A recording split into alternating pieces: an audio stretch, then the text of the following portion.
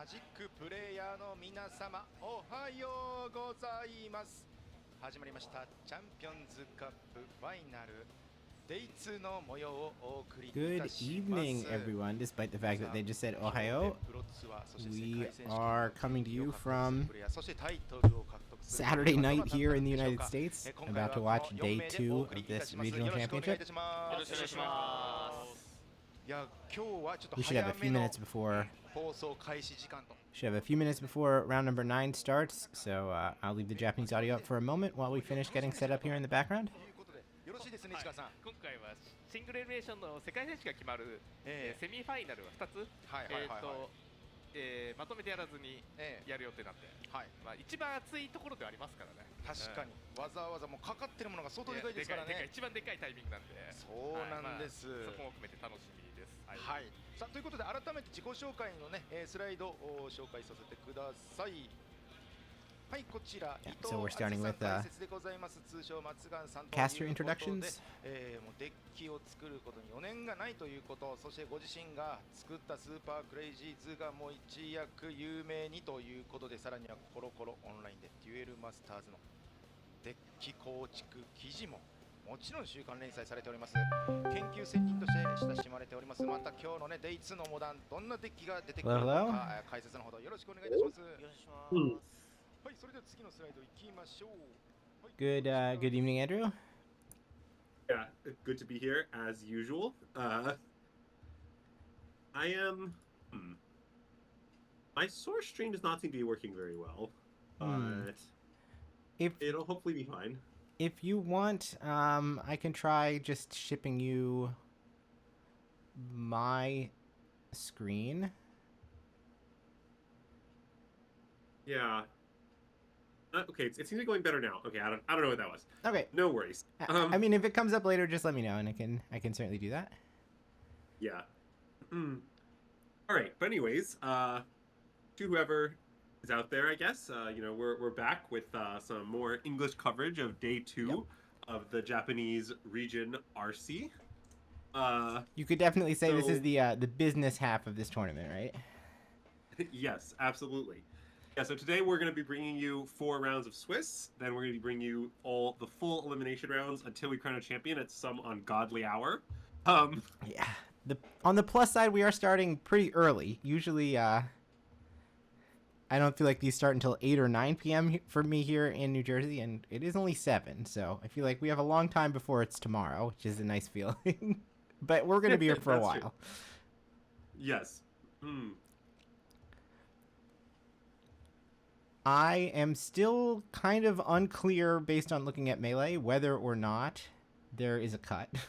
I guess now I can see there are 127 matches paired for round number 9, which suggests that for some unknown reason there was no cut. So I don't know what that means about whether we're going to see a Day 2 metagame, because everyone who wants to keep playing is allowed to keep playing.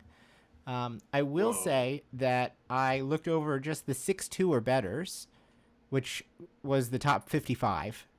I mean, if there was going to be a cut, probably it would have been 5-3. But in terms of people who are like really alive to make top 8, I would want to be 6-2 at this point.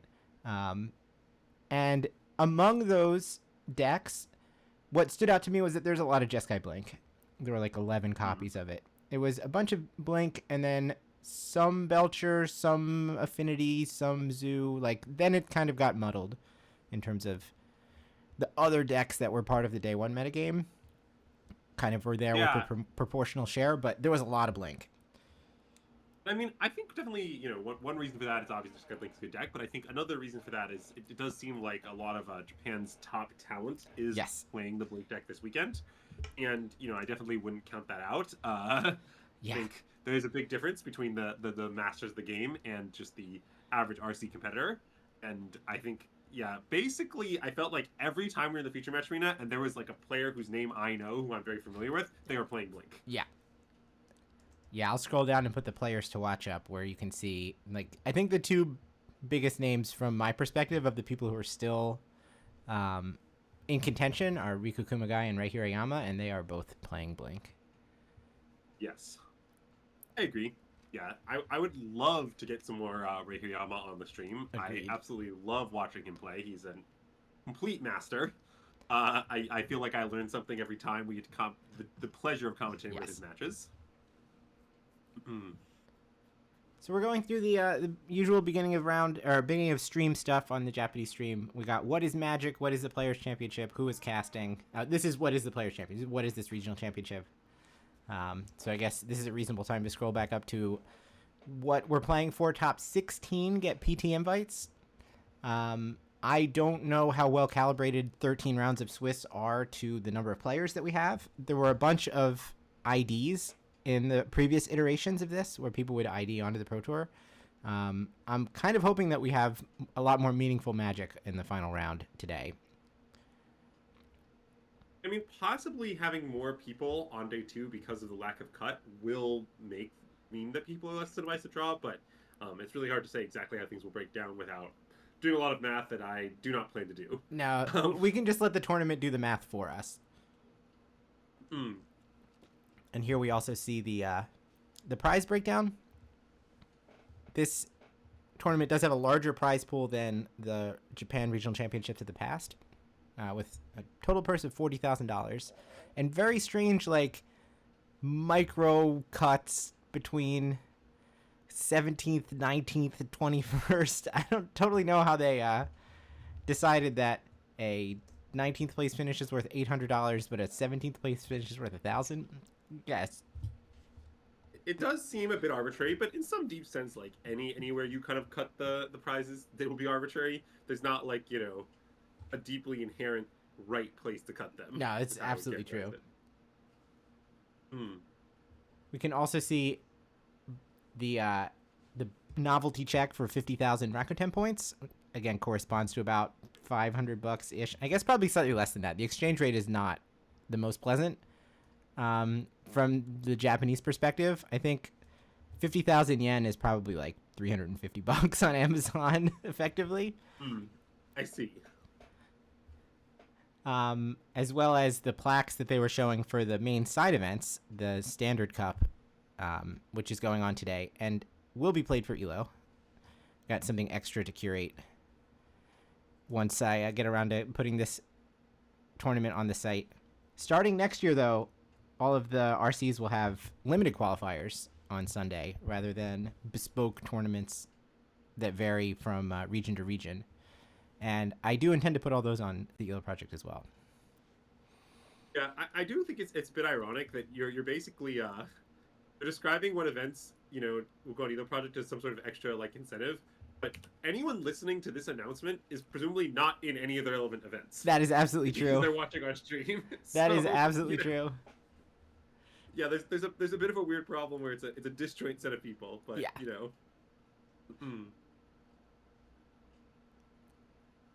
Final slide probably before we get down to the feature match area. They're running some kind of sweepstakes over on Twitter. You at MTGJP. You are entered into the running for winning some play booster box of Avatar. I assume that you have to be in Japan to win it, but I don't know.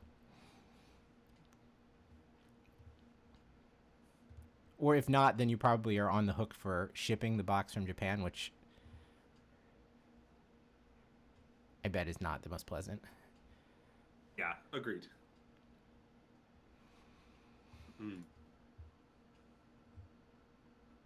Is that the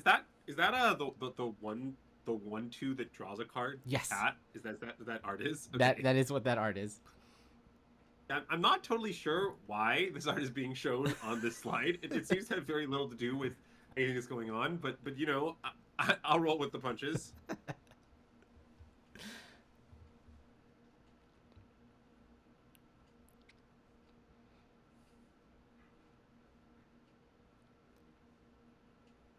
Looking down the pairings for round number 9, it looks like we're going to learn a little bit about Blink, especially in the context of the pilots who have brought it, as there's a bunch of Blink players in the top 10 tables, and they've somehow dodged each other.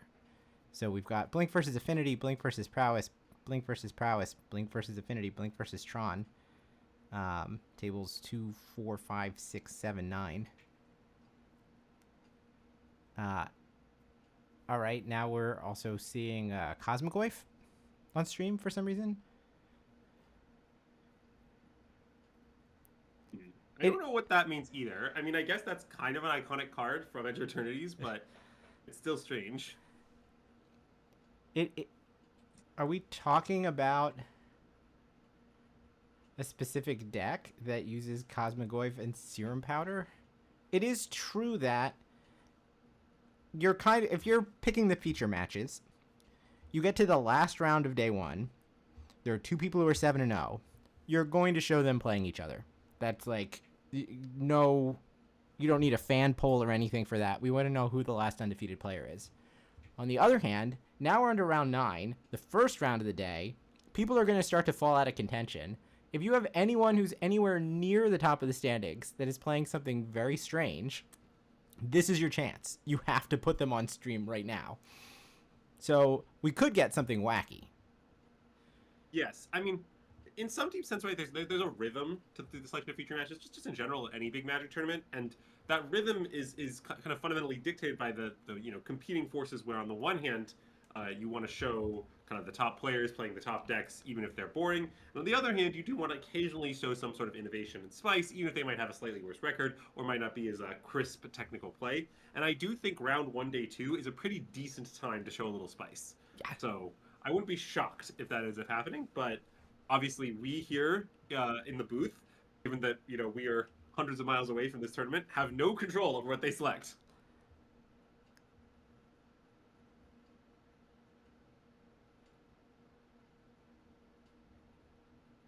I'm just kind of scrolling down right now to see if I can find any list that looks like it might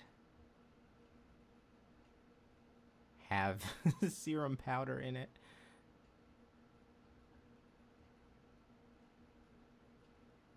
So far with no success.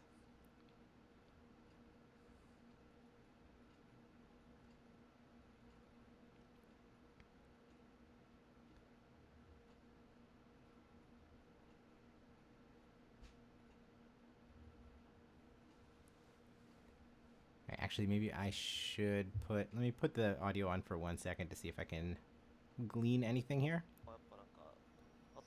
確かにちょっとストレスヘイブンちょっとなんかね学園ものでキャッキャできそうですもんね。そうなんかねちょっとねなんかアニメ調っぽい感じだし、まあそこそこまあ普通っぽいとか普通なんかその生活に近そうだなっていうイメージとしか確かにまともに生活できそうっていう普通の生活がしたいってことですね。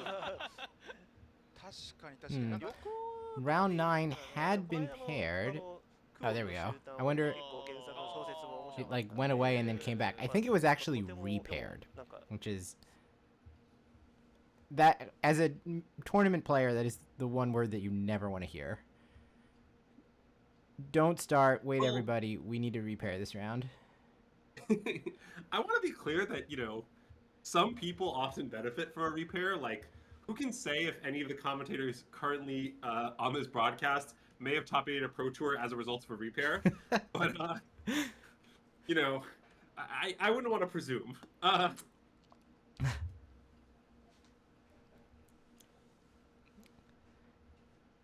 you can see players shuffling around now behind the commentators. I'm not sure whether or not what is over Yuki Ichikawa's shoulder right now is actually the RC or if it's, one of the Sunday side events or what. But there was a lot of human flesh moving around over there. Yeah, the way I've typically heard this characterized is I sense disturbance in the force. Yes.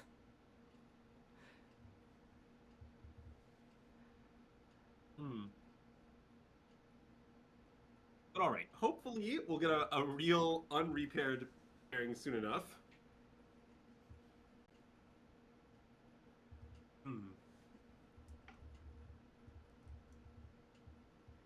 This is another perk of being the lone 8-0 player, right? You know that you're at table 1. Someone can come sit next to you, like across from you, but you don't have to move.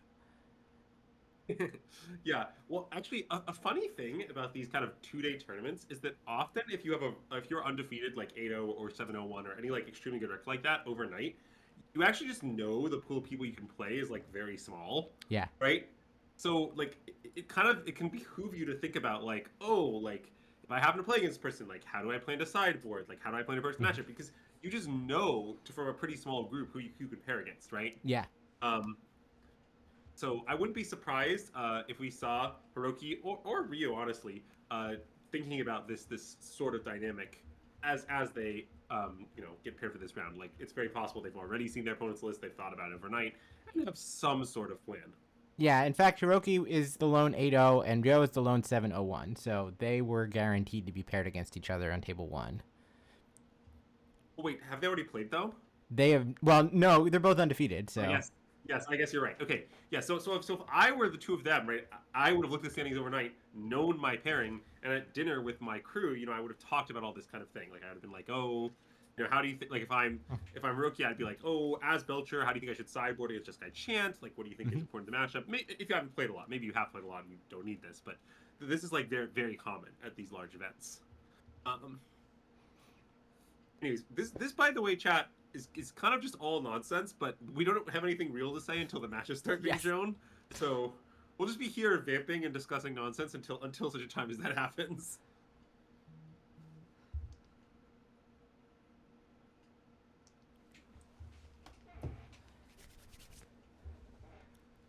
the true sign that we're just in the holding pattern nonsense bracket is if they run out of things to say. And speaking of the 6-2 or better metagame, actually, let me take note of this. So it is, in fact, 11 copies of Jeskai Blank. Then we have 6 Boros Energy. Maybe I should, I'm just going to do it this way. I was going to say I should, make fractions out of the day 1 metagame. Then I think we should start by just getting it up for the viewers to see in English, and then, anything farther, any post-processing can happen later. Yeah, 5 is it Prowess, pretty good showing. 4 copies of Amulet Titan, 4 copies of Esper Goryos, 4 copies of Domain Zoo. Then we're down to the 3s. Grixis. So Grixis Affinity. I mean, arguably this is just Jeskai Affinity with like a Salvage Titan or something that you're not going to cast anyway. Then Brood Scale combo. I might go ahead and combine the affinities. 2 copies of... I think you should combine them. I do not think it matters whether Grixis or not. Like, you can play a Salvage Titan. It affects a few other choices, but your deck is not fundamentally different. Okay, I did screenshot, as you might have noticed, so let me continue counting this down. We're at the bottom of the first side here. Eldrazi Ramp. This is probably like the green or red-green Eldrazi versions. You can look at what those 2 lists exactly are. Then mono blue Belcher, so I'll call it Tameshi. On the other side... Alright, so there's one more deck that has 2 copies, and it is mono green Tron. Then the one-ofs. How spicy do we get? So this is Jeskai Affinity. So we'll combine that with the Grixis one in a minute. Yeah. Esper Blink.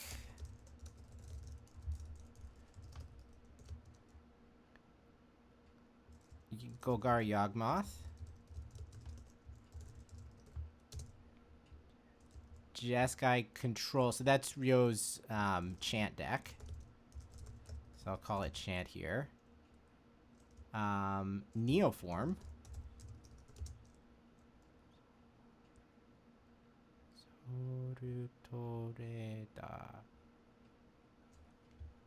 What? Alright, come back to that in a second. Ruby Storm. Mono Utron. And the mono R Belcher deck, which we actually saw on camera, belching away. Sorutoreta.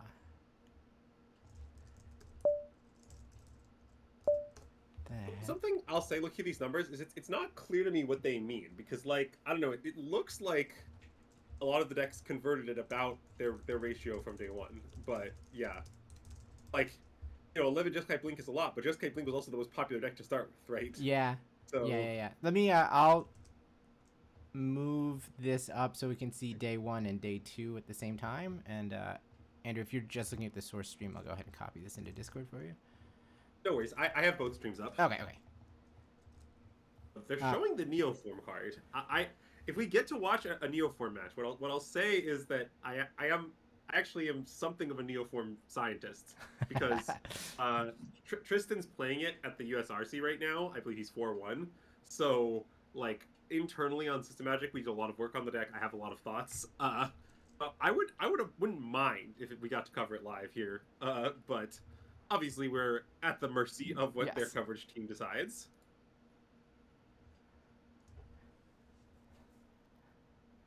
All right, I'm trying to track down what this last deck is by trying to find a name on the a deck list archetype that doesn't match anything else, but I don't see it, so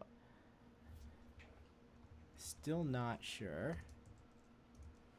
No, actually, excuse me for a second, chat. Let me just give myself the ability to type in Japanese while I try to search for this.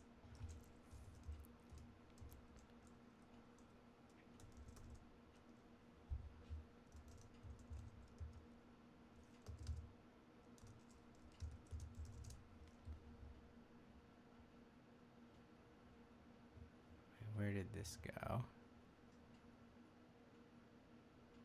Soru Toreta.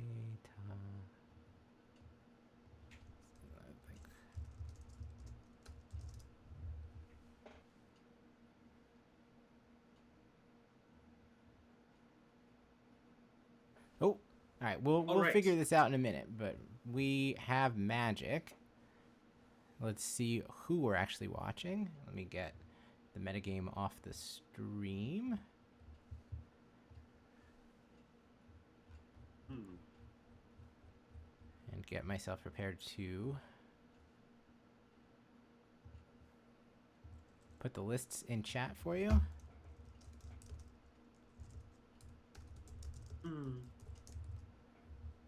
Okay, it is Neoform. All right. We are watching Neoform. Right.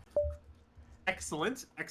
I will take a gander at the Neoform deck list, see what sort of thing we are working with here. So this is table 11, and it looks like the opponent is on Tron. Wait, it's not table. Oh, it's not table 14. Oh wait, there's 2 Neoform decks. You may need to refresh if you have before the repair. You may need to refresh. Oh crap! Yep, I think I'm looking at all pairings. Hold on. I think we're about to watch Akira Shibata playing Tron against, actually the first name is second here, Kantaro Takano playing Neoform. Yes, you're absolutely right. So, all right, let's briefly discuss this matchup, because the gist of this matchup is, look, the Neoform deck is a somewhat high fail rate. When the Neoform deck does its thing, the Tron deck cannot win. They have no moves. Like, I understand that's like stupid to say, but like fundamentally that's the matchup. And here you actually see a pretty heads-up play by Kantaro Takano, which is to say he plays the Outsource Rider out on turn 1, and the reason he's doing that is to play around Vexing Bauble. He's trying to avoid the scenario where Akira slams the Vexing Bauble on turn 1, and it's just kind of a huge issue for Takano. Yeah, actually, you see Japanese coverage pulling up here because they noticed the same thing I have. Now, this play is a bit dangerous because it does risk your Outsource Rider getting dismembered, which obviously can be quite bad. But in game 1, the Vexing Bauble is so savage that I think Kantaro is just prioritizing play around that card as opposed to dismember, which would be bad for him, but ultimately beatable. He would just be able to work through it, given enough time. Okay, he's binned Neoform on the Surveil, which if you're Akira means you should be sweating bullets right now. That is quite the sign of strength. Now slams untapped green source and has the Neoform. So it was a situation where Neoform was not the card that that Kantaro needed. He needed an untapped second land, and here comes Grizzledad.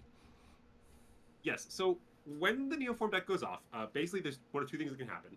One option is they can Gulta Xenaghost and just 24 you if they have an extra Summoner's Pact or a Gulta in hand or anything like that. If they don't have that, then unfortunately they'll just put a Gristlebrand into play. At which point they will draw as many cards they want, stop the opponent from doing anything meaningful, and probably easily win. But that is the second situation is what we're going to be in here. So this turn, there's a couple different things that could happen. I mean, Katano could Neoform again for lethal, like, you know, a second Neoform into, like, Galta Xenagos or something like that is totally plausible. Another thing is, he might not have lethal, but might just be able to pass with, like, you know, Pact Consign or some nonsense up. It's like, sure, you're not dead, but can you win?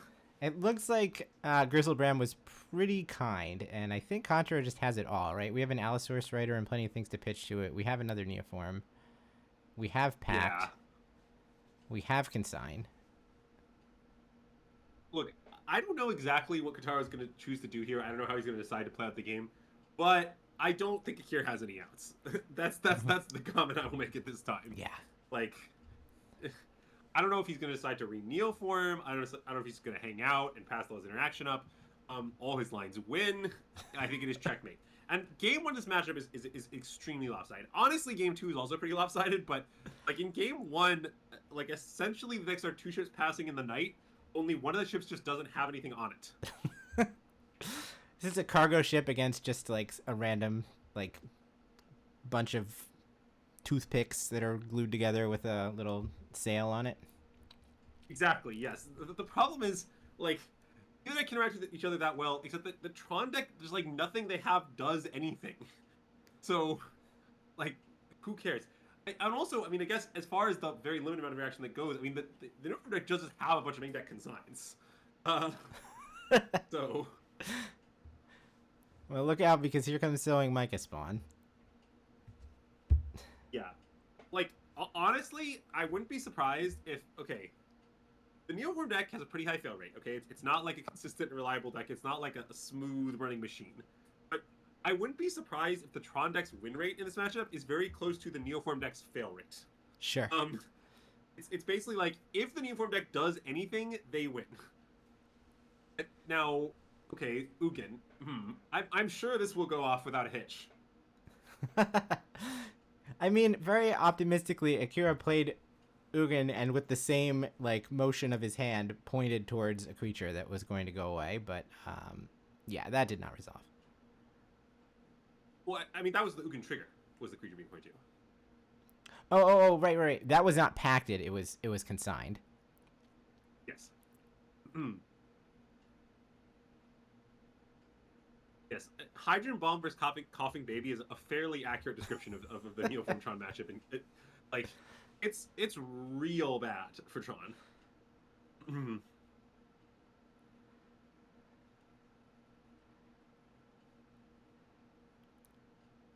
Oh yeah, you know, draw another 7 cards while we're at it here. You know, sure.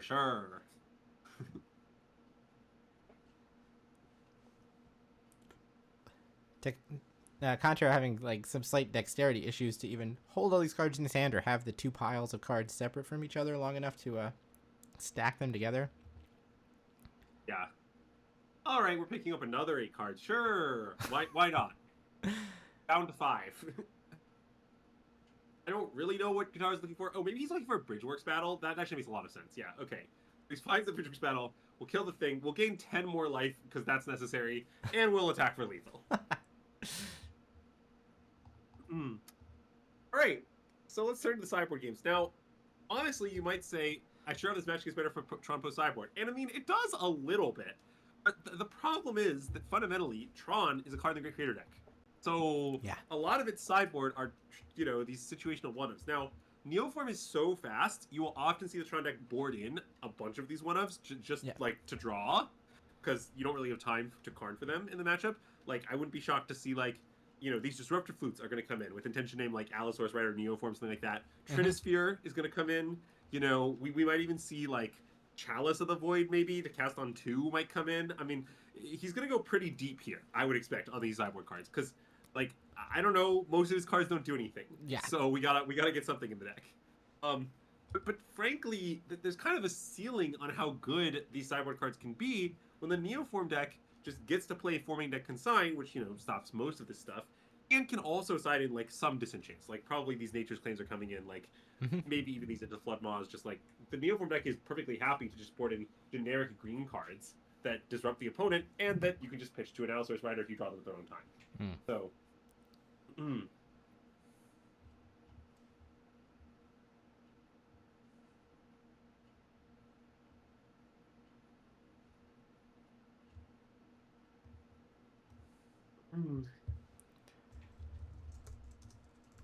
you can see the Tron player going through his sideboard here and then trying to figure out which of his kind of, different medium options is best. And, this is an important decision. You should try to get it right. But also, like, whether we have Ugin in our deck or not, it's like the card's not going to do much. Yeah. So.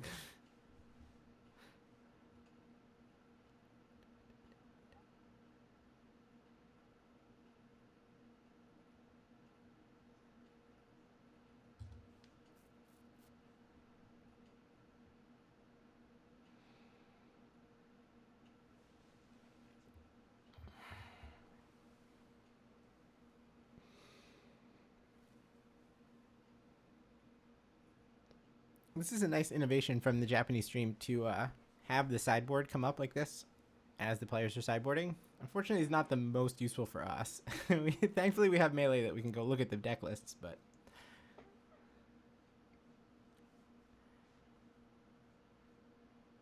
Card names in Japanese are not my strong suit. They are quite challenging. I appreciate that, through the magic of Team Melee, we will not have to hit those. But all right. Player's taking a minute to sideboard here. I'm not exactly sure why, but just because, I don't know. This is a rather straightforward matchup. Yeah. It's not like hard to figure out what the games are about.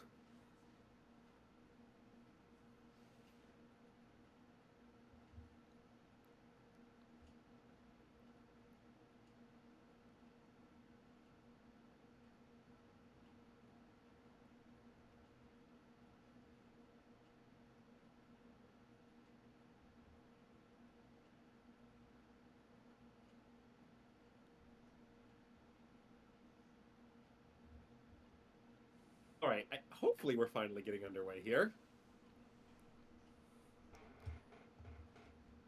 Yeah, it looks like we are presenting to our opponents. The deck lists are going away.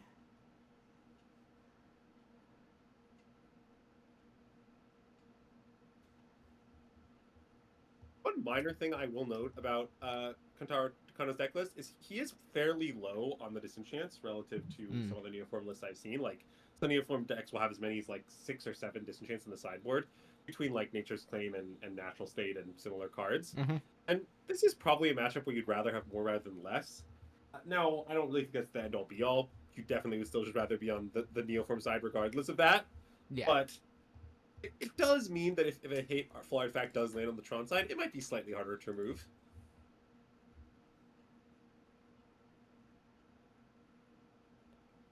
All right. We've got no spells that seem to matter from the Tron player. And that was a mulligan. We never actually got to see the Neoform hand. But it's going to be 6 on 6. I assume both of these decks are not unfamiliar with the mulligan button. Yeah, definitely the Tron deck doesn't mulligan, quite as much as it did at a kind of, peak Tron mulliganing era. Yeah. But it's still fundamentally not really a keep deck. The Neoform deck, there are matchups where the Neoform deck is just going to keep, like, kind of lands and spells and try to play, like, weird long games and attack with Allosaurus Riders. But the Tron matchup is not really one of them. I mean, this is a matchup where, like, if you were on 5 cards but they're the right 5, you're really happy. You're perfectly happy to keep 2 lands Allosaurus Rider Neoform generic green card is an excellent hand, better than most 7s. So for this reason, I expect to see both players mulliganing anything that's even remotely marginal.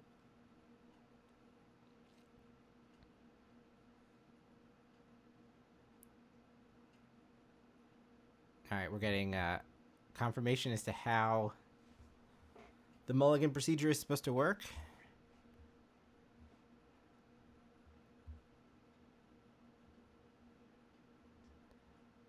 All right, yeah. All right, we do have a Disruptor Flute. couple of Karns there. Does the Tron player have lands in their hand? I didn't quite get a look. I did not see. And over here, I only see the one DFC, right? Well, yes, but there is a generous end. Sure. Okay, so that counts as land number 2.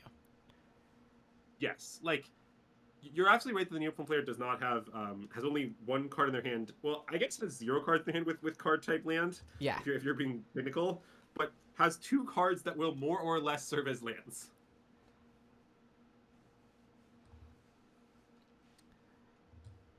Right, so they did this by the book. Both players selected one card and put on the bottom, and then it was the Tron player's turn to decide, will I keep my 6 or go take another mulligan? They have elected to mulligan. The Simic player has kept.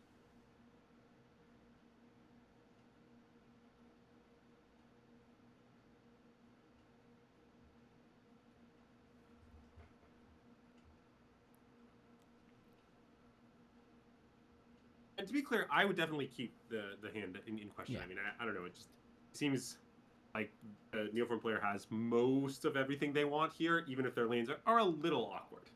They're not even that awkward, right? You can just like bolt on turn 1 and cycle into Breeding Pool and have enough mana to Neoform. I mean, that's what counts the most. Yeah. Okay, I mean, this hand on the Tron player side that is being stared at is actually very good. I mean, this is a Tron land map hand with a Devourer to find another Tron land, like, and a turn 3 Thought Knot potentially. I mean, that's about as good as it gets on the Tron side. I don't think this hand has basically any chance against the actual hand the Neoform player has kept, but what can you do?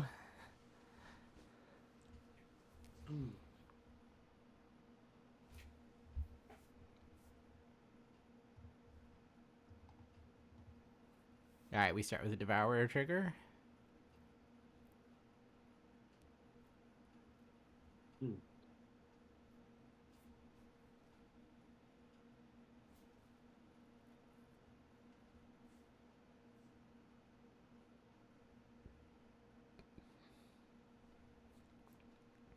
And we don't like any of those.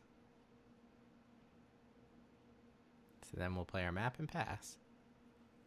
But yeah, the Tron player here is looking for a non-redundant Tron land, and I think would basically exile any card that is not that. Like, you could opt for the Ugin's Labyrinth, which I guess does make the turn 3 Thought here, but like, this is not a matchup to be conserved. This is a matchup to swing for the fences. This is a matchup where you're going to need your best draws to even stand a chance in the game. So I like how Akira has decided to play this out.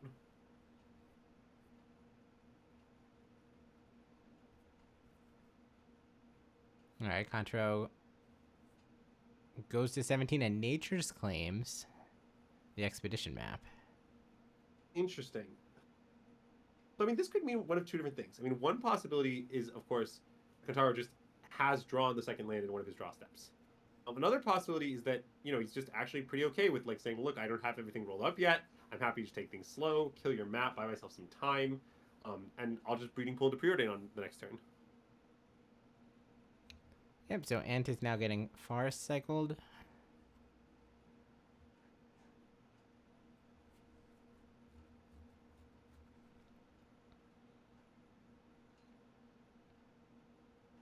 And no play. Akira starts playing. Interesting. I don't know if we have another blue card that we can play.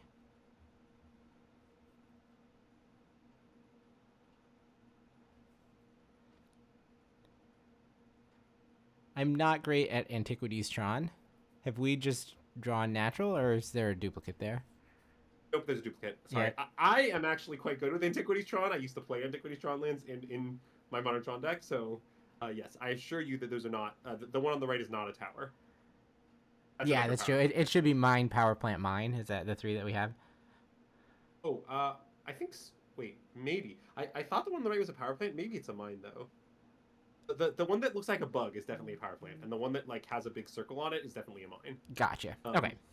But yeah, that now that you say it, there's no way that the one on the right that was just played as a tower. Yes. All right, so now we're going to pact for the Dino Rider. It has entered the battlefield. And now we will preordain. Wait, this is very confusing. Wait, we just packed it. We're just gonna. Our last card in hand is Consign. Sure, but why were we so eager to just like put a big creature on the table? I don't know, at the expense of our Neoform. Yes, and what happens is Disruptive Flute is cast on Consign, and the Neoform player just loses. Yep. Well, yeah. I don't understand that play very much. Like, I don't understand why the Neoform player chose to do this.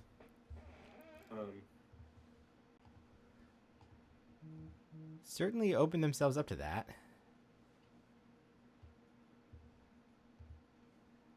I mean, it was like, and if your opponent has the flute, then they're obligated to play it there, right? Like, you've told your opponent that that's what you have. Yeah, I mean, the Tron player made the correct play for sure. I mean, it's good to identify that this line actually just checkmates your opponent. But, like, I don't really understand why the Neoform player felt the need to go for this. Like, it's one thing to take this line, when you just have the Neoform rolled up, but if you weren't gonna go for it, then I don't like you're gonna go for the Elder Evolution or whatever. I think you should just chill, like no rush. It's a lot easier to handle almost any form of interaction after you've drawn 8 cards. That's like it's the general rule of Magic.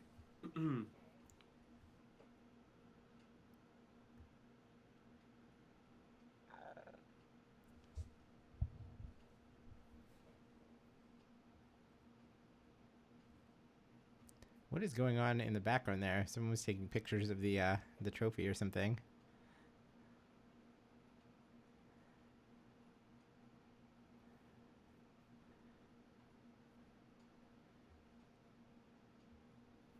Yeah, that part I don't fully understand, but it is what it is, I suppose.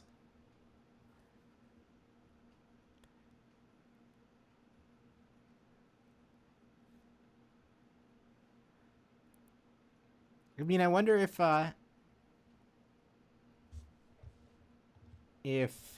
Kantaro's flowchart in this matchup is just take arbitrary game actions, and he seems to have found one that actually had counterplay. Yeah. It wasn't easy, but he was able to locate such a line.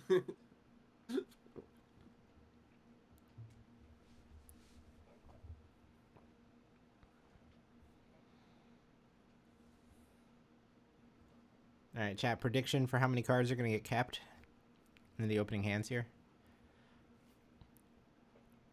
You're just asking for like combined number of cards across the 2 players? Yeah. Yeah, I mean, I'll take a nice 11. Yeah, I was going to set the line at like 11 and a half. Yeah, I guess I'm taking the under on 11 and a half, but it's close. It's a good line.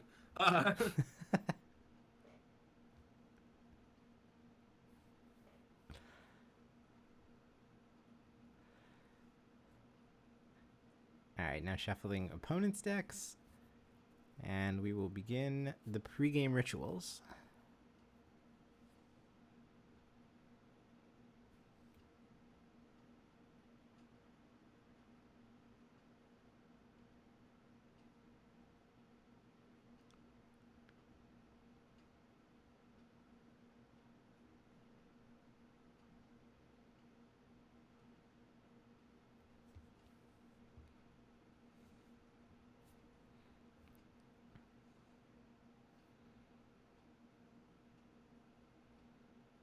All right, both players satisfied. Their opponent has dealt out 7. What do we got?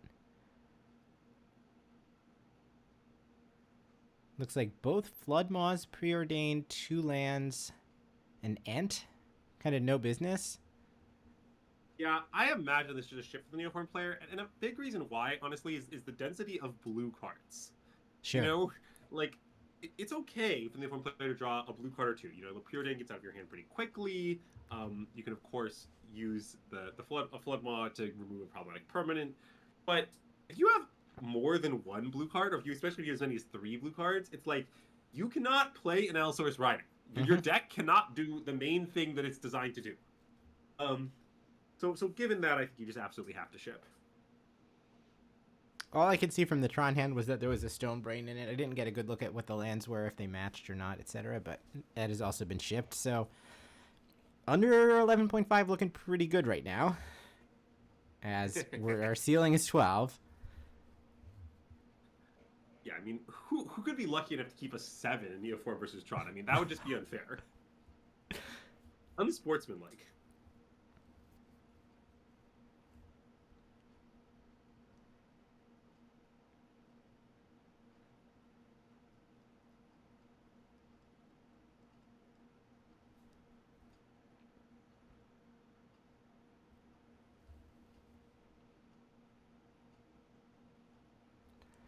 All right, take 2.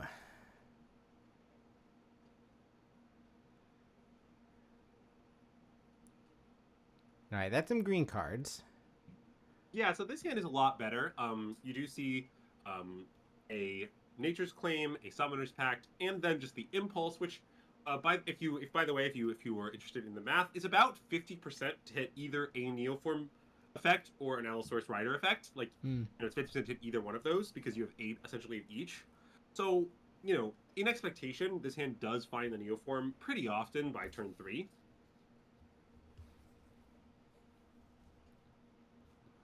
All right, so the one land being Flooded Strand is the only play for Takano, and now we're going to look at 4 cards off of the Devourer before Akira takes his turn. 3 out and 1 does stay. So we'll draw that card on our first draw step.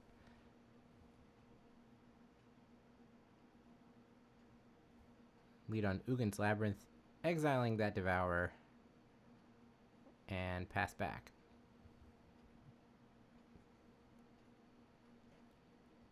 Does look like the front card in Akira's hand is a flute, but I guess there's no point in playing it until you see a little bit more about how Kantaro is developing. Yeah, I mean, Akira definitely has some incentive to wait because, like, the consign trick that you saw, I think, is not an uncommon application of this card. Kind of wait till the opponent commits to something and then try to stop the consign. You can play it preemptively, naming something like Neoform Eldritch Evolution Rider. I'm not sure if Akira wants to do that. It probably depends on the texture of his hand. Like, does he think that he kind of needs to go for something like that, or does he have the luxury of kind of sitting back? Okay, we are just gonna play it. I don't know if we have a way of knowing what was named. No, there are a couple. Again, this is like the strange timing of the judge call yesterday. Why was there time to play? Or maybe he announced Disruptor Flute and then Kantaro fetched in response. Can you read what Disruptor Flute says?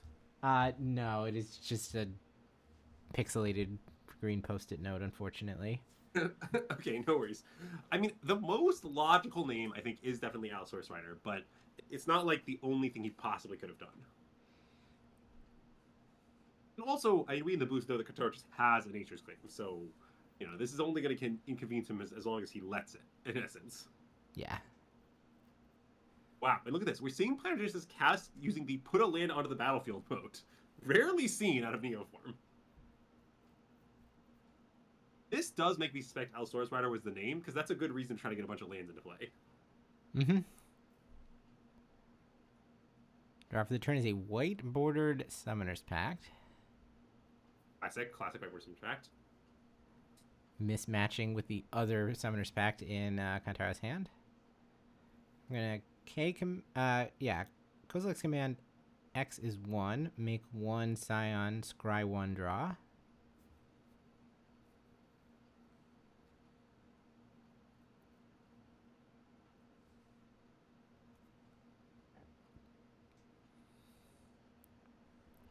All right, now those two are not the same Tron piece. I know that much. We are at want of a power plant at the moment. Now, I think that said Neoform? I didn't see it very clearly. In any case, it's gone. Yeah, whatever it was naming is a thing of the past now. All right, and we're going for the Summoner's Pact. There is no response from Akira. And there's the Source Rider. I mean, I believe that Takano has the Eldritch Evolution in hand. I think Akira has a Kozilek's command, but I don't think that's going to do a lot. Yep, that second card from the back is definitely Eldritch Evolution. So it's just a question of which of the other cards does Kantaro want to pitch. Right. There was some question as to like how he wants to kind of play out his Neoform. That is to say, the most logical thing is just to find Gristlebrand, but you could consider some sort of Ghalta line putting in Disciple or similar. I don't really know that I would advise this, but it's not out of the question. All right.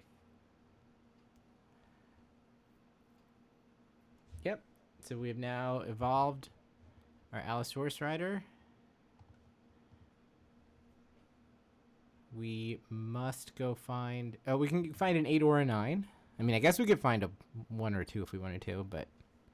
Right, it's just up to 2 less than... 2 more than the sacrifice creature's cost, right? In any case, we find Grizzlebrand.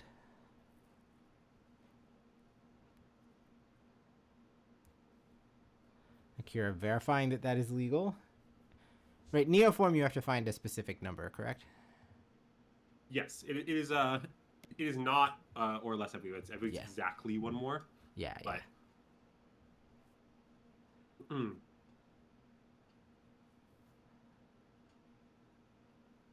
All right, pick up 7 cards. I mean, look, this is what I mean though when I say the Neoform deck has a fail case. I mean, there is a world where Takano just misses on consigned memory in these 14 cards, whatever, and just dies. Like, as embarrassing as that sounds, that's like a real thing that could happen.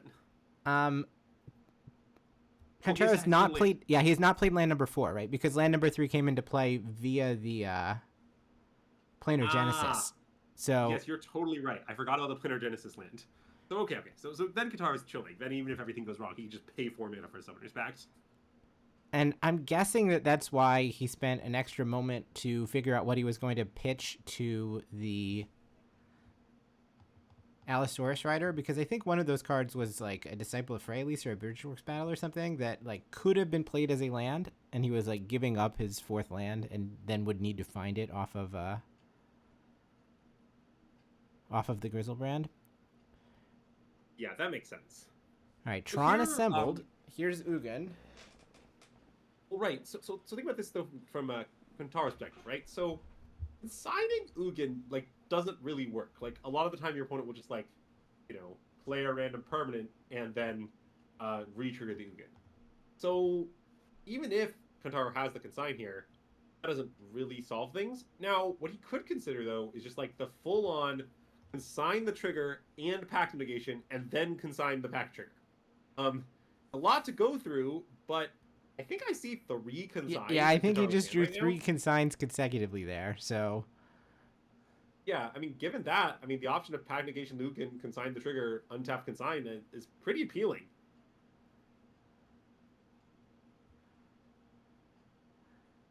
Yep, so there's your 2-for-1 to clear Ugin and not lose our Grizzlebrand. So now there's 2 triggers. We have both the Summoner's Pact and the Pact of Negation to pay for. Yes, but 1 consign pays for both of them. Yeah, we replicate to clear them both. It's very nice.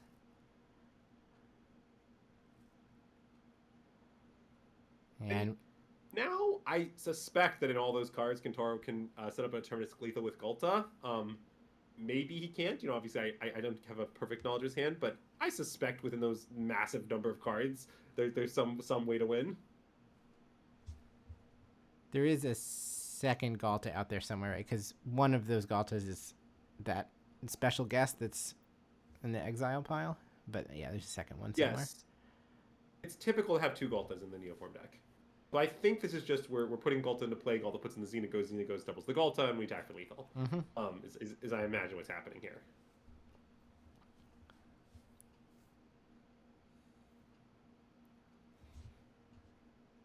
Yep, there's Big G.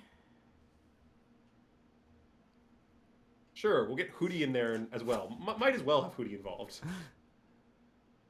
And Akira is trampled underfoot. Yeah, so a little misstep there, dying to your own pact in game 2, a bit embarrassing. But in the end, clutches up, tightens the match, plays a solid game 3, and Neoform emerges with the victory.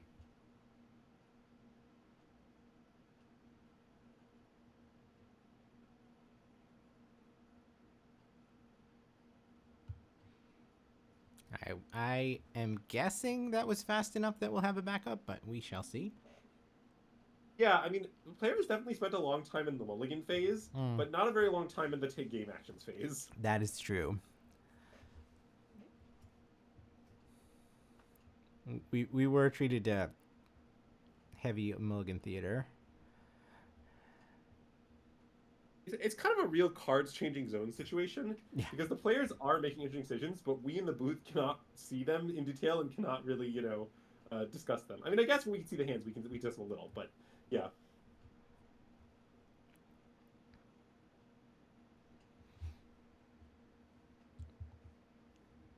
All right, let me try to sneak a peek with the audio here to figure out if they're saying anything about the deck that is coming up, or are we just waiting for a winner's interview? Or no, there we go. It looks like we do get another match, which is great. Yeah, it seems like they might have held this match, since players are looking down at opening hands, and the hands are face down, and they're just kind of milling about. Now we're getting the cameras coming over. This is the table spotter that has some kind of I would say it's an iPad, but that looked way too big and clunky to be an iPad. iPad equivalent, though. All right, and so again, we have some Eldrazi cards.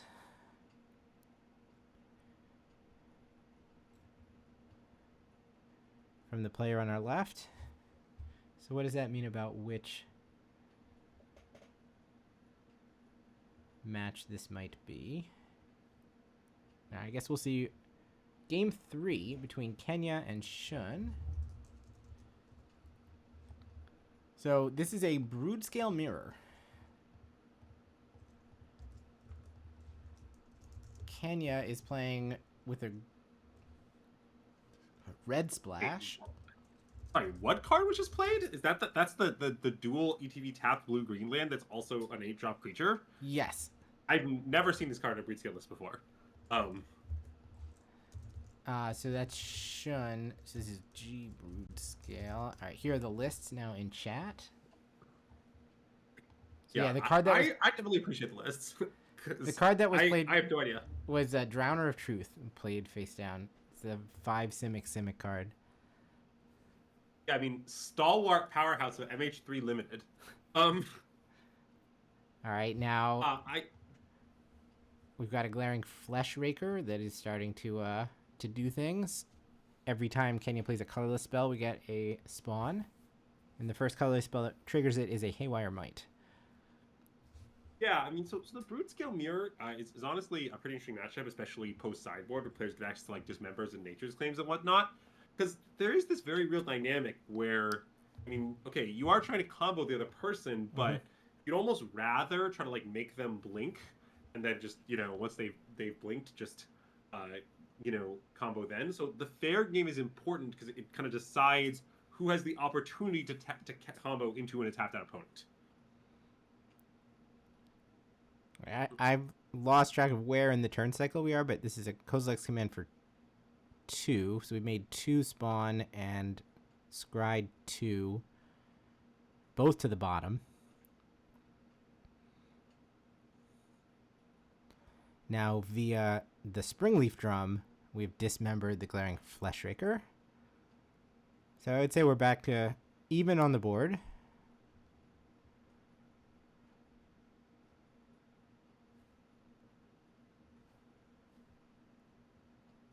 Yeah, so how big is Kenya's red splash? It looks like he has just a couple Unholy Heats main, and then access to a 3rd copy and a Fire Magic in the sideboard.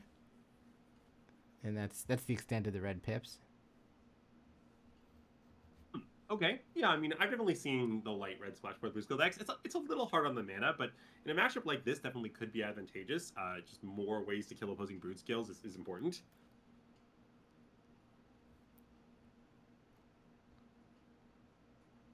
Here comes All right. Thought Not Seer. So let's get perfect information now. This will also really help those of us in the booth because now we'll know what's going on with Ishikawa's hand.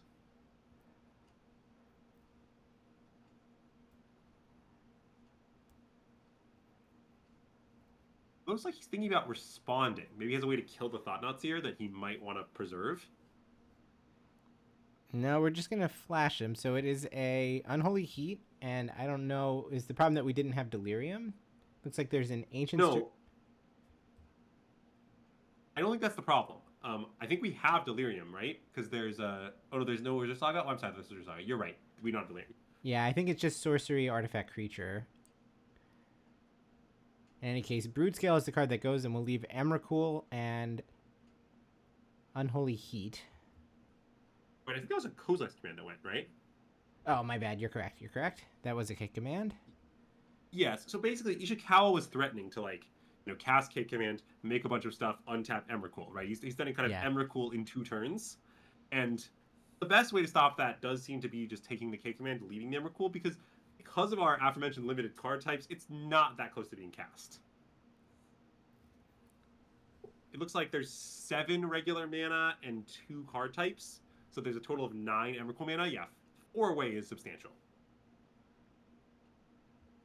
Yep. Ooh.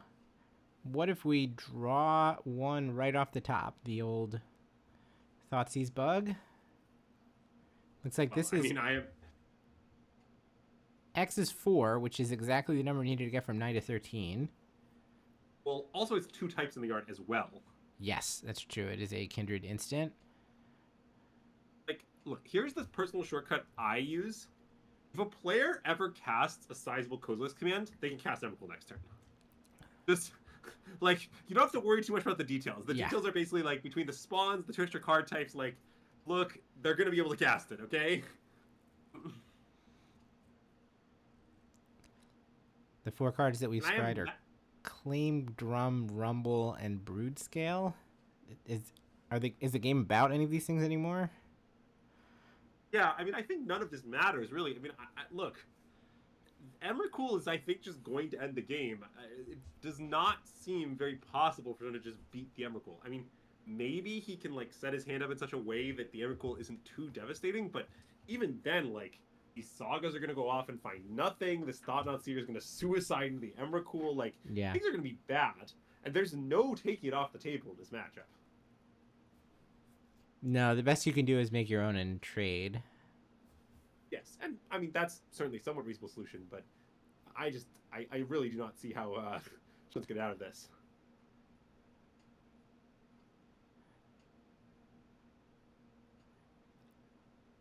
Well, yeah, you also definitely don't want to...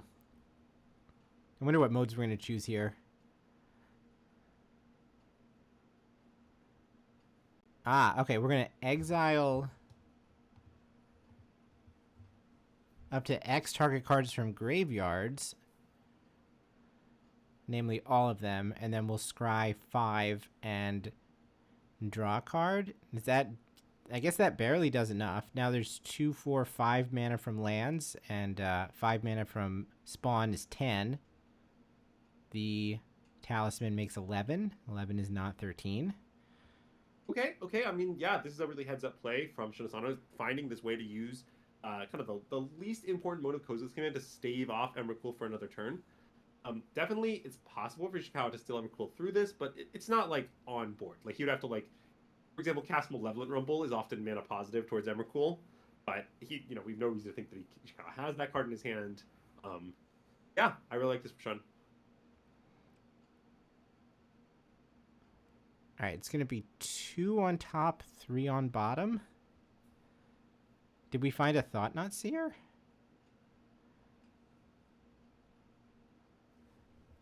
If so, that will certainly play next turn, assuming that we can't somehow jump from 11 to 13 here.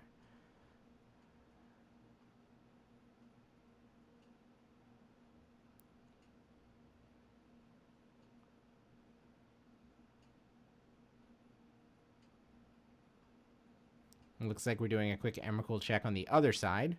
I mean, reasonable after Shen just scried 5. and kept some of them. Emrakul certainly within his range.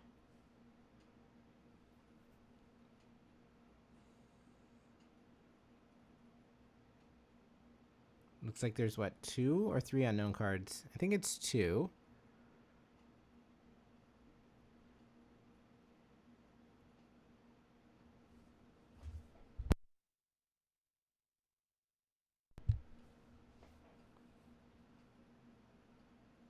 All right, you're kind of thinking really hard for this turn.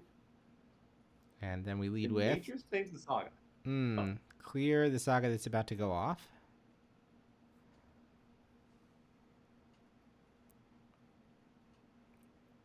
Then Red Pain, I'm assuming?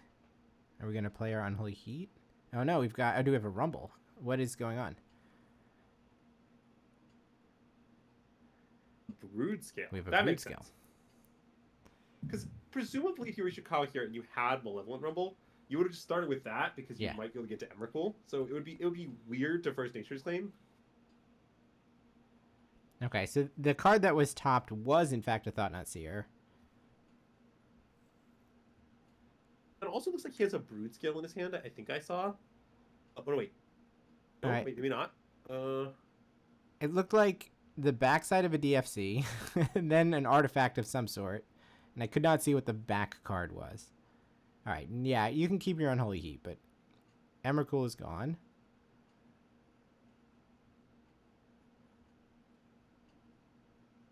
Yes, that's the 7/6 again. The 7/6 in land form. Yes.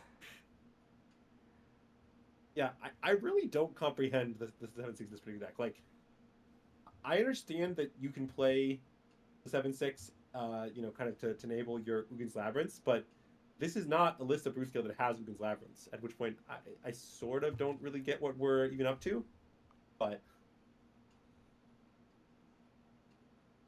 regardless, Ishikawa finds Boseiju, which does threaten to keep the blade off the table for the combo. Could also just go after the Urza Saga if you're worried about like just construct beats. I'm not sure.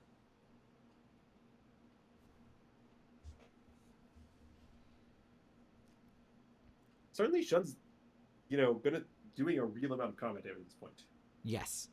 Yeah, we're getting close to the point at which spawns are going to have to go under the bus. We're not going to make the construct. We're just going to float one and then go find a Soul Guide Lantern.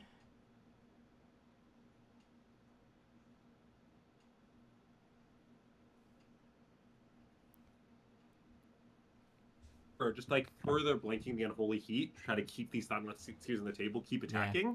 This makes enough sense to me.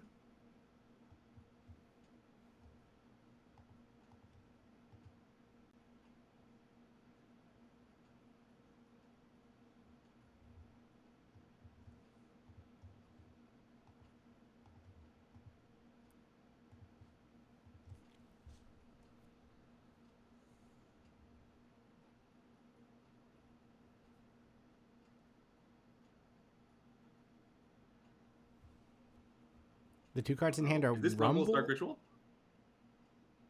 Rumble, Emrakul were the 2 cards, right? Yes, which means this is Rumble as Dark Ritual. This is Rumble where, like, possibly if you hit well enough, you just get to cast Emrakul this turn.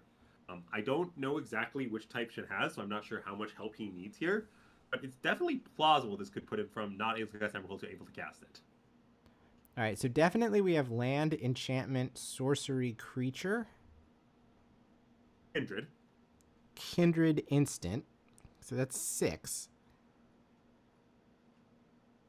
6 would be 1 short, I believe. Oh no, wait, the Springleaf jumps. 6 would be exactly enough, right? Because then we've got in the temple. Mm-hmm. So we can afford to take land. I'm assuming we haven't played land. So that's 4 mana from lands plus 2 spawn plus a drum. We're well. We can afford to have miscounted. Let's put it that way, which is a good place to be. Yeah, but I imagine this is going to be a pretty savage Emrakul here because notably, Chun can just get rid of all the spawn tokens. Yes.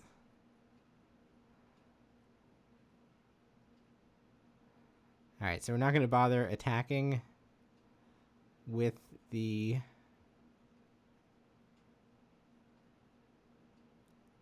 Yeah, we're going to do some work here, right? Now, you cannot Boseiju your own permanents. Otherwise, it would be a ramp spell.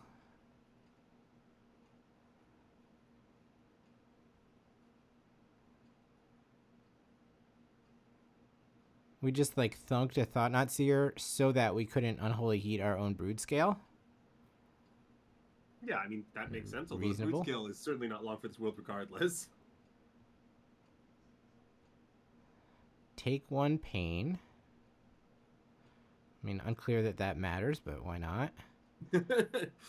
Sweep up all these spawns, just kind of get rid of those. Yeah. You can float an additional 6. Sure, adapt your Brood Scale.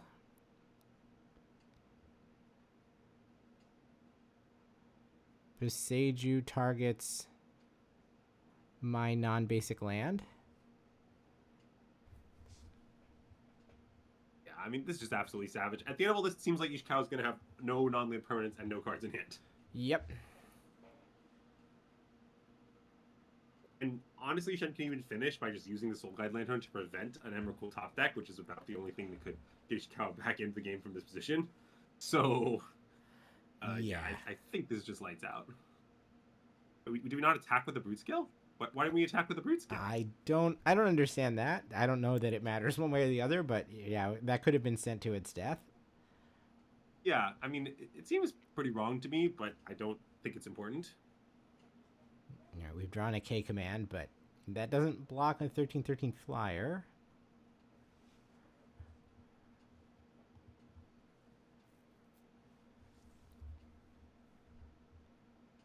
We've cast it for X is 4. Wait, this is the point at which we should have Soul Guide Lanterned, right? I guess it doesn't... it might not matter, but... But yeah, I don't fully understand why Soul Guide Lantern has not been used in response to K command. I mean, maybe Shun has counted and knows that Emrakul is still not possible after it resolves. I'm not sure. But it does seem like it might be possible. Yeah, I mean, that meant there was... I guess it would have taken 8 types. There was at least 5 mana in play, but... I think the wheels on the bus have now fallen off, as we have bricked on the first K command. We bricked on an Ancient Stirrings.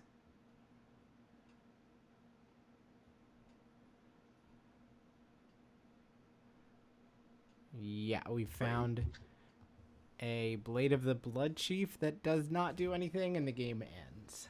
Fair enough. Well, the Blade... Okay, wait. In the Blade's defense, even if you could go infinite with the Brute Skill here, like, it just doesn't matter because you don't have an actual payoff. And your opponent has plenty of blockers to just block your infinitely large creature. Right. So I don't really know what he was even looking for there. I kind of think there were no outs, but, you know, don't quote me on that.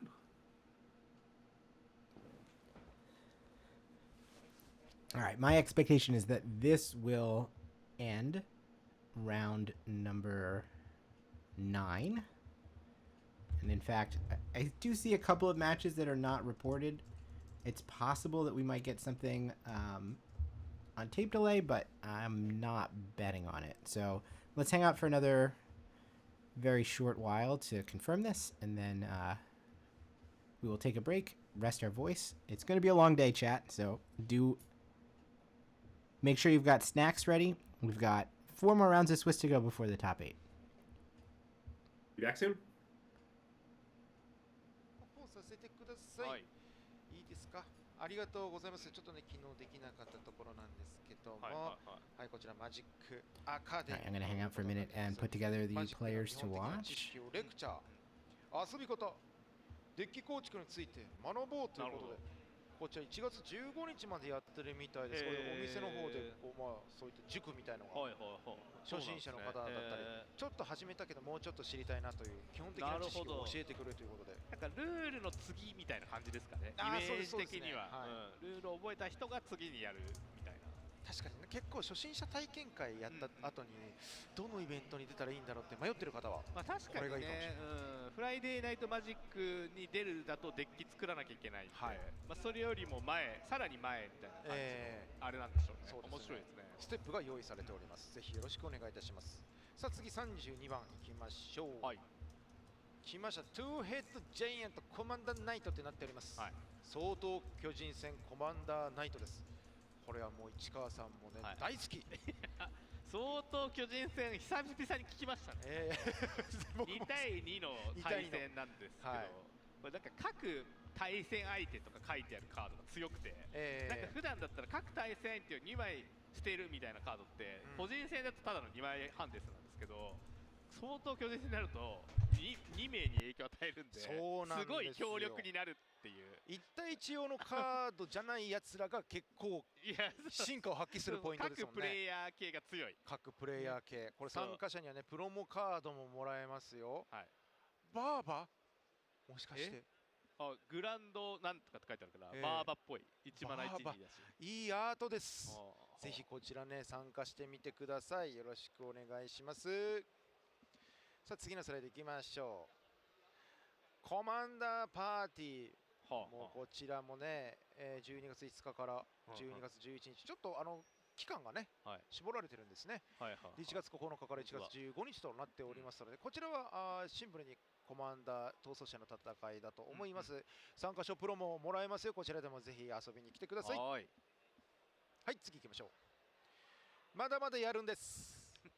マジック・ザ・ギャザリングファイナルファンタジー、なんと11月7日から12月31日、もう今年いっぱいですね。やりすぎでしょ。何セット前やねんって。すごいっすよね。でも本当にこのファイナルファンタジーその構築みたいなの遊んでる人すごい多いらしいですね。いやもう仕方ない。これはね日本人のねもうこの生きる人生の中でずっと横にあったコンテンツですから、ファイナルファンタジーは。いや本当に楽しんでもらえて嬉しい限りですけどね。そしてストレージボックスも今回ねエントリー時に1個限定で配布されますので、こちらもゲットしにお友達もお誘い合わせの上来てください。よろしくお願いいたします。はい、次行きましょう。35番、昨日これ草壁さんがね、草壁さんがご紹介に預かりましたね。こちら京都パルスプラザで3月14日土曜日15日日曜日、こちらプレイヤーズコンベンション京都2026があるということです。スタンダード、逃走者、リミテッドなどマジック最大の祭典となっておりますので、こちらもぜひ京都と来てねと、いろんなね旅行とかも含めて良さそうですね。確かにいいっすね。ぜひぜひこういったねところに来てください。さあ次行きましょう。36番、はい、スポットライトシリーズ、こちらは5月29日金曜日から31日日曜日、これ幕張メッセということになっております。いや今回もこういったイベントが増えてきまして、またこういったプロツアー権利だとかも、このオープンイベントでゲットできるかもしれない。トップ8で権利。赤いシャツは松浦さんですかね。いやそうですね、でかい背中。分かりやすい、見つけやすい。やっぱチームシャツ分かりやすくていいですね。はい、ということでこういったイベントもありますので、ぜひぜひ遊びに来てください。よろしくお願いいたします。はい。さあちなみにマジックリーグだとビビ使えますかってあるんですけど、リミテッドなら大丈夫なんです。そうなんですね。構築だとあれですけど、リミテッドだったら出たパックからねデッキ作ったのにこれ使えないよってあんまりじゃないですか。確かにね。はい。マジックリーグってなんかパックを買い出してってデッキを組むみたいな遊び方。そうですそうです。そういうのもありますし、スターターセットを買って一緒に遊ぼうっていうのもありだったりするので、本当に初心者の入り口にめちゃくちゃ合っております。はい。さあここでちょっとねプレイブースターをね向いていきましょうかということで、結構あるんですよパックが。市川さんお願いします。もうこれね後半に向けて多分ペースがね。It's time to crack some collector boosters. Here we go. 全部向きたいんで見ちゃいましょう。なんだこれ、同盟者。同盟者です。次ですかこれ。次ですかね。レアフォイルかな。フォイル。よっ。いいじゃないですか。いいじゃないですか。これエンチャントですね、今の。木のベンダー、位に至る。はい。2マナエンチャントで、これが場に出た時にね、クリーチャーを機能技するという、うん機能技は、追放領域に置かれて、はいそれが無色2マナをプレイすることによって再キャストできるという、うん自分のクリーチャーに打ってその自分のカードを再利用してもいいし、対サイドのクリーチャーに打ってテンポ取ったりとかできる、そうですね。でその後なんかクリーチャーが場に出るとなんかこれの上にカウンターが乗ってって、はい、4個かな、4個乗った時にエンドステップにその、ブリンクみたいなことになるうんね、形で結構今バントアッパーデッキ、はいはいはい。スタンダードで結構注目されてて、それに採用されている1枚です。おお、はい、じゃあ今活躍見られるかですね。いいですね。他に注目のコモンアンコモンとかあったりします？ブーメランの基礎ね。ブーメランの基礎。はい、これ1マナで、はい、対象のランドじゃないパーマネントバウンスして、はい、自分のコントロールしているカードだとカードを引けるというね。これ結構この街が狭すぎるに結構似てる性質を持ってて、青の才能を戻してドローしてこれ使い回してみたいなことができるので、これも結構注目されている1枚です。あれですか、この街よりもちょっとマイルドにした感じですか？そうですね、2枚までいかないけど、小回りは効くって感じです、ね。あ、なるほど、いいです、それぐらいがやっぱ一番いいですよね。そうですね、やんちゃしすぎちゃっていいですね、いいパックでした。はい、石川さん、いいですか？いいですか？じゃあ向かさせていただきます。何を出そうかなと。 Is it okay for me to crack one? Yeah, go for it. Oh, thank you. まあでも出ないこともあるか、神話レア。神話レア狙っていきたいですね。確かに、あ、昨日はね、神話レアね、出ましたから、アーティファクトの。これね。これ出ましたから。どんどん増えていくやつね。どんどん増えていくやつ。これトークンあるんですかね、これ。ちゃんと。トークン用意されてるのかな。確かに、トークンあるのかな。気になる。最近は用意されてるよね、でも。絶対あると思うので。じゃあいきますよ。はい。ダダダン。まずは土地ですよね。青緑土地ね。さあ、来いドン。これホイールですね。はい。ホイールもあり。さっきの水のベンダーくらいに至るね。ちょっとなんかあれですね、ストーリー的にいいんじゃないですか。確かに。カタラのことですかね。はい。探索カウンターが乗ってってね。これ4個以上あるならカードを引くとかあるんですか。戦闘ダメージ与えるとき。はいはい。そういうタイプのカードね。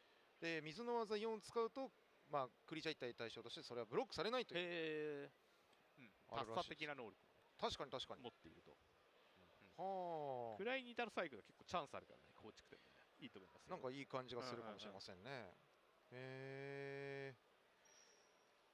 アンの旅とかもね、よく。アンの旅。リミテッドでよく。2マナサーチね。2マナサーチ。講義。いや、これ強い。環境科学を思い出させますけど。懐かしい。そう。キッカーで祭電持ってこれて、結構祭電デッキもね、リミテッド組んだら結構強いんで、そこのボーナスもありつつ、講義なんでね、いいカードです。そうですね、確か祭電もちょくちょく入ってますもんね。各色にアンコモンで1枚入ってるんで。祭電好きがね、もしかしたらまたここからパーツをゲットできるので。さらにもう1枚、もう1パックとかいけちゃいます？はい。お願いします。ドゥルドゥルドゥルドゥルドゥルドゥルドゥルドン。とりあえずいきますよ。お願いいたします。はい。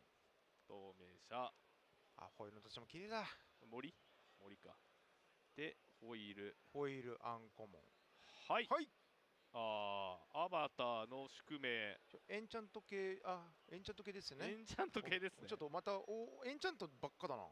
あなたの墓地のクリーチャーカード1枚につきプライス1の修正を受ける。エンチャントしているクリーチャーが死亡したとき、パーに親しい枚数のカードを切削して、このカードをオーナーの手札に戻し、これにより切削されたクリーチャーカード1枚をあなたのコントロールが戦場に戻すというね。なんか使い回せる。書いてあることは無限ですけどね。書いてあることはこれは戻るし、クリーチャーは出るし、そしたらまたこれつけてみたいな感じでしょうか。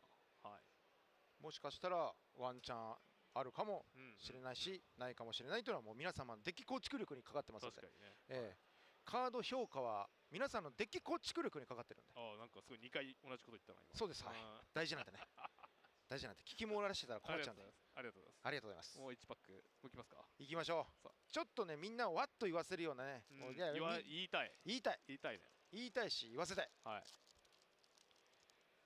よし、いくぞ。どうぞ。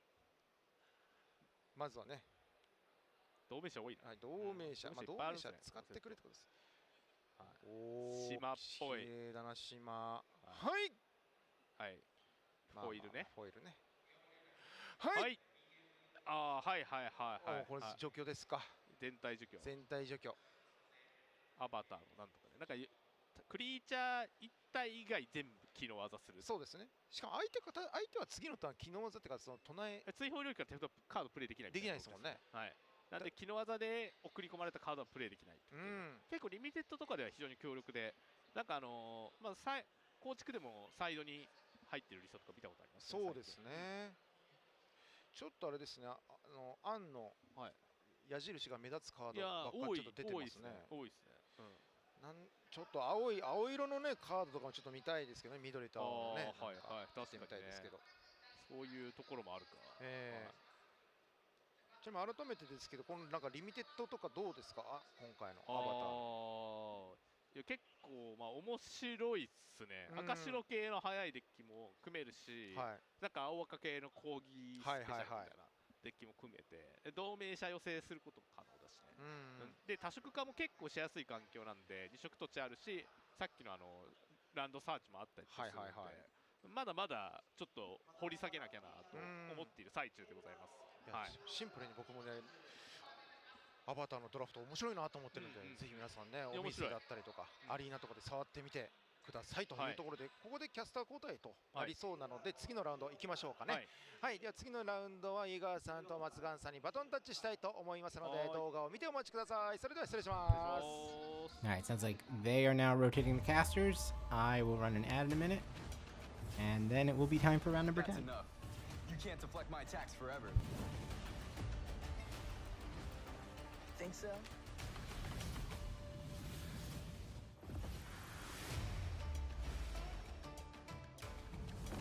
How could you do this to the greatest earthbender of all time? What about Kiyoshi? Could Kiyoshi do this?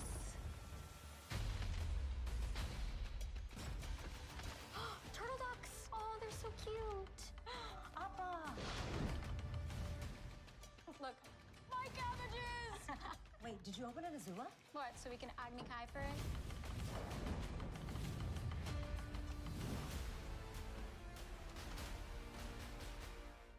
I'm looking for the avatar. You're gonna have to be more specific.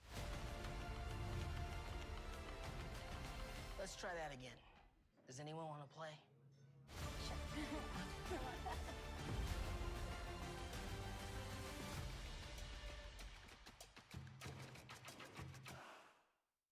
Hey you! Stop contemplating your existential dread. Try Magic the Gathering Foundations. Dying decor got you depressed? Foundations turns dreary into dramatic. But wait! There's more!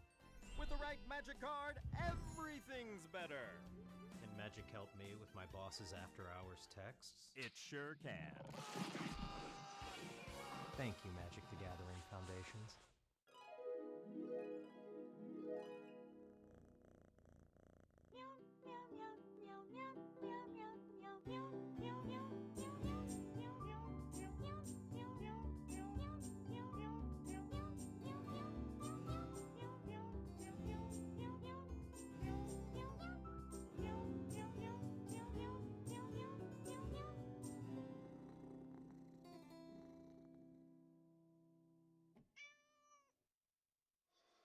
Hi, はい、皆さんお待たせいたしました。続いてチャンピオンズカップラウンド10となっていきますけれども、いや次のちょっとマッチもなかなか興味深いデッキが、はい、どうやらちょっとこうフィーチャーされるようで、なるほど。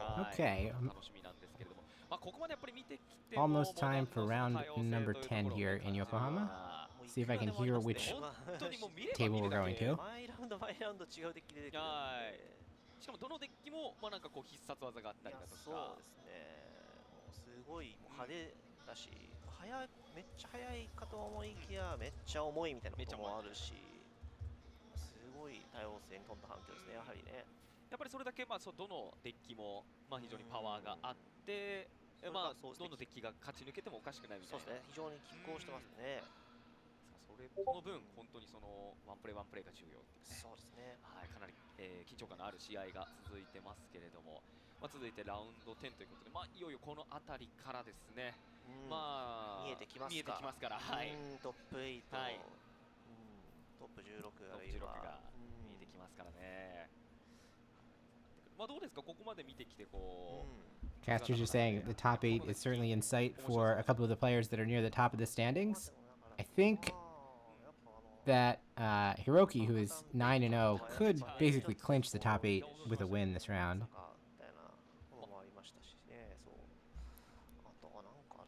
Could wind up in this awkward position where he's happy to draw but needs to find someone who is also willing to draw with him. So, chat, this deck here is called, it says Soul Trader. I don't see any deck among the top 65 that match that description.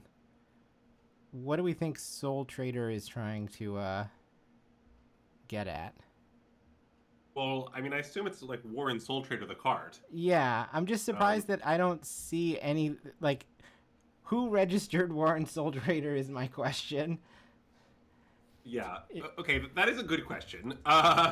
If you're bored during this round and want to try to look it up, I would be curious to know who was 6-2 or better after round number 8. So like you could pull the standings back to where they were after round 8 and then look at the top 55 players. One of them supposedly was playing probably War and Soul Trader, but I don't see anything that looks like it could be that. So like the deck must be mislabeled as I don't even know what, like. I mean, if the deck is mislabeled, it's going to be really hard to identify. Exactly. Yeah. So, I don't know. Hopefully, this will become clear to me at some point today, but.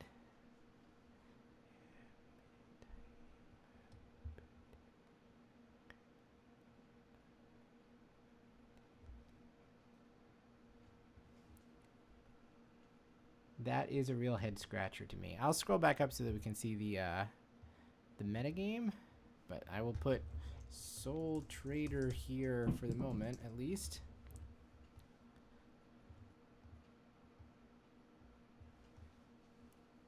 Oh, we're going out of the feature match area. Excellent, excellent. Welcome to this round number 10 of 13. Looks like the players tied and needed an extra high roll to decide who was going to go first. Now, can we figure out what people are actually playing? We've got more Eldrazi Sky Blink. And then this side is Blink. But I think the Eldrazi side of this match, it looks like to be Eldrazi Aggro. Yes. Which is quite a different deck from the previous Eldrazi decks we looked at here. This is table 16. Shota on Jeskai against Ryutaro on Gruul Eldrazi Aggro. So I will get this posted here. Yeah, so this is actually a deck that famously a bunch of my teammates played at Pro Tour Nadu, so I'm quite familiar with it. This is the best card in the deck, and the reason to play it is the Eldrazi Linebreaker. This card is kind of capable of some pretty absurd starts, like sometimes some just turn 4 straight up damage kills, sure, which can be pretty impressive. That said, even though I like the game state here for Tanaka, you do hate to play against a deck with main deck consigns. Yeah. I wonder. Let's take a quick look at that. So both of these players are 7-2. Ryutaro playing the Eldrazi deck, his 2 losses were 1 to Rei Hirayama, which, okay, that's understandable in any circumstance, but Rei was also playing Jeskai Blink.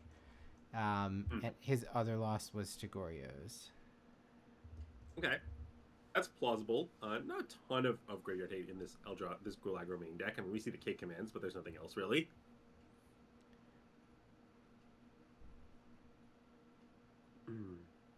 On the other side, it looks like Shota lost round 1 to Broodscale and then ran the table and now lost the first round of day 2 to Prowess. So, as far as we know, any non-first round of the day, Shota is invincible. Sure. I mean, that's certainly not just an overgeneralization from small sample size. Yeah, definitely not. But, okay. Tanaka's capable of some pretty crazy things here. For example, a question you might ask is K Command lethal? It's close to it, because the Line Breaker pumps for every Eldrazi that you have. Right. And, to make matters worse, the It That Heralds the End pumps the tokens. So, you can, like, Line Breaker haste the token, and then it will also get pumped for all the Eldrazi made off the K Command. I haven't done the math, but it looked close to lethal. Alright, we're going to lead with a Vexing Bauble, though. So this should shut off Solitude. No response from Shota.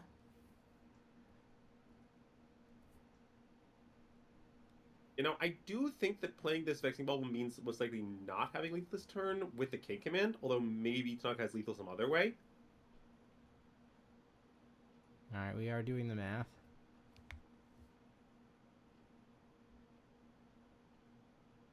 Well, it's just going to be this. So, trigger on self for +2/+0, and only get in with it. Yeah, I mean, this was like... I was clearly anticipating Ophelia here, but I don't really understand why Ophelia implies leaving back at the Herald's End. Like, what does that accomplish? Right, I guess this was 6, right? Because it is 3 plus 2 from the trigger plus 1 from the It That Heralds the End. Yes.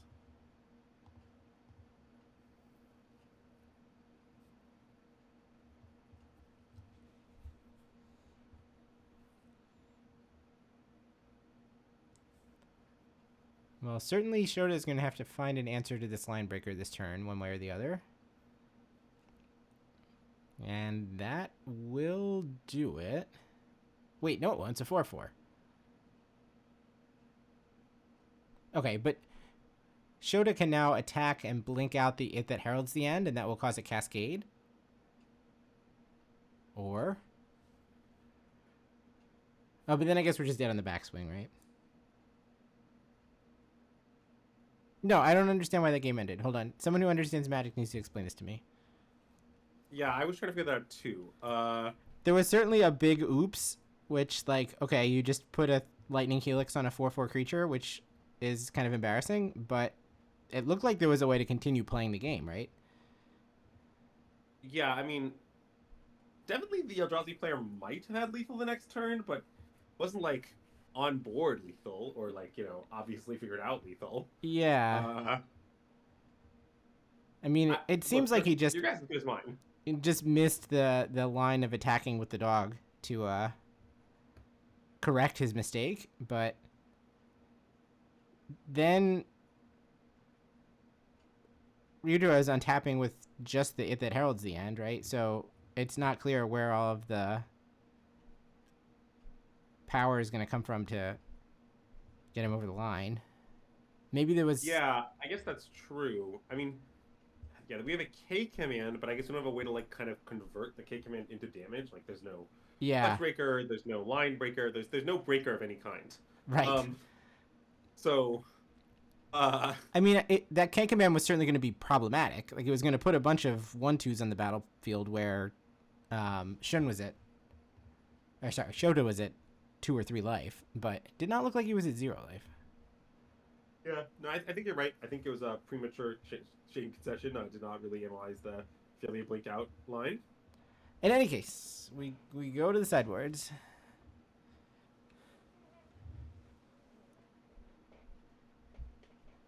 So is there much that Eldrazi is looking to do besides, like, they need to press the fact that they're the faster of the 2 decks, is that right? Sorry, what do you mean? So considering how the 2 decks are going to try to position themselves post board. Yeah, I mean, I guess what I would tell you here is, I think a lot of how the Eldrazi aggro deck is trying to position itself is mostly to make the Jeskai deck's interaction less effective in general. Sure. That's, like, sort of your goal. And I guess I think there's a number of different cards you could board in to pursue that goal. You know, like, Disruptor Flute with Intention Name Consign is a pretty common one. Dismember to just, like, kill Phalias is a pretty common one. It's not perfect, but Phalia is responsible for a lot of their best draws. Pretty scary card. Yeah. The challenge is you also probably want to leave in these Vexing Baubles, though. I imagine that if you're playing 3 main deck Vexing Bauble, they're 4 Jeskai in no small part. Mm-hmm. Although, interesting. I just saw the Eldrazi Aggro player. Was he reaching for the Turbo Orb there? I think so. Because, okay, Turbo Orb, it does some stuff in this matchup. Like, it stops Solitude and it stops Flage, but it doesn't do that much. I mean, like, if I were the Eldrazi Shota, what I'd say about this card is, like, you could board it in. It depends on how bad you think your worst card is. And maybe Takano thinks it's quite bad, although I guess I'm not so sure. I don't really, looking at his deck list, know what the worst card is just off the top of my head. I guess like, I would nominate 4th Sire of 7 Deaths, but I mean, we have stuff that we want to bring in already before we reach Torpor Orb, right? Like, we're talking about like the 6th or 7th card that's going to be coming in. Yes. Like, I imagine you just get these dismembers in here before anything else, and probably Disruptor Flute too, with Tension and Consign. So, it's sort of weird to claim, like, I don't know, my 4th or 5th best card is so bad, but that Turp Orb is better than it. But, I mean, it could be true. Or maybe, he just puts a really high premium on the Turp Orb effect that we don't. We do see it in his opening hand here. Well then, I guess we're about to learn something. On the other side... Alright, so wait, it's K-Command 3 lands, Torpor Orb, and Sire of 7 Deaths. Over here I see 2 Solitude, Flage, Consign, Prismatic Ending, and 2 lands. I imagine these are both keeps, but it's not totally obvious. I mean, the Jeskai hand looks pretty good, but it has been shipped. Interesting. I mean, it definitely was a bit landlight. Had a few issues with that regard. Also, not particularly proactive. I'm still a little surprised, but I don't think this mulligan is like insane. Admittedly, Solitude is bad against Turp Orb. That is a fact.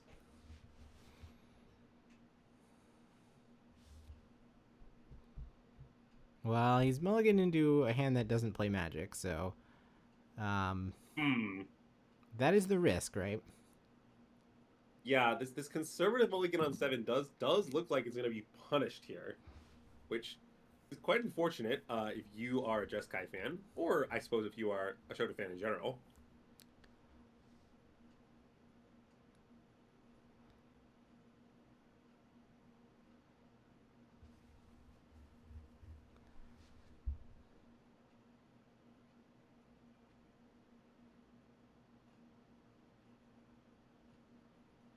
Well, on the plus side, it seems like... Oh, wait, does this hand play Magic?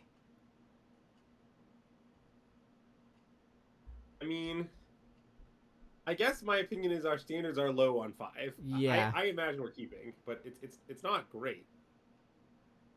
All right, there goes Ephemerate, obviously. Vents? Oh, God. Yeah, the one land is a Steam Vents, and we have 2 Flages, so obviously the first one has to go, but even the second one is uncastable.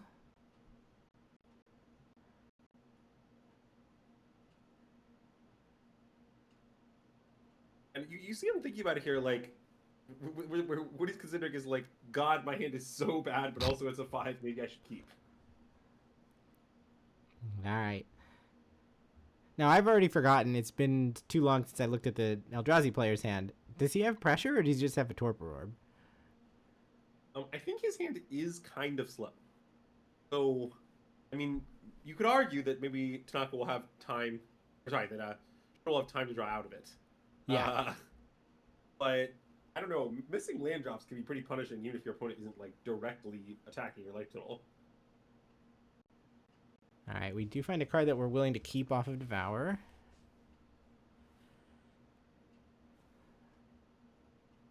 And we lead Eldrazi Temple pass. Land off the top? Oh, it is land off the top. It's Arid Mesa. Alright, so we've got a Galvanic Discharge and a Consign to Oblivion as 2 ways to interact. Temple to start from Ryutaro.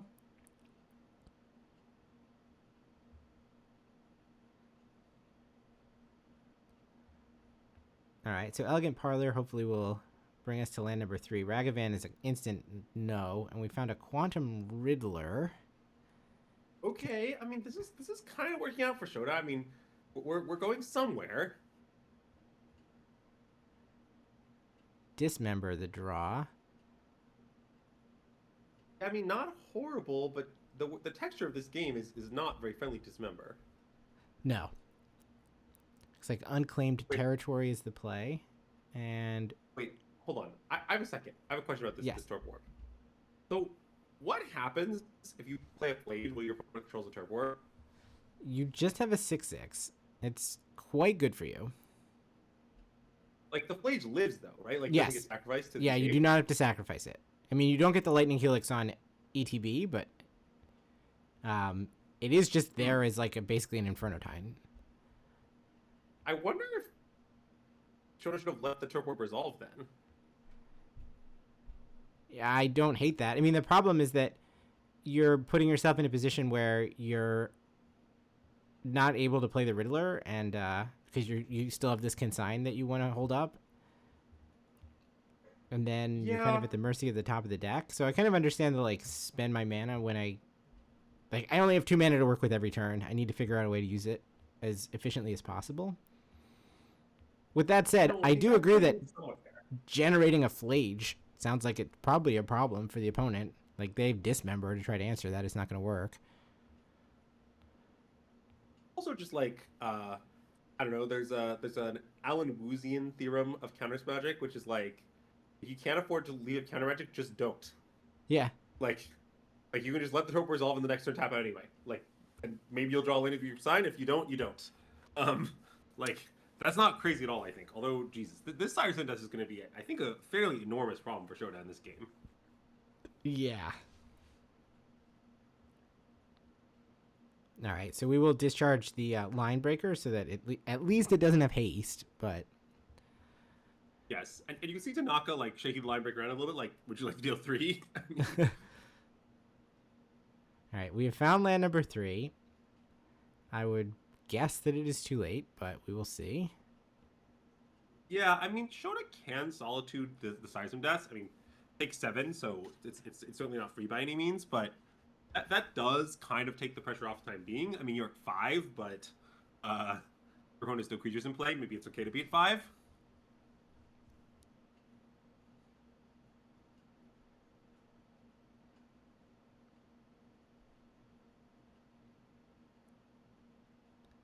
Guessing that Fable is going to be the play here.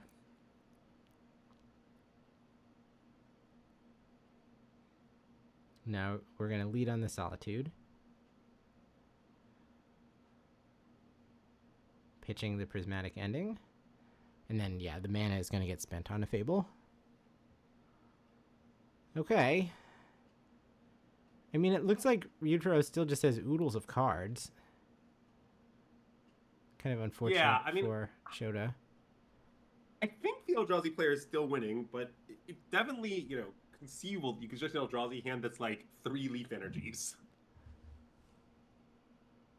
You're sort of playing Leaf Energy Tribal. Yeah. I know one of the cards in Ryutaro's hand is a Thought-Knot Seer, so it's unfortunately not all blanks.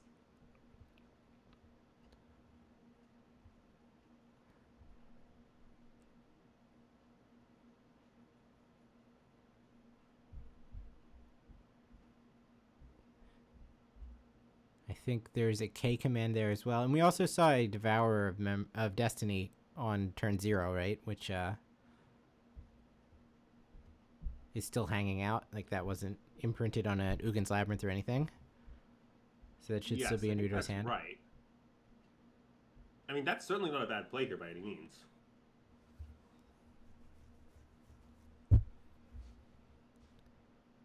There's also Dismember and K command. So, yeah. In fact, Ryutaro has a bunch of goodies.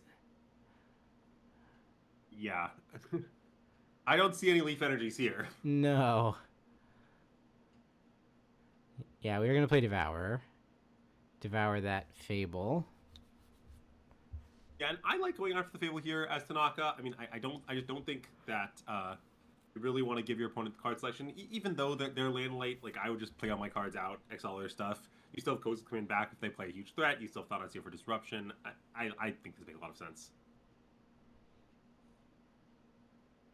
And yeah, we see this Charma picked up, but I think it's just too little too late. I mean, sure, you can destroy one of the soul lands, but like, does Tanaka even care? Does anyone care? No. Like, I mean, this doesn't seem to answer the problem of opponent has a 6/6, I have 5 life. Yes. Really a problem for the ages. Many scholars have discussed the classic opponent has a 6/6, I have 5 life problem. But as far as I know, it's still unsolved in mathematics.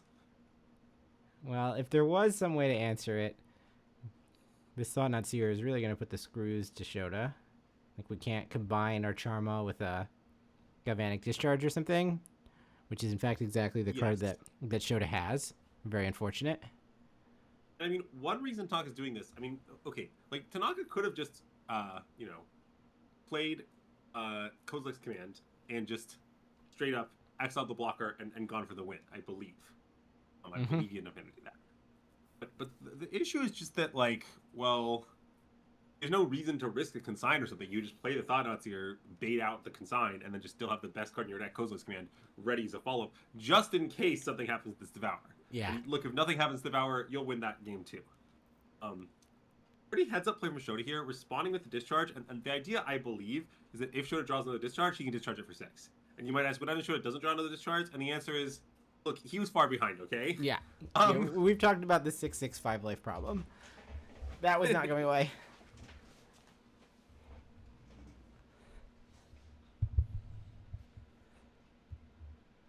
Woof.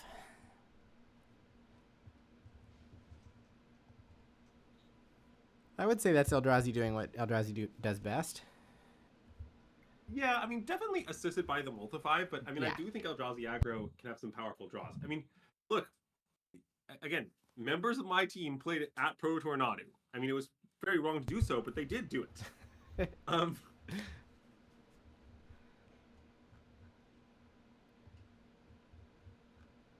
Wow, I see approximately nothing reported yet, so I'm assuming that means that we will have plenty more Magic to watch here.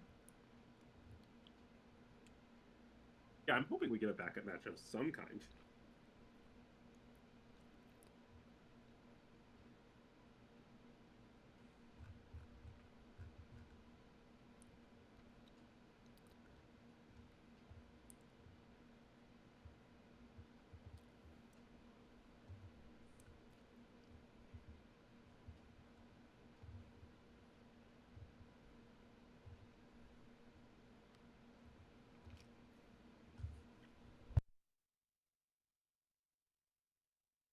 Alright, let me see if I can pick up anything here.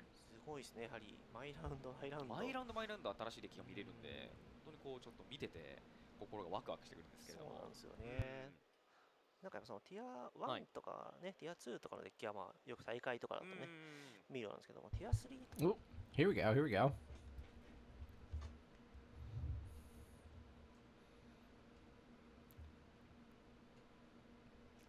Alright, I know nothing of the players yet, but we do appear to have really cool guy against ordinary business person. Classic really cool guy against ordinary business person. Seems like we are sideboarding and looking at a bunch of black cards. Not sure what is happening yet. Is that a Fulminator Mage? Could be. I mean, I've definitely seen Fulminator in some modern sideboards these days, mainly for Amulet, but, you know, with some applications against Tron, etc.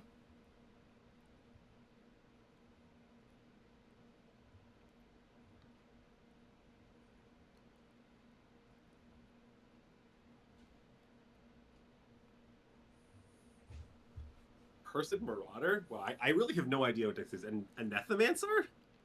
I don't know what's happening, but I'm kind of here for it. Yeah, I mean, I don't really know how to, you know, filter the deck list for the one that contains Anethomancer, but it sure is a card in the sideboard of whatever match we're watching here. It looks like normal Boros Energy on the other side. All right, that should hopefully narrow it down a little bit. So let's see. We've got Energy playing against Jeskai Blink, Is It Prowess, Grood Scale, Domain Zoo, Birthing Ritual. Rakdos Aggro. Oh my god, here you go. It's table 28. Rakdos Aggro. All right. All right, so just very, very popular modern archetype. It's Yoshiki playing Boros against Keisuke, who's playing Rakdos and Terabang. We have found the war. This Rakdos. We have found the Warren Soul Trader. See, okay. you ask, and the stream giveth. All right, so this is a pretty standard Warren Soul Trader combo deck. What it's fundamentally trying to do is assemble Warren Soul Trader plus Marionette Apprentice plus Gravecrawler, which will basically mean that you can pay 1 life to deal 1 damage to your opponent indefinitely, which will result in lethal, assuming you have a higher life total, which is quite strong. There are also a few other kind of synergy pieces that tend to work well with this engine. Conian Nightmare can kind of generate an ending stream of value with creatures that ETB to make bodies, such as Bowmasters, Marionette Apprentice, Gravecrawler, etc. It also can just recur your Warren Soul Trader in a pinch, which is quite nice. Player Malice, pretty good interaction in this style of deck. You're good at casting for 0. You have a lot of creatures that you don't care about, such as Signature Supplier, Gravecrawler, etc. And yeah, so this deck is kind of fundamentally like a combo aggro deck. I would say more of a combo deck, though. It's hard to deal 20 damage, just like attacking with fair creatures when your fair creatures are this mopey in modern day Modern. Yes. Like, I don't know the exact message spread of Soul Trader by any means, but I have to imagine that it does not want to play against Boros. You'd think. Boros is like the 2025 version of this deck, and Soul Trader is like the maybe generously the 2021 version of this deck, but less generously like the 2018 version of this kind of a deck. Yes. And one crucial problem with the Soul Trader combo in this matchup is that because there's like this life total issue, like you can be in a spot where the Boros deck has too much life for you to combo, which is quite awkward. Although I guess, wait a minute, I guess it has to be 2n your life total with Marionette Apprentice, right? Because the sacking the Gravecrawler deals 1 and the sacking the treasure token deals 1. Sure. So if your kill con is specifically the Marionette Apprentice, then I guess you do have a little bit more leeway. But still, I'm worried about the Warren Soul Trader deck getting low on life, the Boros deck getting a bunch of life off, like, Guide, Pride, Flage, the usual suspects. And then at some point, the Soul Trader deck realizing that even if they assemble the combo, it just doesn't matter anymore. All right, let's take a look at what players are dealing with here.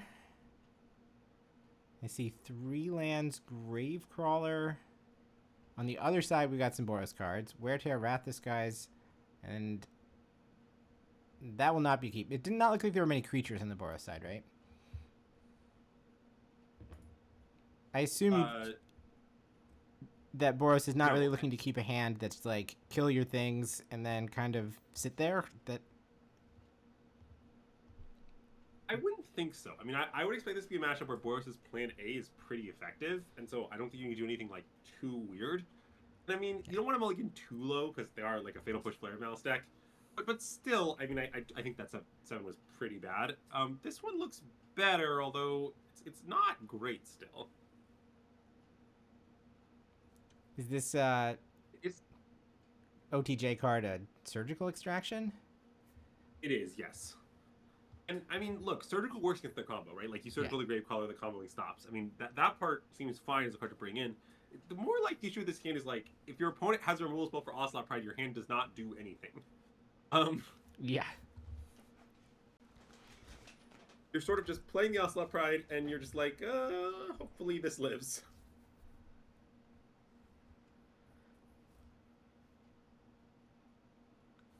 All right, here we go. Keisuke fetches into a Blood Crypt and leads on Gravecrawler.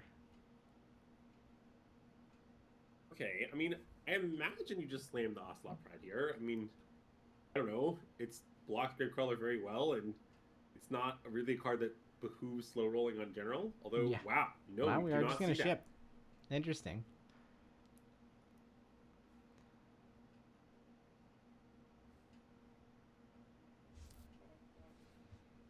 One thing that Yoshiko might be thinking here is, if I just instantly Galv Discharge and then Surgical this Gravecrawler, then what's going to happen is my opponent's deck will not be able to combo me ever for the rest of time. And so even though it doesn't really accomplish that much immediately, it does mean that you can just like be guaranteed of a fair game. Although, did Yoshiko search for the other Gravecrawlers? I don't know if it's a weird question, but I didn't see him search for them yet. No, I think I don't know if we're doing hand first and now we're still going to do library or what. But while we're sitting here, we can see that the hand is a Flare, Bowmaster's Fatal Push. There we go. Boggart Trawler. And then the 2 lands are a Mutavault and... Did not see what the other one was. But anyway, now we're finally going to do library.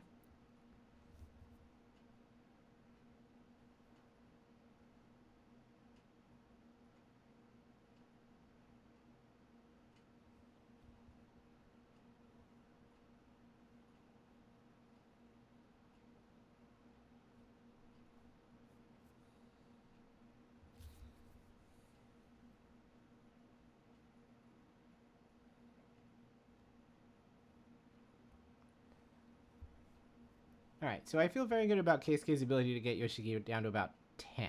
I don't know how good I feel about his ability to get him to 0, but we'll see how the next couple of turns go. Mutavault pass, obviously, with Bowmasters up. I am very concerned with the Boros energy draw here. Oh, wait, did we just pick up a guide? Wow. Okay. Yes. I mean, that's very good.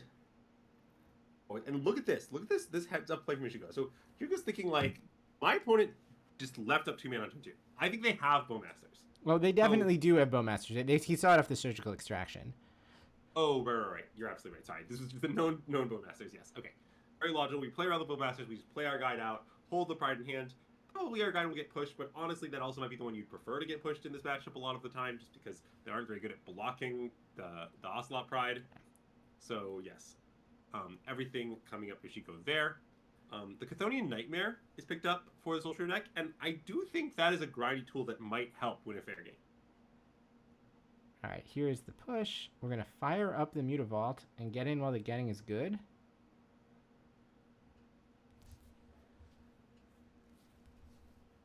Alright, Yoshiki takes 4 down to 11. Fetch to 10. I told you to get to 10. I mean, I guess, given the amount of removal in Kyusuke's hand, it sort of looks like fair mono-black beatdowns might be able to win from this spot.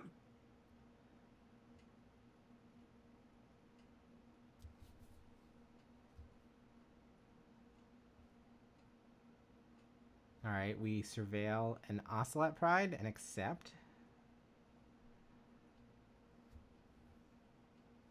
So the hand is what? Arena...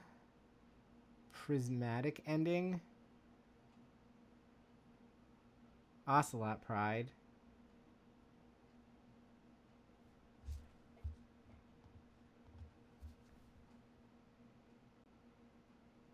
yeah, and I don't know if Yoshiko really wants to kill the Bowmasters. I mean, it's not very impressive on this board, and he has no way of knowing that there's like some threat of looping it with Chthonian Nightmare in the future. So yeah, I wouldn't be surprised to see Ocelot Pride go, but I mean the downside of that is, of course, I don't know, Kyusuke might just kill the Ocelot Pride and keep attacking. Alright, March Flat's the pickup.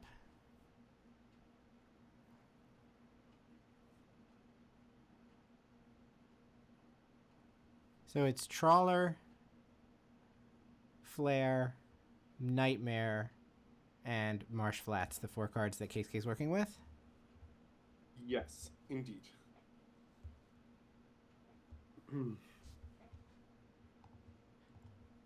And we need to come up with some way to get through a 1/1 first strike, which is unfortunately difficulty level quite high at the moment.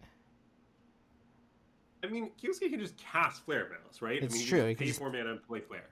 Like, there are some more complicated things he can do, if that's desirable. So sure, we could cast this Bowdart Trawler, we could sack one of our creatures to the Flare, and then Chthonian Nightmare back later. I mean, there's plenty of lines here, but somehow, I guess, I'm pretty sure the Flare Veils is going to land on the Ocelot Pride.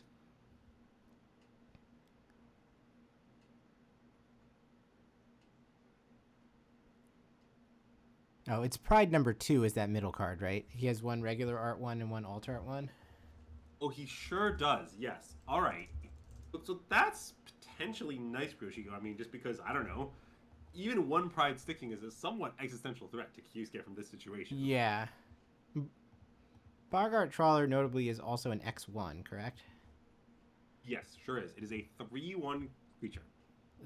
Alright, so the wall of first strike is getting wider and wider here.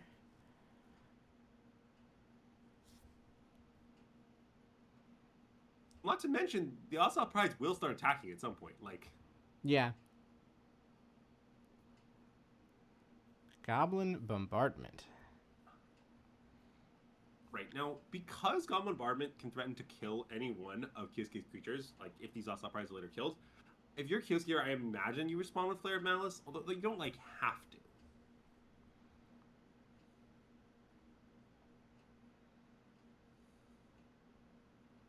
No attack, we just pass. Interesting.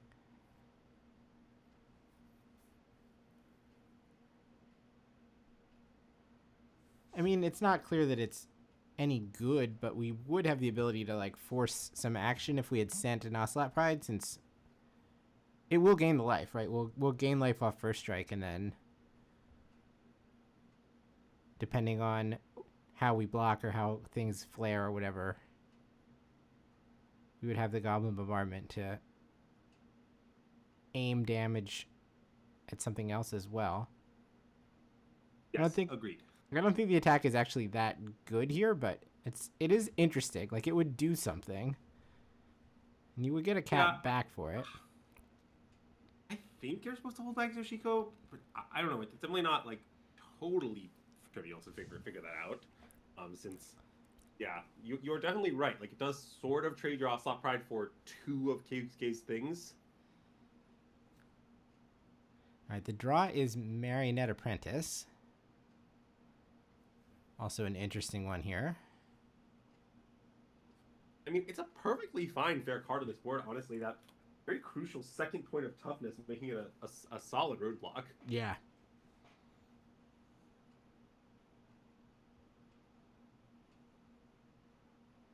If we just play Apprentice, then we also will have Mutavault back to block. True.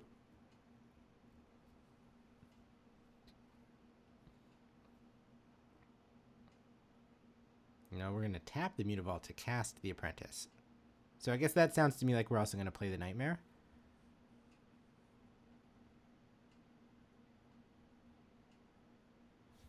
Okay, but what do we plan to accomplish with the Nightmare? I have no idea. What is this other card? So the 4 lands that Keisuke has are Blood Crypt and Mutavault. Those are the 2 that are tapped. Raucous Theater, which was just used to surveil last turn. And then what is this card on top?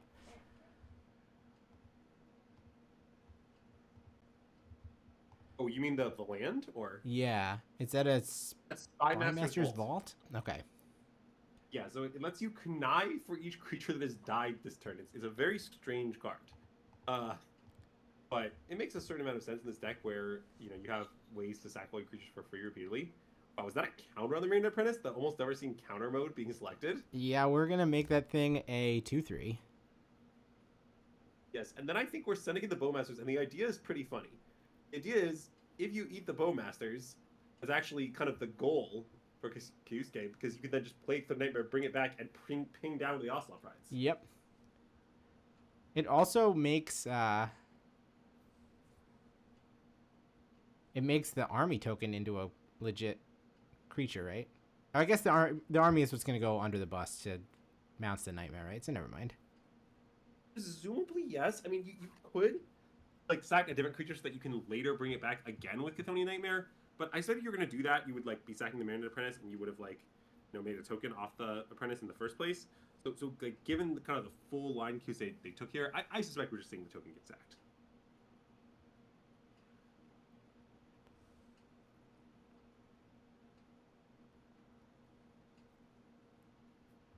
Yep. So army goes away. Bowmasters comes down.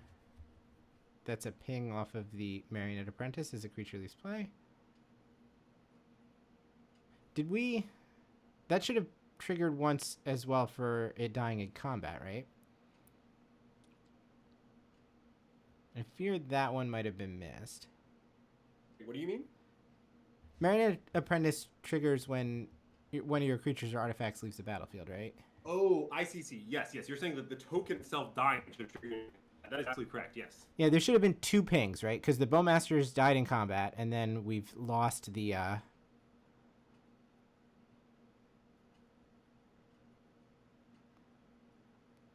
token. Yep. To the Chthonian Nightmare. That's absolutely right. I think you're okay. Maybe they were caught, and the stream overlay was slow to update, but I think it should be at 9. So this looks about right. I guess he did gain life in combat, and I lost track of that one. So all fair. Let's assume the life totals are correct now. It's 16-9, and we've got a pair of Thraben Charms. Is that what? We just saw both of the 2 Thraben Charms in the deck are in Yoshiki's hand right now.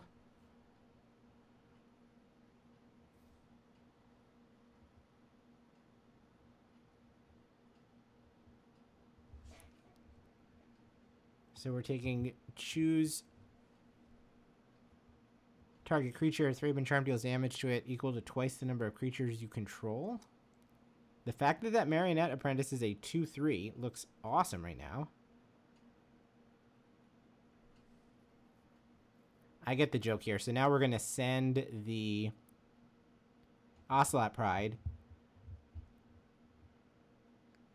If Keisuke doesn't double block here, then on end step we get a cat and can use the cat to clear the Marionette Apprentice anyway. So now, is there a reason to do this in this order rather than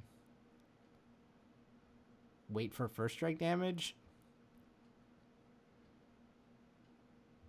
In any case, then first strike damage happens, kills the Marionette Apprentice. Bowmasters is going to kill the Ocelot Pride on regular damage, so it gets sacked to the Goblin Bombardment, and everything is off the battlefield. Yep. Except now, the for funny thing about Mutavault. everything we get. Yes, that's what I was going to say. And the Mutavault is actually crucial here because it does mean you can play the Chthonian Nightmare, sack the Mutavault, and restart the loop. Yep. Yeah, so we can get Bowmasters back or Marionette Apprentice if we want fuel. I guess Marionette Apprentice is just better. Yeah, I mean, you could get the Bowmasters back if you're afraid of something like top-decked Season Pyro or something of that nature, but definitely the most natural play is to get back Marionette Apprentice and make a 1/1.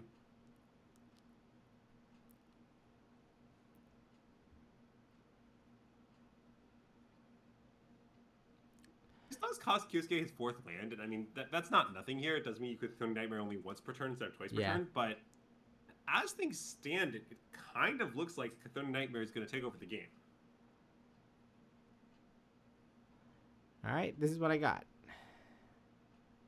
Life total is 16-8. The draw is Ocelot Pride number 3.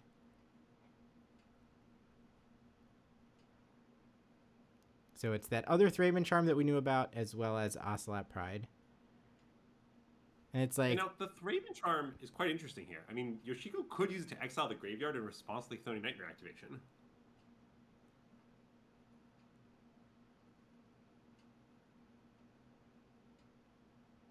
I mean, Keisuke should never give Yoshiki a window to actually tag the Nightmare with the Destroy Target Enchantment mode, but it would be possible for him to mess up, right? Yeah, I don't think we're going to see that. I mostly just think that the Exile the Graveyard mode is like decently effective against Nightmare. I mean, it's not perfect, obviously, but might be good enough. That said, the second Marionette Apprentice, which I think Kyosuke draw for the turn, is pretty savage here. Yeah, Apprentice 2 looks quite good here. Wait, what? What? Huh? Oh, I see, because there's the trigger, right? So you can respond to the energy trigger. Oh, you sure can. Yeah, that makes perfect sense. I mean, wow. All right. Yes, Yoshiko finds this like really sick line. You just respond to the energy trigger. You get to destroy the Nightmare. Everything's all set on that front. Now, the question then becomes, can you finish the game with just like Marionette Apprentice triggers and beatdowns? I mean, I guess, you know, at the moment it seems like the answer is plausibly yes, but not guaranteed. All right, in with a 1-2. Ocelot Pride is not going to jump in front of that.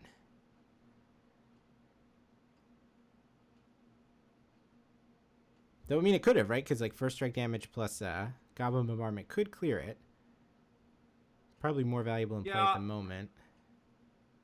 I mean, I think one of the ways Yoshi climbs back into this game is drawing something like Flage, and then, like, Flage kills a Marionette Apprentice, sacks to kill an artifact token, triggers the Ocelot Pride, you get going that way. Yeah. Now, we in the booth know that Kyosuke still has this Flare of Malice at the ready in case of anything like that, but Yoshiki doesn't know that, so I think from his seat, I don't mind at all just, like, preserving the Ocelot Pride in play. Fatal push the draw. So we'll clear a servo on the way out, I assume, though that's a tough way to do it, as he's going to take 2 damage for that. Yeah, I mean, to be fair, the servo deals 1 damage anyway, so, Correct. You know. So is this lethal then? Because it's like... he's at... Oh, we have a Celestial Purge as well. Okay, never mind. Okay, so I believe she said is I'll sack this. Actually, wait. I'll let me go back for a second. I'm gonna Celestial Purge first, then I'll sack this in response to the Fatal Push. Yeah, and that's gonna save me some much needed life points. Now, the thing about all this is how many creatures have died this turn? Many. It is definitely time to use this Spy Master's Vault. Yeah, I think I'd like to hear what Leovold has to say about all this. Yeah. Old Uncle Leo.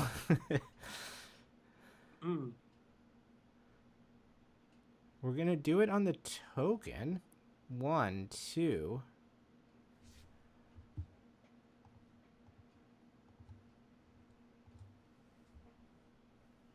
Yeah, it's how many creatures died this turn. So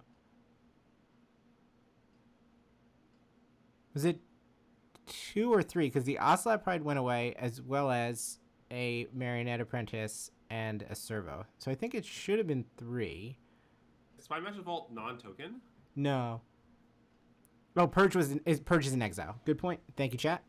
Yes. Okay, yes. Agreed. So yeah. In fact, 2, which is how it played out, and it looked like we discarded a land and a Boggart Trawler. So that grew the servo token to a 2/2. 3 damage came across, taking Yoshiki down to 3. 3 is a spooky number.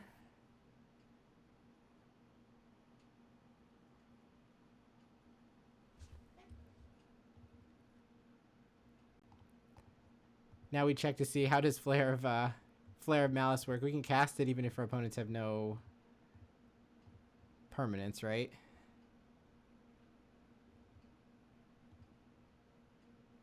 Okay, the answer is yes, so it's not...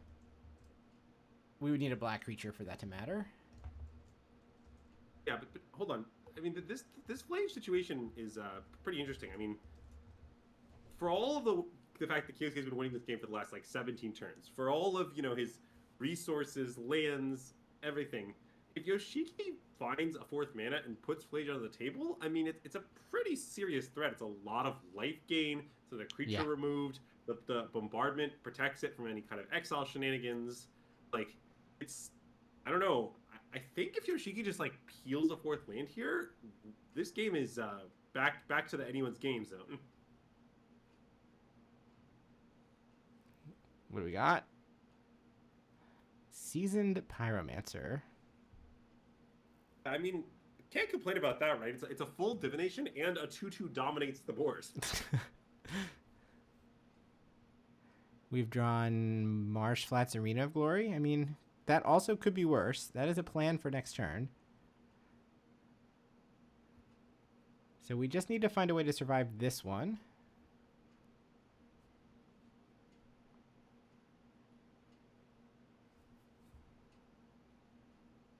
I mean, it looks like Yoshiki's going to survive this turn, right? Agreed.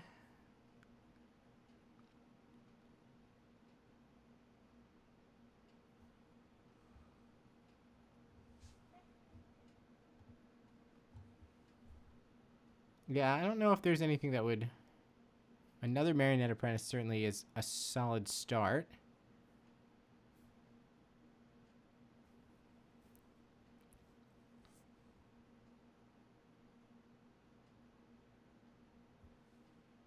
guessing we're making the servo here.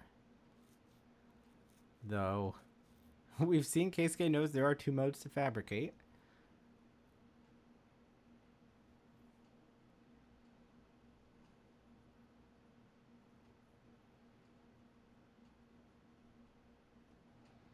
Alright, draw for turn is Flooded Strand. So we've gone from needing that extra land to being kind of flooded. Here comes the Titan.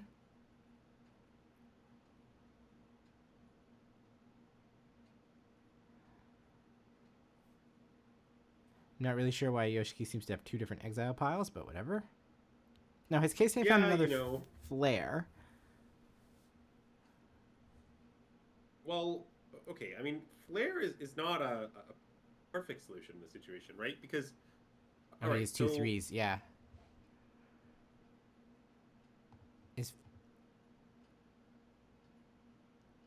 Yeah, it's very much not a perfect solution because it does look at mana value, not at power or toughness, so you could sack the Seasoned Pyromancer to flare. Indeed, yes. And that is an enormous problem for Kyusuke, because without the flare, we just don't have any answer to this Flage, and it kind of looks like the Flage is just going to crush him single-handedly. Are we not attacking with the Flage? What's going on right now? Yeah, I mean, we certainly should be attacking with Flage. It has haste. Okay, we are going to flare, and that blows out the Lightning Helix, and then we have a Fatal Push. And we have turned on our Revolt. Okay, I mean, that is nice, but on the other hand, Yoshiki, cleared most of the board, got the 3 life, and how close are we to another Flage recursion? I think pretty close. Alright, that is exactly what Keisuke wants to know right now. I didn't get a good answer there. Yeah, it looks like Flage plus 2 cards to me, but I'm not 100% sure of that.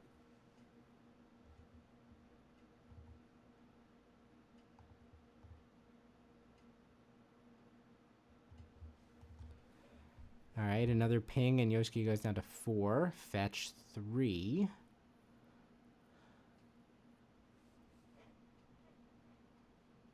Notably, that Flooded Strand is card number 4 towards Flage. No, card number 3 towards Flage. Then we'll be able to Surveil just to mill ourselves 1. That's card number 4 towards Flage. We draw... Basically, oh, we have a Marsh Flats in hand that hasn't come up yet, right? So I believe that we can Flage again next turn. I think so, yes.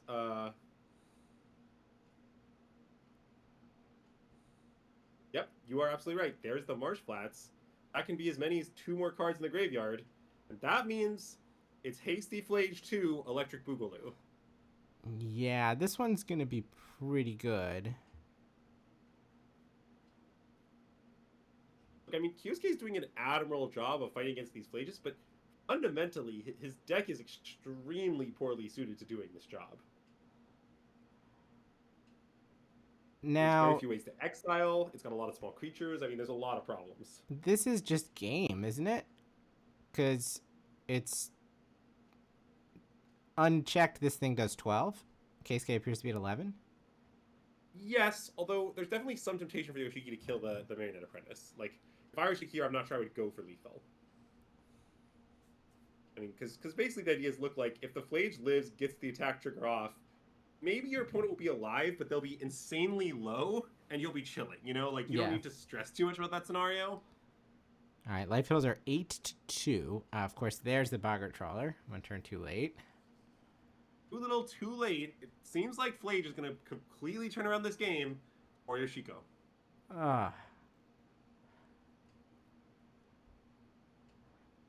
Yep. And Keisuke extends the hand. That was a good one. Yeah, that was an absolutely sick game, and we got to see Force Energy basically run the game all the way back from a seemingly unwinnable position with the Thraben Charm on the Chthonian Nightmare, a few turns of just trading off resources, followed by Flage completely shutting the door.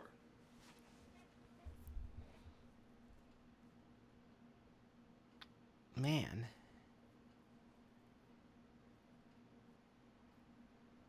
Well, unfortunately, the prediction on turn like 2 or 3 was correct, that the Rakdos deck was going to get the opponent below 10. In fact, all the way down to 2. Couldn't quite get it to 0. And certainly that's a game that you could study afterwards, right? Like, there were a lot of decisions along the way. Agreed. I think that it's by no means clear to me that really either player played sort of perfectly. But yeah. All right, let's check in. Oh, that was actually our backup match, wasn't it? I've lost track. I think that was, yes. I believe that we are done for this round. This is my current understanding. And hard to be certain though. A long time ago, we saw the Eldrazi aggro deck beat Jeskai Blank, but that was also part of round 10. So let me take a look at what's left. Looks like only 6 matches to go, so I'm expecting that was in fact it. We also seem to be about to bust some collector boosters. Right, so I think we should probably take a short break to recover here. Yes. But we'll be back with you for the next round. See you in a moment, chat. I'm going to put the Japanese audio up. ホイール他の次かな赤白アイロこれちょっと面白い効果してたよ。結構面白い効果をしているんじゃないですかこれアイロ何するんだっけな。出た時に食物トークンが出るですね。ですごいいろいろ書いてます。コンバット開始時に、パーマネント1つ最小として、コントロールを渡すみたいな。渡すのか。渡したらクリーチャートークンが、生成できます。なんか技ですね。まあいろんな技があると。ちょっと何に使うのかよくわかんないんですけども、まあなんかいろんなデックができそうですね。はい。かなり面白いカードになってます。あとはコモンとアンコモンという感じですかね。ね。コモン、アンコモン。これコモンか。いや攻撃カードもね本当にいや強力ですよね。強力ですから。ト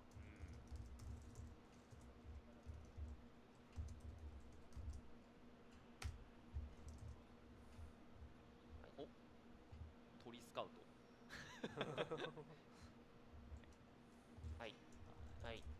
はいということでいや面白いカードがなかなか面白い出てきましたけれども、まだちょっとアナグマモグラには巡り合えていない。いや会いましょう。出会っていきましょう。じゃあちょっとお願いしてもいいですか。いやはい引きますよ僕が。お願いします。お見せしますよマジック液の長さを。パック開封でチャランドチチャランフォイルさあこの次どうだ来い。なんか絵違いですね。霧の沼地の原子。これなんかすごいリアにするやつ。水の技で墓地にあるクリーチャーカード X 枚追放。各クリーチャーカードにつきコピーを生成。そうですね。でそれを終了時に追放、なんでなんか一気に複数枚、実質5両の復習みたいな。実質ソーサリーの実質5両の復習。水の技を水の技が必要なんですけども、なかなかこれもね面白い。すごいド派手。コストはね軽いですよねやっぱね3マナで、水の技必要とはいえなんでデッキによっては何か面白いコンボデッキとかね組めそうなカードですね。はい絵違いでした。さらに清志島の大うなぎ。大うなぎは俊足5法水の技4。相手が技4ってこと？そうですね。これ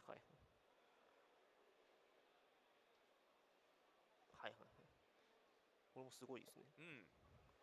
なんかコントロールデッキ対決とかになると水の技が実質5法そのマナみたいな。土地以外ないですもんね。といった感じでした。ありがとうございます。いやちょっと物足りないかな。まだ物足りない。まだいけるんじゃないですか。まだいっちゃっていいですか。まだいけるんじゃないですか。ちょっと見たいですよねそろそろね。いやちょっとそろそろ見たいということで、僭越ながらもう1パックじゃあ行きましょう。はい、行かせていただきます。いや結構まあ2日目ですけれども、1日目と合わせて結構ね開けてますから、そろそろね、そろそろ来てもねいいかもしれないです。はい、はい、トークンカードの次、土地フォイル、この次ですよ。この次かな。色まず赤ジャオ月5戦時の抗議者速攻コントロールしていてこれでない同盟者が戦場に出るたび、同盟者を同盟者のすごいすごい強化する速攻をつけて生き残ったらすごいことになるみたいな感じですね。次は土地ではない、土地ではありませんでした。木の民の異物飛行を強化する感じですね。ということでそんな感じでございました。いや出ないか、今こんな表情ですこんな表情です。出なくてどうしよういやちょっとお願いしてもいいですか。じゃあいやちょっともう一泊お見せしましょう、技をパックの技をお見せしましょう。パックの技を開封の技をもう出ないはい食物からの土地からのフォイルからの穴同盟者同盟者のサリアの副官みたいなやつかな。同盟者もねちょっとかなりこれそうですね、今回かなり強化されたんで、強化されてちょっとその同盟者デッキも組んでみたい。一瞬モダンでちょっとやっぱね考えましたね。モダンにはやっぱね昔の同盟者がいっぱいいるんで、いけるんじゃないかなとも思って脳内で一旦置いといて一旦温めてあるんで、ここから先は視聴者の皆さんにお任せします。アイデアだけ僕はここまでのその過程みたいなリスト公開はないんですか。いやそれはもう頭の中に非公開ということで僕の頭の中にはある、この余白は記すには狭すぎるということで証明は完了しているんだが同盟者もね確かにちょっとモダンの同盟者皆さんに組んでほしいところですね。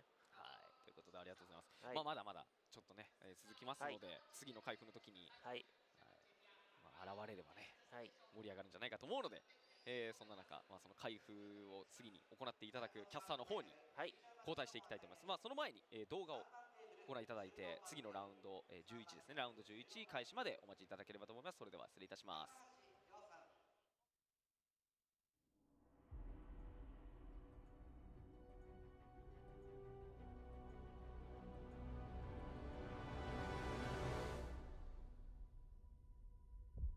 Some think there's nothing beyond what is known.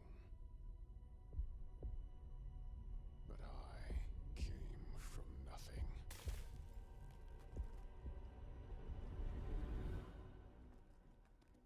I took the opportunity to forge my own destiny.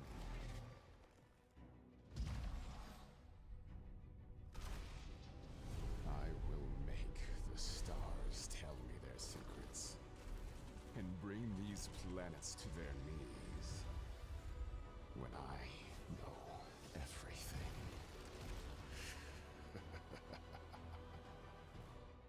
All the power in creation will be within my grasp.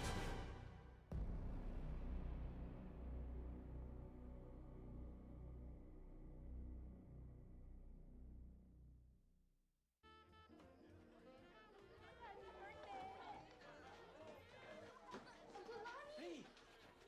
Come see what Mom got me! You want to play?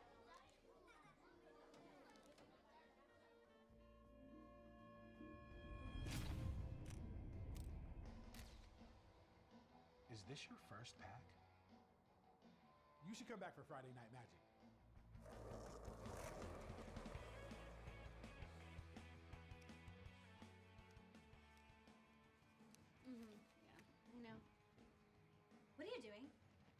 Nothing. I gotta go. I need to teach my brother something.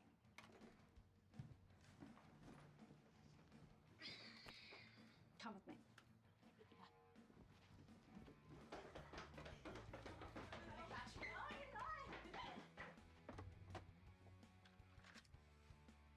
Wanna play? I'm gonna put down a mountain and play a Kurt Ape.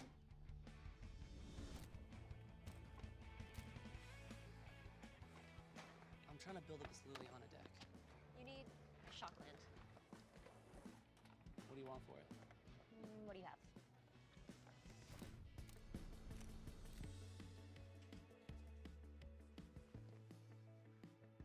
Hey. I didn't know you played. I do.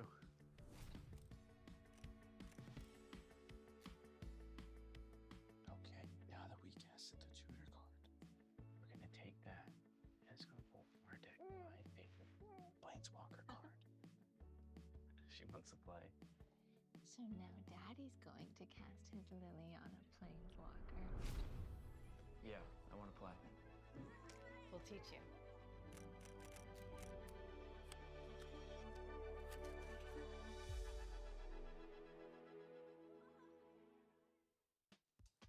I'm bored. What do you want to do? Anyone want to play Magic? Deck, yeah! Let's get cracking! Magic! Magic! Let's play Foundation! Wanna play? Deck, yeah! Deck, yeah! Magic the Gathering! はい、皆様お待たせいたしました。ここからは第11ラウンドですね。実況私石川と解説市川由紀さんです。All right. We are getting ready now for round number 11. We've got 11, 12, 13, 3 rounds of Swiss left. Before our cut to top 8.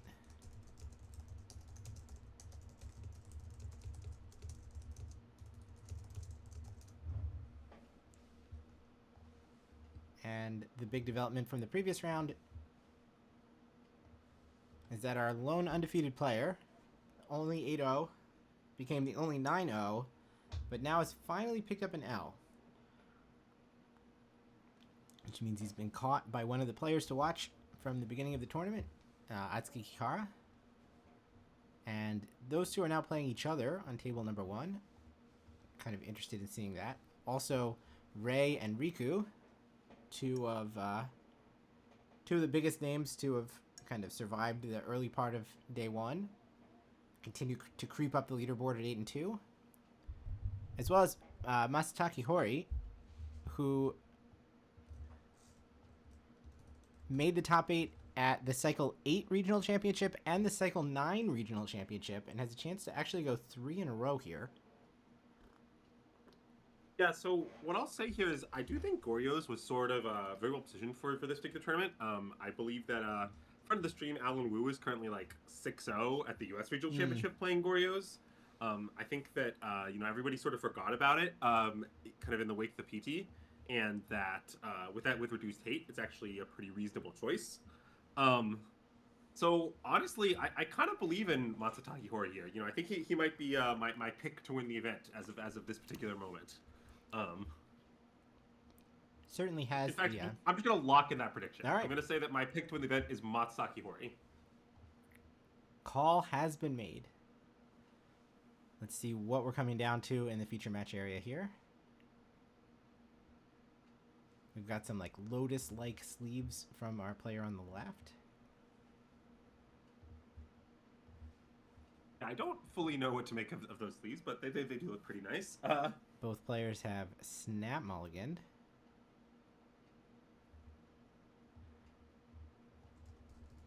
Which is kind of unfortunate for me because more time spent shuffling and preparing that I can't use to get the deck lists up. So maybe we'll take this opportunity to introduce ourselves, which we haven't done up until this point.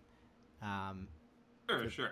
For those of you who do not know who you're listening to right now, I mean, this is I'm Adam, AGLVI, on anything that has a username where I am. I'm probably AGLVI. I've been running the MTG ELO project for the past decade. And one of my side hustles, besides like making Sporkle quizzes, doing other random Magic-related data stuff, is that I'm willing to ruin my sleep schedule 3 times a year to bring you English coverage of these Japanese regional championships. Yeah, I'm Andrew Elenbogen of the Sits Magic Twitch stream. I don't know, Magic Gathering pro player and enjoyer of Japanese coverage, I guess. Whoop. Yeah, you also get that one in there. yeah, we'll plug each other. Okay, so we've got Yosuke against Ryo. Yosuke playing Storm against Ryo playing Jeskai Blink. So this is table number 3. All right, so the question of the hour here is I think really going to be, can the Storm player stick a cost reducer? Because fundamentally, the Jeskai deck has a lot of tools to stop that from happening. They can consign the Ruby medallions, they can kill the Rals with like Galvanic, Solitudes, a variety of things. And so, and I think typically the Jeskai deck is going to have enough pressure, just between like Flage, Ragavan, Phalea, etc., that if no cost reducer is stuck, they will be able to race the Storm deck's kind of build up lands and go off on like turn 6 kind of plan. Right? So that I think is really the question. And if you're the Storm player, you don't have that many moves. Like, you kind of just need to play your cost reducers and hope they resolve. Like, I don't think you can easily like hope the opponent taps out. I mean, the Jeskai deck just doesn't have that many expensive sorceries. Sure. Also, consign costs 1. Fact. That is a fact. Welcome, Raiders, from the Canadian RC. You're coming in on the 3rd round of the day as we continue our trek towards a champion here in Japan. So we'll go for another several hours. I mean, I'm committing. Andrew, you are welcome to go to sleep whenever you need to. But chat, you're stuck with me until we get a winner. And when I'm done, I'm handing it back off to Europe. So we're going to continue to just pass the buck around. And we see Yosuke here have one of the 2 artist talents in his Storm deck. This is going to be a pretty valuable tool in this matchup. Just kind of find him really whatever it is that he needs. And I expect kind of the pace of the game against Jeskai to be slow enough to fully utilize the card selection of this card. Thanks, Kiki. But yes. And then you can see as far as the Jeskai side goes, the Jeskai deck does not have that many ways to answer an artist talent. I mean, they don't have none. There's like a couple of prismatic endings. Maybe you could Wrath the Skies if you didn't have anything you cared about in play. But probably, given that this artist talent is at the table, it's going to be here to stay. I think that's the most likely outcome.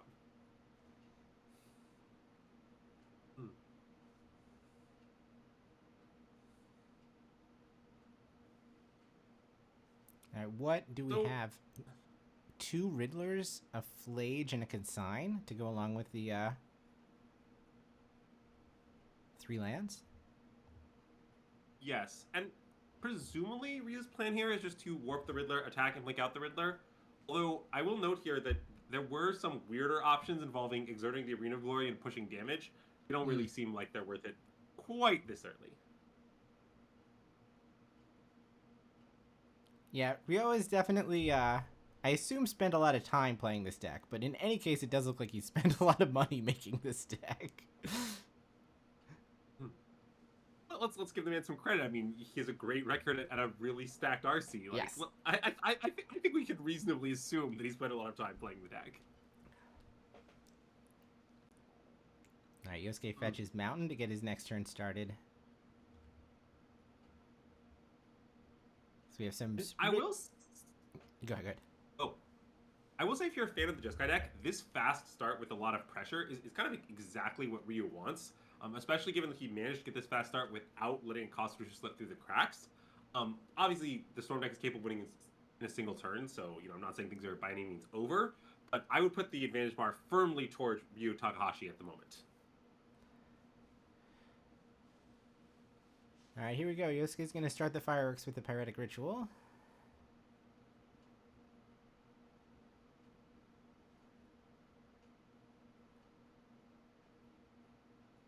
And we're going to just funnel all of that mana into upping the artist talent to Chapter 2, or class level 2. Oh, wow. Yosuke says, cost reducer. I got your cost reducer right here. Yeah. So now Manamorphose is going to go up 1 mana.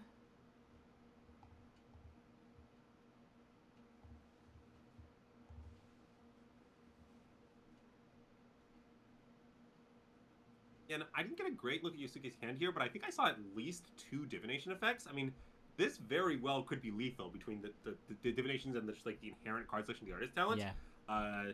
Ryu might not get another turn. All right, so now we've got. How do you feel about these the zone card, checklist cards that Yosuke has here? Those 2 cards that were put there under Ren's Resolve are castable this turn. Yeah, so, okay, speaking as someone who's actually played Storm in a high-stakes Magic the Gathering tournament before, like, if you play this deck, you just, like, need them. They're just kind of mandatory. Like, you sort of just have, at various points in the game, as many as 3 distinct exile zones. And so, you just sort of need it. Like, there's, like, exiled things that are going to make spawn tokens, exiled things that you can cast for free with Ral, exiled things that you cast this turn. Oh, and did I mention exiled cards you could cast till the end of next turn? Right. Like, all 4 of those could be involved in a game at once. So, I think you kind of just need to have a bunch of exile zones. Alright, so one of the cards that we hit off the Ren's Resolve was another Ritual, which has been cast. The other card that's floating out there is Ral, but we're going to start with another Impulse Effect.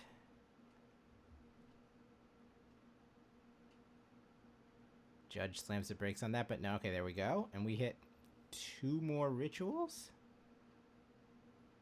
No, one of those is a wish. One of them is a wish. Yeah, so now, if Yosuke can get to the Past in Flames, I think that's basically going to be checkmate. But he's not quite there, I think. Like, this Ritual puts him to 3, but he needs 4 in order to reach Past in Flames mana.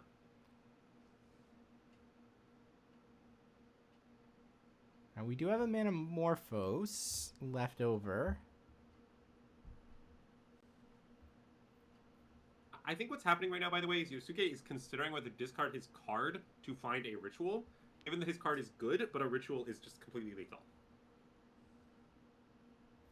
Alright, Manamorphose resolves up to 3. Our 2 cards in hand are land, and I did not get a good look, but I think it was a Medallion. No, I think that's correct. I believe his only card's Medallion, which means I'm not sure he has a way to guaranteed lethal now. Now, I say guaranteed because there are some interesting options available. Wait, is Ruby Medallion reduced by artist talent, or is it only instant sorceries? You ask a great question. Let's find out. Non-creature spells you cast cost 1 less to cast. Okay, great. And actually, you can see Takahashi has the same question. He's like, does that reduce that? Yes. So the answer is yes. So the Medallion is sort of free, and it gives an artist talent trigger, and then it's going to make the wish cost 1 instead of 2. Yes. So now I believe one thing Yosuke can do is, following this, he has 2 red mana left. So assuming his card is a blank, assuming he's not in a card that does anything, he can just play Ral, play Wish. And the point of that is that if you win the Ral flip, you will just probably immediately win the spot. If you brick on the Ral flip, okay, all is not lost. You still have a lethal Piff coming next turn, 2 cost reducers in play. Sorry, 3 cost reducers in play. Like, I think it's quite good. And you do see Takahashi, pretty heads up play here, catches that this Medallion allows this kind of potential Ral lethal this turn, and just consigns it, which definitely has a chance of stopping Yosuke.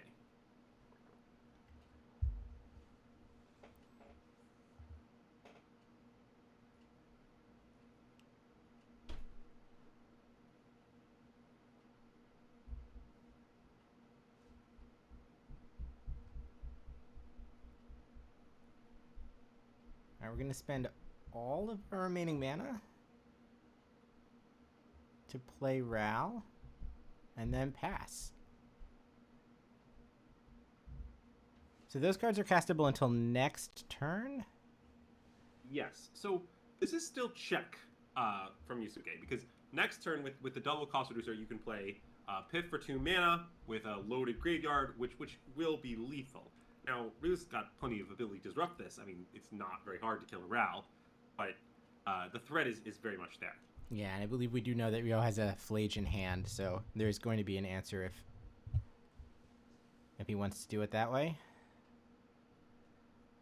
Yeah, I mean, Flage the Ral Go, though, is not that strong a play. I mean, you could still pretty easily die after doing that, since literally just, like, play a land, cast Piff is almost certainly lethal. Yeah. I don't know what else we have to work with, though. I saw another Riddler, I saw Ragavan, I saw a land. All right, we're going to exert. And I think what you're really seeing here is, like, the Jeskai deck is not that well designed to interact with the Storm deck in game 1. Like, they have a lot of ways to answer creatures, which aren't that effective, and not a lot of ways to answer spells.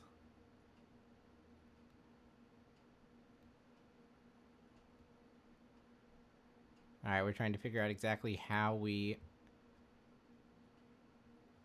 what mana got spent where, but we exerted because we're going to play this Ragavan as well, and we want that one to have Arena of Glory mana. And that's kind of our turn. We blink out the artist talent with Failure.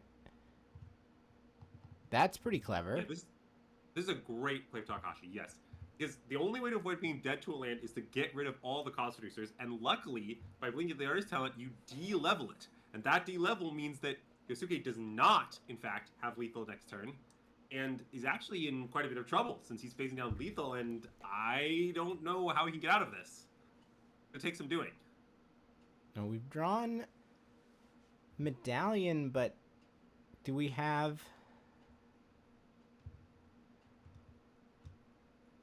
the space to, like, power up and then play spells? Yeah, this is a tough spot. I mean, you can play the Medallion. Yeah, wow. Yeah. And Failure blinks out the artist talent, sealing the game. Impressive stuff here from the Jeskai Blink side.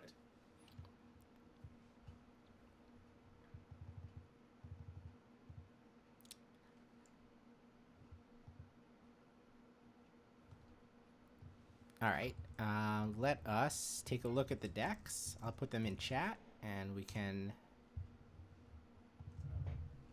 muse on what the players are going to do in sideboarding.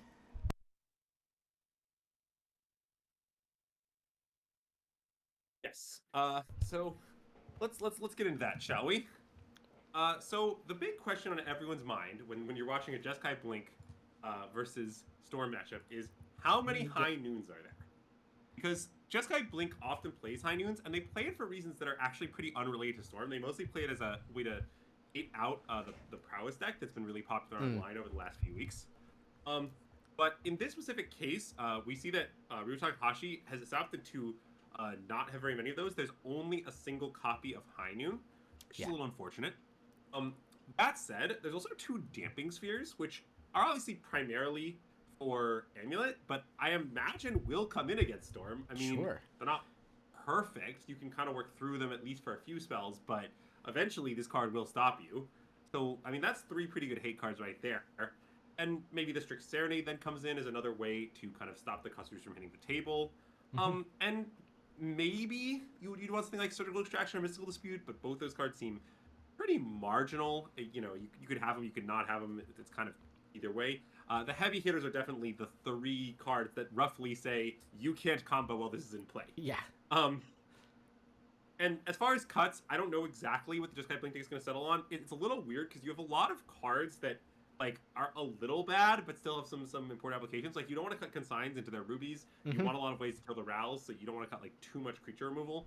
The Wrathless guys can definitely go, but beyond that, it's kind of unclear. Maybe some of these 3 drops to Fairy Fable, something like that, would be my guess as to how the Jeskai Blink sideboards, but I'm not too sure about exactly what comes out.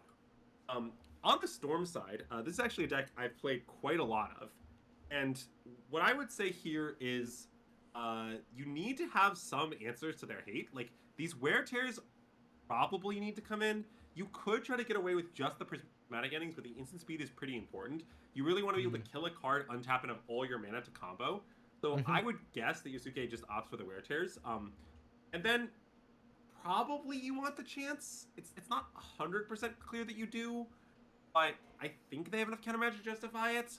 Like, I guess what I'll tell you is the chant card is pretty bad in this deck, in the Storm deck. Like, Mike is not very good at having kind of an extra card to throw away to then be able to do its stuff unimpeded. So I can imagine Yosuke just opting to leave the chance in the sideboard and just focus on his own game plan. But my guess is that the chance come in. As far as cuts, I think there's some pretty easy ones in the Storm deck. Basically, I think that Hero's Hangout is one of the worst cards in the deck, probably going to come out here. This is a pretty slow, grindy matchup. You want the more powerful card advantage spells, not the cheaper ones. Definitely want to leave the Artist Talent, exactly sort of card you want in this kind of game. And there's commonly slower matchups to trim on rituals out of the Storm deck. Like, not too many, but, something like -2 for Reddick Ritual would be very reasonable for Yosuke. Sure.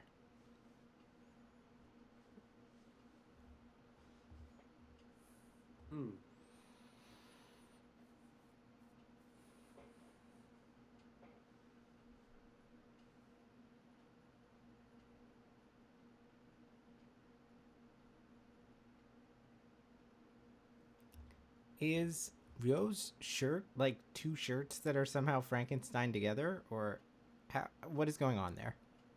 Yeah, I was trying to figure out the same thing actually. The thing is, look, I was hired for this role as my expertise on Magic. I'm not really have much expertise on the topic of certs, so the real answer is I don't know, Adam. This does seem to be another matchup of guy who looks pretty cool against guy who looks like a business person.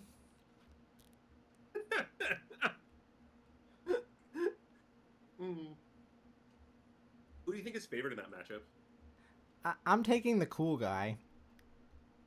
All right. Every time. Yes. So what you're telling me is that like half one shirt, half the other is in this year. Is that yes. The claim you're making, Adam? Yes. I would love an apparel consultant if someone is willing to do it. Yeah. Business did win last matchup. That is fair. I think that means cool guy is due. Someone with advanced shirt technology is due. All right, what do we got? Okay. I mean, that looks like pretty close to a perfect Storm hand there. I mean, it looked to me like it was Ral, I think, Gemstone Caverns and a bunch of spells, which is kind of all you can ask for. The Gemstone Caverns being incredibly valuable. Yes. Yep. That is the situation. And on the other side, we've got lands and spells, though not a hate piece, right? Yes, I did not see any hate piece there, which is unfortunate because Yosuke's hand does not have an answered hate piece and does have a speed. Wait, did I miss-see the gemstone, or did he choose not to put the gemstone in? Oh, he's on the play. Right, Storm lost game one. I totally missed this. Okay, yes. Of course. Interesting. Because you might have expected him to side out. Yeah. Gemstone, given that he's on the play, but apparently no. Apparently Yosuke's strategy is just like you just have the gemstone in as an excess land, even if you're on the play. Just play or draw, leave it in, which isn't crazy, but it's definitely interesting.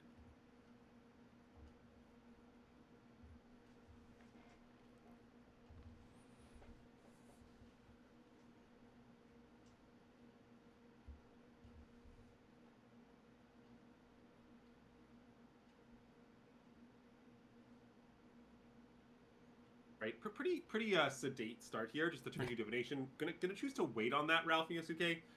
This makes a certain amount of sense. If you expose the Ral too early, then it can just be removed. Whereas if you play it kind of with a spell up, then you can put yourself in a situation where your opponent sort of can't kill the Ral, because if they try, then you're 50-50 to just have it live anyway, which can be a nice option. And in the meantime, Yosuke's made perfectly happy to just keep divination into more divination, wishing for more wishes. Although that said, this wish is probably going to stay in exile. So, yeah, I do appreciate all of the Storm cards here. I cannot read Japanese upside down, so I'm not going to be able to tell you exactly what they are. Though we did see Yosuke move those 2 cards from can play until next turn to must play this turn. Use them or lose them. Yeah. Look, anyone who played against me at Grand Prix Amsterdam saw me use not like written out cards, but have 3 separate exile zones going. Yeah. So again, I fully approve this choice. All right, here's Ral. Okay, so now we're gonna play the Ral, and we are just going to go for the Metamorphosis here. You could imagine, like, you know, trying to play some sort of game, like not instantly go for your spell. But no, Yosuke decides, I really want to cast these spells from exile this turn. So instead, I'm just going to guarantee the Metamorphose, and then I'm just going to use it to cast my Divination if my Ral gets removed. All right, 2 Ral pings for 1. Draw off Divination, 2 red mana in the pool, and then we'll re-divinate. And Wish is gone.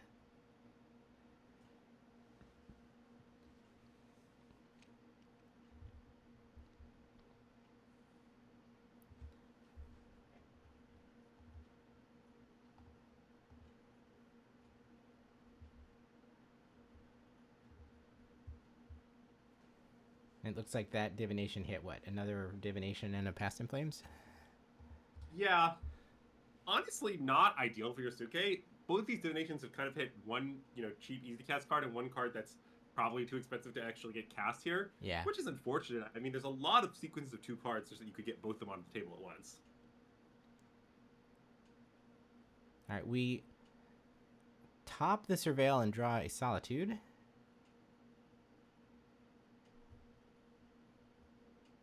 What else is going on over here? We've got it kind of looks like not much. Teferi, Flage, Ephemerate. Is that about what I see? Yeah, I agree with the not much assessment. Yeah, like, on the one hand, I mean, Yusuka's just sitting over their divinationing, which, isn't too exciting. But on the other hand, Ryu just has absolutely 0 pressure. So it seems like Yosuke has time to spin his wheels, divinate a bit, and kind of set up a difficult to stop lethal all at once. Yeah, and in fact, Teferi just minuses for a card with no other permanents in play. Yeah, definitely a bit of desperation there, but nothing wrong with minusing Teferi. You know your hand is bad, you just want to get the card. And honestly, there's not that much that's about anyway, so sure. All right, let's spin the wheel again. This time we hit Ritual Valakut Awakening. Awkwardly, I think the next mana source is an Elegant Parlor for Yosuke, so it's like Past in Flames, Ritual, Elegant Parlor, and 2 other spells that I could not quite see. Alright, so we play Valakut Awakening face as a land, and now the Ritual should move down the conveyor belt. Yeah, Past in Flames is gone. Yep. Yeah, both players kind of having a pretty anemic draw here, which I think fundamentally favors the Jeskai deck, but it's definitely a little complicated. Like, the Storm deck can reach a stage where there's so many resources that it sort of just combos through your first interaction piece or what have you. Yeah, tabbed Hallowed Fountain pass. We have picked up a Consign, so I guess there's that. And the draw for the turn is another Divination. In the form of Reckless Impulse.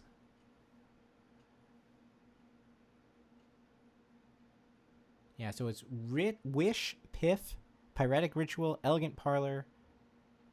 And we'll play the one that we have to play.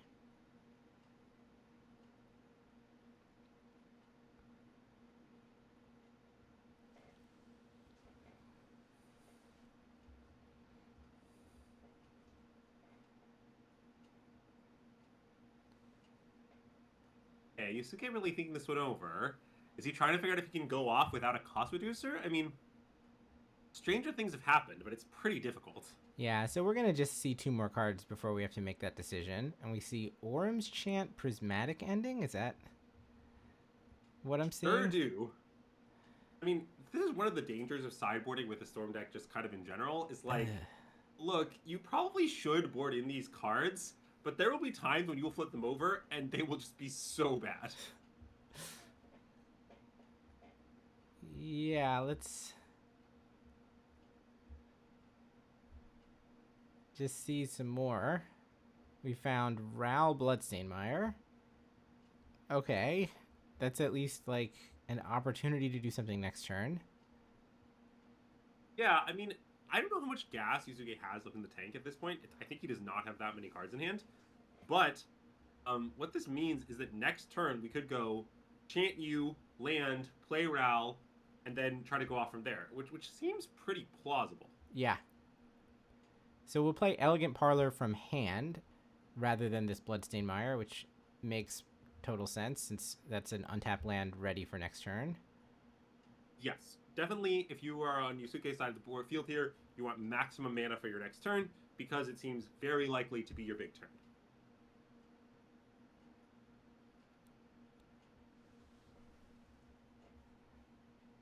We are looking at just how stocked the graveyard is. I mean, there's a lot of divinations there. We've played a couple of rituals. Now all of these cards should move down the conveyor belt, and in fact they do. Ryo is going to untap and look at a bunch of Phlagias again.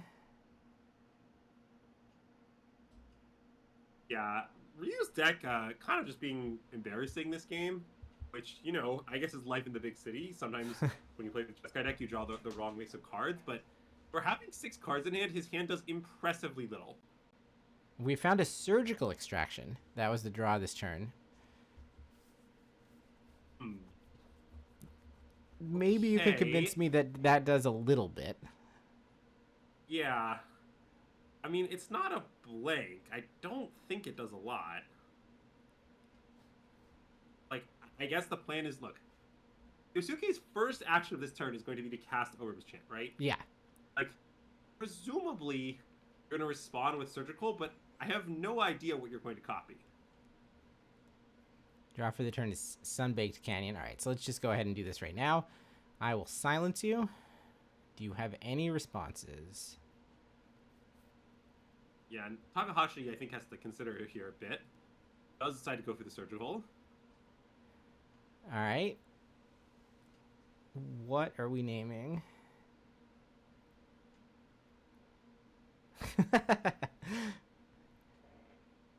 I really liked the smooth motion with which Yosuke fanned out the graveyard there. That was almost like casino style. Alright, we'll take Manamorphose. I mean, reasonable as the ritual that does cantrip. Yeah, I mean, look, Manamorphose is a pretty good card. You know, it's one of Storm Deck's better draws here, and almost always, taking them out probably does meaningfully increase Yosuke's fizzling chances, but on the other hand, like, this is pretty small ball. Like, the effect of this is, you know, measured in percentage points. Yeah.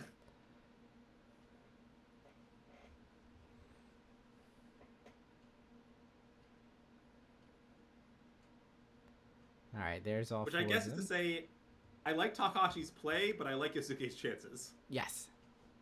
Well put. Judge astutely noted that that does increase the storm count. Sure does. See, I will say, you know, while I appreciate that Yosuke has all these separate exile zones, like, that's definitely nice. He does not have the separate storm counter for Ral count, you know, Yeah. which is, I think, a bit amateurish, you know, if I'm being frank. Well, there are 3 cards that are up in the top corner that haven't been put into to use yet, so I don't know what's going on with those. Okay, maybe one of those is the Ral count. All right, so our land for turn will be that Bloodstained Mire over the Sunbaked Canyon in hand, which makes total sense.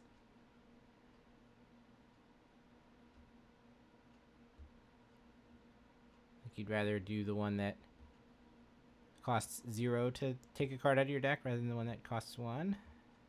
Look at that. There's the Ral count, I think. Yep. Yosuke heard me from halfway across the world, and get that Ral count out. All right. Pyretic Ritual. We rolled even, which is apparently take the ping. Sure. I mean, we're at 14. These rolls are pretty low stakes. Yes. Wish. Ral roll. Wait, can we just wish for Pip directly? We can, right? Yes. This just wish for Passive Flames go off? I believe so. Yep. Yeah.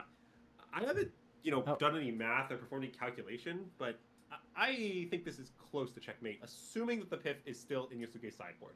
it could have been sided in, although that's unlikely. Yeah. Oh, we had Past in Flames in hand already, so we didn't have to wish for it. We actually wished for a ritual. Oh, okay, sure. Which We're just looking is at storm count. kind of cute, given that presumably, like you said, a couple of rituals were shaved to get this like prismatic ending in that is not going to get cast. Yeah, it's like, okay. So what you guys saying here is like, I'm going to cast you can play all on if these. you'd like. Yeah, but you are dead. Yeah, so these are. I see that I can read this one upside down. That says flashback. Ah, okay. This feels like when you play like Lear or something on Arena, and then it just like gives you access to your entire graveyard. Sometimes this happens with Sarah Paragon as well. Like suddenly I have 40 cards in my actionable zone. Wait, hold on. Something weird is happening here. I mean, because it looked to me like Yosuke said, "I'll cast this and cast this as a response," but you can't do that. Teferi's in play. That is true. Maybe Yosuke just said, "I'll cast this," and then immediately after resolves, I'll cast this. Maybe that was being indicated. It's hard to tell without hearing the players' mics. Well, given that the second thing that was... in any case, Ryo's happy with what just happened. We're going to do a game 3. Yeah, okay. Like, when I am the Storm player in that situation, and I have flashback to Past Flames, I will literally tell my opponent, like, look, you're dead, but... If you'd like to see it, I'm happy to go through the motions. But, like, Chant has been cast. Yeah. It's not like anything's being bluffed.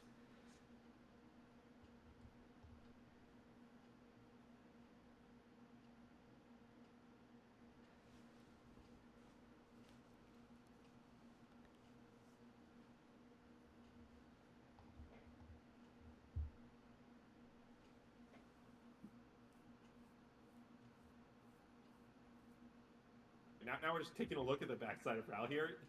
Yeah, it's a lot of words, but the upshot of all of it is, yes, this card is kind of broken.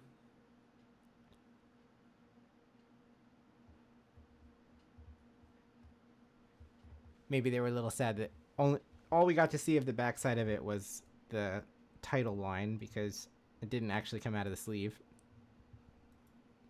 I mean, I guess I would say that I think when you play... people often concede to the Ral alts. Like, people often don't need you to really see it. So I think that Flip Ral does not spend that much time on the battlefield. Sure, there are some games where maybe the Ral is really bad and gameplay continues, or sure, maybe sometimes you flip it like early to kill like a failure or something. That's all possible. But most of the time, I think what happens is the Ral gets flipped and the slip gets slimed. This shirt is now haunting me. You are totally right. It's a wild shirt. Yeah, I want that shirt. I'm gonna love with you. I would wear the hell out of that shirt.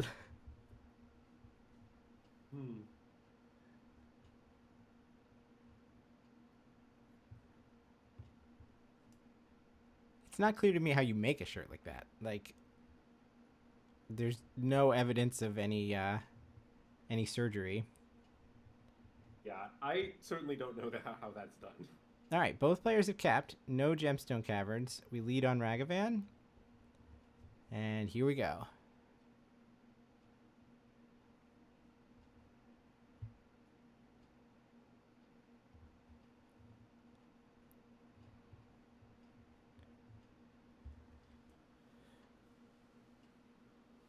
Ryo has access to Ren's Resolve.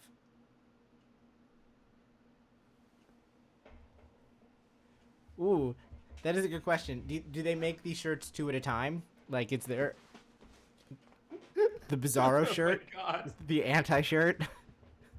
That is a good question.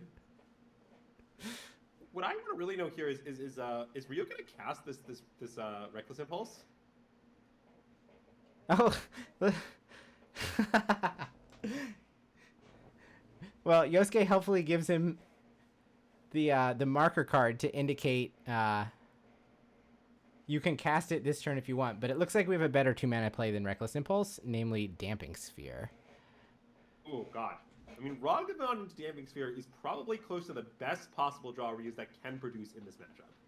I mean, it's pressure, it's a lot of mana so that you can kind of develop your board while you disrupt. And it's also just a great hate card that Yosuke will have to remove in order to win, and will kind of be bottlenecked until he does.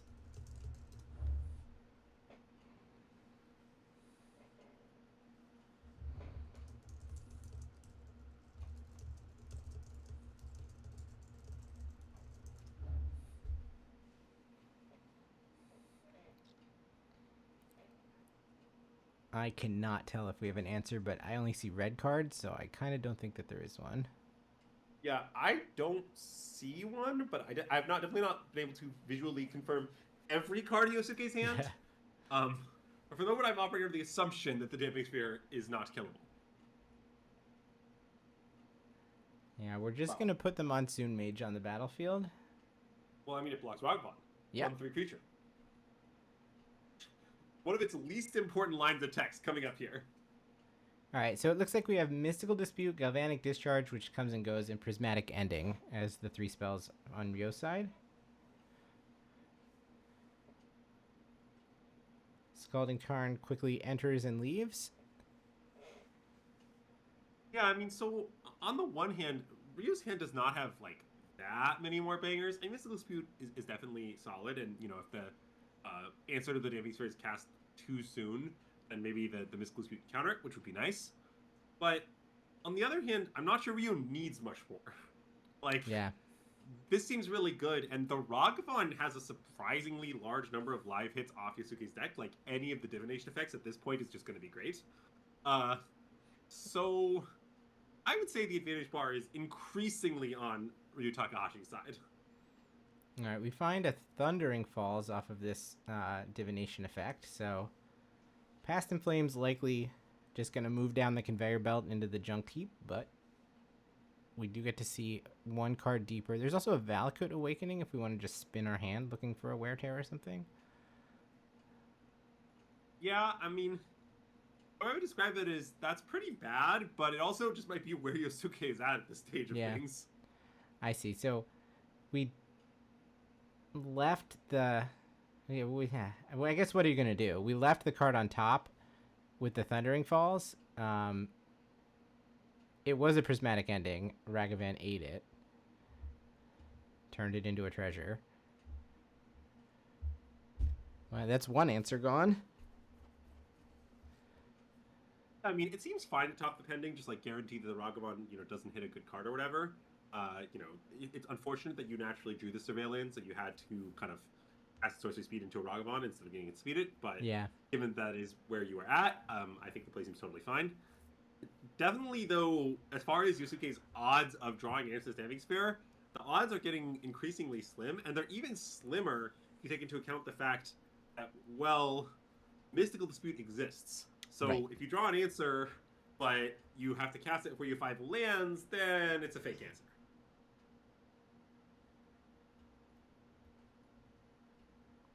And step Ryo is has fetched himself with Thundering Falls. At some point, we're going to move this card down the conveyor belt. Yosuke is very crisp about these things. Yes, I will say, over the course of this match, I'm really appreciating the clarity of Yosuke's game state, the crispness of his emotions. I mean, he's really putting on a class act here in the feature match, win or lose. I mean, technically... Does Ryo cast this?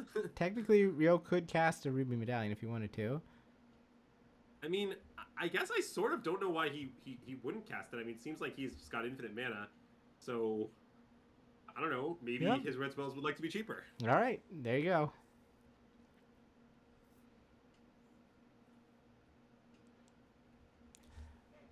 How much does this actually help? He's not playing any... So it makes Flage cost 1 less. It makes, I guess, Fable cost 1 less. Obviously, it doesn't help the backside of Flage, nor Galvanic Discharge, nor Ragavan. I mean, I guess it makes Dash 1 less, but there's a Ragavan in play already. It's not nothing. Not much, not nothing. Yeah, look, I freely acknowledge that the Ryu Dad effect on the game is extremely minor, but I really just think that Ryu might as well put on the table. Like, Yosuke isn't playing blue, or not much blue anyway. There's not much in the way of bounce that feels to worry about, so it just seems like having on the table is all upside. All right, Medallion, Manamorphose are the 2 cards found off this divination. Yeah, what's really happening here is Yosuke's starting a hand of 5 leaf energies. Yeah. And thinking, well, I can play this Ruby Medallion, and then, like, maybe I can cast a few spells each turn if it resolves, and maybe that somehow gets me somewhere, but I think hope is fading fast. All right, we do have a Bloodstained Mire. We need a 3rd land to play this Ruby Medallion in the first place. Thanks to ye olde Damping Sphere.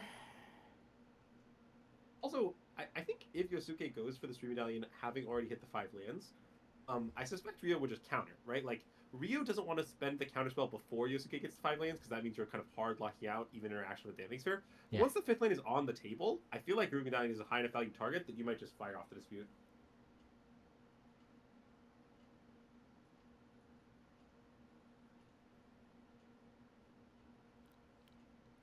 Now, it looks like Yosuke is going to play this Patient.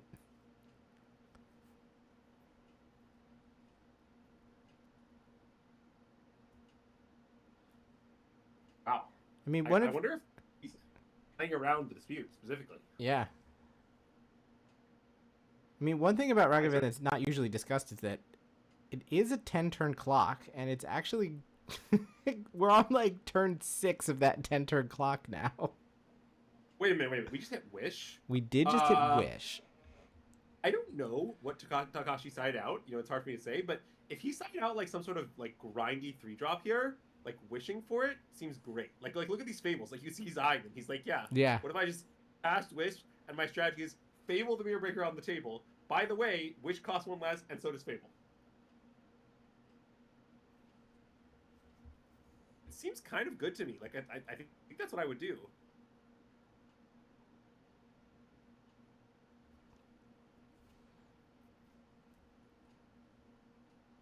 We're going to play Flage. Oh, okay, well... Yeah, I mean, having drawn a Flage probably means that the Wish for Fable line is off the table.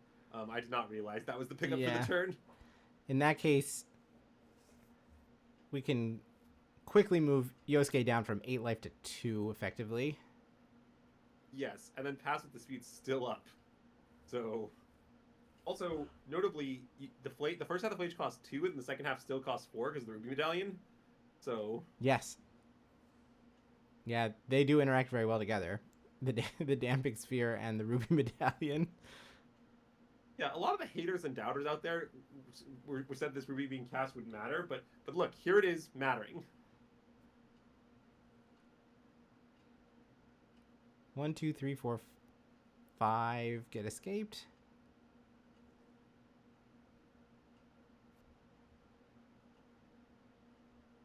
Yusuke says I have a response to the Flage escape? I don't know what that could be.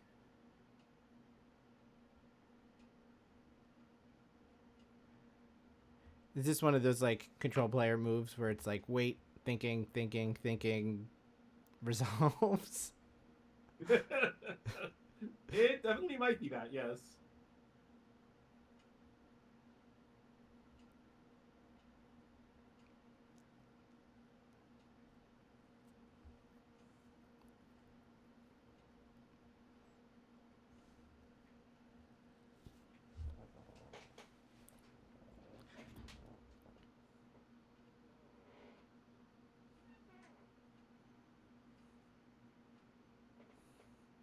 Yusuke's really thinking this one through, but I think he just has no moves. I mean, I might be missing something, but I don't understand what's being thought about. Like, look, Yusuke, this game was really unfortunate for you. Your opponent had a great draw, and you did not draw particularly well, but at some point you need to move forward.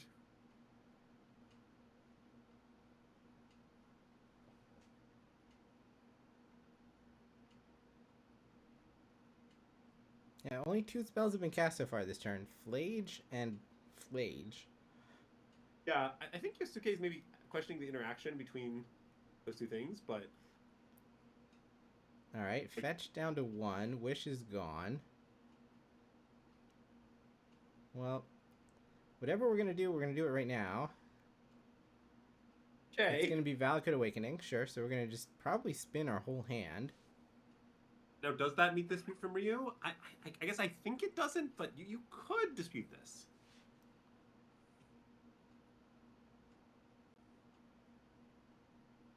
Hey, I mean, I think I saw a removal spell for the Damping Sphere among those cards. All right. Now, what do we do about the Inferno Titan, though? Well, I mean, I think we need to try to utilize player removal. I think Yosuke's only out is to kill the Damping Sphere and then fully combo this turn through Mystical Dispute. Don't ask me how the details of this. But that's I think the plan. Like, if I were Ryu, I think I'd just dispute the removal spell, and then it's like, well, if you pay, like, what else are you doing? Yeah.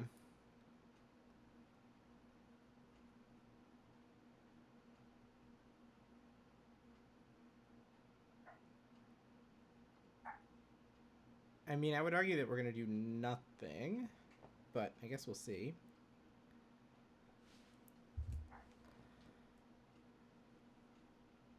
Yeah, and there's the handshake.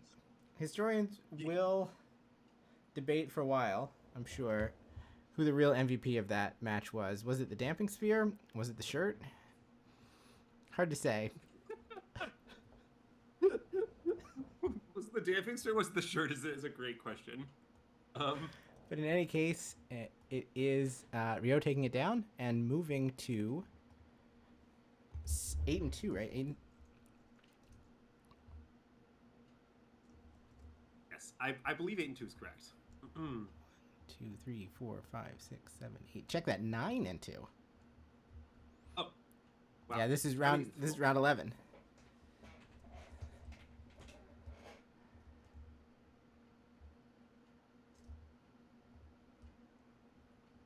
All right, let me check in on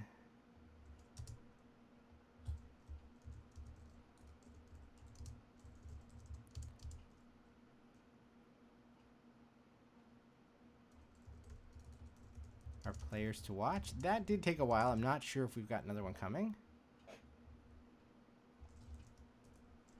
Though, having said that, it does look like there's still 11 matches out there, so it wouldn't shock me.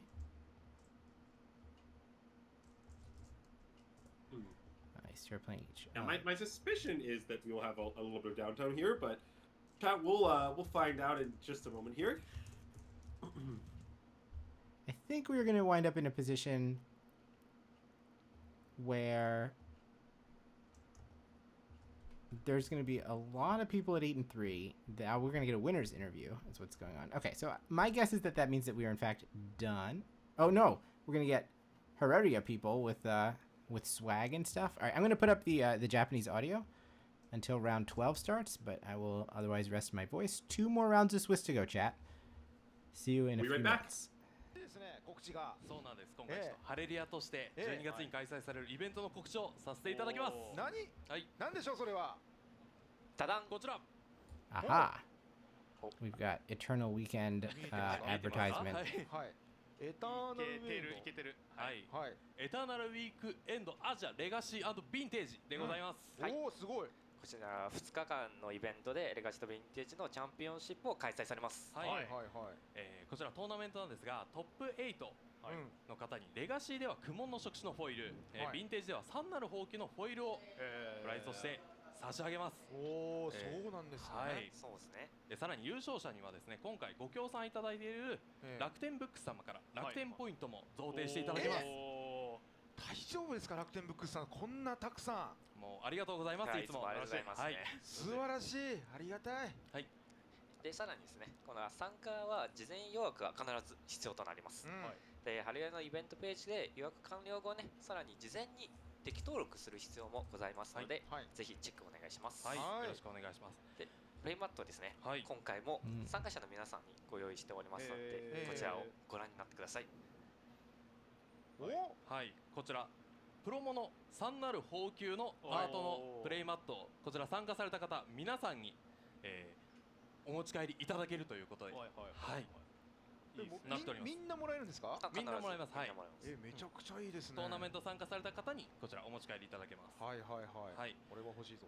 で今回そのトーナメントの話ばっかりしてきたんですけど、サイドイベントもありまして、はい。こちらは事前予約不要で4名フライト式でレガシーヴィンテージが遊べるほか、統率者戦もあります。あら。はい。なんでレガシーヴィンテージいやさすがに遊んでないなという方も、はいフラッと遊びに来て、トーナメントの雰囲気感じつつ遊ぶみたいなこともできます。おお、はい、すごいですね。じゃあもう逃走者と言ったら一徹さん、はい、一徹さんと言ったら逃走者っていうぐらいありがとうございます、ありがとうございます皆さん盛り上がることは間違いなしですね。そうなんです。なんで逃走者のデッキ握りしめて会場やってくるのもいいと思います。はいはいはいはい、いいですね。で、こちらそのサイドイベント参加するとですね、ただ遊んで楽しいだけではなくてですね、参加回数や勝利回数に応じてポイントを貯めて、そのポイントを景品と交換することもできるんですね。はい。で景品の中にね、特別に作ったタンブラーとか、T シャツとか、コスターとか、そのマジックのマナシンボルが映っているような特別の商品がございます。いや嬉しい。やっぱマジックファンとしてはそういうね、グッズ系の供給もっと欲しかったから嬉しい。やっぱり身の回りにねマジックっぽいものを溢れさせたい人多いと思うんですけど、いいチャンスだと思います。いや本当ですね。だから市川さんもぜひね配信の時にそのタンブラーとか載せてください。いやまあ僕マジックのグッズといえばね、僕みたいなところ国内で唯一ニコル・ボーラスの毛布持ってると思います。プロッツァー会場買いました。大きいやつですよね。すごい。よかった。これは嬉しいですね、市川さんとしても。サイドイベントで。これたくさん用意してます。公式ホームページでもうある程度公開されてますので、ぜひぜひご覧になってください。でこのサイドイベント土曜日の方はですね午後からオープンとなりますので、この点だけお気をつけください。はい。でさらに他になんか事前抽選が必要なイベントもあるらしいです。超スペシャルなイベントもあります。どういうことですか？事前に抽選して参加するイベント？そうです。絶対に激アツ。お願いします。それがなんとオールピック FF ドラフトフォイル版です。はい。つまりですよ、フォイル版の FF のカードが全部並んでる中でピックドラフトをやっていただきます。はい。もうこれは到達。オールカードロチェってことですか？そういうことになりますね。オールカードロチェスタートラフト。そうです。はい。 Talking about some of the side events at the Eternal Weekend. One of them sounds like it's going to be a rotisserie draft of the entire Final Fantasy set, but like they're going to lay out one of each foil. Kind of wild. ホイールのファイナルファンタジーのカードのオールカードロッチでしょ。そうすごいっすけどね。すごいですね。なるほど。まあそれは抽選でしょうね。抽選ですね。これねいっぱい並んでるとこ見に行くだけでもかなり楽しいと思いますが。ちなみに継承士カードとかは含まれてるんですか？公式サイトでチェックしてください。気になってしょうがねえなおい。欲しい情報はここで欲しいんだけどな。いろいろ公式情報にホームページに載せてるんで。なるほど。確認させていただきます。なるほどね。でさらにですね、まだあるんですか？まだあります。すごい。こうねやっぱりマジックのイベントといえばマジックプレイするだけじゃなくてお買い物楽しいっていうのもあると思うんですけど、物販ブースも充実です。もちろん主催者の私たちそのハレルヤの他にも6店舗様にご出店いただけることになりました。すごい。こちらですね。はい。うわあ、こうやって協力してくれる店舗様がいらっしゃると。はい、ありがとうございます。ありがたい。はい。というわけで。エターナルウィークエンド2025アジアなんですけども、会場来ていただければ、レガシーヴィンテージはもちろん、もうマジックみんな楽しめる、もうすごくいいイベントになると思いますので、皆さんぜひぜひ、公式ホームページもチェックしていただければと思います。言いましょう。パシフィコ横浜ですよね。はい、そうなんです。ぜひぜひ予約して皆さん遊びに来ましょう。はい。まあ他にもなんかお伝えしたいこととか他にあったりしますか？マジックって最高。さすがです。これだけを伝えたかったですね。さすがですね。一番安全牌なワード。Says, do you have anything else to add? And he said, "Magic is the best." I mean, fair. 大事なことですから。ありがとう。エリアさんから一徹さん、大臣さんでした。ありがとうございました。ありがとうございました。いやー、楽しみなイベントが盛りだくさん。もう毎月やった方がいいんじゃないか、こんなの。エターナルウィークエンド。やっぱね、レガシー対ヴィンテージプレイヤーとかやっぱこういうビッグイベントやっぱ欲しがってるじゃないですか。まあそうですね。なんかエターナルウィークエンド結構こういうなんですかね、地域施設と被ることとかが多くて、なんか僕参加したこと今までなかったんですけど、今回はね世界選手権の翌週なんで、参加しやすいですし。いやそうですよね。そう一応もう予約してます。本戦予約してる。レガシーとヴィンテージ。ちょっとヴィンテージはねちょっとね、今カードないんで。まあデッキ借りるかもしれないかなって感じ。今のところ、まあ、レガシーは多分出ますね。95% ぐらい出る。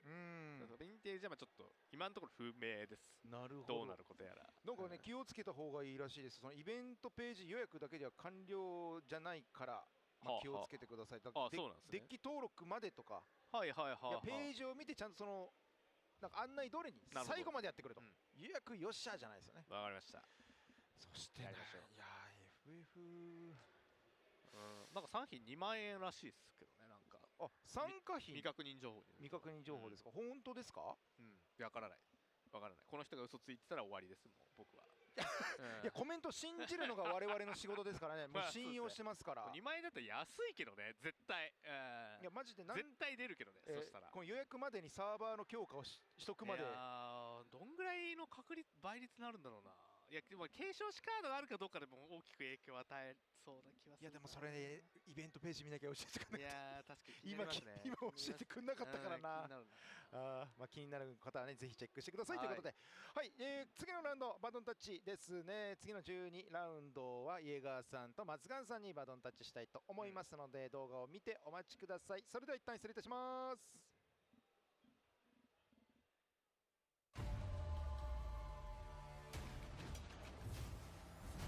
That's enough. You can't deflect my attacks forever. Think so?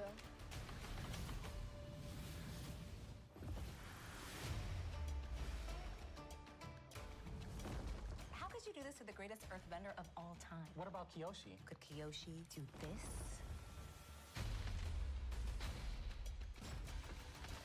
Turtle ducks! Oh, they're so cute. Appa! Look, my cabbages! Wait, did you open an Azula? What, so we can Agni Kai for it?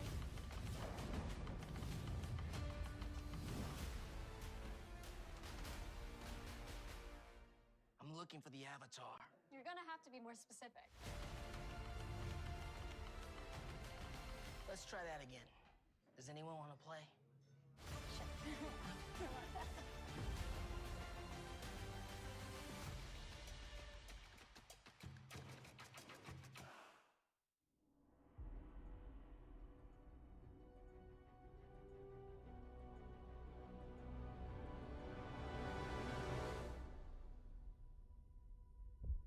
Some think there's nothing beyond what is known. But I came from nothing.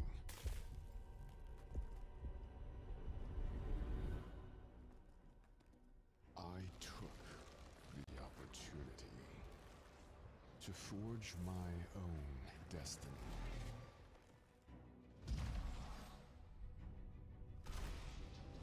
I will make the stars tell me their secrets and bring these planets to their knees when I know everything.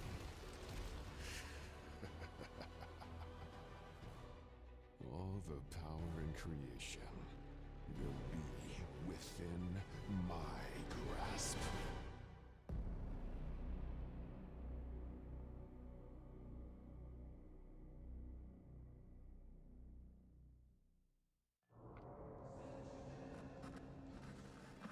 Original and professional salad shooter.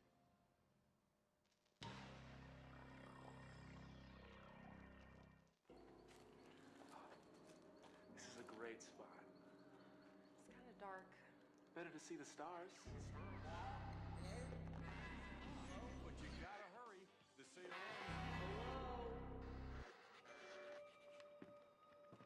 Testing 1, 2, 3. What are you drawing, sweetie? My new friend. Anyone receiving this?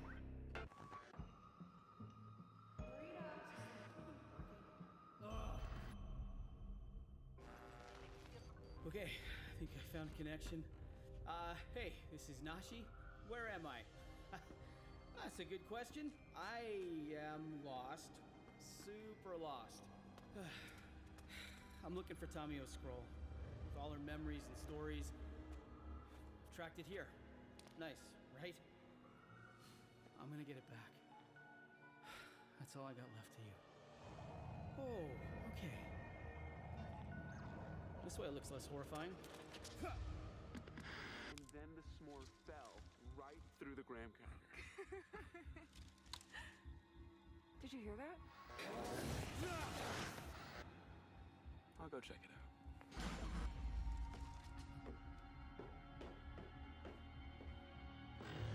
Coming through! Who needs this many mirrors?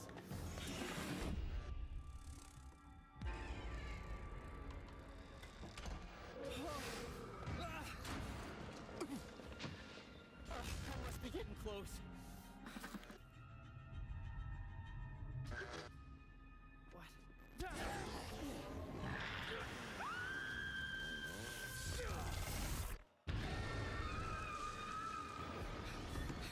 Not going back that way. Okay, let's do this. I'm not sure I'm gonna make it out of here. So if this is working, if anyone's seeing this, please send help. Anyone.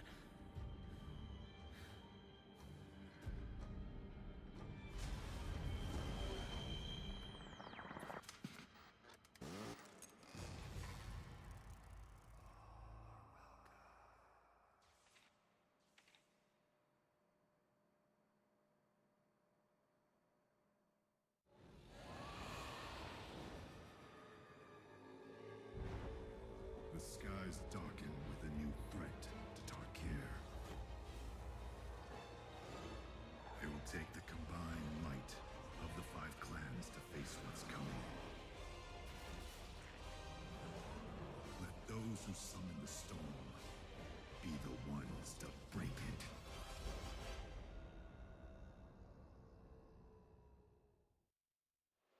はい、ということでお待たせいたしました。続いてラウンド12となっていくわけですけれども、いやいやいや、熾烈な戦いというところが続いてますし、まあ、いよいよもうそろそろそうですね、はい、トップ8が近づいてまいりましたね。近づいてきているという中でのラウンド12ですけれども、ラスト2ラウンド、ラスト2ラウンドになりますね。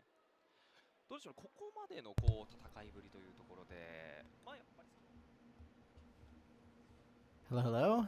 We are getting ready for round number 12 here. There's 2 rounds left, which means I think we're at the point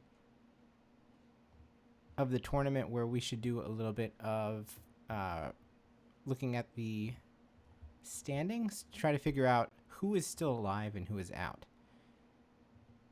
Oh, it's time for the most exciting part of our show, standings math time? Yeah, I think it's time for a little bit of standings math. So the top 12 after round 10 have 25 match points or more. Then there's a huge clump of people, 13th all the way down to 40th, that have 24 match points. But it looks like 31 is going to be the magic number. Anyone that gets up to 31 is going to basically clinch. Like, I think table 1 should ID. So, and in fact, they already have ID'd. So that's 2... that's 2 people in the top 8 already accounted for. 2 slots are done. Yes, and to be clear, the 2 people in question being Atsuki Kihara and Hiroki Kageyama? No, so it is Atsuki Kihara, but there is another person who's 10-1. His name is Shinnosuke Hondo, who is also playing Affinity. So we were denied an Affinity Mirror due to the ID. So be it. But then tables 2, 3, 4, 5, and 6, I believe, are all playing like effective win-ins here, where the winner is going to get to 30. Say it again. It looks like we may have a match, though. Yeah, we do have a match. So we should get ready for that one for sure. I think that tables like 2, 3, 4, 5 are playing like effective win-ins, where the winner is going to get up to 30 match points, and then they're going to be able to draw next round. So there's only going to be a couple of spots left after this round. I don't know if anyone on 30 is going to have the ability to get in. We'll be able to do more precise math, obviously, with 1 round left than with 2 rounds. see if we can figure out who we've got.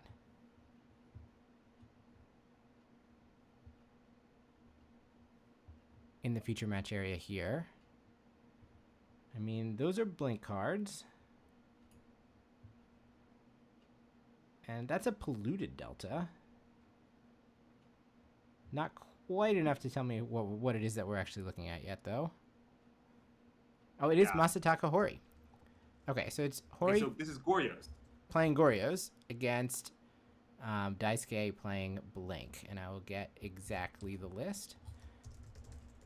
Yeah, so this is actually a fairly controversial matchup in my circles. Because there's definitely kind of a contingent of people who sort of believe that the Blink deck is ahead in this matchup. Wow, and there's the Attracts at the top. You'd love to see that if you are a Masataka Hori fan, which I certainly am. Yes.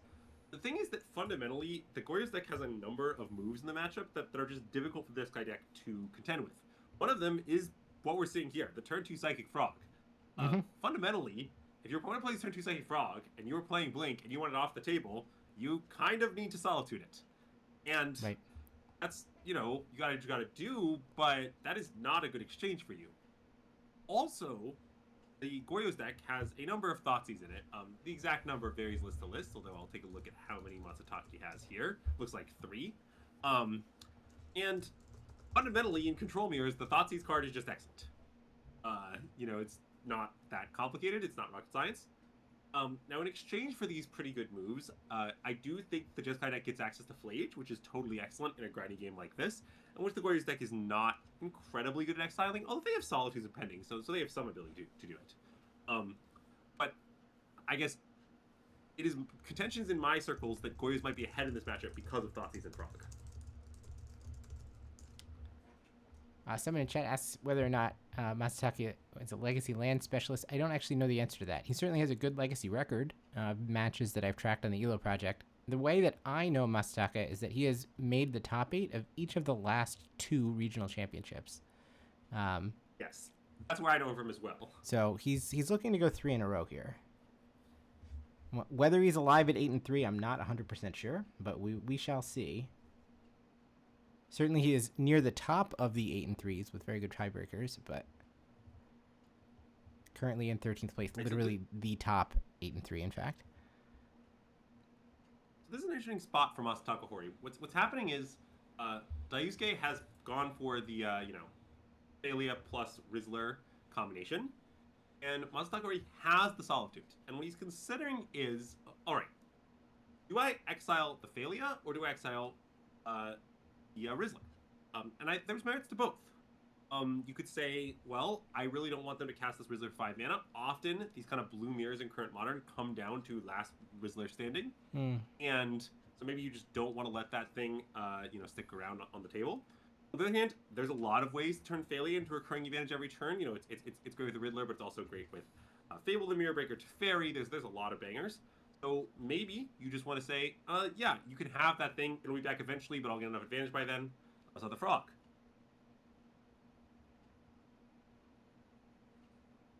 Oh, wow. What he's actually saying is, I'd like more information to make this choice, please. Yeah.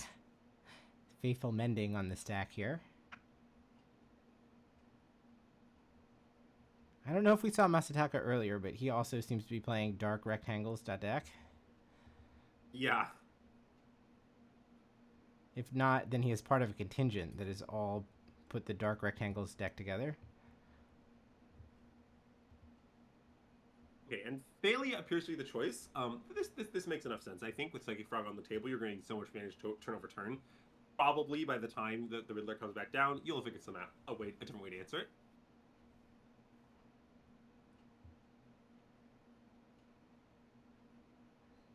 Consign answers the yeah, the correct answer is apparently it doesn't matter. Yeah. Answers the Solitude Exile, and of course it then just gets evoked away, and Riddler is in play.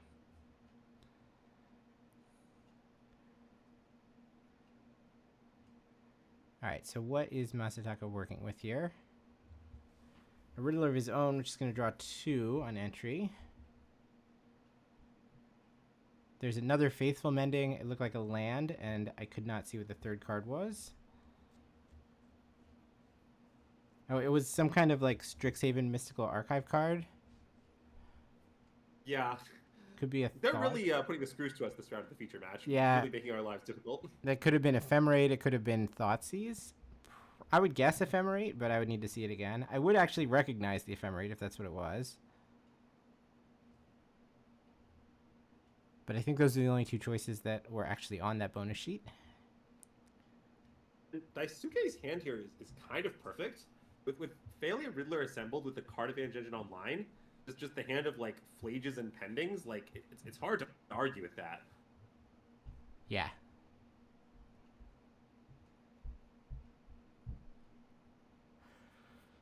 And here it comes. It's gonna go after the frog. We will just discard to save it. I mean, Daisuke had the option to just exile the frog. Like, presumably, this was his intention.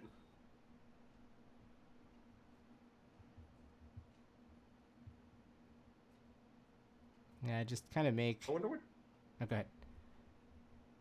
What is Phalia blinking? Is it blinking out the frog from the counters? Or is it blinking nothing? Well, if it's blinking nothing, it's going to get eaten, so it would make sense for it to blink the frog. Well, the frog has 3 damage on it. Oh, that's true. It took a lightning helix. That's correct. Huh. All right, that one that got really flipped was definitely Ephemerate. It looks like it might not have done anything, but it doesn't make any sense to me. Okay, possibly a small misstep there for Daisuke. But regardless, so now I would say Masataka is in a zone that Goryo often finds itself in, which is basically Reanimate Atraxa soon or lose. Yeah, Goryo's are bust. The 2 cards are Force of Negation and Unclear. Was that a Fateful Mending? It was a Dark Rectangle. That's all I got. I think it was a Faithful Mending, but I'm not 100% sure what it was. On the other side, it looked like Plains, Ragavan, Pending, and Flage number 2. Yes. As they say in the business, the goods. Yeah. All right, so we will go after the Prismatic Ending, and we'll answer that with a hard cast, Force of Negation. Sure. I mean, that seems fine, but, like, the 7 damage coming across plus the Flage coming back next turn, I mean, you have to get moving. I think next turn is the last chance for Goryo's. Now, admittedly, I don't think Daisuke has a lot of ways to stop Goryo's from resolving in the main deck. So, Goryo's or bust isn't the worst place to be. But I do think we're just Goryo's or bust. With this Ragavan being dashed, then this attack is actually going to be for 9, or are we going to blink it out? Oh, we are finally going to blink out the frog. So now this is going to put Masataka to 3. Wait, it looks like the Quantum Riddler stayed home? You're correct. So never mind. It put Masataka to 7. Odd. Yeah, I think trying to deny his opponent cards, you know, just like, this means the frog can't attack for a card. So essentially, by you're losing 4 damage, but you're just saying I want you to have 1 less look at Goryo's. That's what really matters. Oh my God, Black Rectangle has been cast. Yeah, it is a Faithful Mending, and it looks like it found Land Solitude. I think Land Solitude does not seem anywhere near good enough for the Goryo's player here. Yeah, so it's Force of Negation, Hallowed Fountain, and what I believe is a Solitude. Certainly a white card. Yeah. So the next question is, can you buy 1 more turn somehow? I'm not sure I see how. No, it's going to be an attack for 7 and then a Flage trigger, so it looks like there's 10 that can't be dealt with. You also could dash a Ragavan, blink out the frog, and attack for 9. Yeah. Well, I mean... Yeah, all the knives are sharpened. It's just a question of how you want to carve him up. Yeah, I really think this entire game really comes down to that 1 consign turn. The fact that Daisuke was able to get through his Phalia plus Riddler combination into the opponent's frog plus Solitude was just game deciding. It was everything. from that point forward, Phaley and Riddler just kind of systematically dismantled everything the Goryo's deck tried to put together. There was a few turns where a Hail Mary Goryo's might have pulled things back from the brink, but it was not located, and Jeskai emerges with the W in Game 1.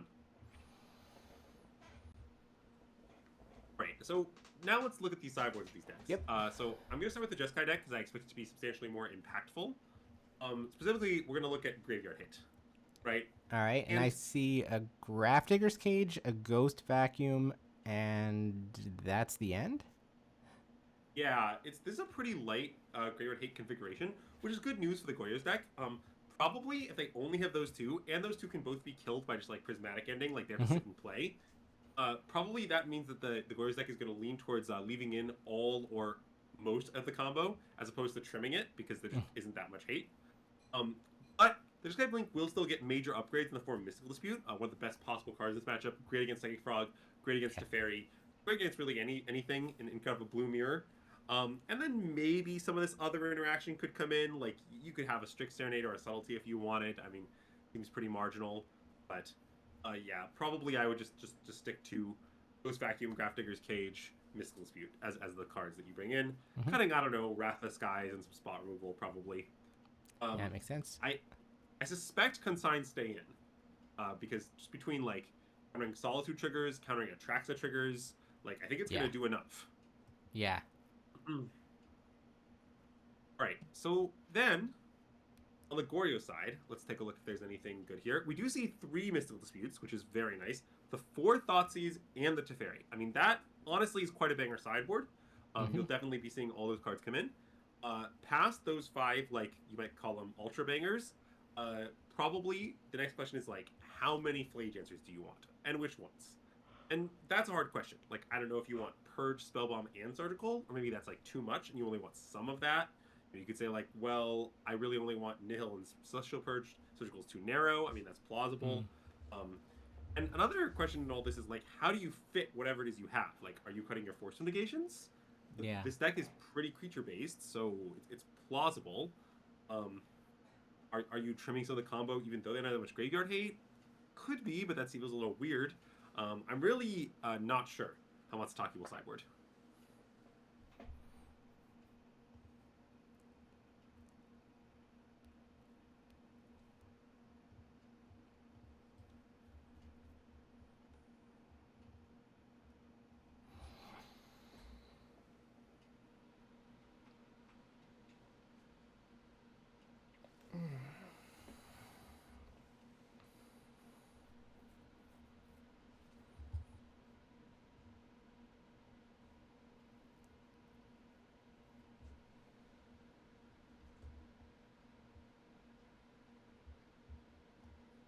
It looks like Masataka has only played against Jeskai once so far this tournament. In round 9 against Yuta Hori. I wonder if Masataka Hori and Yuta Hori are related in some way. I mean, that's plausible. I don't have a great sense of how common that last name is. And neither do I. On the other side, it looks like Daisuke has played Goryo's twice and has split those 2 matches, both of them going 3 games.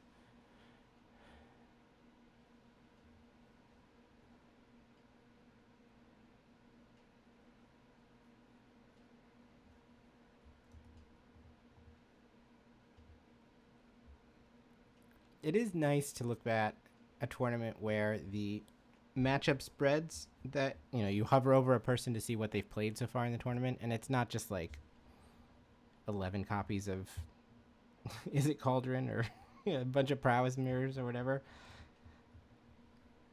It's one thing that Modern does have going for it. I mean, look, I think Modern can best be described as the people's format. It has a lot of diversity. You can play the same deck for long periods of time if you want to. You know, the trade-off for that is that the gameplay isn't always the most interactive. Yeah. But, you know, you can have everything.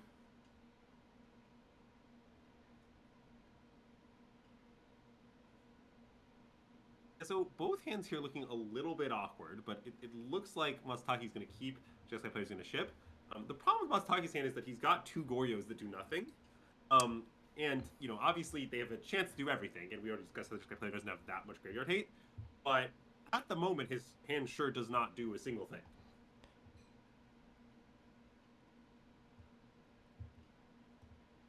It looked like the Jeskai hand had both of the ephemerates and nothing to really blink with them.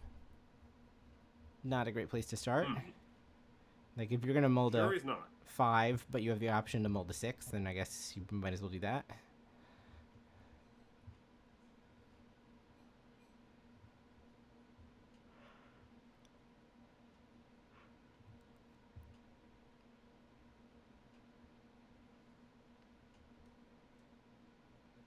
Looks like Masataka is playing the role of his team businessman against Daisuke. We just bin a Traxon 1 in our double Goryo's hand? Yeah, no problem. Just surveil that right in the bin. Wow. Easy. But it's met by a turn 1 Ghost Vacuum. Look at this. Wow. That was some crazy swings. Yeah, we know there's only 2 pieces of graveyard hate from the Jeskai deck, but they are both 1-drops, and we did mulligan our way into one of them. Yeah, but even Cage here would be much less effective, because in Masataka Hori could just, like, you know, keep on trucking, eventually kill the Cage, and then get, you know, Atraxa. Yeah, that Atraxa is just gone. Brutal. Alright, let's Thoughtseize. And see a hand of Mystical Dispute, Force of Negation, Solitude, Ephemerate. Yeah, so this is a pretty tricky Thoughtseize to navigate for Masataka. You know, all 4 of these cards are sort of middling, so it's not all clear which is the most annoying. My guess is he wants one of the blue counterspells, but it's hard for me to say which one. It looks like we're going to take the Dispute.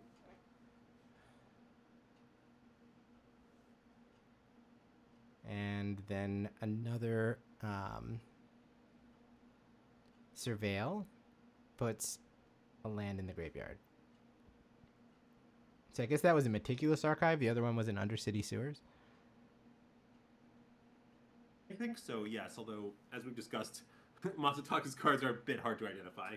I just got new glasses last week, and they're being put to the test. Let's say that. Even just to try to tell whether or not 2 of these cards are same or different is quite a challenge. We've gotten a gray basic land. Is it an island? Is it a plains? Is it a swamp? Yes, it's one of them. All right. And Teferi has resolved. Well, right, because we did Thoughtseize and we saw Force of Negation, but we took the other blue card, right? So. Right, so if Daisuke had just happened to peel a blue card in his 1-draw step, I mean, presumably the Teferi would have gotten forced. Yeah. You know, it's not... The force is not going to do anything else as long as Teferi's on the table, and Daisuke doesn't have another way to remove it. But now that Teferi's down, Masataka's kind of sitting pretty. I mean, the counterspells are blank. He's got a lot of time to figure things out.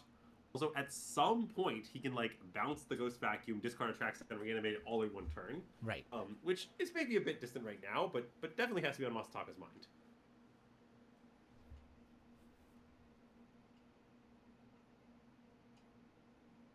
Daisuke does not find land 3. We play a Shadowy Backstreet, or one of these Surveil lands. And Teferi's just going to keep going up to the moon.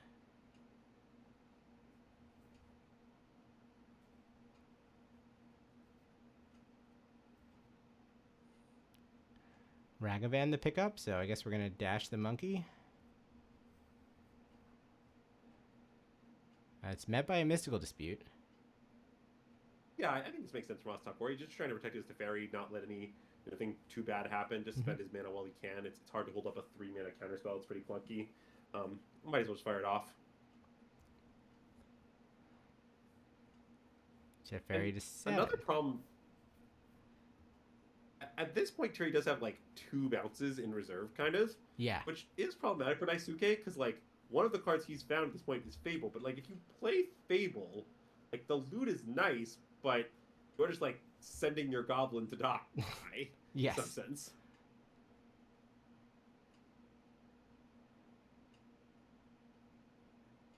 Like, it might definitely be right for him to do this, but I don't think Masataka is too scared. No, this is just suspend 1 Faithless Looting. Yeah. Masataka correctly flips a die over to 4, but left the 6 there. That's not how Teferi works. Up to 10. Your goblin token's bounced.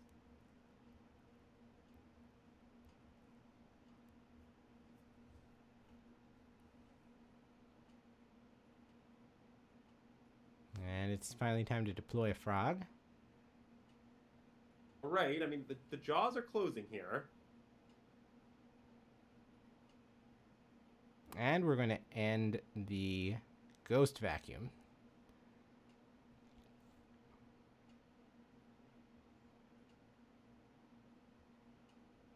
Yeah, I'm not exactly sure what prompted that from Masataka. I mean, not an unreasonable play, but it also seems like there's no rush. Maybe just trying to preserve cards in the graveyard for Psychic Frog jumps in the future. Yeah, that does make some amount of sense. Frog is the one thing that does kind of care about graveyard quantity rather than just pure quality. Looks like we have Ragavan, Solitude, Ephemerate as the cards that we have access to.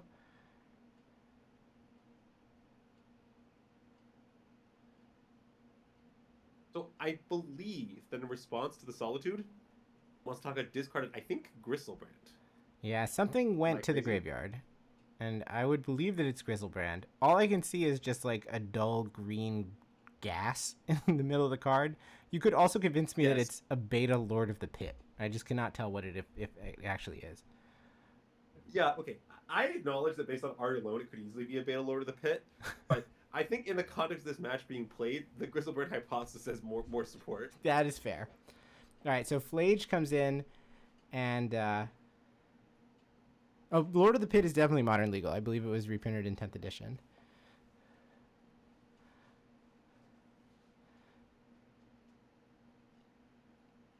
All right, let's find out what it actually is. We appear to be paying life to draw cards. So, okay, the Grizzlebrand hypothesis is confirmed. Yes. Now, the awkward thing about the set of cards that Masataka happens to draw is I don't think he found an answer to Flage.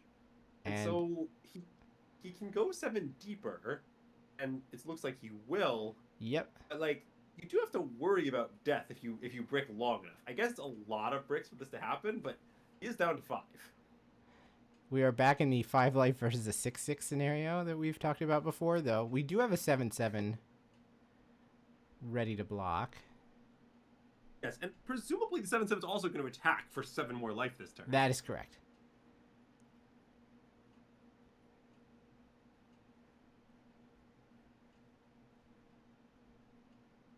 Okay. Yeah, and now that Prismatic Ending Pitch to Solitude clears the Flage, that is the writing on the wall. Yes. And we head to game 3. Don't expect much different in sideboarding here, but I will say the dynamic of the Jeskai deck beyond the play is a little interesting, just because there's a lot more ways to answer Psychic Frog when you're on the play. For example, if they play Psychic Frog on 2, you play Phalia on 2, you can attack and consign the return trigger if you're on the play before the Frog has a chance to hit you for a card. Also, if they play Frog on 2, you can untap and play Teferi, and assuming it does get Force Negation, that's actually a pretty decent answer to Frog. So, in general, Psychic Frog is just like much less scary when the Jeskai deck's on the play. Certainly, I'm not saying like you'd like cut it on the draw or anything like that in the Goryo's deck. It's just significantly less threatening.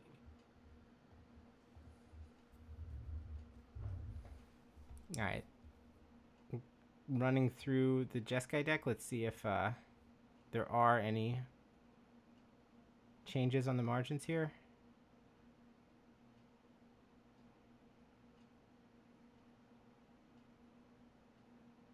I mean, watching Masataka sideboard is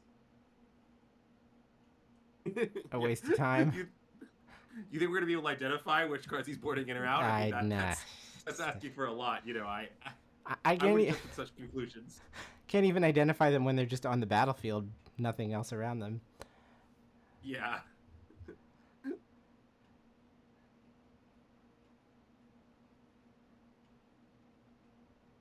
Those are the Thought Seizes that are out. I guess that's the way that he's decided to make room. I'm pretty sure I saw all 4 Thought Seizes put together there. Interesting. That's quite surprising to me, but you know, I'm not sure. I mean, you could never be more than about 50% sure, which is to say, completely unsure.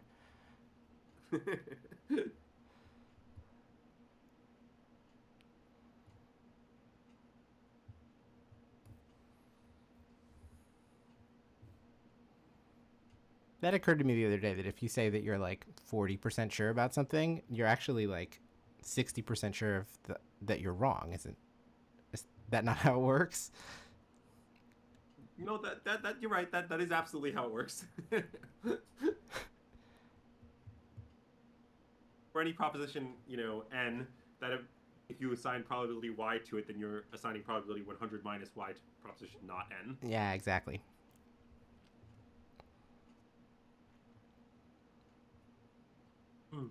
Anyways, I hope you enjoyed this brief deviation into formal logic as the players finish sideboarding here.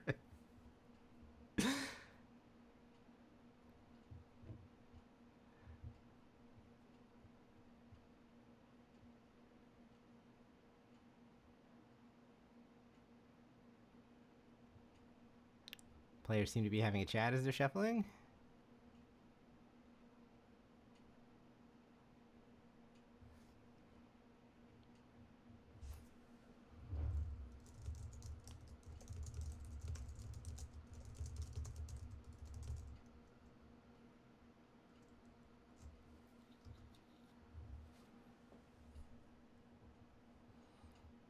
Okay, so the answer is that whatever those, the 4 cards that I saw that were out from the Mystical Archive may have been the 4 Ephemerates and not the 4 Thoughtseizes, as there is certainly a Thoughtseize in Masataka's opening hand. Though, having said that, away it goes. I cannot imagine Masataka taking Thoughtseizes in this matchup. I mean, it just goes so far against everything I understand about the world. You know, I'd have to question my sanity. Yeah.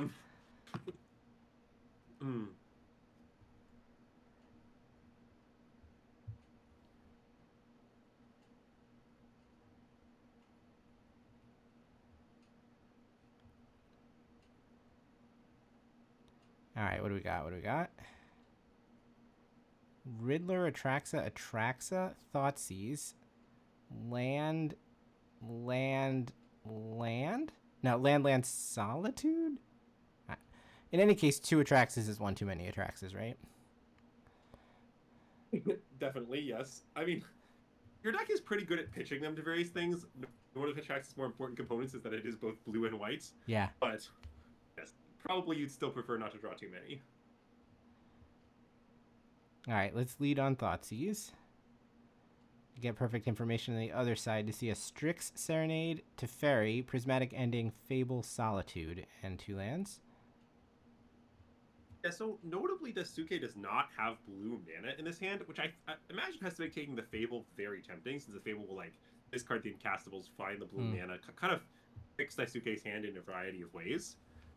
Now, certainly, we don't know what's in Masataka's hand, and based on that, it's possible something else is particularly scary. You know, maybe if you had Psychic Frog all rolled up, you consider taking the Defending Game. Maybe you have a bunch of counter spells, you take the Teferi, as we were seeing here.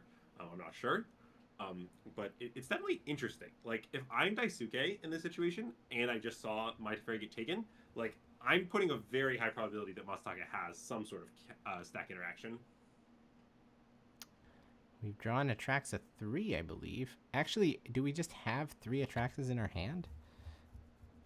There's multiple Atraxas in hand in any case. Yeah, I mean, the fact that Daisuke's drawn the dog means you kind of need to not draw Atraxas anymore. You need some real spells. Yeah, so we do have a Solitude, and we can pitch to clear the dog before anything goofy happens. Daisuke picks up Ghost Vacuum. So now we're going to... I think is once again lacking his 3rd land. We're going to have to play this Song and Dance again.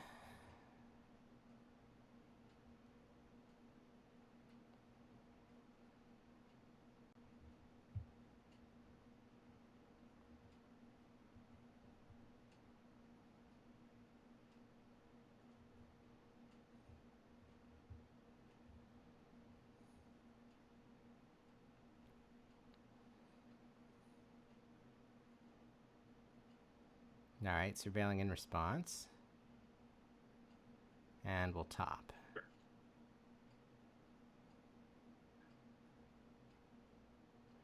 Plant. All right. Yeah, makes sense. Riddler. I mean, sort of. God, Masataka's hand is really not functional here. No, it's quite clunky. It is in fact just clunky might be an understatement. 3 of a kind, right? Yes, I mean, we need a faithful mending and we need it yesterday. Yeah. All right, Solitude under the vacuum. Now, on the other hand, Daisuke could give Masataka a fair amount of time to find it. If he can't find land number 3, we know he has a bunch of 3-drops in hand, as well as an uncastable Strix Serenade. And it's just a fetch land and a pass. Pass back. Wait, did that whole turn cycle go through without Ghost Vacuum getting used? Yeah, I think that is what happened, which is definitely a little weird. Although, I mean, there could be some logic to it. If you're worried about some sort of sequence like, you know, cast Faithful Mending and then while the Ghost Vacuum is tapped, bring back an Atraxa, like you might consider just sitting on the Ghost Vacuum untapped, especially when nothing is like that important to exile right now. Like, sure, you're using fodder for future Psychic Frog, but aside from that, exiling like these random fetch lands and does not matter very much. Yeah. All right, surveil off of this meticulous archive.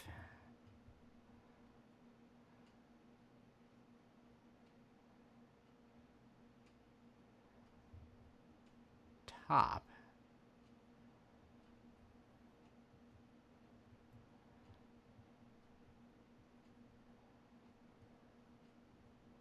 Okay.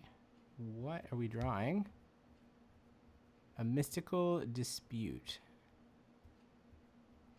Alright, so now we've picked up Solitude, Prismatic Ending. These are all cards that you could imagine Daisuke having that are A, not a land, and B, not castable. Land number 5 will let Riddler come down. Yes, Masataka's Hand of All Leaf Energies does unfortunately mean that both we don't have any cards to do anything and we don't draw 2 on a Quantum Riddler, but Quantum Riddler coming down at all is still obviously very good for Masataka. Alright, if we're going to Solitude it, we're going to wait to see another card. How about Extra Flage? That seems like a reasonable one to pitch. Wow. I mean, this game is just absurd. Both players' draws have just been unfathomably bad. Alright, it is Solitude pitch Flage.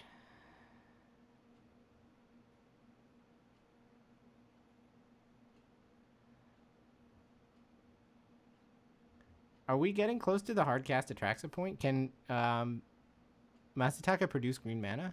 Yeah, there is a Hedge Maze in the deck.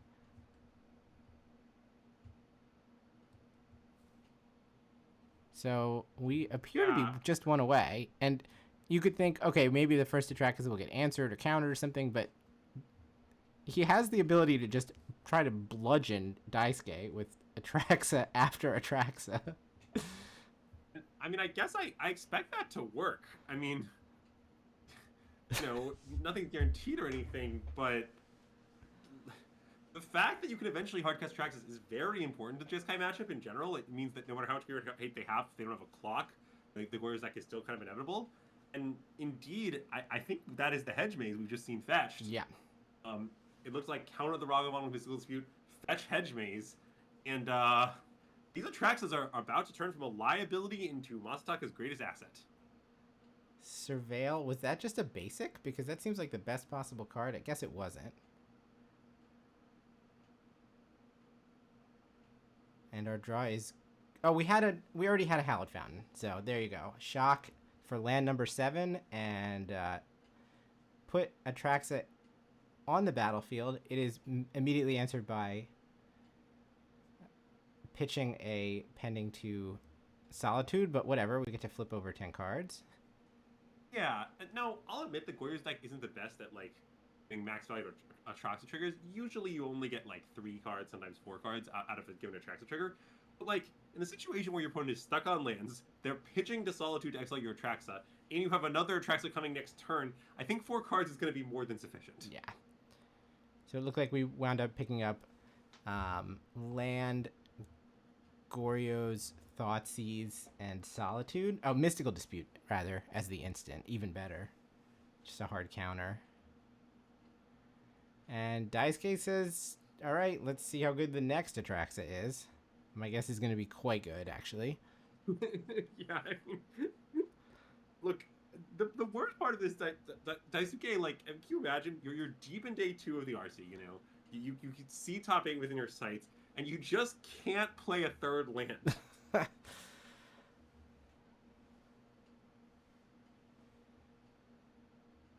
So now we actually can Thoughtseize before playing Atraxa number 2. What is actually going on over there? It's blue card, blue card, blue card, 3-drop, 3-drop. You're not allowed to fail to find, but it is tempting to be like, sure, okay.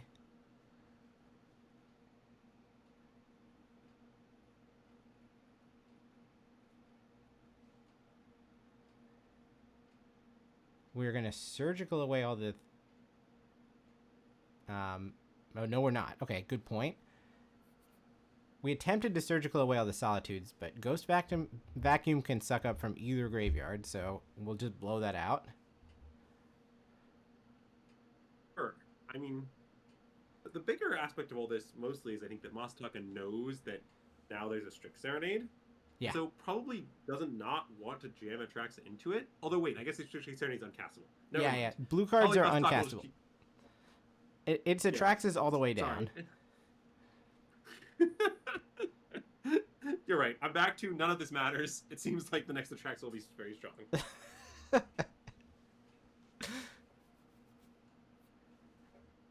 You just really never know what you're going to get when you start to play a game of Magic.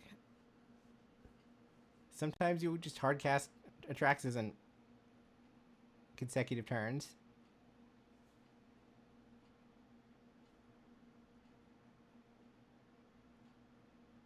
One, two, three.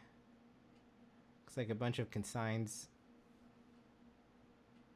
are going to be issued in favor of a Faithful Mending. We got 4 cards off that one as well, but perhaps more importantly, we got a 7/7.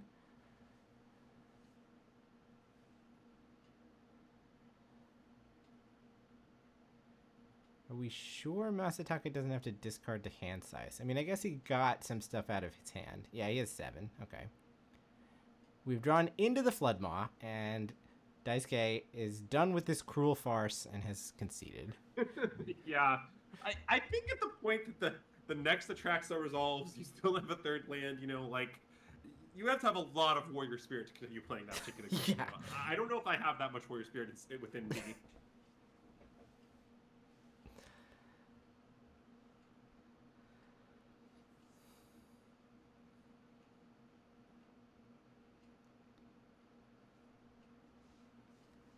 All right, let's see what else we have here in round number 12.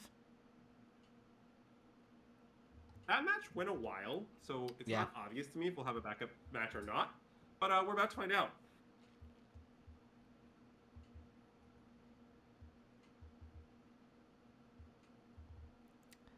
Looks like Rei Hirayama lost this round, so unfortunately, I do not think we will get to see him this weekend. He has now fallen to 84. That's a huge letdown. Man. One of the things I look forward to every Japanese RC is that we might get to see Rei Hirayama on camera. Man. Yeah. All right, well, there's plenty of strong players left in the race, but yeah, I certainly feel that one in particular.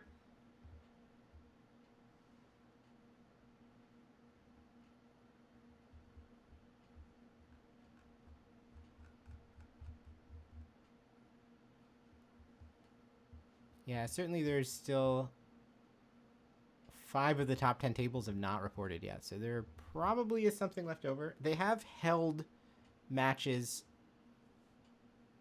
without getting to like stopping them before they start game number 3, though. Oh, it looks like we've got some more merch to sell, so maybe we're just going to peddle some wares. I'm going to put the Japanese audio up, but I will stick around in case there is a backup match that we get to after this. I'm guessing we might be done, sadly. So hang out for a few minutes to chat. we'll be back for round 13 if there is nothing left to see here. よろしくお願いします。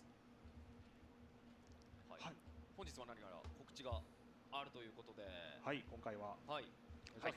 お、見えますでしょうか。こうかな。はい、今回はマジック大戦祭55ザマジックザギャザリングを今回は、神戸国際展示場で開催いたします。おお、対戦祭。マジック対戦祭。実は前回僕このマジック対戦祭行かせていただいて。本当ですか。はい。ありがとうございます。めちゃくちゃ楽しかったです。いや、ありがたいです。いやそのマジック対戦祭が今度は神戸で。はい。そうです。通算7回目の開催。はい。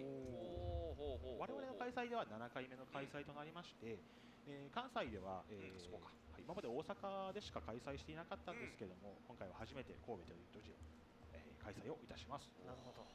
嬉しいですね。そのもちろん近隣の方もそうですけれども、はい、まあ例えばね、関東圏にお住まいの方も、まあ、旅行ついでにみたいな。そうです、ね。参加の仕方も出てきそうで。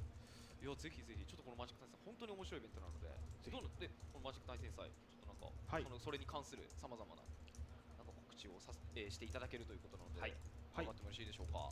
はい、わかりました。はい、今回は過去に開催した製品のプライズのアイテムを持ってまいりました。どうしましょう。どれからいきましょうか。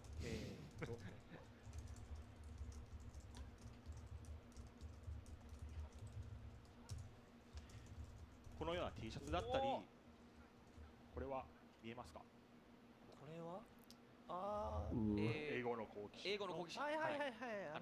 ドローする Enduring Curiosity shirt。エンチャントになるやつですね。だったり、かわいいらしい。じゃあ、リスティックの、はい。ビジチョコ先生のリスティックのだったり、すごい綺麗。めっちゃいいイラストですね。はい、すみません。見えますか？金属モックス。はい、はい。そうですね。あとはそうですね。さらにまだまだ。はい。ウルザの塔。ウルザの塔。はい。これ持ってたら塔いっぱいいけそうですね。サマラ出ます。ぜひね、ウルザで使ってる方はこれを飾って。塔への新人を高めていただいて。でも塔ばっか来ても困りますから。はい。いやこういったはいまあグッズがまあ魅力として提唱させていただいている対戦祭なので、ぜひ見ていただきたいなと思っておりまして、いろいろ持ってこさせていただいております。さらにプレイマットも。うわ。なんかすごい欲しい。宝石の洞窟。はい、そうです。宝石の洞窟。不穏の集団の。はい。スペシャル枠のね。スペシャル枠の。はい。このイラストもね綺麗なんですよね。あとはチームイベントもありまして、例えばお友達と一緒にご参加されるというような方は、ぜひチームイベントにもご参加をご検討いただければと思います。こちらはチームイベントの景品なんですけども、キラキラしてます。白押しの宝石の洞窟のプレイマットにこんなあるんだ。さらに神々しさが増した感ありますね。すごい。これは、もう一つ前のイベントなんですけど、息詰まる徴税の。はい。というところで、今回の新しい白押しプレイマットもぜひお楽しみにお待ちください。よろしくお願いします。よろしくお願いします。こちらのアイテムはどうやってこう手に入るんでしょうか。はい。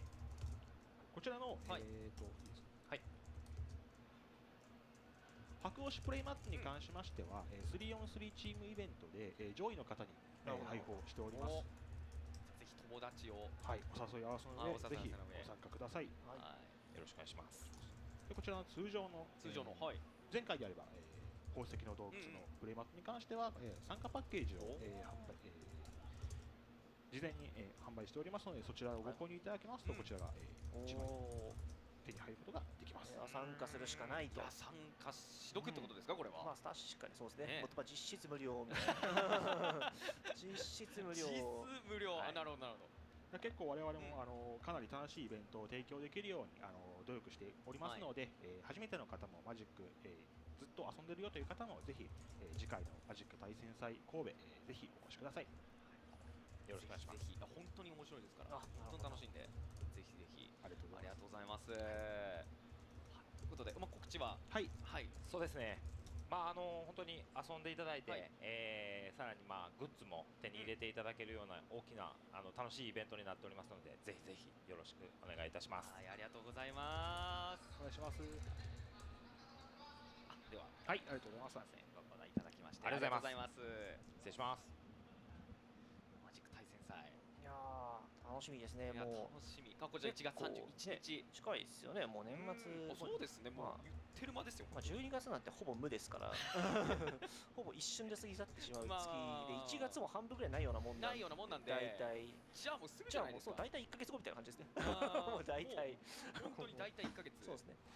もういやー、マジック対戦祭ね、前回参加させていただいたんですけれども、やっぱりマジック対戦するのがまず面白いですから、でしかも対戦して、しかもその対戦数とか、勝利数とかに応じてポイントがもらえるんですけど、もう対戦いっぱいして楽しみ読、アイテムももらえる、交換できちゃう、すごいとんでもないイベントですよ。参加し読と参加し読です。いうことで、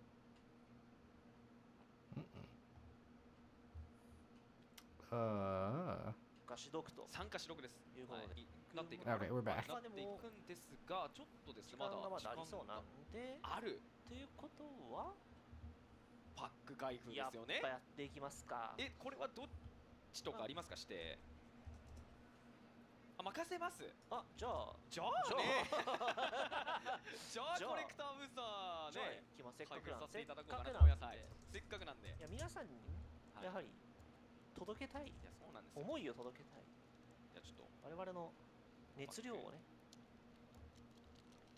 さあせっかくなんで、後ろからちょっと丁寧にできますと。はいね。コレクターブースターはね、心躍りますよね、やっぱね。なかなか抜く機会ないですね、やはりね。It is time for the collector boosters. Whoa, what happened? いや、ホイールカードいいですね。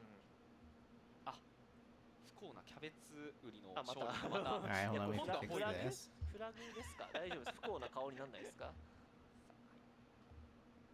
That was weird. お Guess カワウソ鳥。カワウソ。カワウソに鳥っていうね、面白いです。なんかこの世界なんかちょっとなんかそうなんですよ。組み合わせが面白くて。reset everything. これは魚犬です。魚犬？大うなぎ犬です。いいのか、それは魚犬。すごいな。はい、そして土地が入ったということは、そろそろ前からね見ていきたいと思いますけれども。黒？これはなんだ？ベイフォン家の賞金稼ぎ。土地でないクリーチャーが死亡するたび土の技 X。X はそのクリーチャーのパワーに等しい。だからクリーチャーがやられると、その分同じパワーを持ったなるほどなるほど。土の技を行える。土が出てくる。出るってことですね。はいはい。ね、厄介な強力な効果ですね。さあそして続いて、これはなんだ？破壊放題ですね。破壊放題。破壊放題。なんかすごい暗いですね。なんか暗い黒いアーティファクトをね、破壊できると。さあ、これはインスタント坂の突撃。エンチャントで全部同盟者は2段攻撃と反攻持ちます。すごい。全部です。はい。やりすぎエンチャントですね。やりすぎエンチャントです。さあそして5マナ火の国の回収部隊。はい。これもエキスパンションシンボルがね、コレクターブースターになるようになってます。なるほど。はい。さあ、強いのかどうかわからないやつですね。そしてトフですね。トフ。なんか重要キャラクターと。なんか結構人気のキャラというところも伺ってますんで、はい、トフ。頑固な教師トフということで。なるほど。 4マナのトフが出ました。いやー、ということで、いやこれは素晴らしい開封になったんじゃないですか。微妙なリアクションになりましたけど、いやいやいや、では分かんないから。ではお願いして松川さんの方に、はい。今度こそ行かせてくれ。新鮮なやつをね、新鮮なやつを見たいですよ、そろそろ。後ろから行くと、まあ顧問ですかね。はい、顧問土地。はいはいはいはい。お、ブーメラン。いいですね。これいいですね。ブーメランホイールいいですね。ブーメラン大好き。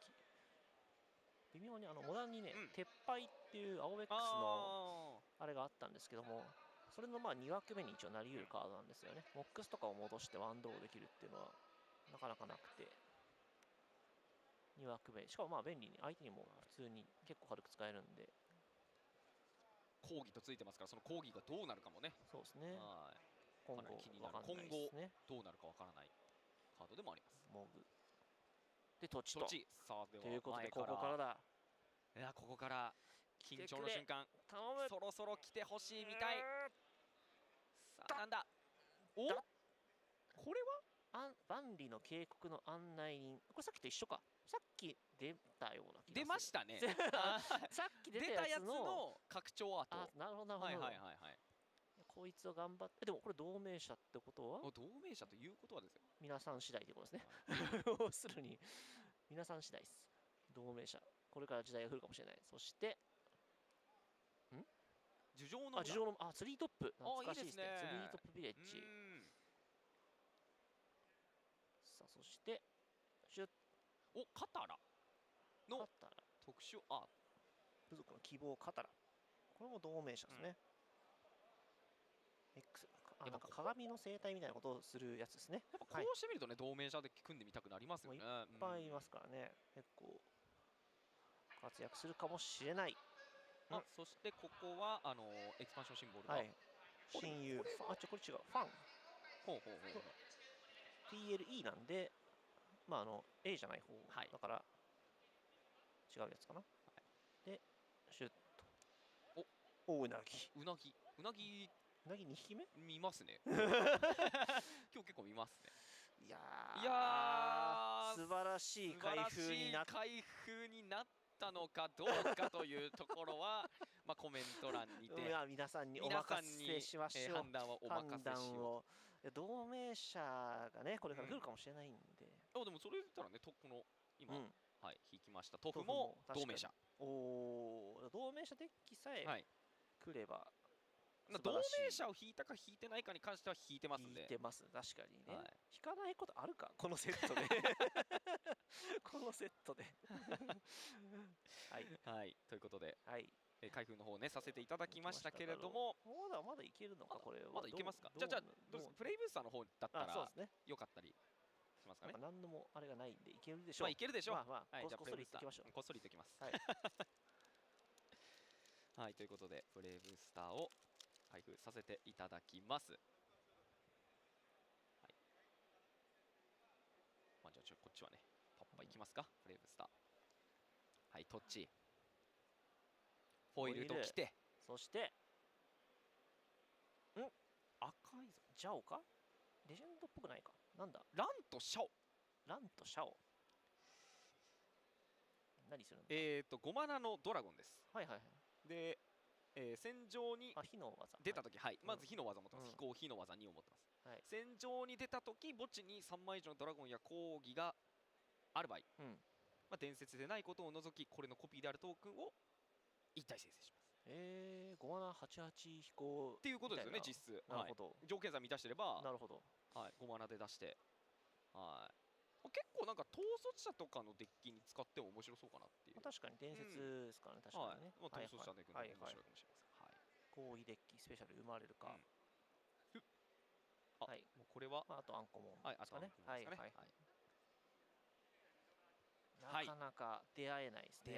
神話にそもそも神話に出会ってないですかね、我々。出会ってないですよ。じゃあちょっともうここら辺で。ここら辺でねってことは取っといたんで。運気を。そうです、集めてます今。そう今気を貯めてるんで。木の技。そう、こっから技が来るんで。木の技放っちゃいますか。はい、これでトークン、土地、フォイル、技。クルクの伝説。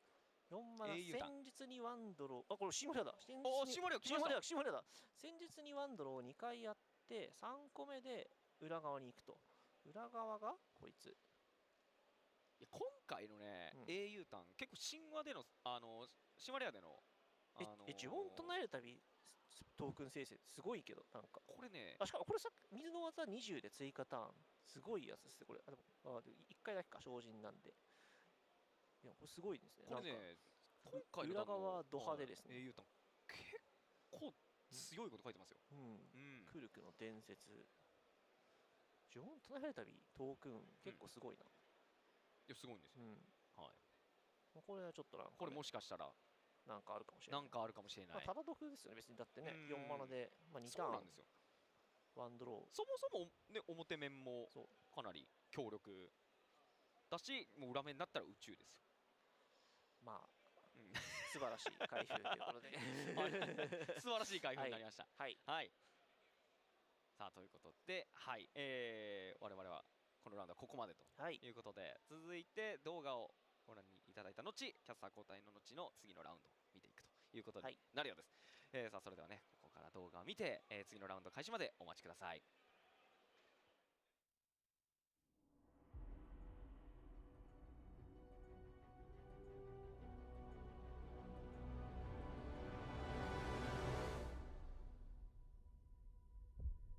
Some think there's nothing beyond what is known.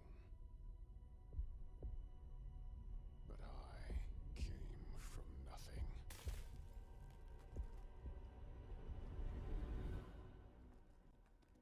I took the opportunity to forge my own destiny.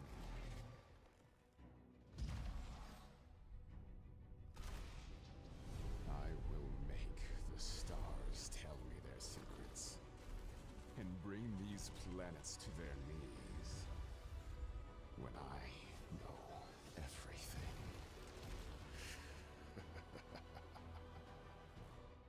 All the power in creation will be within my grasp.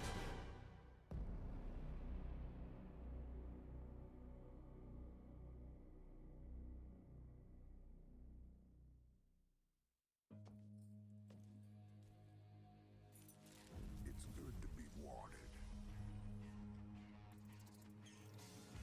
They say keep your friends close and your enemies closer.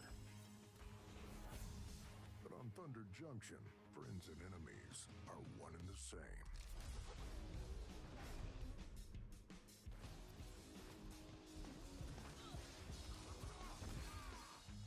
Being an outlaw is more honest. The chance for power, infamy, and magic puts everyone on the same page.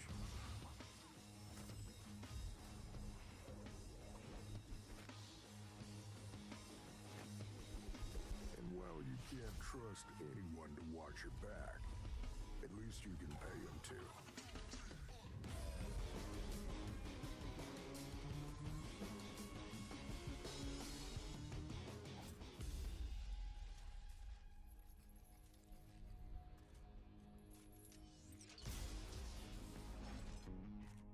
This is the land of opportunity.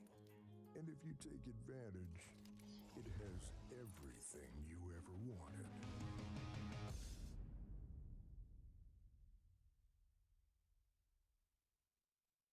Hey you! Stop contemplating your existential dread. Try Magic the Gathering Foundations. Dying decor got you depressed? Foundations turns dreary into dramatic. But wait! There's more! With the right magic card, everything's better. Can magic help me with my boss's after-hours texts? It sure can. Thank you, Magic the Gathering Foundations. I'm bored. What do you want do. Anyone want to play Magic? Deck, yeah! Let's get cracking! Magic! Magic! Let's play Foundation! Wanna play? Yeah! Deck, yeah! Magic the Gathering! はい、皆さんお待たせいたしました。ここからは第13ラウンドスイス最終でございます。実況は私、石川と解説市川由紀さんよろしく。Okay, here we go. So, as far as I can tell, this here is the last round of Swiss.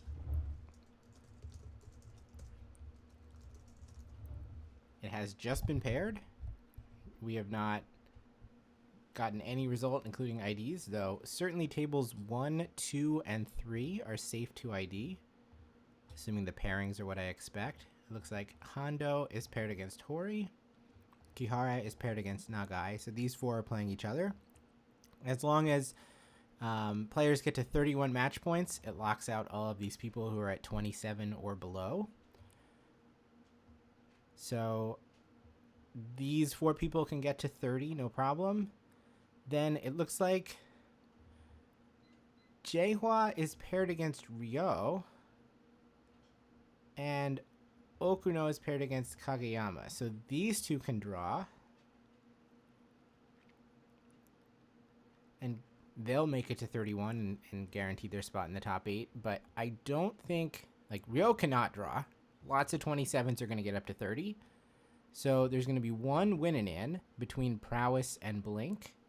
Kind of hoping that's the match that we see. And in fact, I'm going to prepare assuming that that is the case. If Jaehwa wins, then they will vault up to 33 match points and will become the #1 seed. Ryo will just kind of slot in with the other 31s if they win. That means that there's actually, I guess, a second win-in too, because I've identified 1, 2, 3, 4, 5, 6 that can draw. The winner of this match will get in. Jaehwa's tiebreakers are not good enough. I do not expect that they can get in with a loss. So that means that table 5 or possibly 6, depending on exactly how things shake out, should still be live as well. So there's actually 2 win and ins. We don't really know 5 versus 6, whereas table 4 is clean. So if we do see this Aggro versus Blink matchup, then the winner is through. Actually, especially nerve-wracking for Ryo Takahashi because it's top 16 that get PT invites, and 28 match points is not going to be top 16th. So Ryo is actually all or nothing here. They win and they make the top 8. They lose and they do not go to the Pro Tour. Tough place to be.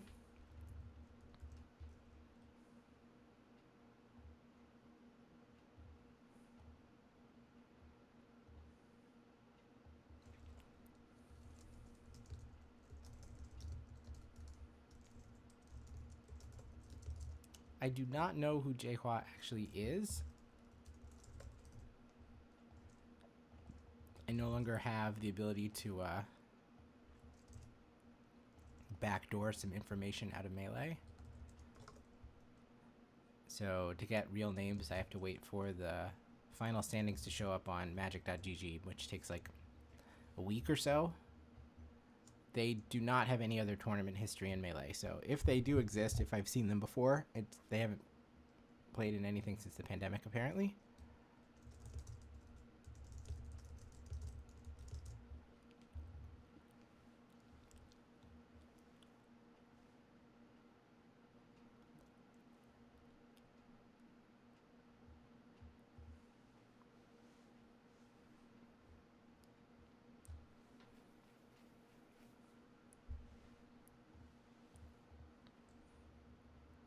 So again, the situation is that we should, yeah, tables 1, 2, and 3 have now ID'd. And I'm assuming that we are waiting to get feature matches because we want to make sure that we don't accidentally feature an intentional draw. It'd be kind of sad. There are plenty of other matches out there that matter. So the 27s go from 9th place, all the way down to 25th. So that's tables 5, 6, 7, 8, 9, 10, 11, 12, which is like perfect for a whole bunch of win and pro tours, which is exactly what you would like to see in an event like this. Everyone who makes the pro tour is going to earn it in the last round.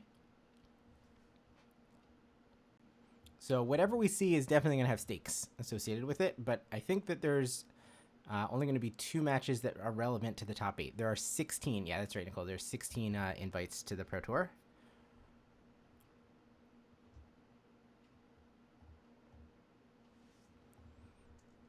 So I can clear this. We can write this in. So table 1 ID, table 2 ID, table 3 ID.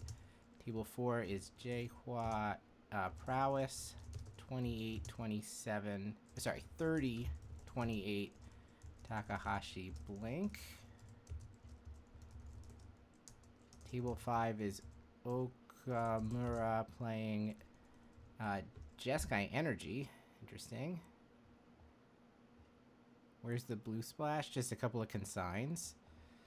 Yeah, I'm just going to say Energy. 27, 27.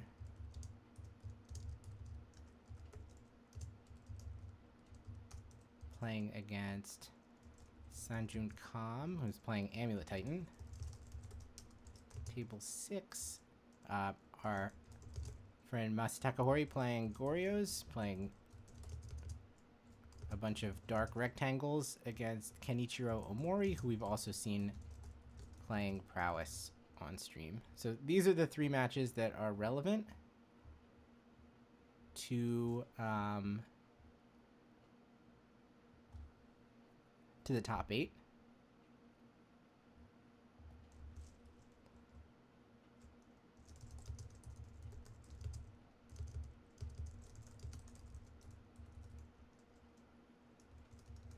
We'll just leave this as ID, and then I can get in a couple more matches here to see what else is happening on the way to the Pro Tour. Yuya Hosokawa. Yawgmoth. Wow. Endo Boros Energy. Yoshida Affinity.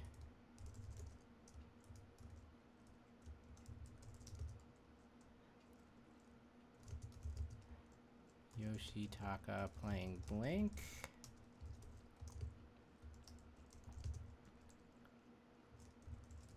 Eldrazi Ramp.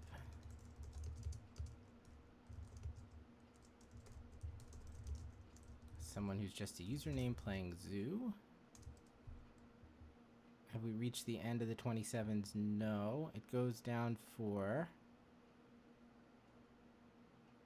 3 more tables. Jeez. Okay, but in any case, we have a feature match. So let's see if it is in fact table 4 as expected.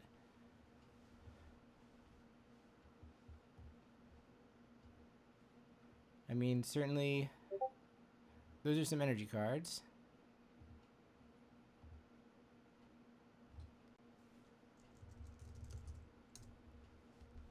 Looks like a Johnny Guide of Souls Fable and 3 lands.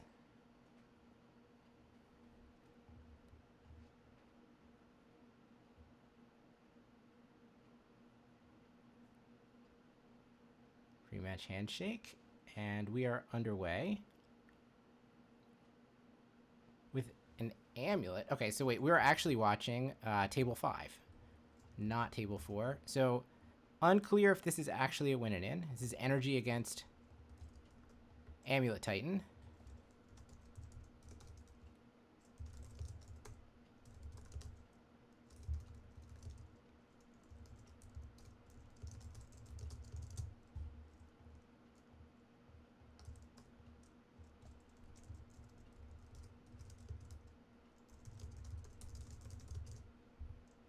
And now I've got deck lists for you. in chat, and we can see a double amulet opener. Holy lord. I'm on monitor number 2 getting the deck list set up, and then I come back over here and we see the goods. And Meticulous Archive throws a Galvanic Discharge away because not the best here. Guide of Souls comes in, and the follow-up is an Ocelot Pride. Alright, so it's Titan, Gruul Turf, and Summoner's Pact as the 3 cards.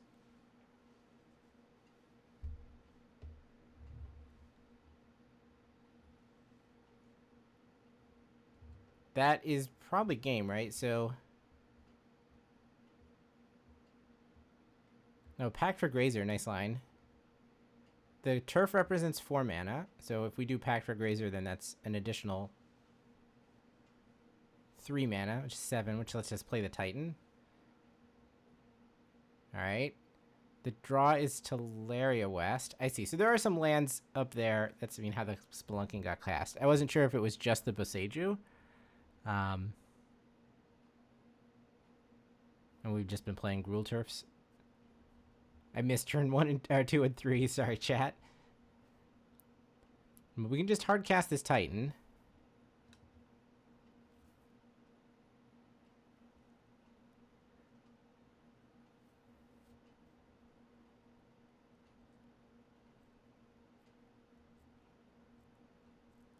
Yep. We get Mirror Pool. Oh, and we're zooming out a little bit? Almost.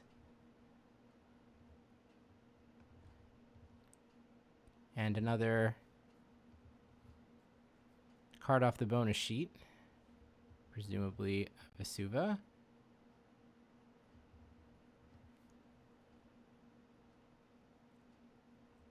Well, in any case, we have now mirror pooled the Primeval Titan. Should learn what the other bonus sheet cards are that people are playing, but it's hard enough when they're on screen. We're still not really on screen. It's Lotus Field. Okay, that also does make a lot of sense. That provides the mana to Primeval Titan. Got it. Mirror Pool is gone now. It has been used to cash in for another Primeval Titan. So now we should be able to find Lotus Field Echoing Deeps.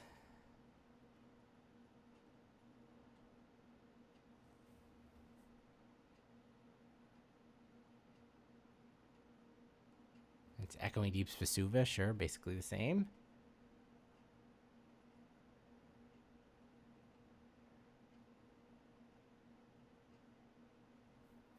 And Marei can only watch and count up the mana. Possibly catch Sangjoon doing something illegal, but it looks like Sangjoon has complete control over this. Not his first rodeo. Alright, another Primeval Titan. Echoing Deeps copies lands in the graveyard, so we get another Mirror Pool.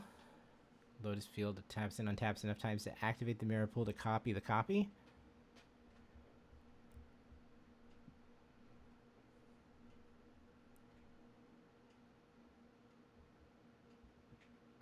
And on we go.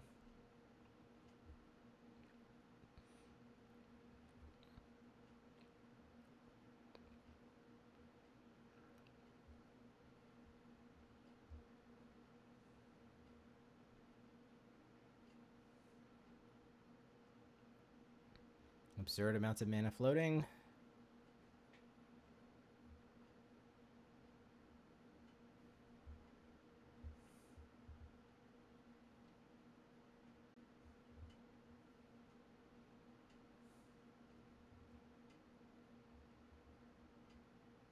Now it's time for all of the Lotus Field triggers to resolve.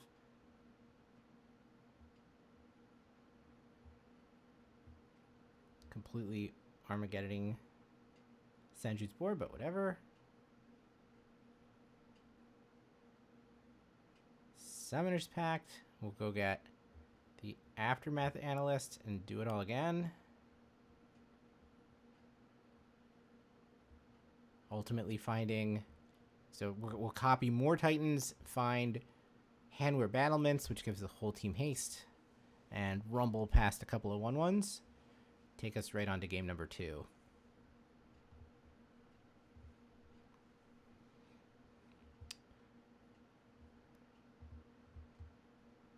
So what can Marei do about this?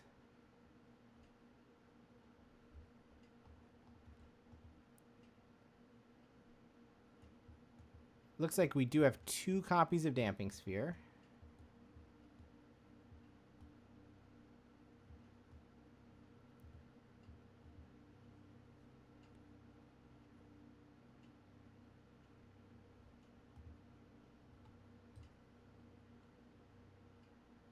It looks like Marei does not have any Blood Moons in the list. So we can put the decks right back up. I mean, okay, you could also try to read Marei's sideboard off over here, but I don't think you're going to be successful.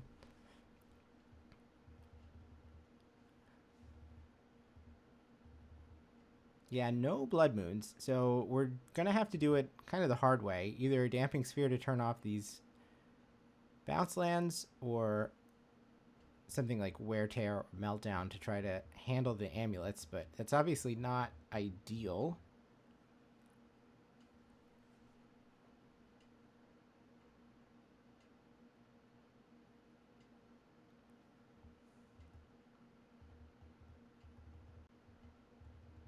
You don't typically get another turn if the amulet does amulet things. The amulet player does amulet things.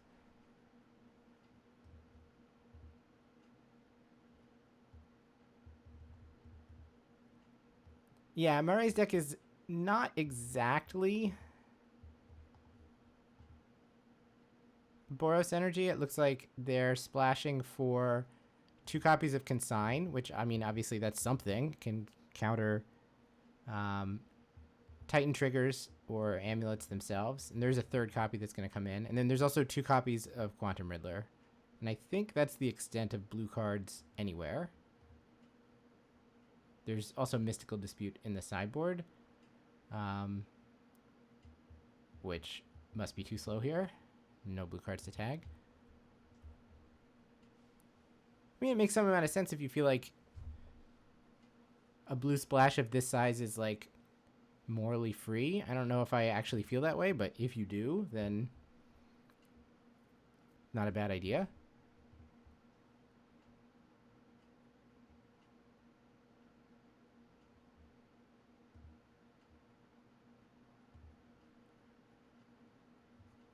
And Melee calls Sangjoon's deck Simic, even though the extent of his blue splash is 1 stock up main and 2 in the board.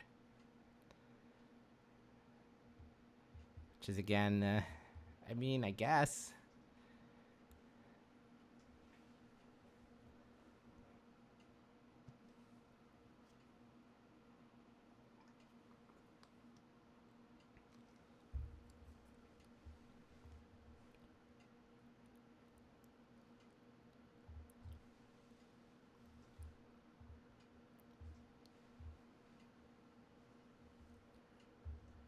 Marei has some results to their name, true or false.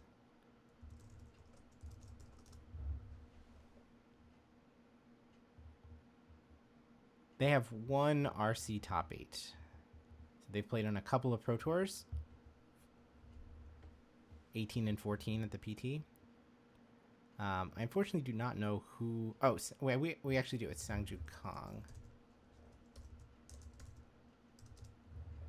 Sangjoon has never played on the Pro Tour, so this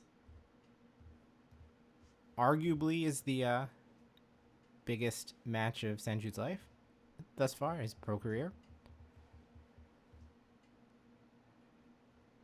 Certainly navigated game 1 very nicely.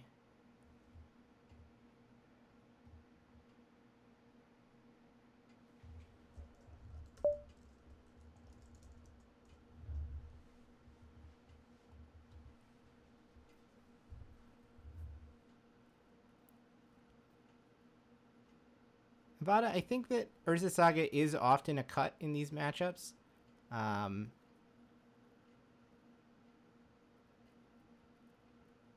Yeah, I think that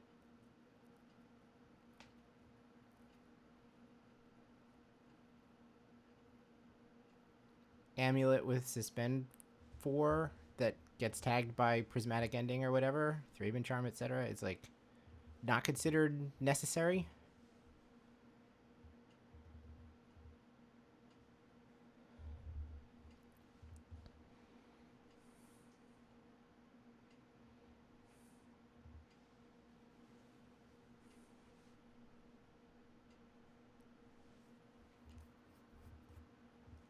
Take this moment between games here to also shout out to all of you in chat. Thank you for coming along with me, watching this. The last round of Swiss here, the regional championships in Yokohama. Hopefully it's a reasonable time of day where you are. I'm guessing European people are not quite awake yet.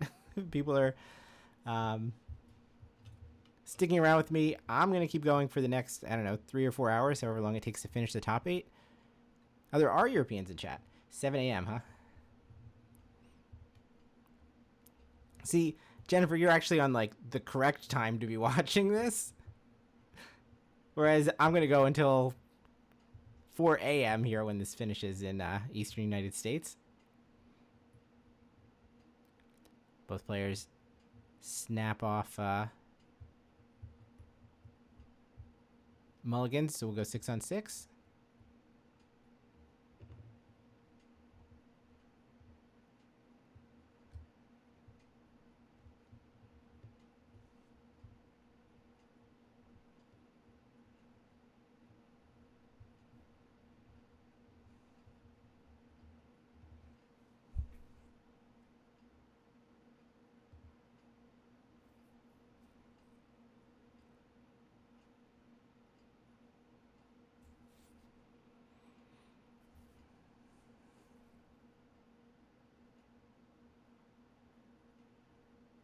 Anyone in chat doing the, like, 24-hour challenge, watching me, and then I'll kick you over to Europe, and then they'll kick you over to United States or Canada, and then come back to me?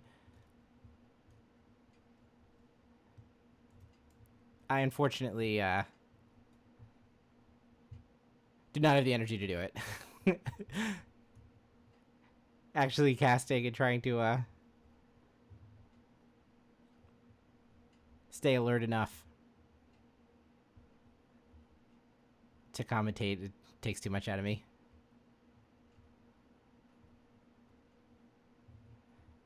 Yeah, this is really a check between whether you have 0 self-respect or anything else. If you're anywhere above 0, then you would not try to do this, but as often happens at the feature match area, it seems like when both players mulligan, there's one of the two that needs clarification on exactly what the procedure is supposed to be. Very technically, it's like both players put one down, and then the active player, like the person who's going first, has to say whether or not they're keeping the 6 that they've now got in front of them or not.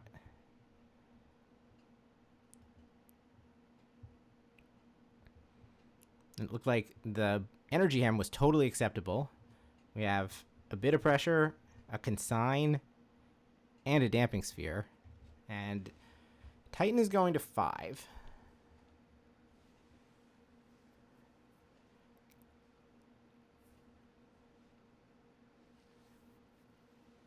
Getting close to the point where you just have to start thinking, at least we have a game 3. I will be on the play in game 3. Everything's going to be fine. No, I agree that Sphere is not necessarily great here, but in terms of what cards you have access to, it is certainly one of the ones that at least does something.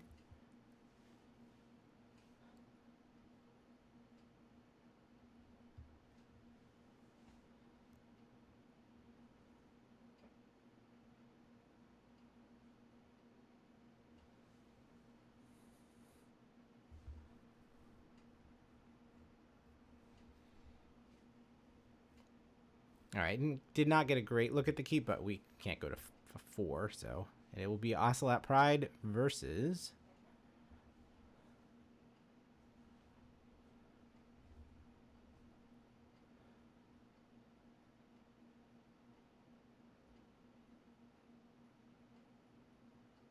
Crumbling Vestige, Arboreal Grazer, Boseiju, I believe. Not bad. So Sangjoon's not going to lose any life here. But these lifelink pings are going to slowly amass a cat army for Marei.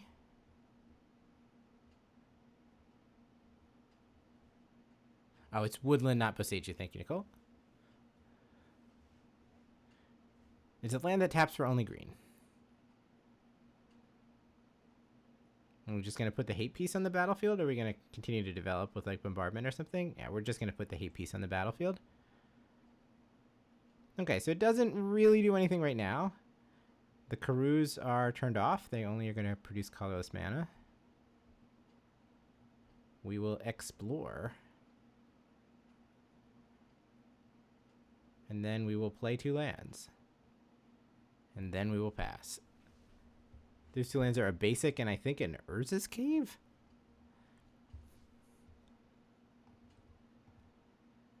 Yeah, I'm pretty sure that's an Urza's Cave. Alright, so we continue with the block. Marei gains 1. Cat is coming eventually. The play is Guide of Souls. I mean, Marei is kind of locked out from double spelling here. But it's not clear at the moment whether that's going to matter. I think Sangjoon has 2 cards left in hand. See if we can get a look at what they actually are. Scapeshift, Summoner's Pact, Primeval Titan?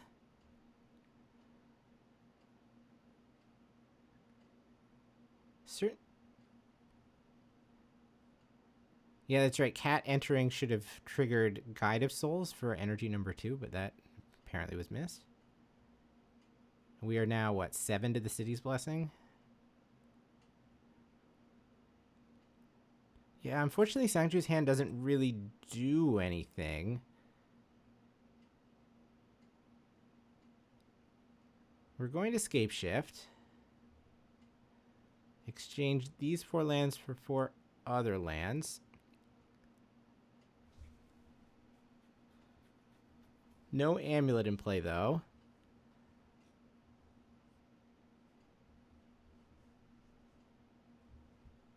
There's some combination here that accomplishes much. We can get a... Oh, Bounce Land Boseiju does certainly play. It will let Sangjoon clear this Damping Sphere next turn. So presumably we don't want to go down too far on just cardboard on the battlefield. What?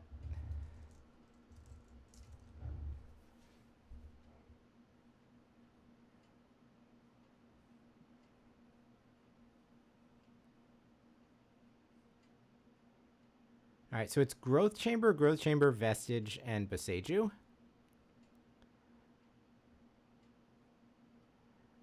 And presumably we leave the 2 Growth Chambers in play and pick up the other 2 lands.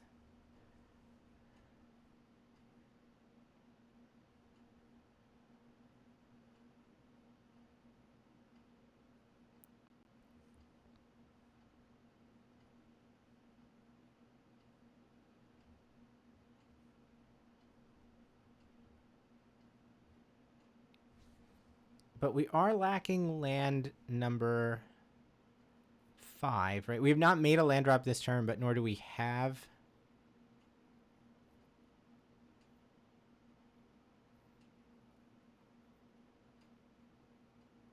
Oh, you're welcome to try to fix MTG bot. I've kind of given up on it. Well, we can play the Vestige. So we get 1 G from this. Pick these 2 things up. Play Vestige as land drop for turn. We get another G there. And then we can Boseiju away the Damping Sphere. Okay, that's certainly a successful scape shift. That means next turn we're going to get to untap with 5 lands, or 5 mana. And we do have Primeval Titan to play. Ooh, update. We consigned the... Did we consign the Boseiju pitch, or did we consign the Vestige ETB? That awkwardly leaves Sangjoon with no colored mana whatsoever. I see. So we consigned the Vestige leaving play. So we got G, but we didn't get GG in order to get the Damping Sphere off the battlefield. Meanwhile, Energy continues to do energy things, attacking with a bunch of 1/1s and making a putting a Goblin Bombardment down. Are we going to catch the energy trigger this time? I think the answer is no. We do get the City's Blessing. Okay, a lot happens. Oh, we do catch it. Okay, great. Yeah, that was a tight use of the consign from Marei.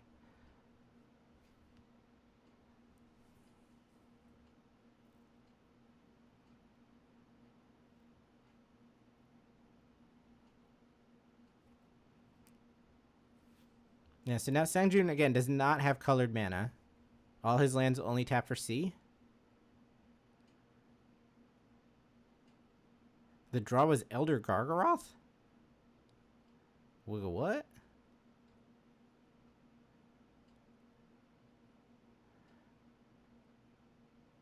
That doesn't play here. Let's just say that.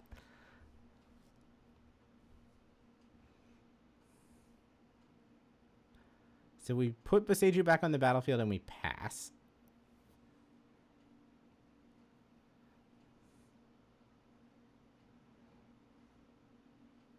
Now it's time to start going angel mode with this Guide of Souls, I assume. Here comes everybody. This cat gets a little halo. We'll block the flyer.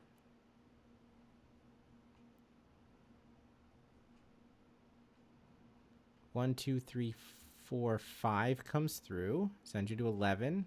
Marei to 21. Then make a couple cats, etc., etc.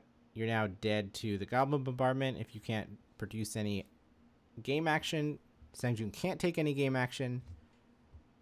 And that is going to do it for game number 1. Wait, for game number 2. What I can do...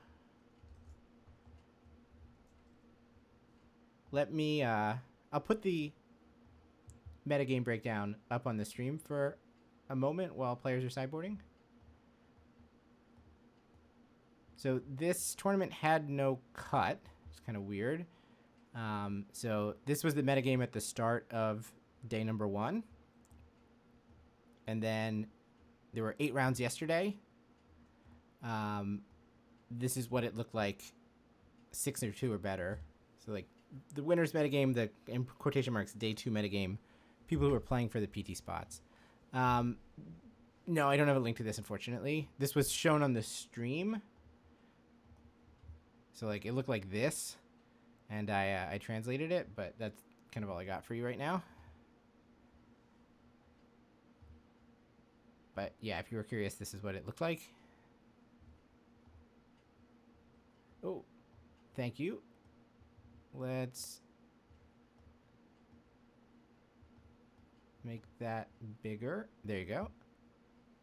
So yeah, if you want to like grab a screenshot of this or something. Yeah, this really was Rakdos Soul Trader combo, which is kind of shocking.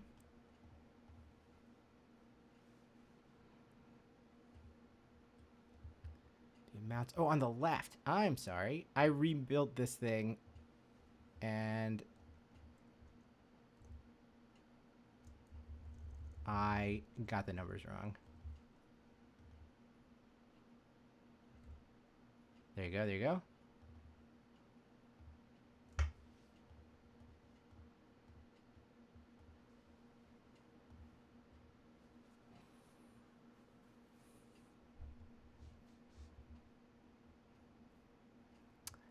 Yeah, Affinity did not do great. I don't know if this 46 number included Grixis. The Grixis deck is really just Jeskai. These should be combined. There should be 4 total. But yeah, they got kind of hammered. Whereas Blink did quite well. Like, this is 55 people.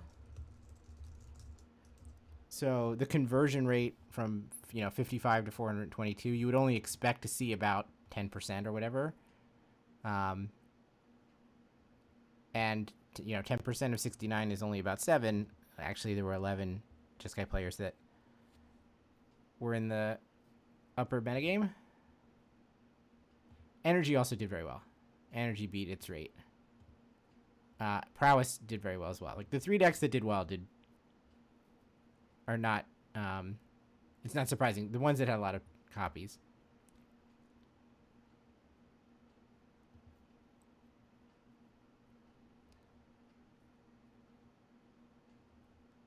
And in terms of the top 8, oh, I don't have the names left over here. Never mind. It is going to be like a number of energy decks. But 2 of the Affinity players are going to make it, which is kind of surprising, given how poorly it had done. So curious to see how that plays out in the top 8, whether or not it's the pilots or people who played this, in quotation marks, Black Splash, basically playing Salvage Titan. Were they onto something?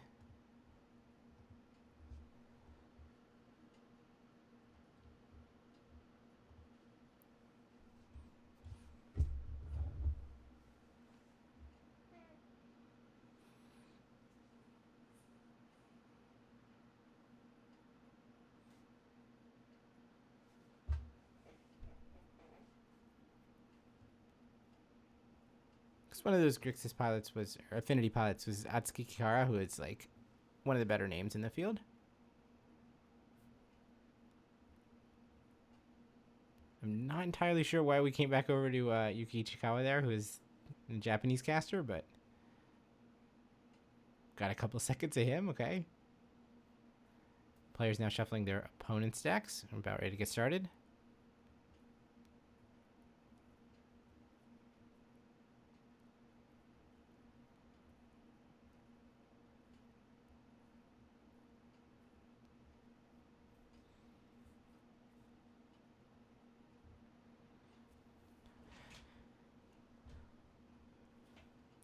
All right, here we go. This one is for a lot of marbles.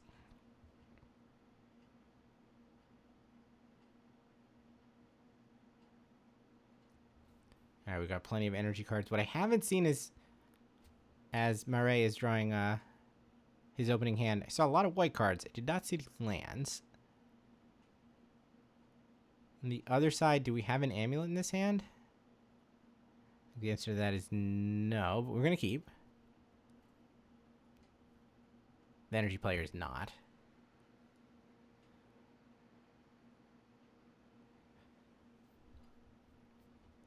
So we saw 5 white cards. It's possible that there were no lands at all there.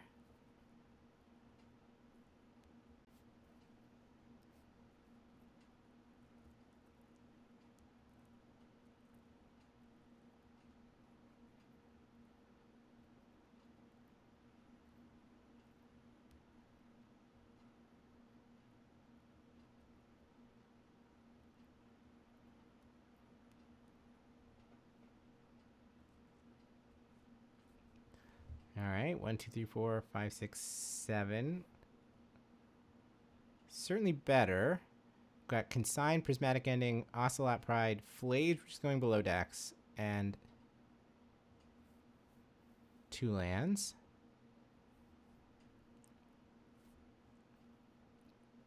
A strong start from Sangjoon playing Vestige, Slothers, Gruul Turf, pick up the Vestige. So access to 3 mana here on turn number 2. And we are going to stock up.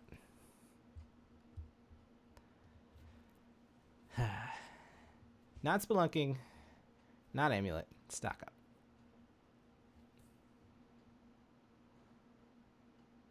We're looking at what? Lithomantic Barrage, Primeval Titan, a Stellar Sights card, which might have been the Lotus Field.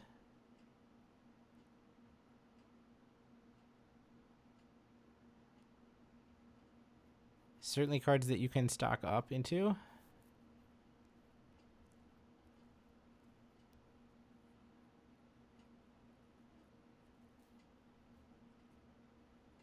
I think our hand had a Titan and a Summoner's Pact, so maybe Titan 3 is unnecessary.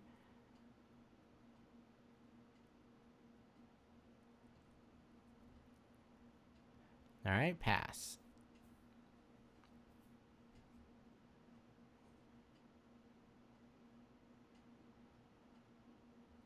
We'll find Elegant Parlor off of our Flooded Strand. I think there was Basic Island in hand for Marei, if I remember correctly, so the Consign is castable that way. We see a Thraben Charm, and it looks like we're going to choose to keep it. Oh, there's another Flooded Strand in any case. Ocelot Pride and pass.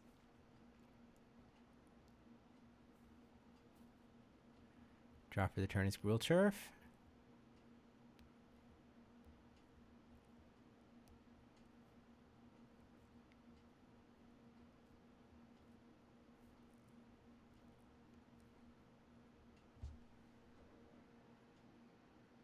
Sangjoon's gone into the tank. Alright, we're going to start with put RG in the mana pool and then barrage the Ocelot Pride. There's not much you can do about that. That one can't be countered. Then another Gruul Turf picking up the Crumbling Vestige again. No use of the green mana. We'll just pass.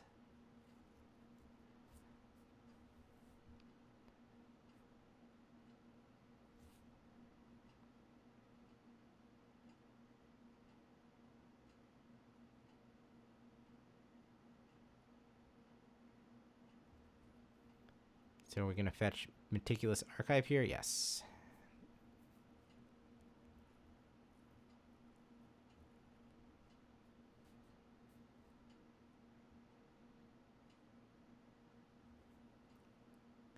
And then we will surveil Mystical Dispute. And keep it. Alright, so we do have at least, yeah, there's that snow-covered... Oh, Snow-Covered Plains, which is land number 3. 5 mana for the Gargfather. I mean, we're going to need an answer to this. It could be the Mystical Dispute. It looks like we're going to do it by Prismatic Ending pitched to Solitude. I don't understand why Sangjoon has Gargfather in his deck.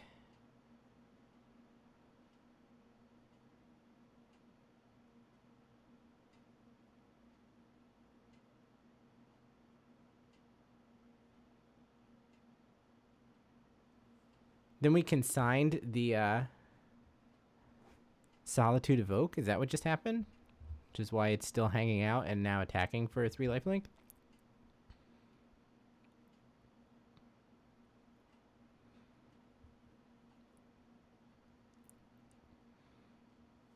I guess this is okay from the perspective of if Sangjoon plays, you know, mana number 6 and then Primeval Titan, we can just Mystical Dispute it, but...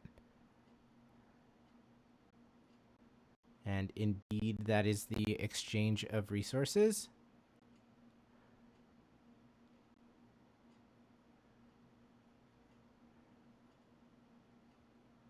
Alright, so we're down to Thraben Charm and I think one other card. I mean, I kind of understand this from the perspective of you have to start attacking the opponent. A Johnny is the other card. That's a pretty nice one. And Solitude is kind of your only way to do it, but...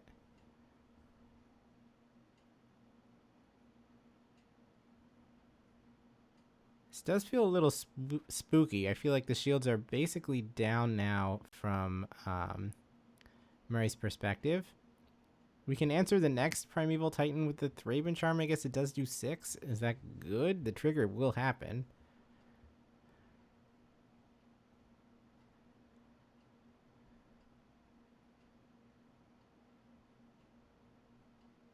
Didn't get a great look at Sangjoon's hand, but it looked like it was just a bunch of lands. Handward Battlements is the play. Oh, no, that was the play last turn, right? Because it was 5 mana, play Gargaroth, 6 mana, play Primeval Titan. Just all the mythic rare 6/6 tramplers.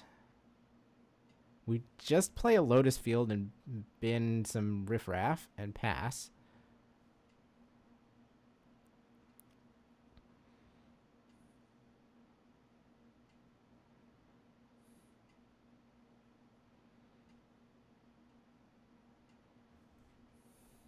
The surveilling will continue from the energy side. So we find an Elegant Parlor.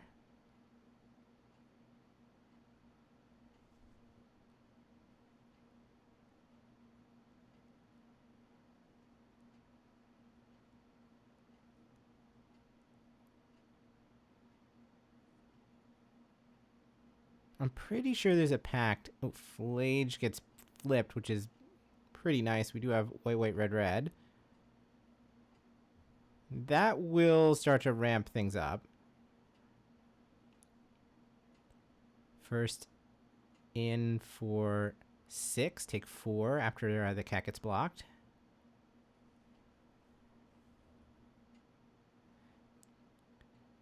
Interesting that we don't want to really put our foot down yet. And so the 4 cards in hand are Boseiju, Vesuva, Crumbling Vestige, Shifting Woodland. It's just a bunch of lands. Shifting Woodland, like, almost interesting.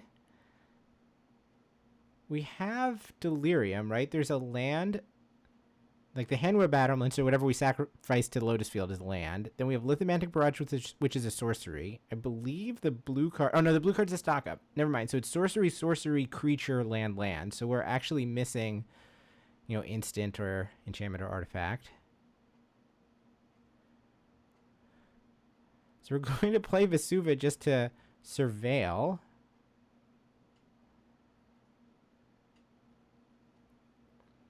And we're going to top. And that's kind of big. Sangjoon now has a copy of, I think it was Meticulous Archive. Well, again, here comes everybody. Interesting that we're not going to flage down the blocker. We had the opportunity to do that last turn. I see Marei wants to represent something. I don't know if he has another piece of interaction. I knew he had the Mystical Dispute and the Consign, but those two are both gone. There's just the Thraben Charm, I guess.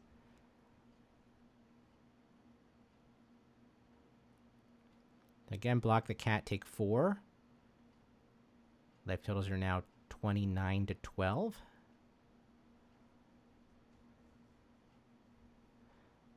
Go. All right, so let's see what Sangjoon topped with this Surveil land. It is a Spelunking. Yeah, that happens. So we'll draw into another Spelunking. Oh no, we draw into a Green Sun Zenith. That's much nicer. We get to put a land on the battlefield. So we still have 5 mana left over. Now 6 mana left over. The land is a Crumbling Vestige, 7 mana left over. And we've got Boseiju, Odawara, Shifting Woodland, and Green Sun Zenith. There's still no Delirium, so the Woodland is Glorified Forest.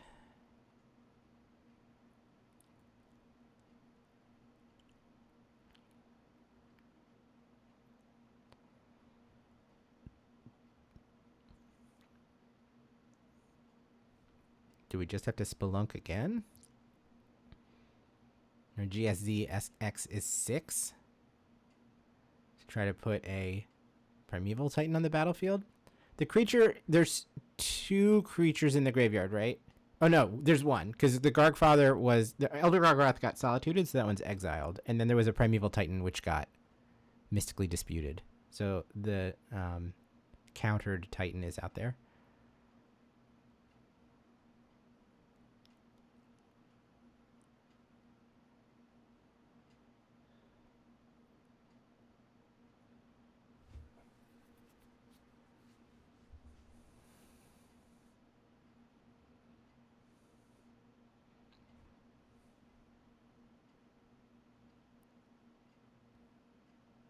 Alright, so no counterspell here. I mean, I don't think that Marei even has more than one Mystical Dispute, right? Yeah, there's just the one, so it has already been cast. This thing is going to resolve. It is X is 6, so I'm assuming that Sangjoon is considering what is going to happen afterwards. Like, we're getting Titan, and then what?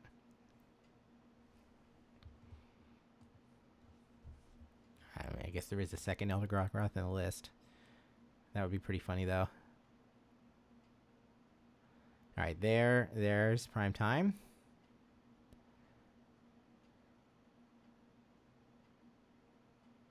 ETB trigger. Alright, so we won't let this go any further than that. Oh, we're going to consign the ETB trigger. Interesting.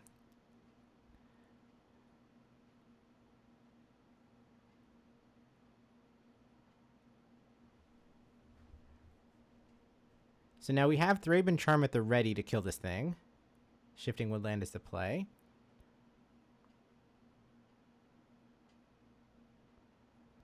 And pass. It looks like we're not going to do it, though. I mean, I guess we could draw something like Solitude, or there's even one Ephemerate in the list. I don't know if it's still in after sideboard, but possibly there's some way to clear the Primeval Titan that way. The draw is Surgical Extraction to go along with Ragavan and the Thraben Charm that we knew about.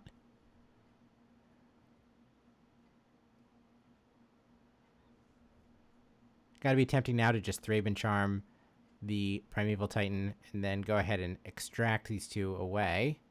Surgical is pretty strong here.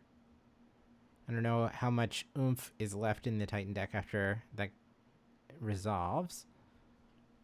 Alright, so again, 4 comes across.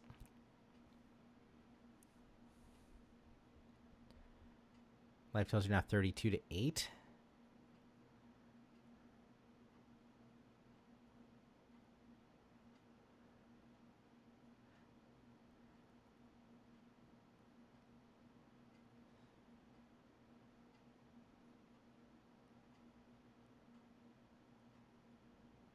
Yeah, there's Surgical targeting Primeval Titan.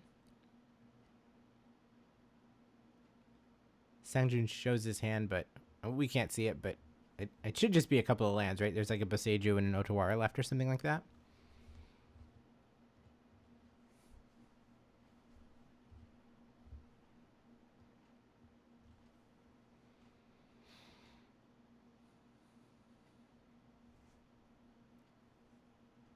You can still make infinite analysts.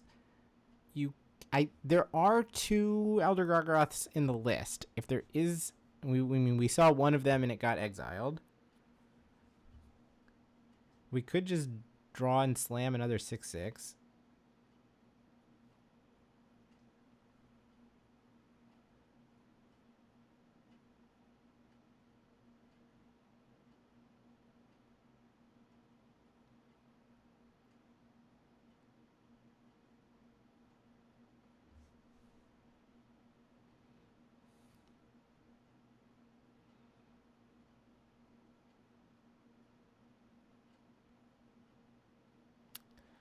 All right, here we go.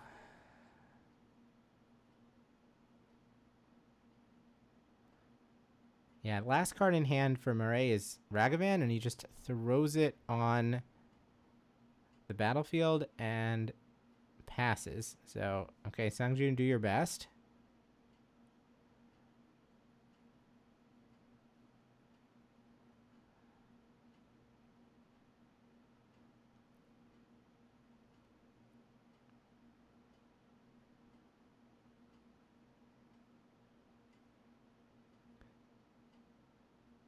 I think it's Boseiju Otawara, the only 2 cards that he has access to right now, and he has drawn a GSZ. I mean, it's about as good as you could hope to do.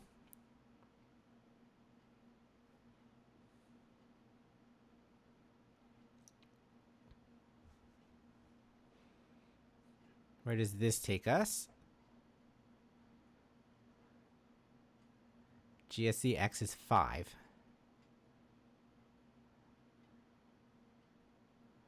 Let's just say we're not about to go get a junior Gargaroth.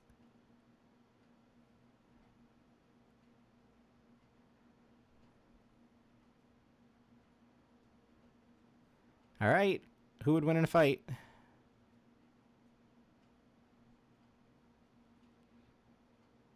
Energy Ripraff or an Elder Gargaroth?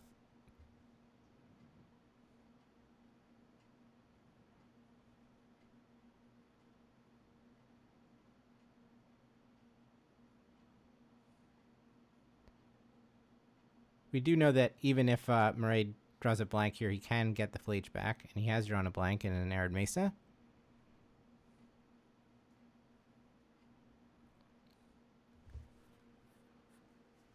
Yeah, this is one of those situations where, well, if your grandma were watching and all she saw was a 30 and an 8, it'd be pretty clear who was ahead. Or if it was just based on, well, the guy on the bottom has 4 rectangles and the guy on the top has 3. So if we just serve, I don't think that ends great. Like block Ragavan with Gargaroth so you can't finish it with the Flage. Throw the Slothers in front of a cat. Yep, that's the blocks that he's lining up. You would force through 4 damage. Gargaroth could gain life. It doesn't especially matter one way or the other here.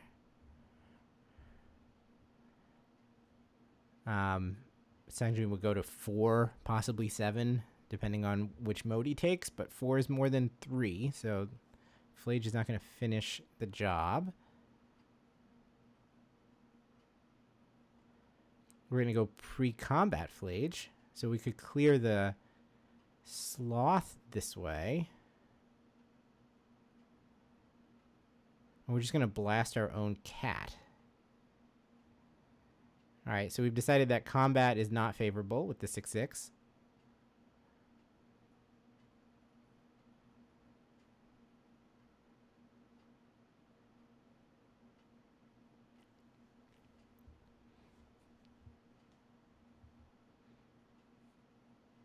We Otawara away the cat, so A, it doesn't die, and B, I guess we deny the life for whatever it's worth.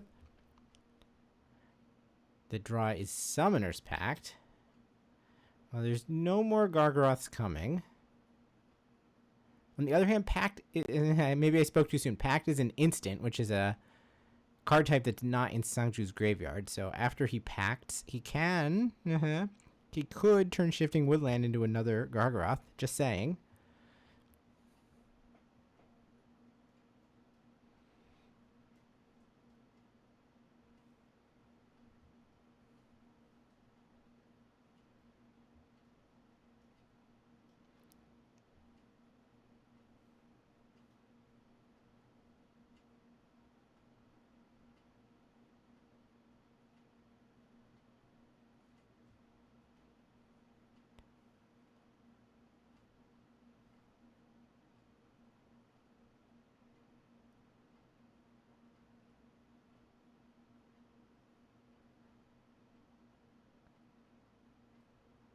All right. I'm assuming we found Analyst. I think it might be like the only, our only choices are basically Analyst or another Arboreal Grazer, right? There shouldn't be any other creatures in the deck.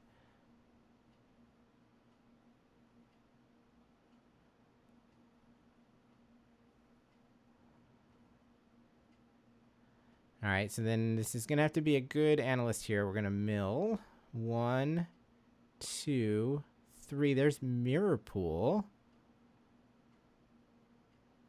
As well as Crumbling Vestige. I think we have the mana yet. Mirror Pool is big. Certainly going to keep the gears turning for a little while.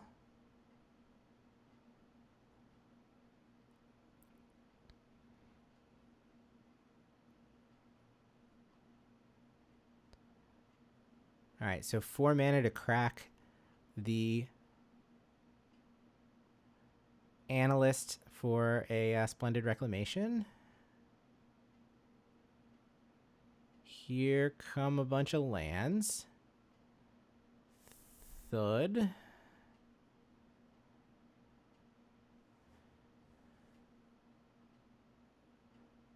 Two Crumbling Vestiges mean there's two mana floating. We're gonna go RR, I guess. Why not?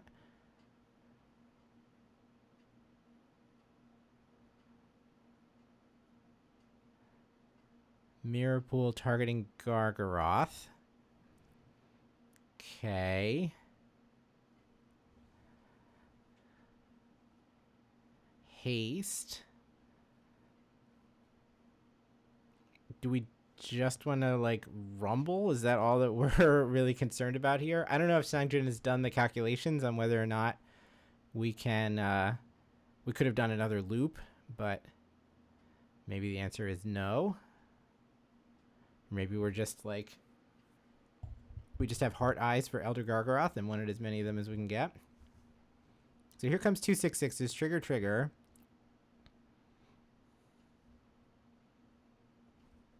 Ah, okay, there's nothing to sack the lands. That's right, that's right, that's right.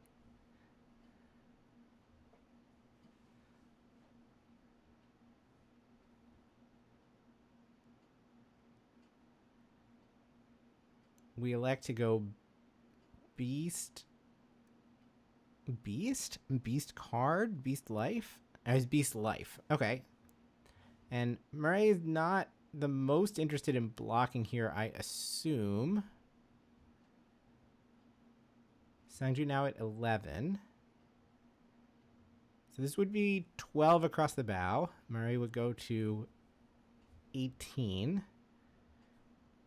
Assuming we're not, like, lining up some insane triple block or something.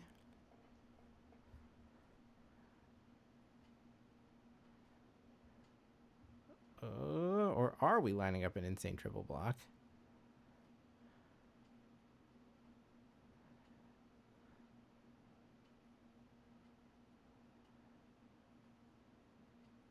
Wow. Okay, everything is going to trade off.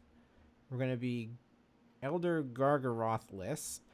I mean, to some extent, I understand the impetus to put a creature in the graveyard alongside Flage. Like, if you're going to trade off, you would like to be able to get the Flage back. There's only 4 other cards in the graveyard at the moment. But, ugh. What is the clock situation is another very good question that I unfortunately do not have an answer to. I was... Sometimes I'm on top of it and I start a clock when the round starts, but I did not this time. Alright, fetch. I mean, my question here, though, is, I mean, Mirror Pool is in the graveyard, so we should have all the types for Shifting Woodland, right? Andrew, let's say Andrew caused this because Andrew said he was going to take this round off. And due to that, we got ourselves into the frickin' Twilight Zone. All right, Beast down to Flage. Marei up to 34.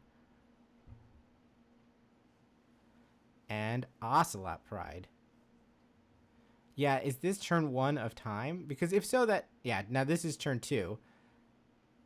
I guess that makes the decision to trade everything off make slightly more sense. A draw does not help these two players. In fact, I'm afraid that a draw would knock both of them off the PT. There is a pack to pay for. Sangjoon remembers and pays. Or the judge reminds him and he pays. Did he draw another GSE? No, he drew a Spelunking.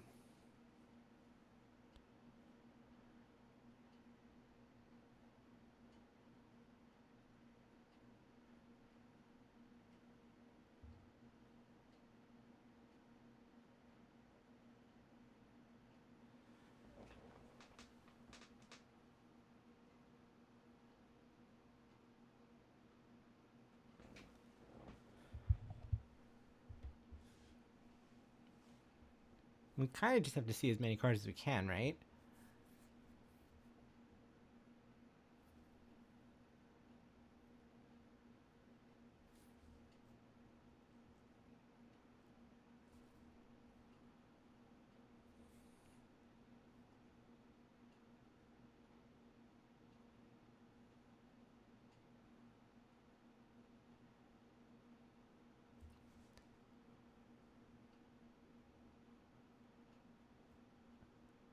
Spelunking, draw card, pass. This is turn 3.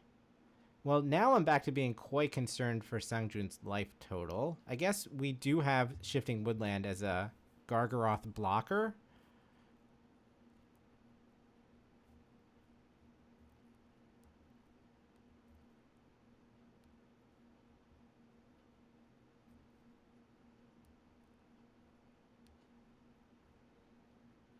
There is a Lotus Field in play. There is a second one out there somewhere, but there is a Lotus Field in play. So probably Sangjoon can't die this turn. I don't know if he can survive 2 Flage attacks. Though I guess Marei is not really in the position to be able to escape it a third time. Now that I say that, there's only 3 cards left in the graveyard.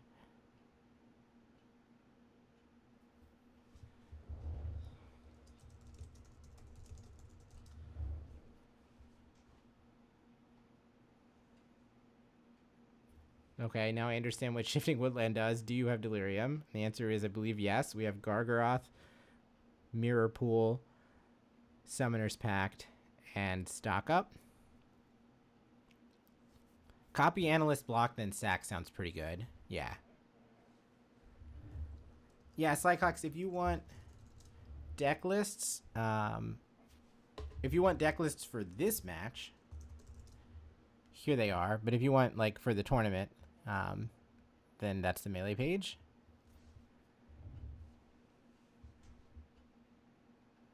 All right, Galvanic Discharge clears the 1 blocker. So we'll wait until after this Lightning Helix goes upstairs, making the life totals 37 to 8. Now here comes an attack for 8, which does seem pretty good. The Woodland has to do something. Do we have enough mana to 2GG, activate, and copy, block, and then 3G sack for the... I think the answer is that we're 1 short. I mean, if we could somehow block and then use the Shifting Woodland, but I don't think that that's the way that card works.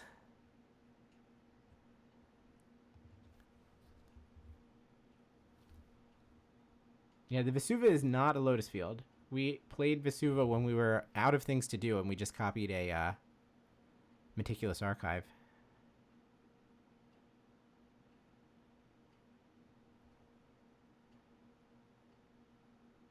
So we're just going to copy Gargaroth, block Ocelot Pride. Yeah, it's not a land anymore, so he only has access to 3 mana at this point. And actually, because Lotus Field was the only source of green, is extra awkward that, like, you could make the green to animate the Shifting Woodland, but, like, then what? You didn't have the green afterwards. This line does certainly work. We can Gargaroth draw a card, see an extra is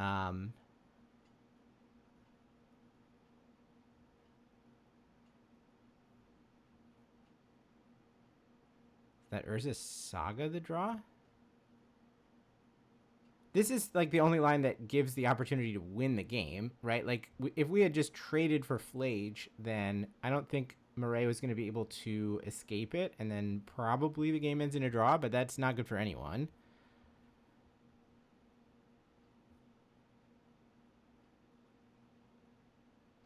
All right, we'll play the Explorer. And rip.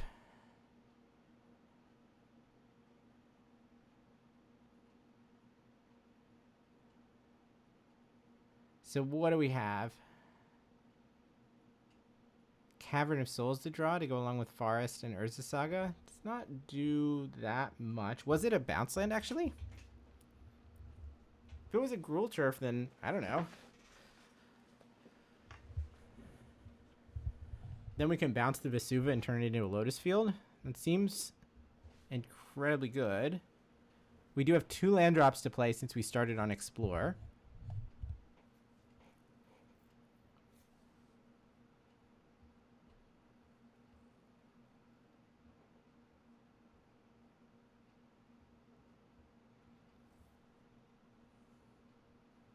We're going to get our best Amulet Mines on the task here.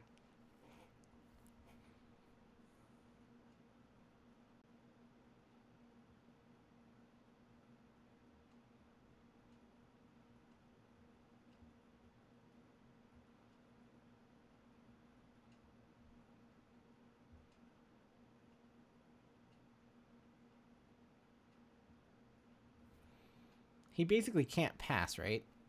There's...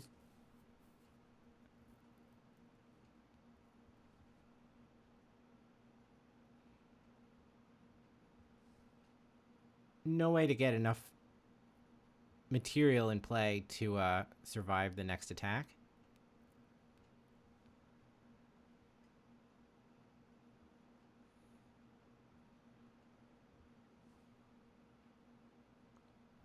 All right, Growth Chamber. I'm not sure what it picked up, but it did it pretty confidently. We picked up Lotus Field. Okay, fine. I mean, you could pick up Vesuva, I guess, but like, what's the difference?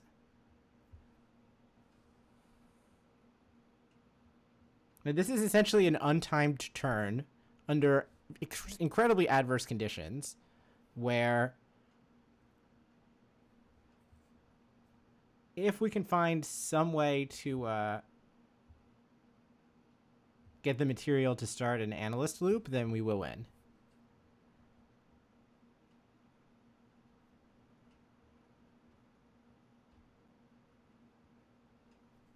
And we do have a hand where Battlements that's hanging out way over there, which will eventually give all these things haste if we can do it.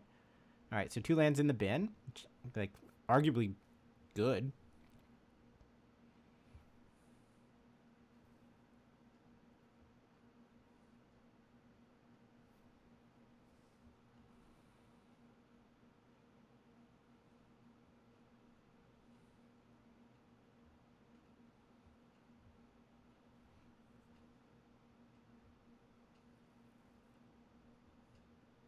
All right, so we Woodlands the Analyst.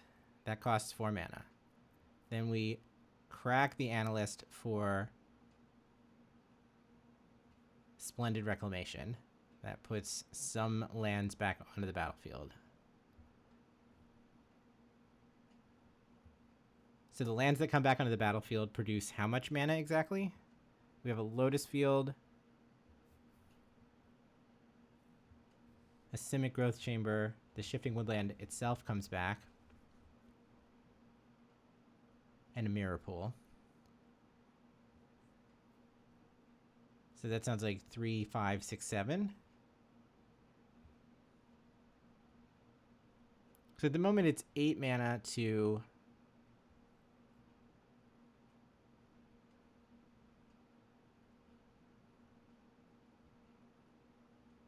all right, Lotus Field came back, so we need a Lotus Field trigger.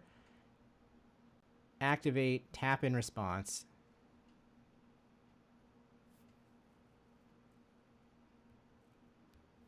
Right. Well, there's no milling, right? Because that's an ETB, and like we're just copying the analyst that's in the graveyard. So we do get to like repeatedly Splendid Reclamation. Mirror Pool copying the analyst. That creates a real analyst. So there's us milling 3, and we just milled a Lotus Field, and you can see Sangjoon is starting to feel it. Mirror Pool does cost 5. Okay, so now we can crack. Yeah, that seems really, really good. So now we can crack one of our analysts, and we get back another Lotus Field. And now I think the loop of make an analyst, crack an analyst, get these lands back, is going up on mana.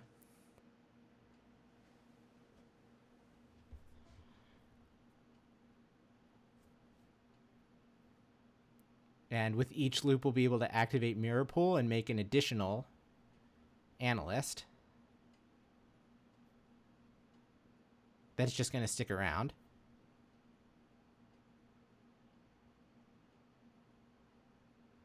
And once we've made 39 1/3s, we'll be able to activate Hammer Battlements and send them all across.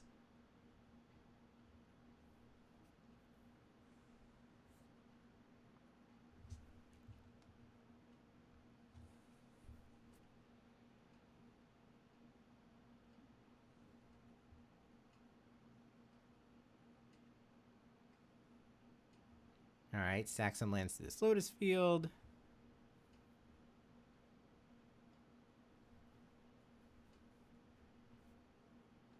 Yeah, once you've demonstrated a loop that goes up on mana, then we can start worrying about where we want to spend that mana, but...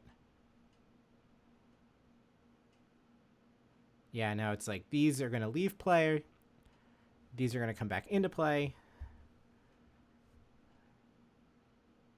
We get some number of lands that we have to sack to Lotus Field, so we throw those away, they come back, etc., etc. Then we're going to start Odawaring.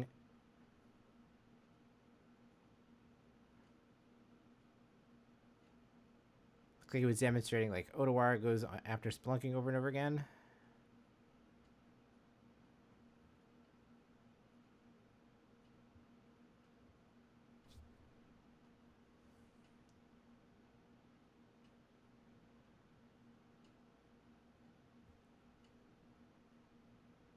It doesn't seem the most necessary. Like, isn't it inadequate to mill your deck? Like, why draw your deck when you can mill it?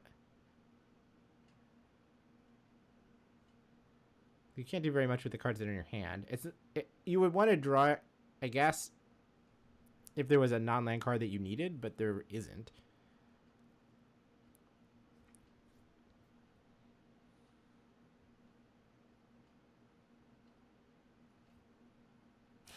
If there's a third Gargaroth, I'm ending stream. I mean, there should only be 2 in the deck.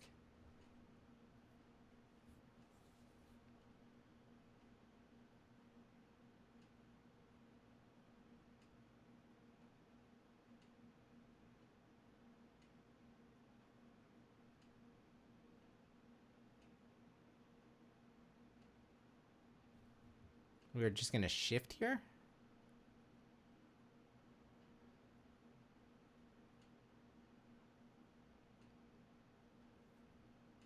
I don't totally understand what the point of any of this is. I agree.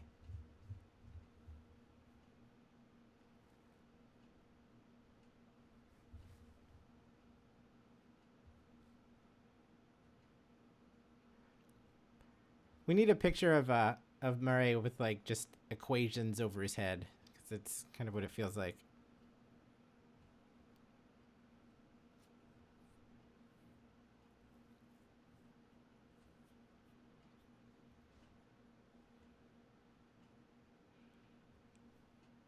All right, well, as Sangjoon picks up his deck and puts all his lands on the battlefield, it is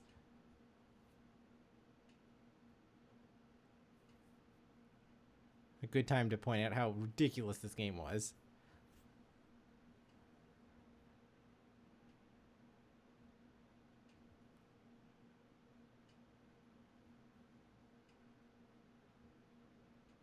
Every time we do these streams, there's at least one game each weekend that is just totally absurd. We went so deep into the Bizarro world in this one. Yeah, he really did.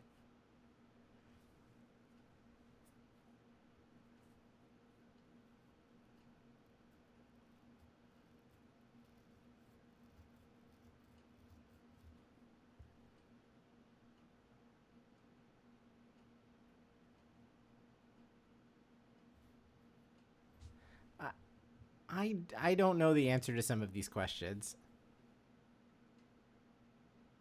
Why are we blowing up all of Marei's lands? Nah. Is there something...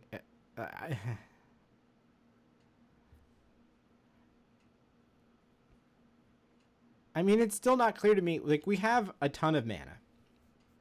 We have to do something to win the game with that mana. Are we going to wind up making a bunch of Gargaroths is my question now.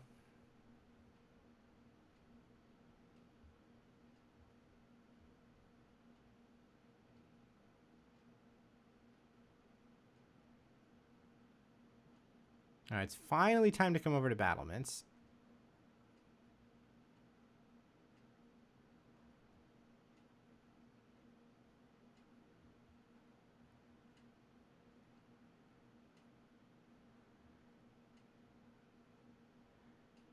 It's been just like a symphony of Amulet. All right, we've now milled our deck, so I think that means that we have made a bunch of Aftermath Analysts. And now we're saying, I will haste them, I will attack with them, and that finally is Sangjoon Kong making the top 8.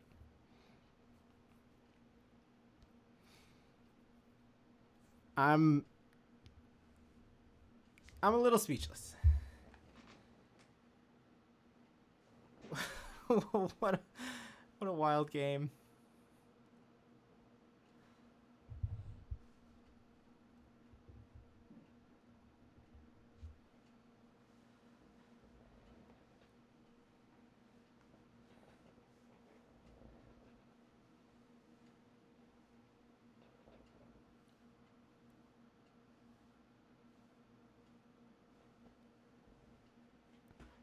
To what extent was that set up by the block on turn 3?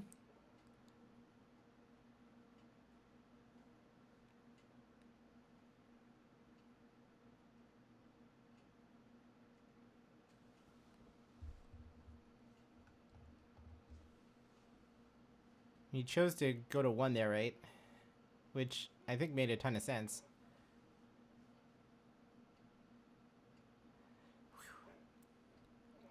Game kind of broke my brain.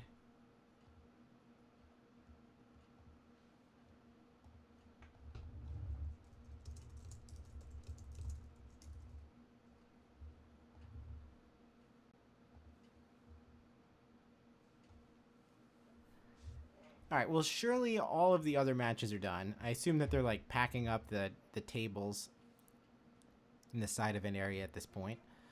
But what I don't know is whether or not we will see some of the other win-and-ins. Like table 4, like this was all great. Sangjoon definitely has made it onto the PT for the first time in his life, so GG's to him. But I do not know if that was enough to make the top 8 of this event. Table 4 would have had first priority in getting there. So there should be some amount of break. I do not know how much break. I do not know if they're going to fill some of that break with Time Walk. Yeah, that's right. 6 tables 1, 2, and 3 all ID'd, so there's several players who are going to come back and fight for the world's invite who are getting a second bowl of udon right now.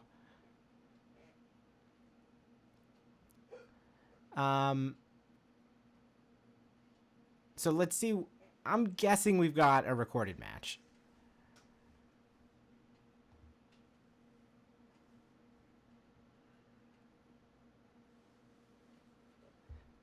I mean, I assume that this also kind of broke the Japanese caster's brains. How could it not have?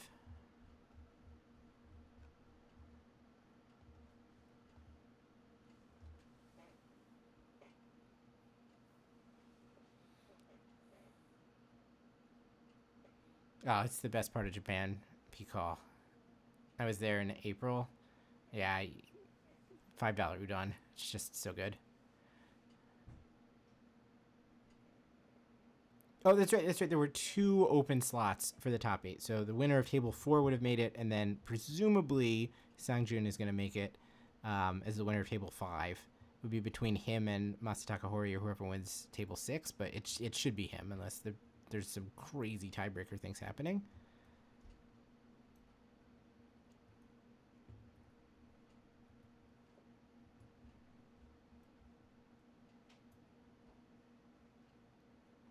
Yeah, the best are the like lunch spots that have like combo meals essentially, like teishoku sets that are like tempura and udon and a little bowl of pickles and stuff, and the whole thing is 1,000 yen, which is like $7. It's like so busted. Japan is so good.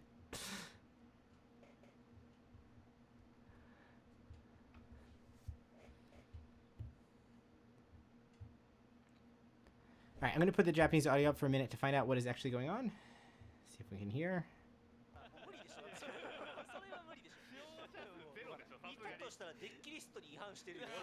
But in any case, what will happen soon is that we will get the top 8 announcement, assuming that there's nothing else to see. But again, I'm still a little skeptical of that.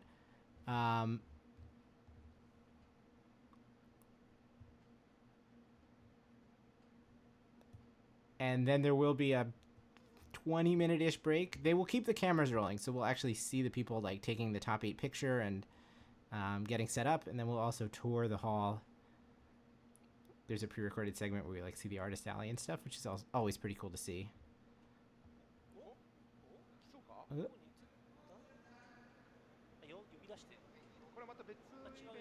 No, I think we are just going to go straight to the top 8 announcement.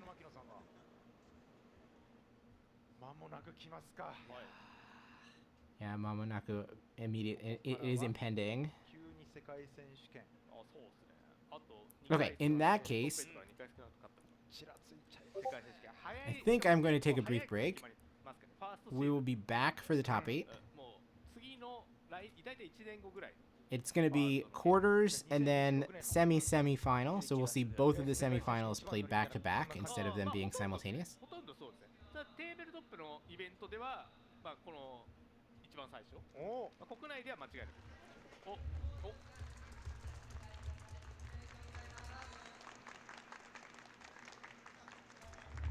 1位通過、最後確かガチってた多分3番だった。はいはいはいはいはい。多分勝って、多分果敢の人かな。ああ、はいはい。こちらですね。Yeah, so that probably means that the results are also on Marei, so let's take a quick look. グリクシス神話。あ、そうですですね。木原さんもそうですね。木原さんも入った。多分新潟勢とかでシェアしてたんじゃないかな。チームデッキっぽいな。おお、このゲーム数シェアデッキとかですか。4位の人。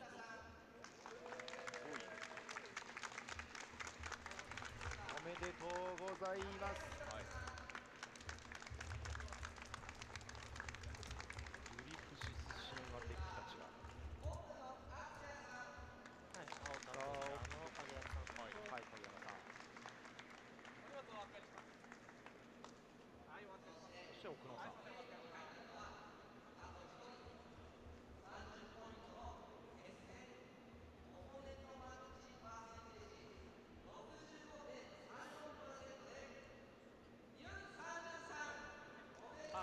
先ほどのアミュレットタイタンバブルマッチだったんですね。ラストターンで掴んだ勝利。い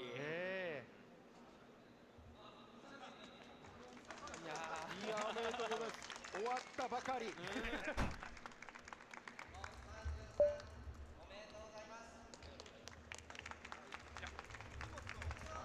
が見事滑り込みでトップへと決めました。こ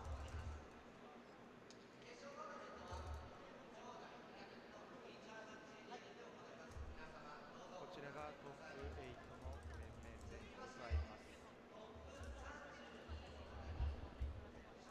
まあここにねトップ8入らずとも16の方々がプロツアー権利を獲得しました。あとあれですね、プロモカードラインもありますからね。ティシャーナの後ろ縛りもらえるんですかラインだったりとか。トップ12までしちゃうな。はい。いやこれはやっぱ17とかになるとクラっていう。いやまあ食うどころではない。食うどころではない。耐えられないそのストレス。常人は耐えられないと言われている。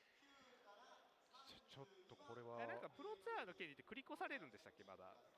そうなってくると下にストンって落ちる可能性もあるけど、でもなんか見た感じは持ってる人がいなそうでしたからね。はい。9位が堀さん、5両弁。はいはい。10位が細川さん、ボルガリオ。で11位が矢島さんですね。矢島達明さん、龍兵衛さんマジでね。ベインズで山崎義孝さん12位ジェスカイブリンク。原幸輝さんジェスカイブリンク。ネオホームいる。高野勘太郎さんネオホーム14位。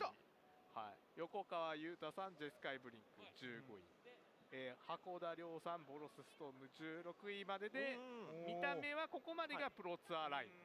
9から16位は結構ね、なんか名前を知られた方も確かにですね。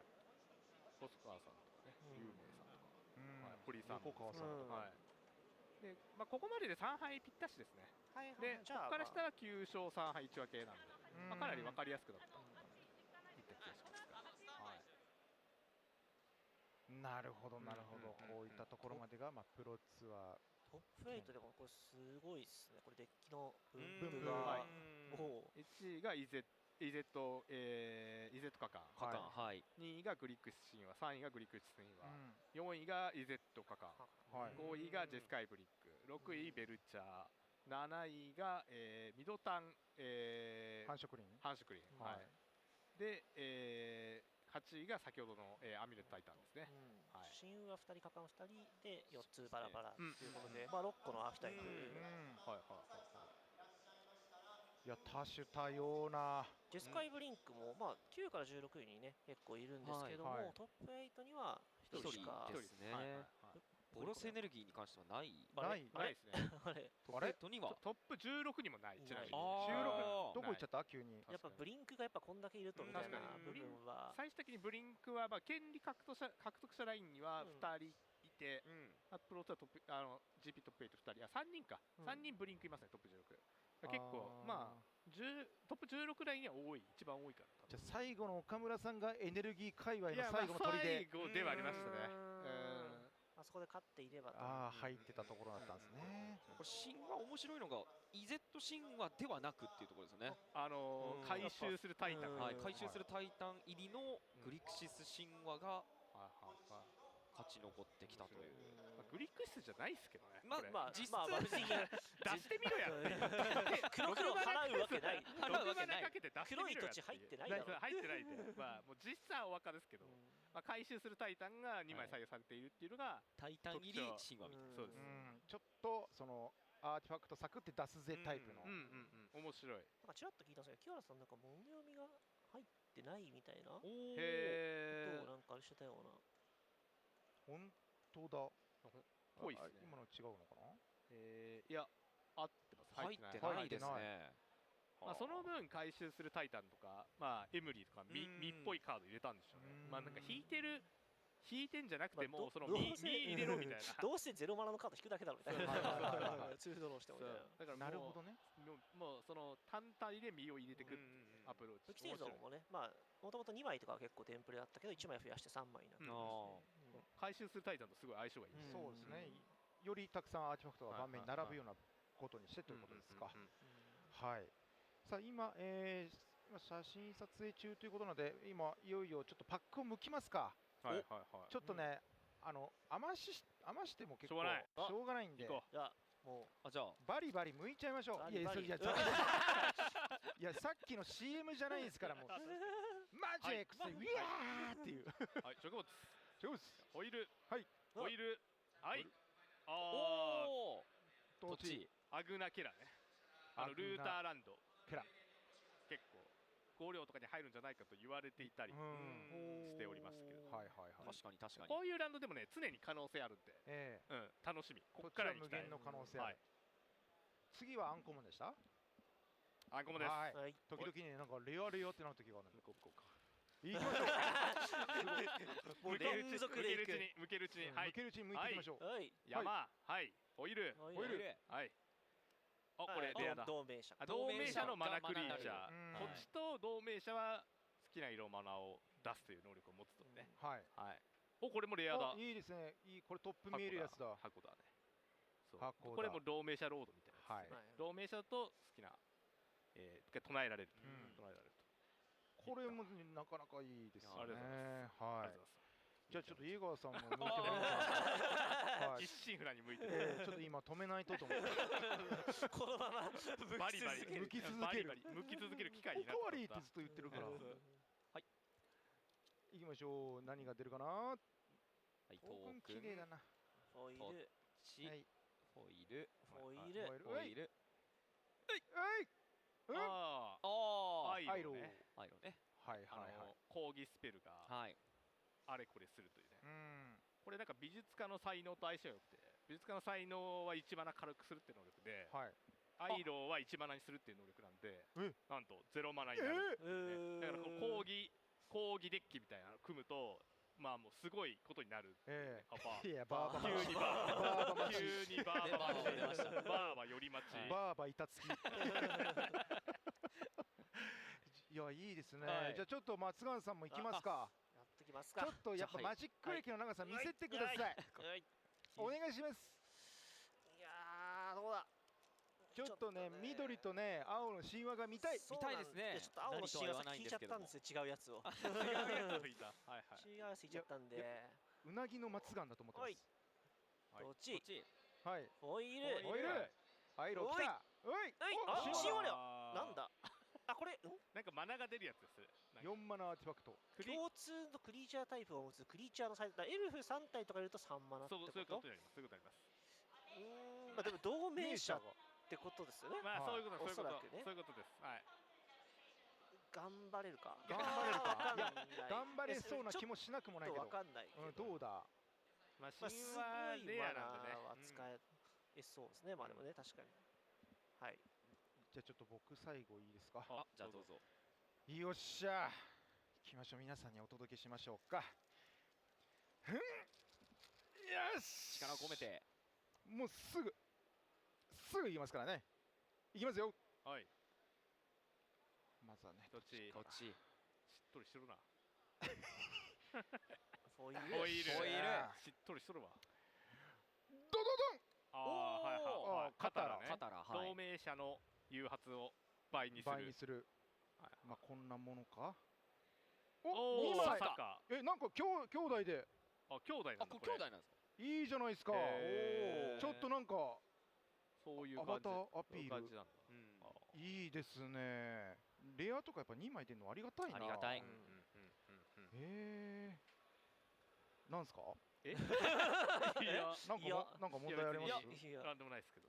実はコレクターブースはまだあるんですよ。行きましょうか。まあちょっと最後もしかしたらねインタビューの最後の人に向いてもらうんです。1パックだけ残しておきます。まだ全然まだ全然ではないですけど。行きましょうじゃあ。行きます。まだいけるんで。多分向こうにあるという。ごめんなさい。これは僕らじゃないですよ。本当にまだあるらしいんで行っちゃいましょう。ここにもあるしね。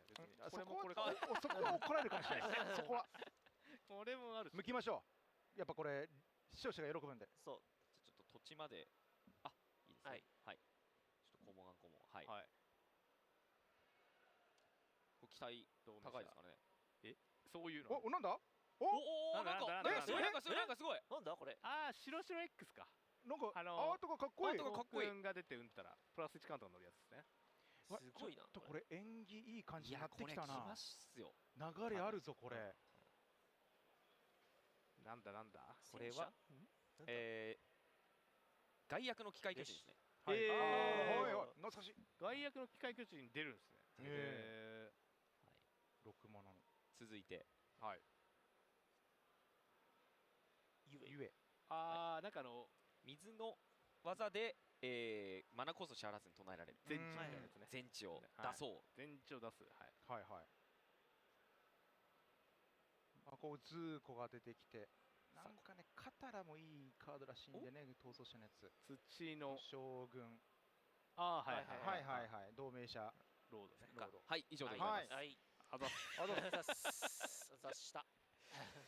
じゃあちょっと、いいですか。行きましょう行きましょう、市川さん行きましょう。これね、コレクターブース開きづらいですよ。厳重な気がする。どこまでがコモンなんですかこれ。やっぱラグジュアリー。土地カードから前がレアです。ちょっと何言ってるか分かんない。まあ前からめくれば。前からめくればいけますね。はい。もうレアいきましょうか。チョコです。はい。なんだこれ。カメだ。カメ。はい、獅子亀ね。はい。これもうピーク？これもしかしてこのパックは。まだわかんないです。まだわかんないです。これなんだ。石膏の警告。スコートワーニングね。クリーチャーをフラッシュ出せるようになるワンドロー。こんなカードが。トラーザラシ。かわいい。これはなんだ。青の逃走者カード。青い仮面の男。はい。これはで、トフね。トフ。はい。山。なるほど。はい。あざす。はい。最高だ。じゃあ最後にもう一パックむきたいな。どうぞ。いいですか。ちょっと。はい、お願いします。もういいでしょ。出しますか。そろそろ。やっぱ貯めたんでね。はい。貯めたんで。ちょっと欲しいなモグラ。ちょっと欲しいですよね。鳥かね。鳥かモグラが見たいな。はい。そろそろ欲しい。じゃあ土地のとこからいきますかね。よいしょ。はい。いきまーす。どうぞ。そい。さっきの白白 X。さっきの白先ほど先生。アートがいい方を今イエガーさんが出したってことですね。はい。そうですね。はい。これなんだ。師匠の導き。はい。師匠の導き。ソジンの大刀。神話レア。英雄だね。いいですよ。ライブラリーからぶっこ抜けますからね、カード飯でして。あら。春の鼓動。はい。倍マナ、お互い倍マナになるやつね。はい。こっちが2マナ出るようになると。ねえ、つつ抜かしてるんじゃないと。やねんと。懐かしのハート。火のベンダー、くらいにいた。なんかアートがすごい。何このアート。確かに。なんかすごい。これこういう感じのね。多分そうですかね。なんか特殊イラスト。はい。終わりです。終わり？はい。じゃあ。なんすか。いや。じゃあ最後いいですか。最後の実ははい全然1ボックス目の最後もう1ボックスあるらしいんで。大丈夫でしょう。じゃあ行ってきますか。やっぱお願いします。お願いしますよもう。いやもう服があるでしょうこういうものにはね。それはね。入れ替えて前から見ればいいのか。そうですね。で土地ぐらいからが土地の後ろからが一番味するところ。はい。土地を渦巻く知識があった。はい。でいきますよ。惜しい。ウルボロイドみたいなやつ。はい。ショック台。戦乱のうねり。戦乱のうねり。はい。まだここ最後どうだ。はい。火の国の宮殿。赤のあれね。火の技4。はい。赤の土地。いやいいですね。食物土地です。ドラゴン。あざした。いや非常に。はい。堪能いたしました。そうですね。堪能しました。はい。といったところで。ここであれですよ。僕らじゃなくて今コメントでいっぱいなんか言ってくれないと僕らの気持ち落ち着かないですから。はい。たくさん言ってもらわないとね。楽しかったな。もう満足したか。なんだかんだ。だからダメだった時は別にまたね向けばいいわけですから。ダメじゃないし、ダメじゃないけど、そのダメっていう感覚がわからない。もうマジックのカードが出続けて楽しそうです。開封できてる。そう。何が成功で何が失敗なのか、もう僕の中にはその誰でも大好きパック開封なんて。あれだぞ、あんま言い過ぎるぞ。ここの4人ずっとここで管巻くぞ。ほんとしばらく。いや何が悪いのかわからないけど。はい、ということでね、またチャンスがあったらね、開封の方やっていきたいと思いますので、ブラケット出るということなので見ていきましょう。バババンということでトップ8ブラケット出ますでしょうかと。まあね、激しい戦いがあって、どの選手が勝ち上がってたのかっていうのを改めて、はい、見ていきたいと思います。出るのかな？出るのかな、どうかな。ありがとうございます。あ、ちょっと分かりました。はい。まあこういうね、まあなかなかこうコレクター的な特別なアートもね、コレクターブースター出てきますし、はい。別にプレイブースターでね、ドラフトやりながらということで、我々が欲しかったやつも。あ、来た。はい。上から1位の、こちら4さん。Oh wow, we've got our bracket. Are we just gonna get right into it? I guess we will see you very soon. いう戦いですね。次が永井さん、イゼットカカ、そして堀さんのジェスカイブリンク。はい。で、次が、こちら、ハンドさん、グリクシス神話、そして奥野さんのこちら、繁殖林コンボ。で、木原さんのグリクシ神話、そして、影山さんの試しベルチャーという戦いになりましたと。はい。いや、そして準決勝が、いわゆる世界選手権のかかった戦いとなりますので、そちらも要注目でございます、皆様。はい。さあ、ということで、今、選手の撮影も見ながらなんですが、まあ、この後は、ちょっとこの会場内を昨日ね、終わり間際にちょっと練り歩いてきたいつもの VTR がありますので、はい。そちらもね、見ていただけたらなと思っております。いい表情してますね、皆様。はい。さあ、これ VTR 振りは大丈夫ですか？振っちゃって大丈夫ですかね？はい。じゃあ、この後ね、トップ8の戦いお送りいたしますので、それまで、VTR を見てください。それでは一旦失礼いたします。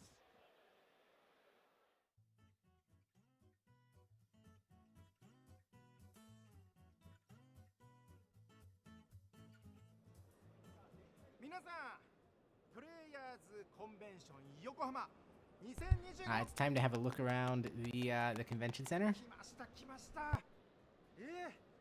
マジック・ザ・ギャザリング、アバター伝説の少年アンが出た翌日でございます。これ翌日、はい、11月22日ねえ、このね新セット、どんなカードたちのね出会いがあるのかと思いを馳せてるプレイヤーもたくさん多いと思います。それでね、もうなんだこのイベントはと初めて見る方もいらっしゃると思いますので、今回は中はどうなってるんだいっていうのをちょっと紹介して回っていきたいと思います。中にはね、チャンピオンズカップファイナルと、その他にもオープントーナメントがあったりとか、カジュアルなイベントがあったりと盛りだくさんでございます。それでは早速、時間ももったいないんで見ていきましょう。はい、初心者体験コーナーに来ております。ここではマジック知らないぞって方、もしくはマジック知らない友達を連れてきたぞっていう方々がね、ここでマジックで遊ぶというところなんですけども、こういった形で参加者がたくさんいたんですね。そして見た方がいらっしゃいます。こちら畑中さんじゃないですか。石川さんじゃないですか。お疲れ様です。まあこういった形で畑中さん、これ今、初心者体験コーナーを、そうなんです。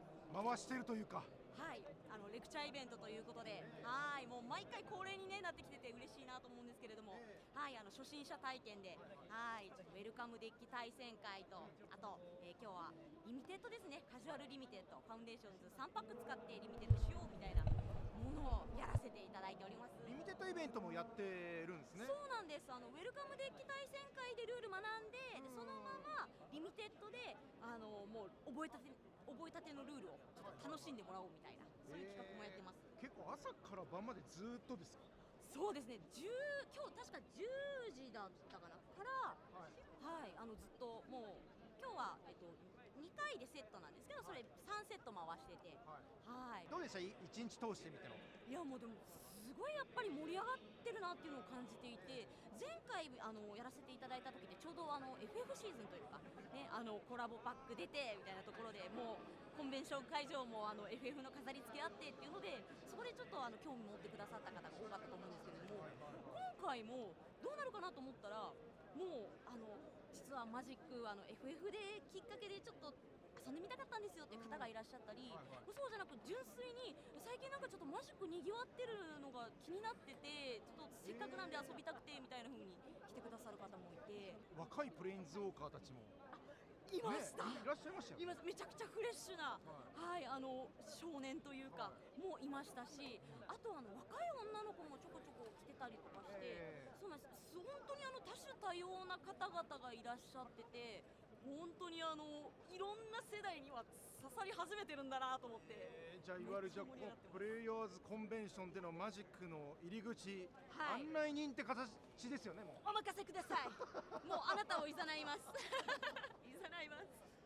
じゃあ今後ともこういうイベントもやってかれるということで。はい、もうね今回もまだ明日ありますから、はい、今見ていただいているのがいつのタイミングになるかわかんないんですけど、まだありますから、はい、もうありますし、おそらく次回以降もきっとあるだろうと思うので、もしこれ見てくださってて、実はまだプレイしたことないんですみたいな方いらっしゃったら、ぜひ遊びに来てください。よろしくお願いします。よろしくお願いいたします。なのでね、引き続き盛り上がりに、はい、よろしくお願いいたします。よろしくお願いいたします。はい、田中真奈さんでした。ありがとうございました。コマンドゾーンに来ております。コマンドゾーンっていうのは統率者のイベントございます。スケジュールこのようになってまして、ブラケットがあります。こういったブラケット計12345と分かれてるんですけども、こちらカオスパックの配布についてなどなど、遊んでたらパックももらえちゃうかもねという統率者のイベントになっております。今ね、会場がちょっとね、終盤になっておりますが、まだまだ遊んでらっしゃる方々いますよ。統率者もね、今盛り上がりを大変見せております。そしてこの旗がありますね。はい、ここにブラケットのフラッグが立ってますので、自分のここだろうなというブラケット、ベータ版になるんですけども、こういった分け方で、対戦相手のレベル感を合わせて統率者で遊ぼうかな、コミュニケーション取っていこうかなという、ものになっております。新規の方々もね、構築済みデッキとかもあったりとかしますので、そちらをゲットして、まず初心者ですと言って遊んでもらうことも全然大丈夫なフォーマットでございますので、一度にぜひね遊びに来てほしい。もしくはちょっと外から入るの無料なんでね、このプレイヤーズコンベンション自体は。なので様子を見に来るのもありなので、皆さん一緒に統率者で遊びましょう。ターボタウンに来ました。こちらわずか1ゲームで終わる最も短いイベント、対戦相手が来たらすぐ開始ということで、時間がないそこのあなた、もしくはひたすらいろんな人と戦いたいなという方、ぜひこちらで遊んでください。見てください。すべてのプレイヤーに1パックが送られます。こういった形でカジュアルに遊べますね。今日今ね、皆さんが見ていただいているのは日曜日だと思われます。こちらね、土曜日収録してるんですけど、ちょっとね後半なんですが、こちら10時から18時まで23日日曜日はやっております。はい、もうスタンダード、パイオニア、モダン、レガシーといろんなデッキでね回せるということになってありますので、もしよかったら皆さんこちらでも遊んでみてください。皆さんこちらではリミテッドオープンが開催されております。マジック・ザ・ギャザリング伝説の少年アン、アバター伝説の少年アンのカードを使ったイベントとなっております。どんなカードが活躍しているんでしょうか。おそらくね、発売日が21日の金曜日でございまして、このロケをやってる段階では、その翌日の土曜日でございますから、最速級の大型リミテッドイベントになるんじゃないでしょうか。はい、ということでね、こういう形で、リミテッドオープンシールドなので、その場にね、来て参加できるというオープントーナメント、いや非常に楽しみ。どんなカードが活躍するのか、ぜひこうご期待というわけで、また別でもやっております。あちらレガシー選手権秋でございます。こちらもね、レガシープレイヤーのイベントとなっておりまして、こういった今はね、チャンピオンズカップファイナルではモダンというフォーマットがやってるんですけど、こちらはレガシーとよりちょっとねカードプールの広い戦いとなっております。いやー、レガシー愛しているプレイヤーもたくさんいらっしゃいますよ。そしてね、今見ていただいている本日日曜日は、ヴィンテージ選手権秋が行われるということで、もう聞いて分かりましたが、プレイヤーズコンベンション全部のフォーマットやってんじゃないかなっていうぐらいマジックのイベント盛りだくさんです。なのであなたに合ってるマジックのイベント絶対開催しておりますので、ぜひまた次回遊びに来てください。皆さんこちらただいまチャンピオンズカップファイナル店舗予選を勝ち抜いた強豪プレイヤーたちがプロツアー世界選手権をかけた熱い戦い火花散らしております。いやー、どういったねプレイヤーデッキが勝ってくるのか非常に楽しみです。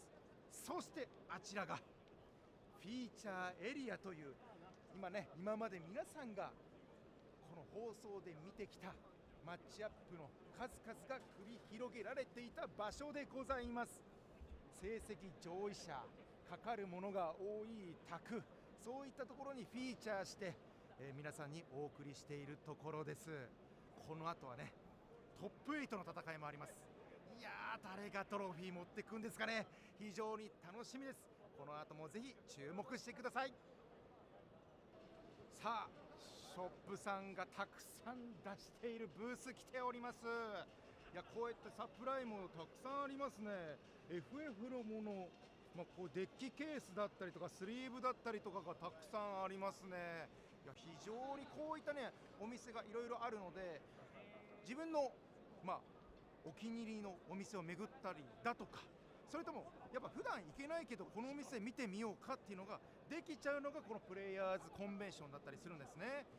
いわゆるなんていうんですかね、その都内だけじゃなくて地方のカードショップさんとかも出店されてたりとかしますので、そういったところでお買い物するのもいいかもしれません。またね、そのカードショップさんとのコミュニケーションとかでまたいいものがあったりするかもしれないのでね。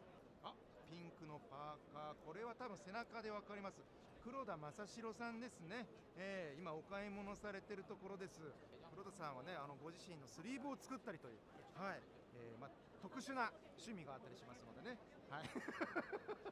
もう本当たくさんのお店があるのでね、絶対にあなたのお気に入りが見つかるかもしれません。遊びに来た際は来るのは無料ですので、立ち寄ってみてください。どうでしたか。盛りだくさんです。まだまだ紹介できなかったこともたくさんあるんです。次はあなたが参加して楽しみを体験しに来てください。そしてこの後トップ8の戦いありますから、そのトロフィー推しプレイヤー誰が取ってくるのかしっかり応援していきましょう。それではまた後ほどお会いいたしましょう。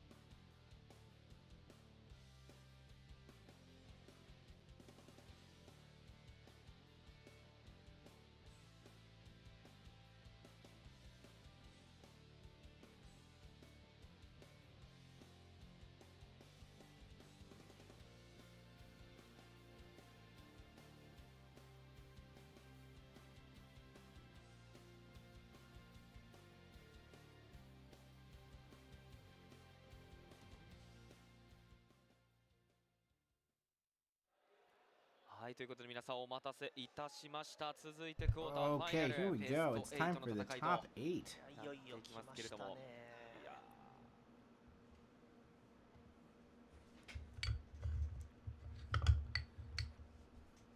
So we started with 400 and something people, and we are down to these 8.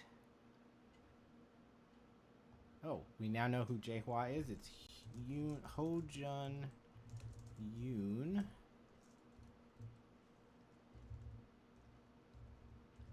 Wow, so actually the 1 versus 8 match is an all Korea affair. Interesting. Putting the Korea in this being the Japan-Korea Regional Championship. So you can see we've got 2 copies of Prowess, 2 copies of Affinity. The deck that kind of did the best throughout the Swiss rounds, at least the earlier ones, was Jeskai Blink, though they only put 1 copy in the top 8. And then we have Hiroki, who ran up the score, was our last undefeated player at 9-0, playing Belcher. And we saw Sangjoon make the top 8 in, let's just say, dramatic fashion, playing Titan, after a 25-minute turn where he absolutely threw the kitchen sink at his opponent. I am not sure who we are going to see, but oftentimes they will show the number 1 player. So I'm going to guess we're going to get Hojun against Sangjoon, but I mean, all of them are possible. Oh, I have a problem here, which is that I can't type. My keyboard died, and for some unknown reason, that is like messing with Firefox. So what I really need to do is refresh Firefox, but I don't really want to do that because this is Firefox and I don't want to cut YouTube. So we're going to try to work around it, but I don't know how successful I'm going to be. Yeah, it just like won't let me type, which is like not ideal.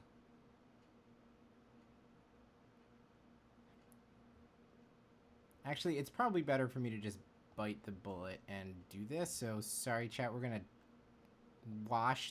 cut everything, and it's going to come back in a second. So this is intended.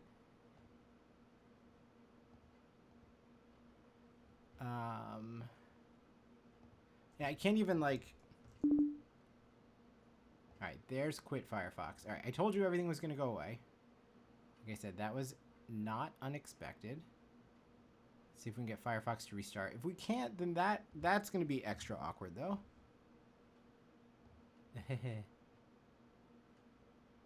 It's just spinning.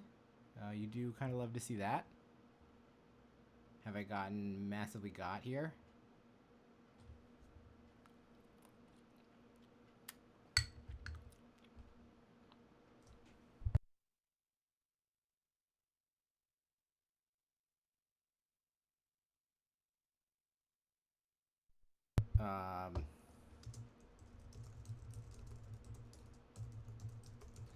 Let's put a sad face while I try to figure this out. Oh, it has restored. Firefox is ready. I do like to hear that.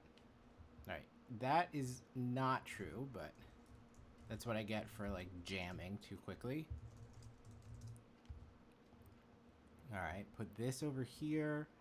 Let's get the live stream running.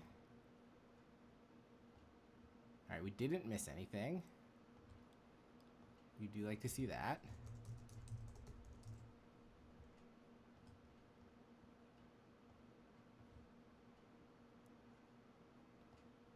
Alright.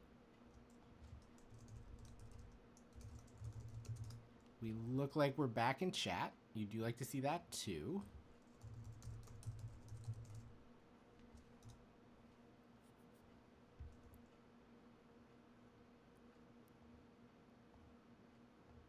That was a bit of an adventure, but I think we've survived. Let's do this. Let's do this. Now let me edit the Nightbot command so that I can be ready for... Might as well do this to get my copy of the Melee page back up.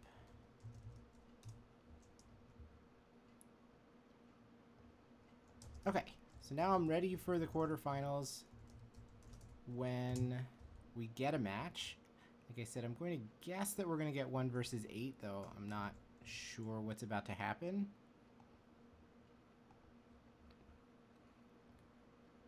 But I will set up assuming that that's the case.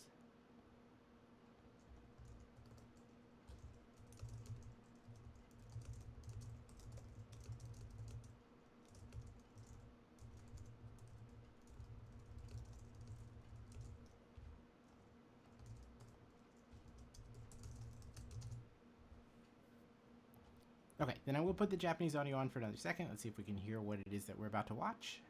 保管してくれているカードになっていますね。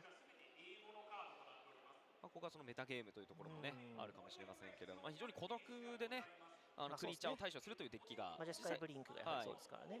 メタゲーム上多いというのも、うまく噛み合った形での突破になってそうですよね。突破方法の一つとしてあるのかなと思います。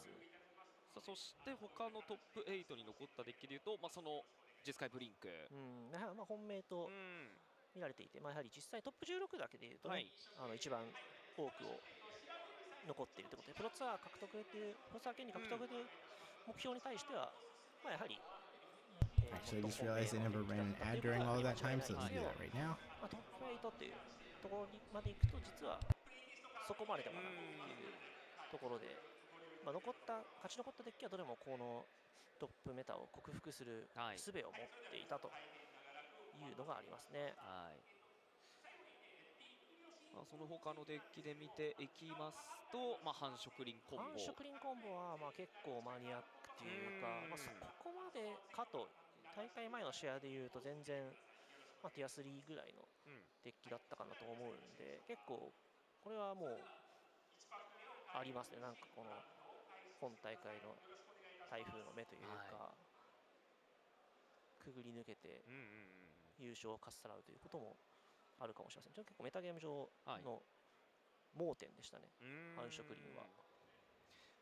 そして青タンベルチャー。青タンベルチャーはそうですね、ただやっぱりこのカカンと神話がやはり4人いるという、決勝になってしまったということまで考えると、少し立ち位置はやはり苦しいのかなということはありますね。環境的にはもともとやはりそのカカン神話ズーが、アグロデッキがすごい増えてしまったことで苦しかったんですけども、今大会では、うまく当たらなかったのか、あるいはそのジェスカイブリンクとか、そういった系を、あとアミレットとかですね、そういったデッキコンボとかには強い、コンボとかミッドレンジとかには強いんですけども、アグロをうまく避け続けて、トップ8までとりあえず初日連勝のアドバンテージで、勝ち上がることができたのかもしれませんが、ここでちょっと初戦から神話と当たってしまうというところで、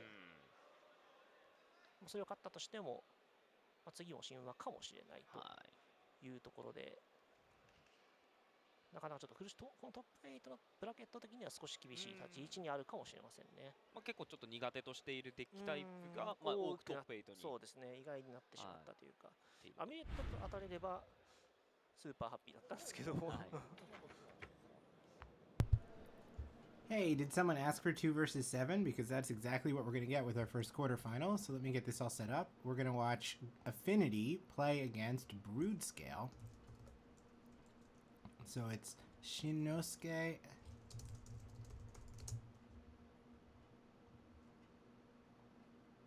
Hondo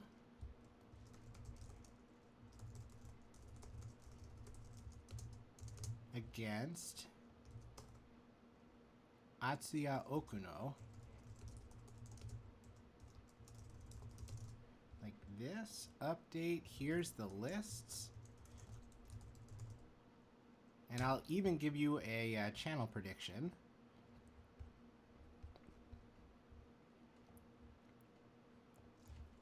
So this is Shinosuke versus Atsuya.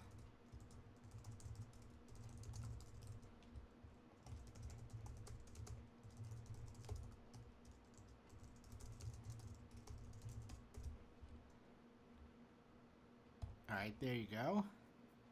Looks like we have a match. Finally. We do have a match. We've got Broodscale against Affinity. All right. So that's interesting. So this matchup, my understanding, is supposed to be one of the big draws of the Broodscale deck. My understanding is that this is supposed to be quite unfavorable for Affinity because you just don't have a lot of tools to kind of stop their combo at a fundamental level. The Affinity deck is like very inherently non-interactive. Like you almost are only playing your game, and the Broodscale deck kind of demands you play their game. Sure, sure, that makes a lot of sense.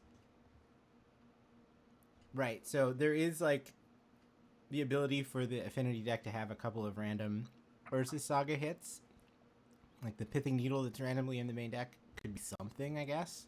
But yeah, for the most part, we're just trying to like play a Pinnacle Emissary, go wide, and hope that's good enough, right? Yes, absolutely. You're just trying to get there on pure speed.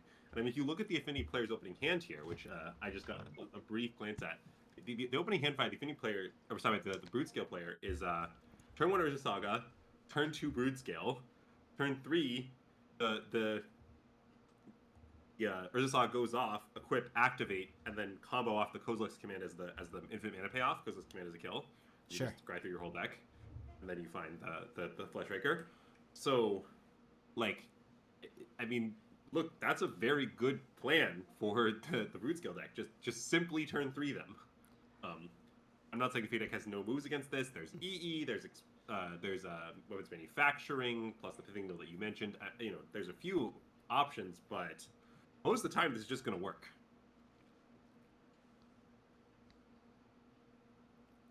Looks like one card is being separated from the other, so I guess the Affinity player is on 6. We're thinking about tossing a Tormod's Crypt, which makes a ton of sense. Yeah, a Tormod's Crypt it's kind of just a Darksteel Relic, which, to be clear, Darksteel Relics are totally playable in Affinity, the way the deck is constructed. But definitely, the Tormod's Crypt doesn't do much more in that matchup. I guess it could delay Emrakul, but I really just don't expect games between Affinity and Broodscale to come to Emrakul very often. Yeah, so Andrew, you missed an absolutely wild game between Titan and Energy, where basically neither player did anything for a very long time. Eventually, all of the Primeval Titans got surgicaled. It looked like we were going to cross the line with Elder Gargaroth beats, and then we were deep into turns, and it came down to the Titan player needing to combo making infinite Aftermath Analysts. Yes. Which required first, like, ripping a mirror pool, then being able to shifting woodland, and then copy the woodland with the mirror pool to get the mill trigger. That got the gears running, and then the absolute kitchen sink got thrown at the Boros player. There were loops that were completely unnecessary as far as we could tell. It was crazy.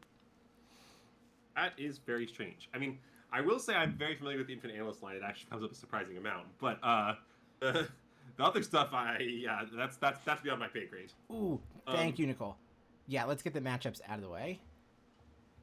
Yes. So, anyways, in the actual game, we see the Affinity player deployed Eternal Lord's Manufacturing, but has yet to produce any weapons just yet.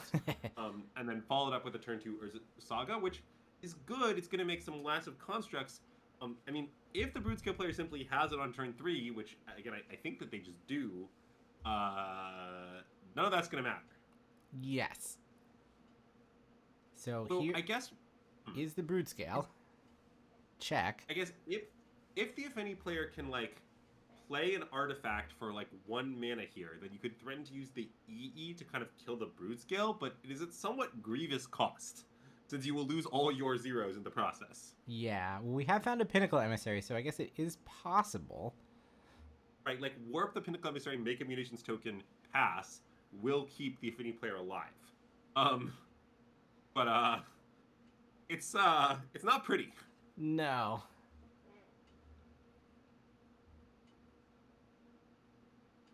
You can see that Hondo here is really thinking it over, because, I don't know, he sees the Broodscale and the Blade online across the table, but he also sees how much it's going to cost him to stop it. Like, it's all face-up except the kill con. It is conceivable that Hondo could hope that simply that, you know, there is no kill con in the Broodscale player's hand, and that you try to chump block the infinitely large Broodscale. That's a really aggressive line, though, so I sort of think it's not what will happen. Alright, let's see if Atsu's going to put Shinosuke to the test, but I don't see why not. I think that was the Pinnacle Emissary was the last card in Shinosuke's hand. I mean, Affinity not very good at rolling things up, right? You kind of have to vomit your whole hand in order to turn on your Mox Opal. Yes, absolutely. Well, okay, yeah, and you can see, so So I guess just to briefly explain the brood scale combo to those who might not be familiar. Basically, the way this is going to work is once the blades correct to the brood scale, every time a spawn dies, the brood gets a counter. When the brood gets a counter, it makes a new spawn. So repeating this process ad nauseum will generate infinite mana and infinitely large brood scale, and then you can use that infinite mana in a variety of ways to kind of end the game. But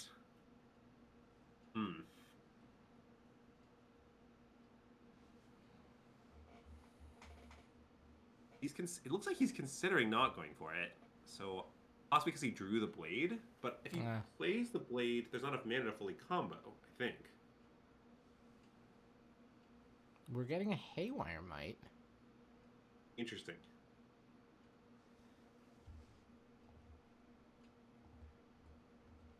Yeah, the Brood Scale deck does have access to Pithing Needle, but only post-board, so we would have to... And as for the blade, right, there are 4 of them, so Atsu's hand would have to be pretty weird for him not to have been able to go for it if he wanted to. Yes.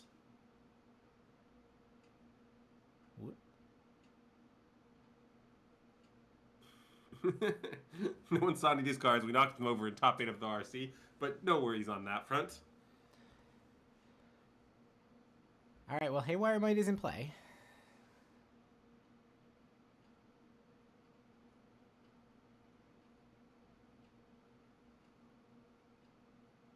Yes, this is true magical.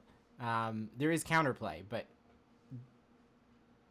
the weapon is not the only 0 on the Affinity player side. That's the issue that we're seeing here. Right, like one line you could definitely consider as the boot skill player here is just force the action. Say like, you want to crack that? Sure, it'll cost you your whole board, and just, you know, kind of force them to do this thing that they kind of don't want to do. Oh, wait, he can still come with Haywire Might. Oh, I missed this. I see. So we can. Got it. So we can equip, and then sacrificing the Haywire Might will kickstart the combo. Right. Interesting. So okay, so the question is do you not equip? We're not going for it. It looked like Atsuya just passed. Interesting. So maybe the idea of this is, well, you're sort of protected from one weapons token in the sense that, like, you know, you can adapt in response. It's not a perfect plan, but it's something. All right, so Shinnosuke goes to create a construct, and are we going to respond by blasting the weapons manufacturer? We're going to blast the EE. Oh, no, blast the Urza Saga. Okay, interesting. Oh, okay. I mean, But I don't fully understand why, if this was his line, he didn't equip. It seems like you wind up in the same spot, except you have a giant brood scale. Yeah, well, I mean, maybe in response to the equip, then the EU would have been cracked, but that like, effectively kills the construct and all this stuff. And then you kill the Saga, and like, the Affinity player has a weapons manufacturing and a dream. I mean, you don't have a brood scale, but hopefully you figure something out. All right, well, here comes a construct. It looks like it's a 5/5. Yeah. So Atsuya goes to 17. He gained 2 life off the Haywire Might. Now, keep in mind, in order to continue to represent this interaction, Hondo can't really tap out of the weapons manufacturing. So yeah, he has to hold up this EE at all times. I mean, that is like kind of putting the screws to him, right? Like, you can kind of play the haha, you're down 2 lands for the rest of the game sort of strategy if you wanted to. Yes. The answer to that question, wiretapped, is yes. There's 2 Titan and 1 Claws in this list. Yeah, okay, wait. So nobody does not play Claws of Gix. Like, because Claws of Gix is tutor buff Urza Saga, I think basically all the lists have 1 Claws of Gix. But in addition to that, a few of these Japanese lists have a couple of Salvage Titans. Yeah.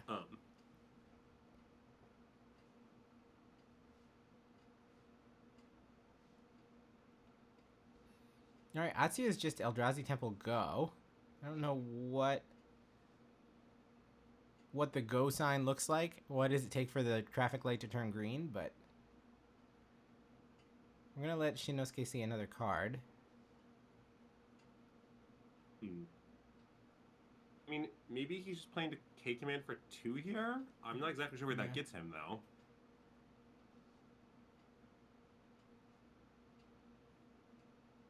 Because, like, the issue is, let's say you spend the K command. I mean, like, I just don't see how it helps you combo. And you're certainly not going to win this game without the combo.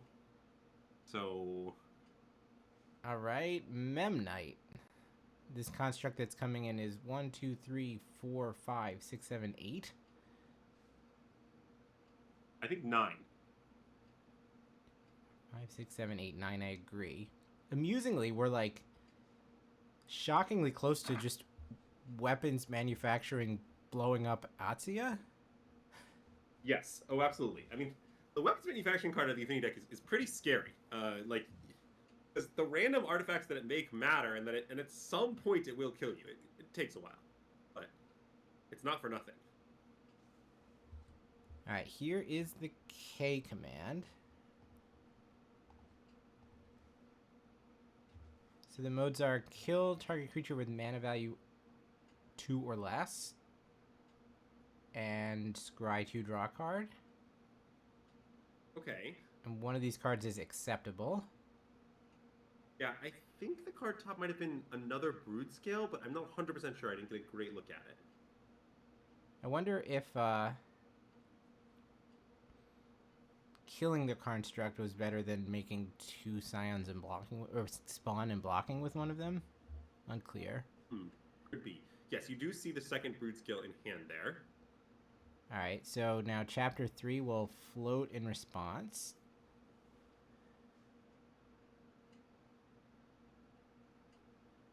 Also, Okuno's picked up an Emrakul, which I didn't think was going to be relevant to this game, but things are sort of reaching an Emrakul point here, surprisingly quickly. Yeah.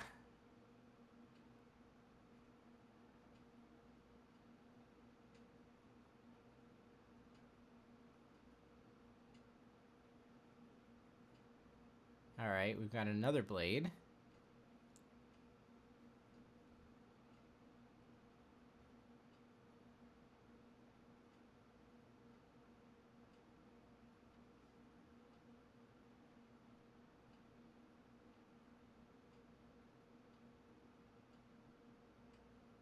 One mana floating here. We are going to equip. All right. Equip seems to happen.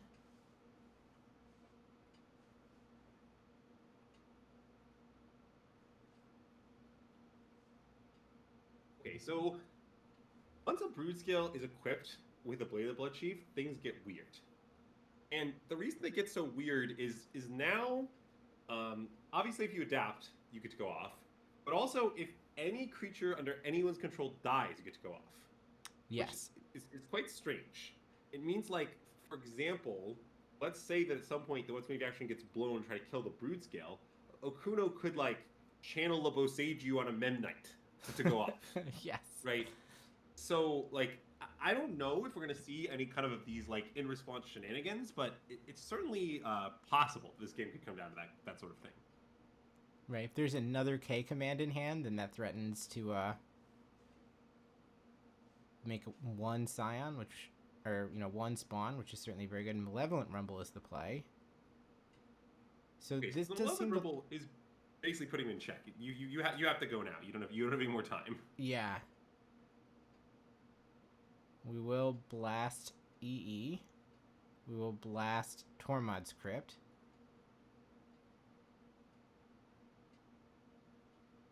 Now, wait, there's a trigger that happens here, right? So 3 weapons manufacturing triggers are going to go on the stack, but shouldn't Memnite dying to EE have also caused something to happen? Yeah, but they stack AppNap. So okay. Because it's Okuno's turn, I see. The Brood Scale dies. It mattered whose turn it was. I'm all caught up now. Yep. Yeah. And now, I mean, honestly, Okuno's sitting pretty at 13 life. Hondo has essentially no pressure. Yeah. Even if Hondo gets more weapons manufacturing tokens, he doesn't necessarily have a way to crack them. And we in the booth know that Okuno has another Brood Scale coming next turn. Right. next turn, it's as simple as Brood Scale equip combo. So I think Okuno has played this game just beautifully. He kind of waited to force the action, I think, in order to get Hondo to play more zeros. Right. And then got all those zeros as well.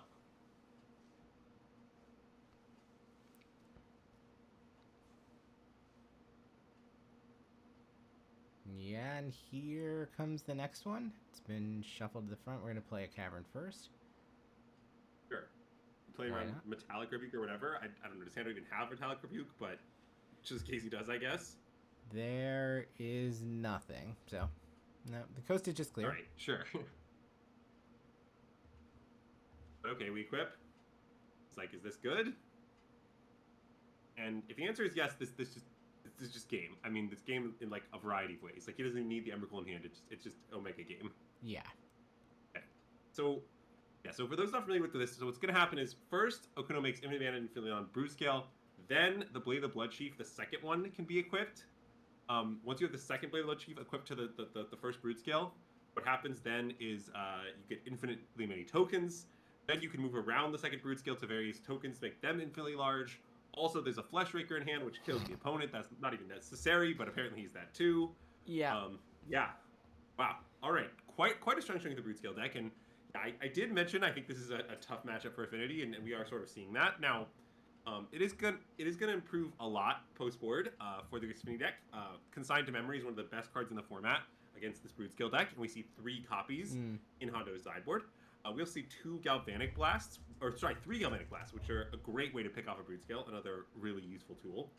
And we might even see the Whip Flare get boarded in. That one's a little more dubious, being sorcery speed, but honestly, I could see it. It is Plague Wind, and destroying all the spawns definitely matters. So yeah. I expect to see some combination of those 7 come in. You could also put in Metallic Rebuke. I'm not sure how good it is, honestly. I think it's a bit awkward in this matchup, and it's hard to make space.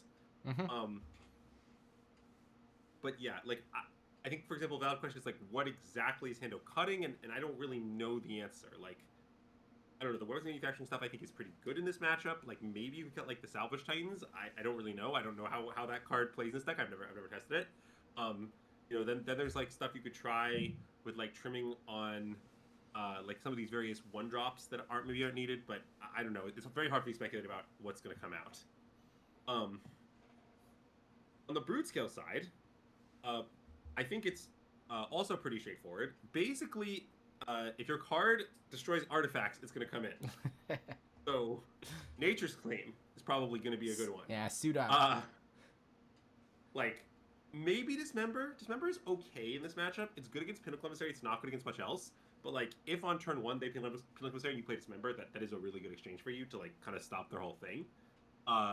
Maybe, though, you'd only want that on, like, the play, because it's, you know, if they're on the play, they often will turn 1 their Pinnacle, so unclear to me. And then, yeah, I mean, maybe this Pithing Needle comes in to name Engineer Explosives. Sure, that seems reasonable, but I think not much else is going to change. As far as cards to come out, definitely going to be cutting these Thought-Knot Seers. They are way too slow. They don't do very much. And I assume Sire Seven Deaths is also going to be too slow. I don't fully understand why there's exactly 1 Sire Seven Deaths, but I imagine it's coming out. But that's about it. I don't think much else changes. I also want to highlight one other aspect of this Brood Scale list, which I failed to mention before Game 1, which is this Brood Scale list has 3 main deck Vexing Baubles. Yeah. Not like a one-off to Saga 4. Like, he's trying to draw this card. Yep. Okay, if you play this card turn 1 against Affinity, especially on the play, it is so backbreaking. Like, sometimes their entire draw collapses. Yeah, it's Chalice on 0. Yes. And one reason we might have seen if any player in this match play their zeros on turn 1 instead of waiting on them to maximize weapons manufacturing value is if you wait and your opponent has drawn one of their copies of Vexing Bubble, it is disastrous. It's, like, totally unacceptable. Yep. Like, you just lose the game on the spot. So I very much respect trying to play around that by just getting the zeros into play.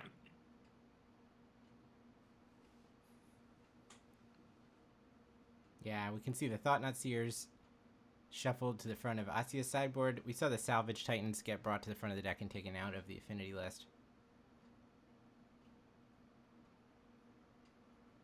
All totally reasonable things to do.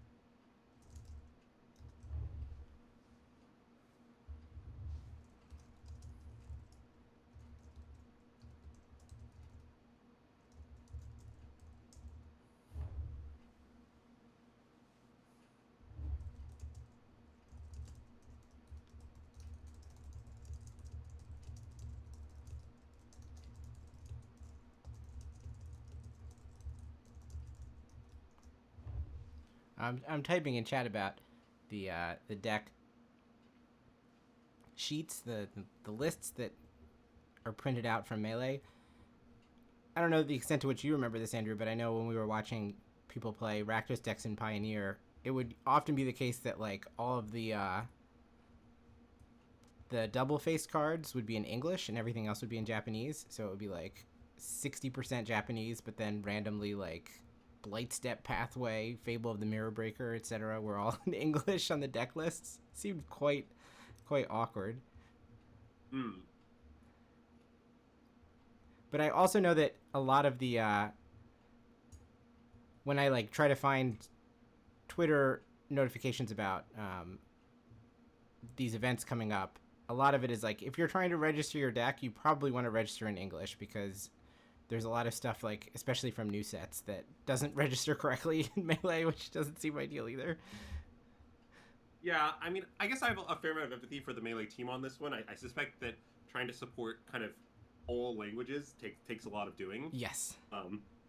But I do acknowledge that it's annoying for the Japanese players.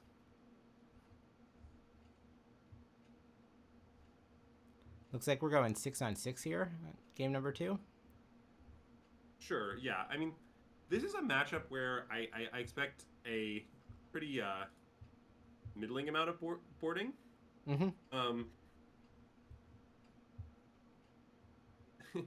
Basically, like, sorry, not boarding. I meant mulliganing. Oh, yeah.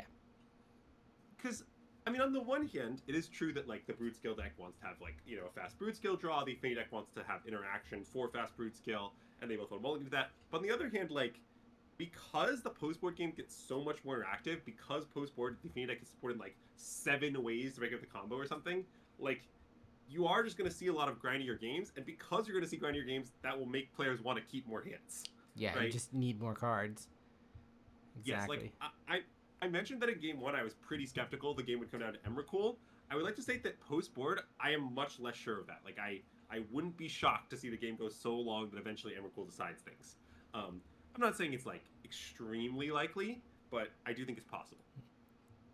I didn't get a great look at the Broodscale player's hand. It looked like the only land they had was a Drowner of Truth, like the tapped blue-green land. Yes. It seems like a pretty clear mulligan to me. Yeah, they did have the Vexing Bauble, but not coming out until turn 2 on the draw is clearly too slow. Yes, that I think is definitely good nothing. I mean, even on the draw, the card's definitely a lot worse. It's still sometimes good because sometimes the Affinity player's hand is such they actually don't want to play many zeros on turn 1. Like, sometimes Affinity, you wait to kind of explode until turn 2, just so that you can, like, set up an additional Spring Leaf Drum so that you have more mana to work with, or maybe wait to get weapons manufacturing down. Like, these various things happen. But, yeah, 2 on the draw, that's probably going to do almost nothing. Wow, did we just snap off a mulligan to go to 4? Yeah, it seems like we did. I'm as surprised as you are. I mean, I think the hand he's looking at was a 1-lander, but it's going to 4. So yeah, how many 4s are not 1-landers? What are you hoping to keep at that point? Yes, I don't fully understand. Maybe it was a 1-lander that also had a bunch of other problems. I'm not sure. But yeah.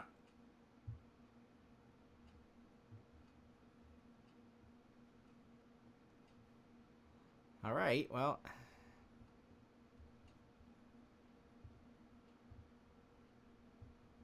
Once again, your mantra has to be, I get game 3 on the play. Try to be game here, but, well, we found all the lands. I will say that. Looks like we're going to keep Saga, Bauble, Boseiju, and Forest. Okay. Good luck. I mean, the thing is, like, your opponent knows you're on 4. Yeah. Like, if I'm the Affinity player, like, wow, okay, well, they're really making me look stupid now because this is not what I was going to say. I was going to say, if I'm the Affinity player here, I would respect Bauble because it feels like the only way I can lose. The Affinity player sure did cast those spells on one, so all bets are off, I think. A Bauble and a Prayer are looking better and better. Yeah, I mean, Man, I really didn't expect this outcome. Like, if I were the Affinity player and I had any zeros to play, I would be very inclined to play. Now, maybe his hand has, like, multiple reasons to want to do this. Like, maybe he has, like, weapons manufacturing, and he wants to wait for it. Obviously, this could make sense, but there's a huge cost to pay when they're on 4. Like, you don't necessarily need max value of their cards. You just need your draw to function, and letting them bobble you off zeros is one of the main ways your draw could fail to function. All right, so we fetched, and we'll bin a land, untap, and draw Galvanic Blast. Cannot blast a bauble. Now, it's possible that just Urza Saga make a bunch of constructs could still be fine, right? Well, yes, but the constructs are going to be kind of small. Yeah, it's true. Well, now we've got Saga plus Brood Scale, so it's like the time bomb is now ticking. The fuse has been lit. Well, sort of. I mean, keep in mind that Brood Scale plus Blade doesn't win the game, necessarily. Right. You need mana as well, right? Well, no. I'm saying, like, an infinitely large creature can be blocked. That is also true. You need like a Kozilek's command, a going Fleshraker, you need something to spend the mana on. And he doesn't currently have anything like that. Now, certainly his deck has a pretty high density of those things, so I'm not saying it's the end of the world, but it's not nothing that he has to find some sort of payoff as well. And while we can't cast heroes, Shinosuke can certainly cast the Galvanic Blast that he's just drawn, so... That's true. We could just decide to Boseiju this weapons manufacturing, though. I don't know how attractive that looks. But also just Boseiju the Urza Saga would be another consideration. Yeah. I don't really know what Akuno is going to go with. There is certainly at least one Tormod's Crypt that is not getting cast for the foreseeable future. Yeah, a nice 3 of clubs in Hendo's hand. Yeah. It looks like we've just gone Spire Bluff Canal and ship it. Do we want to use our mana on Boseiju? The answer is yes, and we will go after the Urza Saga. Construct in response, question mark? Yeah, construct in response. Here comes ye old 1/1.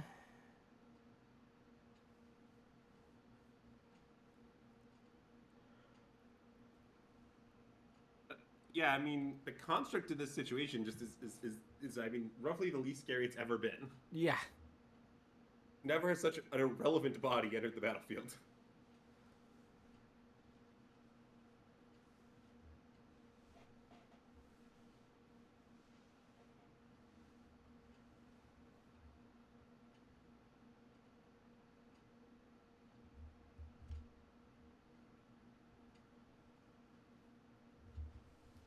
A basics check. It looks like there is one island and that's it.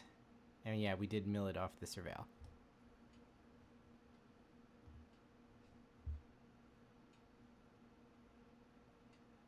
A Pinnacle Emissary is actually a pretty huge draw here.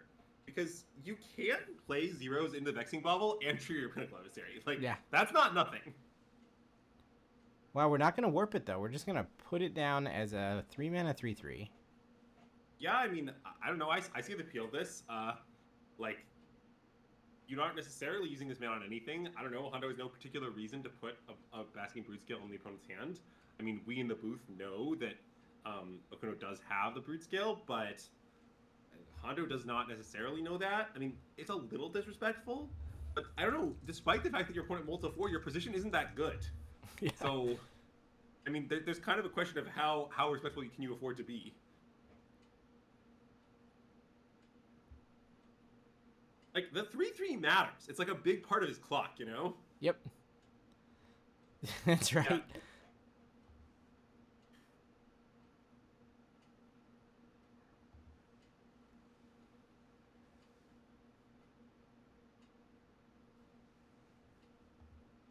But now the question of the hour is, has Akuno found a payoff?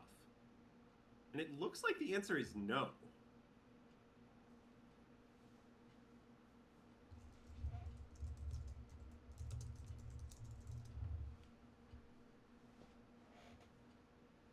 Yeah, so I see some discussion of this in chat. Just so people know, Pinnacle Emissary is a cast, weapons manufacturing is an ETB. So, yeah, they do not work the same way. And you might think, well, they work different because they're from different sets or whatever. No, they're both from Edge of Eternities. Yeah, I definitely don't have a full understanding of why they're like that, but they're like that. All right, so we'll fight the construct game, I guess. Who's the affinity deck now? Yeah, it is definitely funny that Okuno's constructs are larger. I don't know what to do with that information, but it is true. All right, Blade of the Blood Chief online, I guess. Yeah.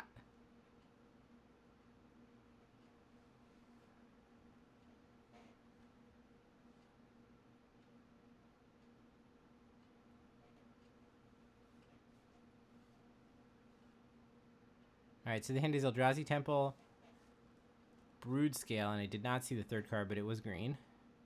Nature's Claim. Oh, it was a Nature's Claim. Okay. I mean, Okuno's hand is not bad, and I mean, I think this is really heads up of him to kind of slow roll the Brood Scale to wait to use a payoff. Like, there's no real need to expose it early, and it's sort of unclear what it accomplishes even. So I guess the idea would be to get it out of Galblast's range, perhaps.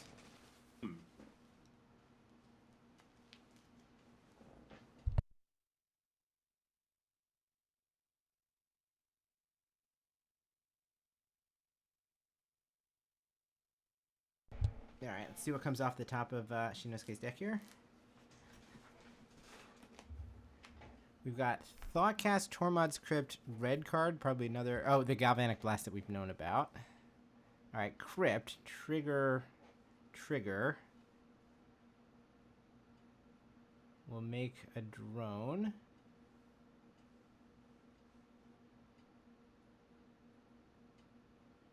And that gives us enough to 1 mana Thoughtcast, draw Kappa Pithing Needle. Okay, I mean, Pithing Needle is real interaction here. You can play Pithing Needle and name Blade of the Blood Chief. It will trigger both your things, so you'll have tons of artifacts. And then you just tap all your fresh new artifacts to play Kappa. I mean, that seems like a pretty great turn. Yeah.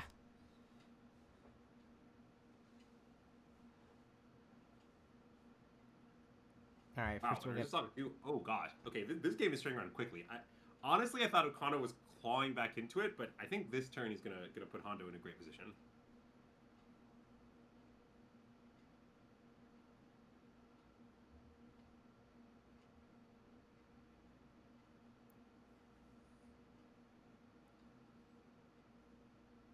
All right, so here does come the needle.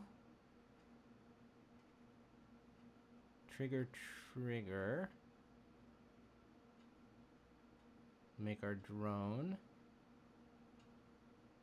Make our munitions.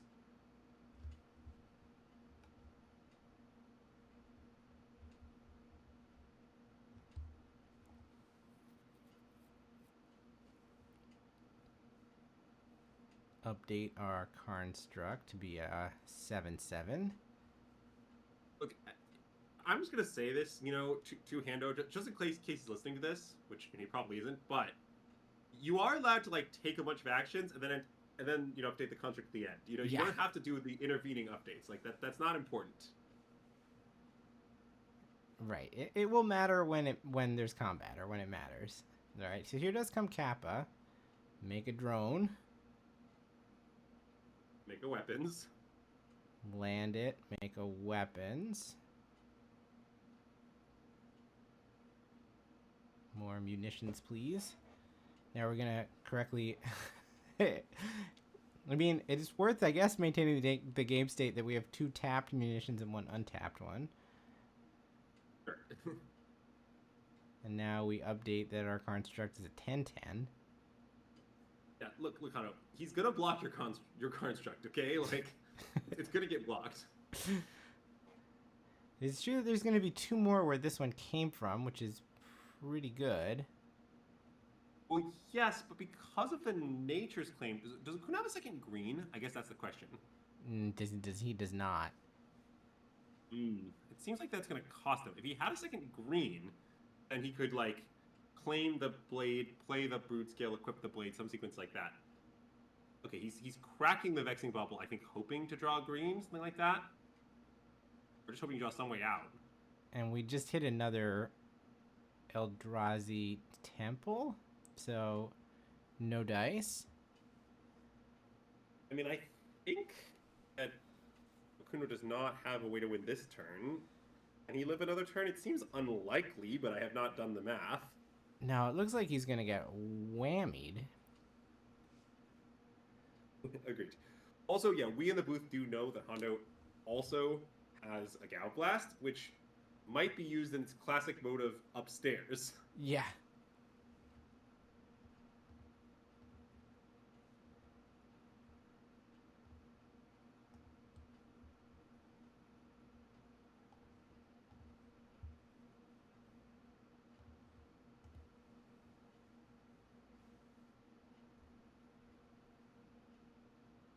I think a judge or spectator telling them to please update the Brood Scale player's Karn dice. Sure.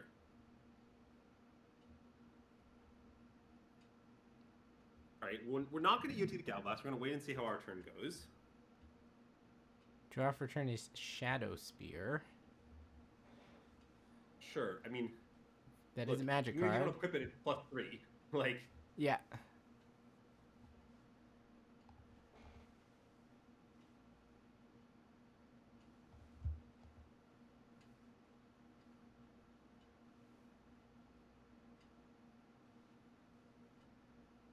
All right, once again, we'll do the things. Make munitions, make drone, update Kappa.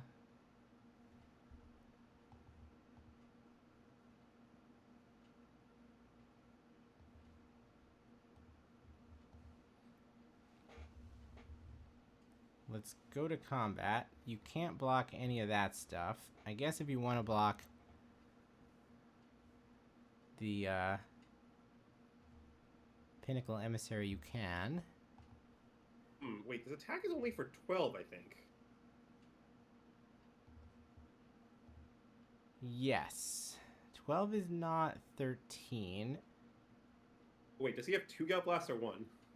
Well, here's the first one taking Atsuya. Oh, he does have a second one to 1, and then bzz, there's the other 4 damage. So, okay, we got one more game.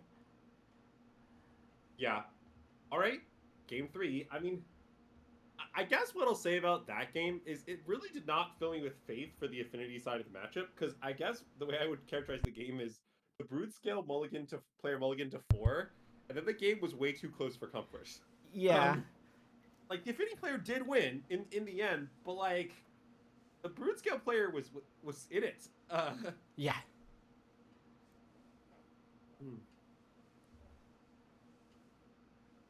Yeah, you can see looking through the Brood Scale player's cards they cite out there that it looks like he cut a little bit of the combo, like 1 Glaring Freshwaker, 1 Blade, because so he's a tutor for Blade in matchups where Urza Sagas tend to live, and then like 1 Ancient Stirrings to kind of fit in more interaction, which I think makes perfect sense. Be a little bit less about the combo in the post-board games.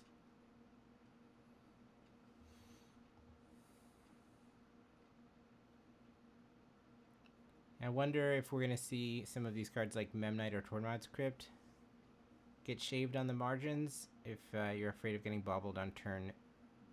effectively on turn 0 on the draw.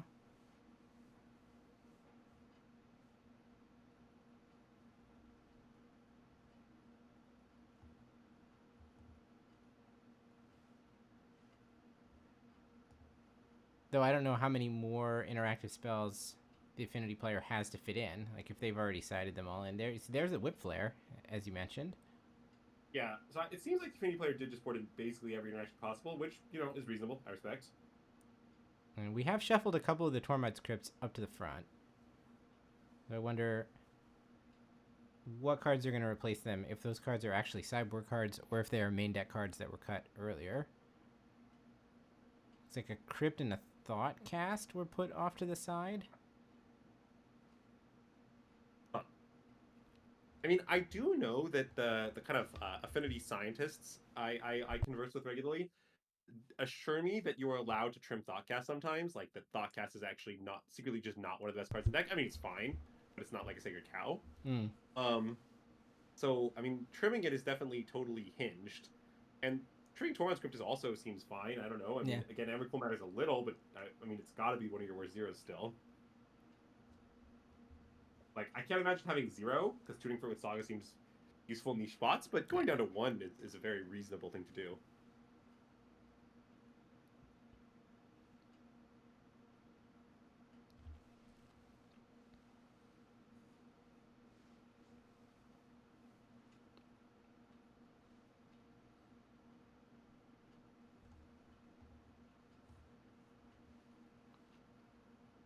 Looks like 2 of the other matches have finished. I won't say any more than that in case we do get something on tape delay, but I'm kind of expecting not. I think that they tend to just move it along at the quarterfinal stage. We are going to see the semifinals one after the other. So after this round is done, we will see every spellcast.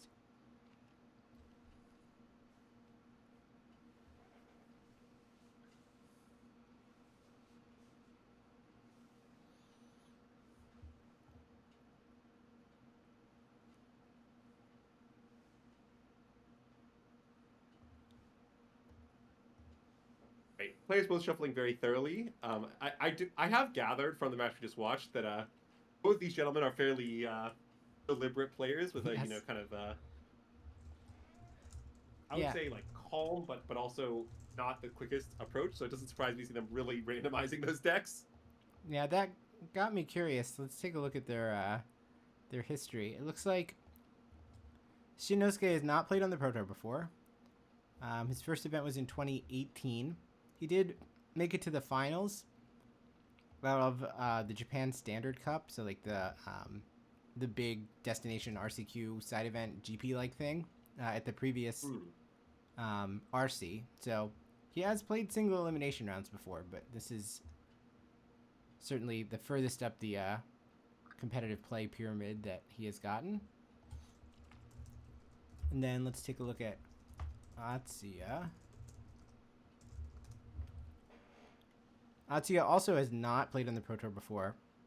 This is, without a doubt, his best result. All right. So 2 relative newbies to this. Yep. Just made his first. Looks to me like. Oh, go ahead. Bobble on the play. It looks to me like the Brood Scale player's hand just looked absolutely excellent to me. I believe that he has Brood Scale, Blade, and Bobble on the play, and a Fleshraker as a payoff for his combo, all rolled up. Well. So. I mean, obviously he could lose, but this has got to be close to the best possible hand.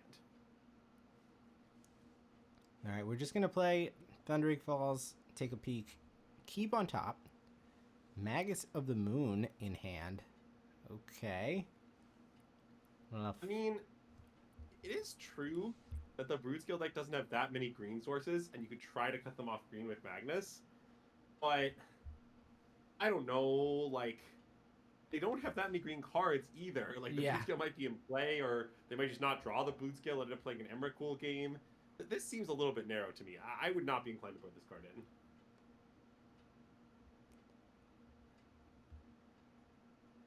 All right, we're going to just blast the Fleshraker here and now. I think that makes a lot of sense. If the Fleshraker stays in play, Akuno's going to very rapidly reach a stage where he can just like play Brood Scale with guaranteed spawns. Everything's going to be cheaper, which really accelerates the pace of the combo. Getting a lot of spawns also makes it easier to Emrakul. It's just going to make his life very easy in a lot of ways, and I think just taking it out makes a lot of sense.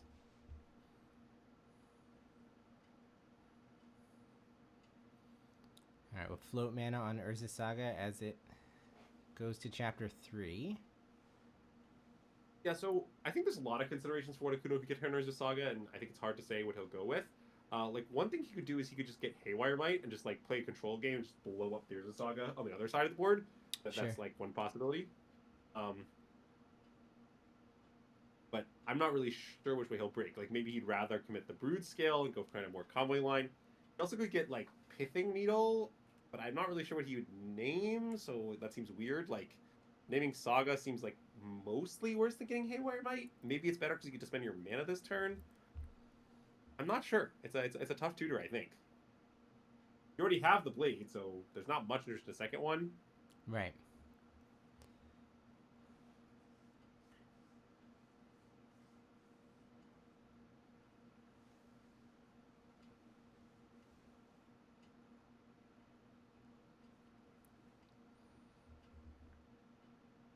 Looks like we've chosen a card, but... Or have we? Maybe we haven't.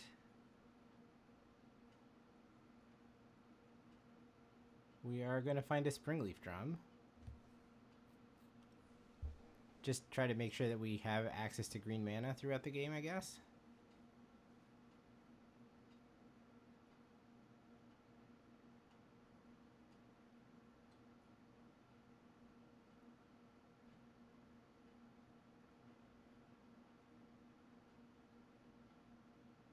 I mean, definitely getting more mana is going to be a big help token here. I mean, obviously we don't have a creature at the ready, but the Brute Scale itself can bang the drum in order to enable the Brute Scale. So that's nice. And that is, in fact, what we're going to do. So the land is Grove of the Burn Willows. And we're just going to go ahead and make this thing a 3/3 right now to try to dodge future Galvanic Blasts. Yes. Also... Alright, I don't understand what just happened. How are we casting that blade? I think we're going to cash in the spawn to do it. I don't think that necessarily makes sense. The spawn's pretty valuable here.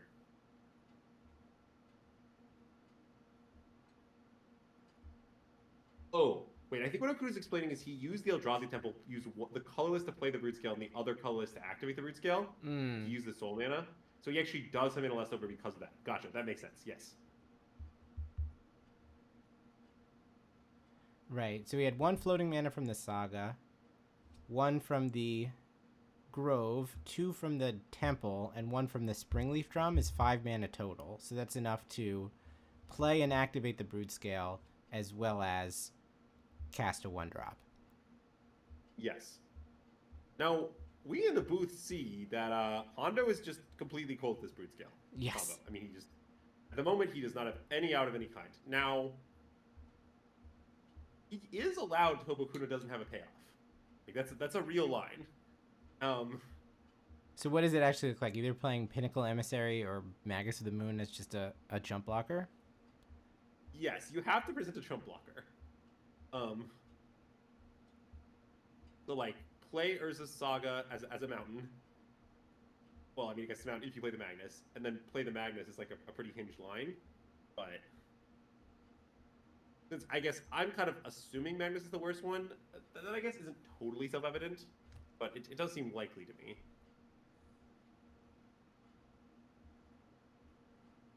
Well, at the moment we can't actually play Emissary. We can warp it, but we don't have both blue and red. That's true. I mean, I guess you could also pass and try to jump up with an Urza Saga token. Huh. I don't totally understand the warp. Me neither. I guess maybe this will become clear later. We're going to just throw a Mox Opal into the bauble to make a drone. The drone notably can't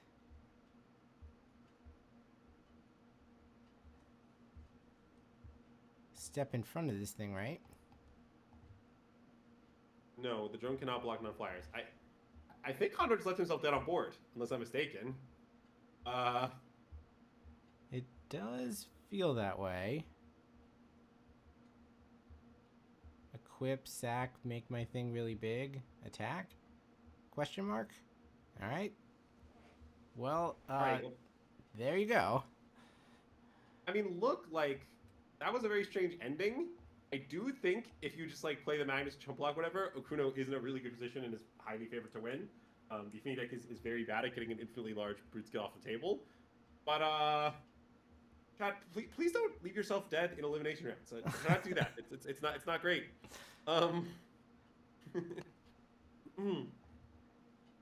okay, so I guess now we get to find out whether there's another quarterfinals for us to watch, whether we go straight to the semis. Like, what the heck's going on here, Japan? So that was all 3 others are done. So if we do get to see anything else, it is going to be on tape delay, or we might just be ready to go straight into the semis. Presumably, we'll watch the other half of the bracket first. We'll give Atsuya a chance to catch his breath before the semifinals get underway. Before his semifinal match gets underway. I do not know what we're going to see yet. So let me put up the Japanese audio for a second. I'm guessing there will be a commercial and a commentator change if there is nothing else to see. So I will, in that case, run an ad, get some water, and then we'll come back and watch the semis. 決勝進出となりました。さあということでクォーターファイナルの試合がすべて、終了ということになりまして、Yeah, so you're saying all the quarters are done? いよいよベスト4ですか。そうですね。世界選手権の権利をかけた試合になってきますんで、ですね。いやぜひぜひそのままチャンネルはそのままで番組はそのままで見てください。動画の後、キャスターを交代してお届けいたします。それでは一旦失礼いたします。Yep, so they are going to swap over, so I'll leave the Japanese audio up, and we will be back in a few minutes for the semis. That's enough. You can't deflect my attacks forever. Think so?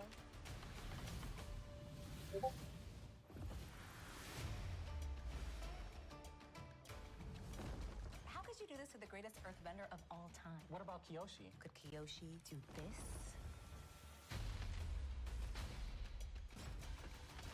Turtle ducks! Oh, they're so cute. Appa! Look, my cabbages! Wait, did you open an Azula? What, so we can Agni Kai for it?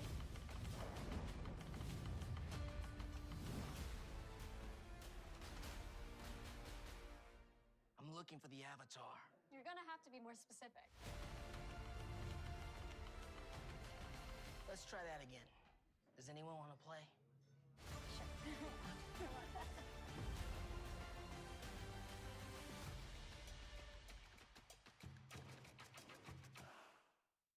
Hey you! Stop contemplating your existential dread.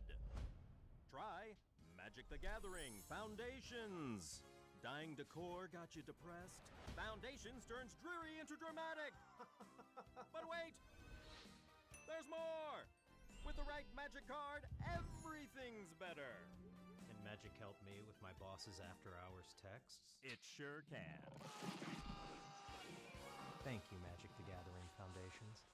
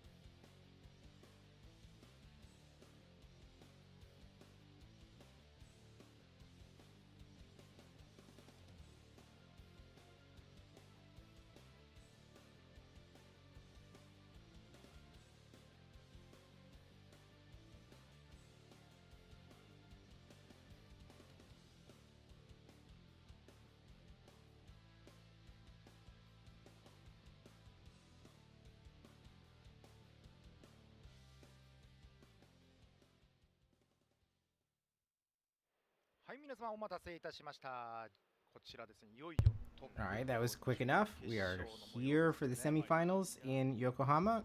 I'm expecting that we'll see the other side of the bracket first, which is going to be Hojun-Yun, the #1 seed playing Prowess, against Yuta Hori, the #5 seed playing Jeskai Blink. So it's going to be steam vents all the way down.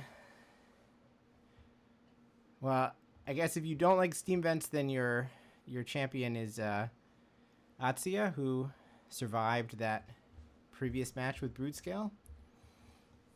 But that is what the bracket looks like. Let me get decks ready, get a prediction for you in chat.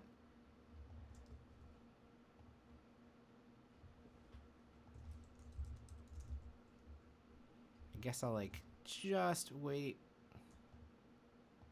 to make sure that they don't do something wild.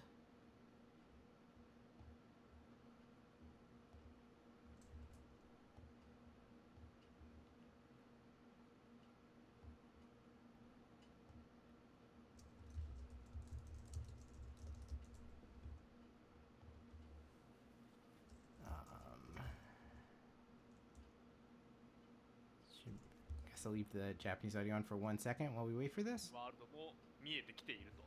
いいですね。いい。ちょっとね、なんか Z 果敢だったら運が良ければワンチャンいけんじゃねえかということで、持ち込んで、結果スイス1位。おお、確かにすごいですね。そして準決勝まで。はい。世界選手権まであと1回。一勝まで見えてきている状況ですね。恐ろしい。これはシンデレラボーイ、ワンダーボーイじゃないでしょうか。いや、どうですか、このジェスカイブリンクに対して、このイゼット果敢、このマッチアップは。Okay, that settles that. It is in fact going to be prowess against Blink. So I will give you a couple minutes here.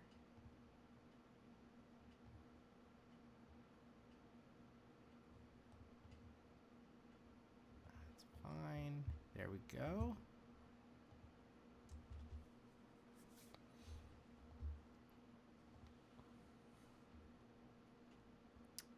Wow, Yuta is actually playing one copy of Wan Shi Tong, huh? The librarian. Otherwise, pretty reasonable set of Blink cards.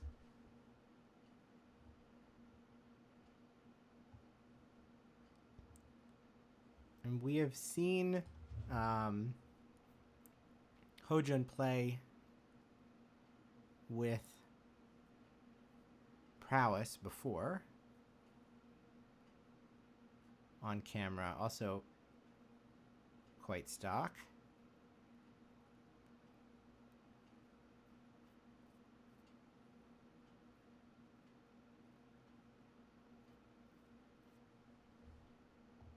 Can I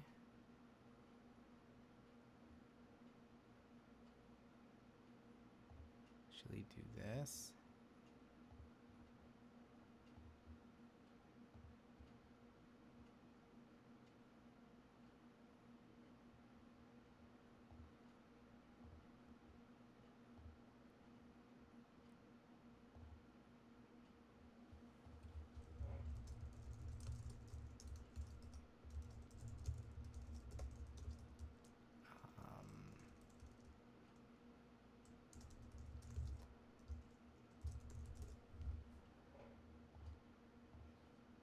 Seems good.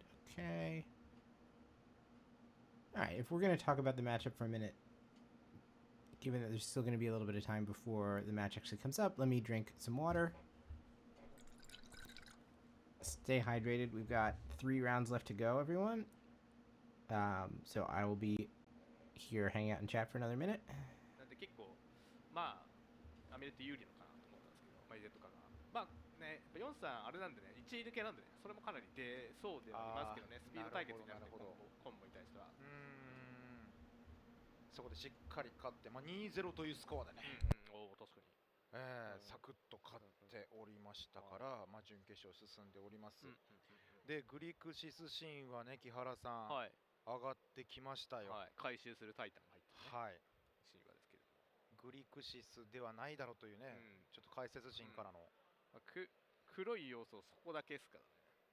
そうで、そんなに黒を出す気もないみたいな。いや、もう全くないですね、全くないですね。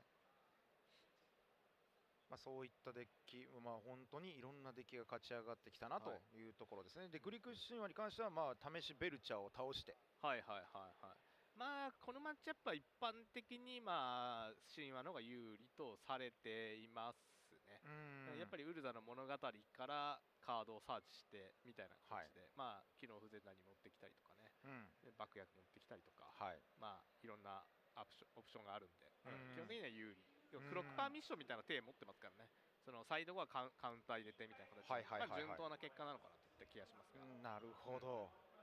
やはりこういったね、新潟勢のやっぱりこのチャンピオンズカップファイナルでの活躍はちょっと目覚ましいですね。ちなみになんか今回木原君なんか関西勢と一緒にやったらしいですね。あ、そうなんですか。なんか話を聞いた感じだと、なんかちなみになんかトップ8に2人残ってた、グリクスアフィニティ残ってたけど、別に木原がその人と一緒にやってたわけじゃないらしいです。僕もなんか聞いたところによると、木原さんの MO リストを拝借したみたいな。あ、そうそう、5-0リストだって言ってましたね。で一応新潟の人間ではあるらしいですね。あ、そうなんだ、そうなんですね。その方はもともとまた新潟から別のところに移ってみたいな。で、まあ木原君のアカウント知ってるし、アンテナ高く持ってたら。まあリスト出てきたといった感じなんでしょうね。っていうのをまあマスカドさんから聞きました。あ、そうなんですだからまあだいぶ信頼性の高い。この2人のリストなんかちょっと違うらしくて、まあ昨日前段にが一応木原君のリストメインに2枚入ってるんで、まあこれがそのハンシュクリーンにどう出るかみたいなかなり強いカードではあるので、やっぱりまあ先ほどその同じマッチアップグリックスアフィニティとハンシュクリーン行われていて。ハンシュクリーン勝ってますから、まあ木原さん的にはまあどうなのかなって言ってましたけど、まあ一応ねそのダニ分で差が出たらいいみたいなことはおっしゃられてましたね。いやなるほど。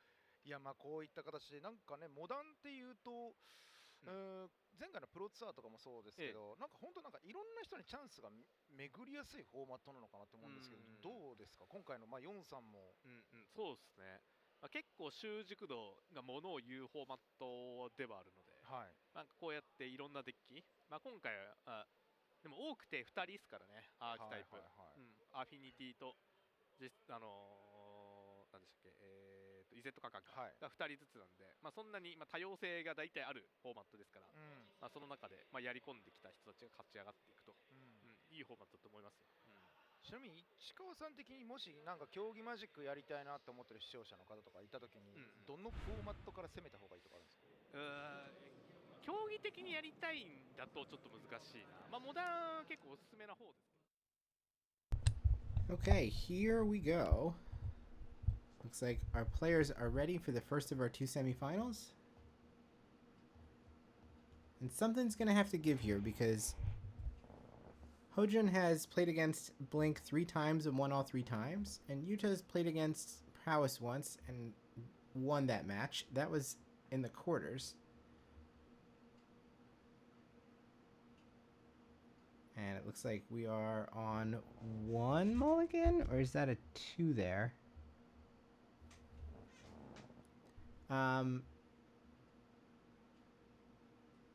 The guy on with the hood is the number 1 seed. This is Hojun. He's playing Prowess. And this here is Yuta playing Jeskai Blink.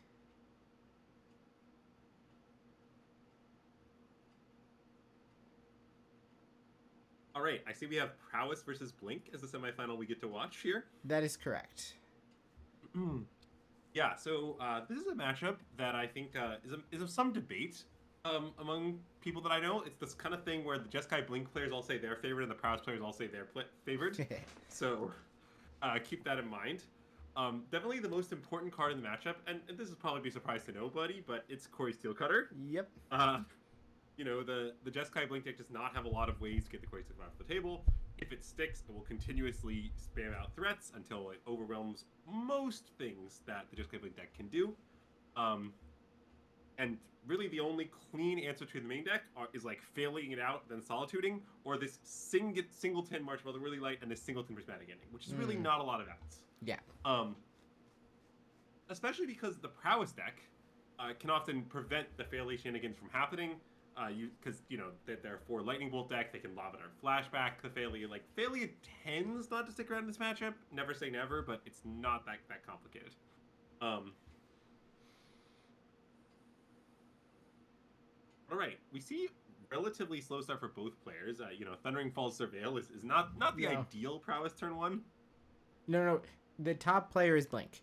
Oh, I'm sorry. Both players led on Surveil. I'm caught up. They sure did, yes. Yeah, they sure did. My bad.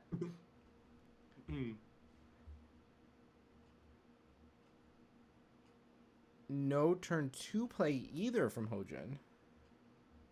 What does this mean? This is really weird. I don't understand the no turn 2 play. Like you have like a bunch of cutters and you just want to make sure you go cutter spell or something, but like that doesn't fully explain it. Yeah, I mean, the thing is, I guess I can imagine a way to go cutter spell. It's still a little weird. Like, a lot of the time you want to play the cutter once, you can just double spell the next turn. Exactly, yeah. It does look like, looking at his hand, that he has cutter and very little gas. I think that was cutter, mutagenic, lava dart, and lands. And so, yeah, it does seem like he's just trying to get max value out of his spells for the cutter, which, I don't know, isn't insane. It comes with some cost, though. Alright, well, here does come the Quarry Steel. Rather, the implement that will cut the Quarry Steel. Yes. But see, here we see kind of the cost of this slow rolling. Because now, because we had to tap out this turn for our Quarry Steel Cutter plus our Swiss Spear, we cannot hold up Lava Dart potential Failure. That means that if Hori does have Failure plus Consign, he is going to be able to use it to take out the Cutter, which is would be a disaster for June. No, I don't know if he has it. Certainly might not, but it's a savage beating when it occurs.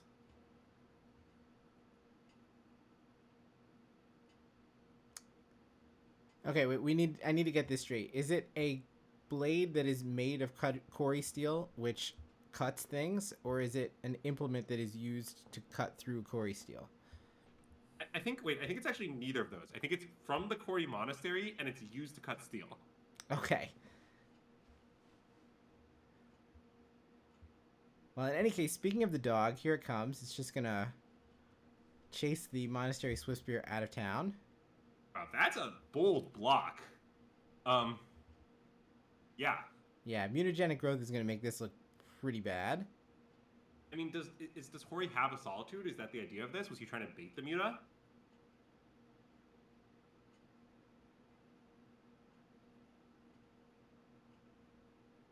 He's thinking. I think he has the Solitude. I mean, that makes the most sense here. All right, just to be totally sure, this is going on the monk. Yeah, I mean, I guess of course. It's pretty logical to do it to the monk. Yeah. All right, we do have Solitude, and we'll pitch Flage to cast it. And yeah, that perfectly explains this. Yeah. The line is, we play the Failure to bait the mutagenic because we'd like to play our Solitude this turn, but we don't want to play it on just a Swiss Spear. So we try to like get a nice mutagenic thrown in for our troubles. June obliges, and both players move on with their lives. Now the question is there a consign? That's the question of the hour.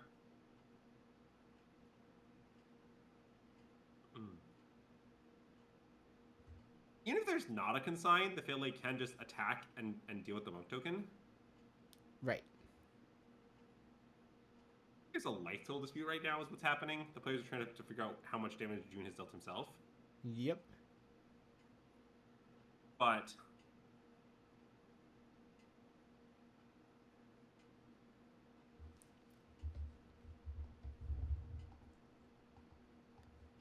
I mean, I think so, Nicole. I think you play Consign for a variety of reasons. Like countering colorless spells is quite good in the format right now, but certainly the interaction with Failure is not a joke. It is a feature. There's also the Flage interaction is relevant too. You just play Flage and consign the sack trigger. Yeah. Piece it up. It's pretty good. You also in general, I mean. Yeah. Go ahead. Okay, I think Consign is the strongest card in Modern. I don't think that's like a controversial take. Like it's not that wild to say, hey, this greatest sideboard card ever that we board in constantly. Like, what if we just main decked them, right? Like.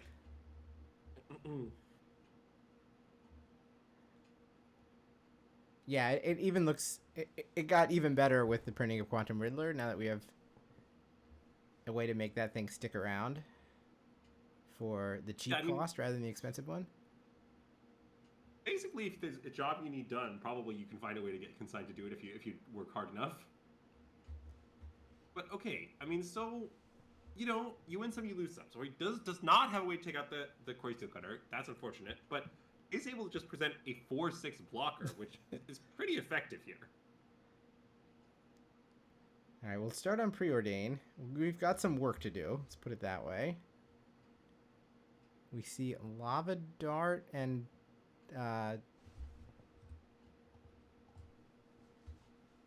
Fiery Islet? Were those the two cards? Yeah.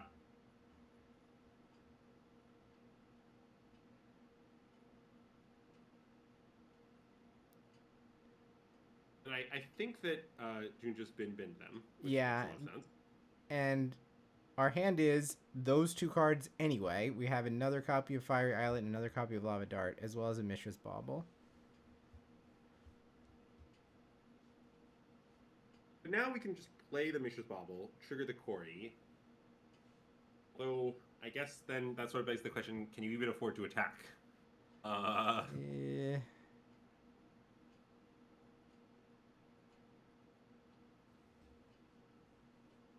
So now we're going to have our choice between a 3/3 and a 2/2 or a 4/4 and a 1/1.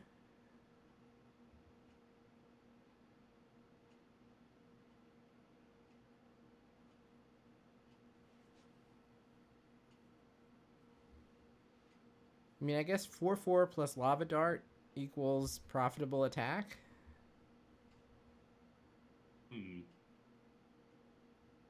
But the issue is, like, you sort of need to keep triggering your Steel Cutter. And you're sort of running out of spells. Like, yeah, you don't really want to waste these Lava Darts triggering this, not triggering the Steel Cutter. Like,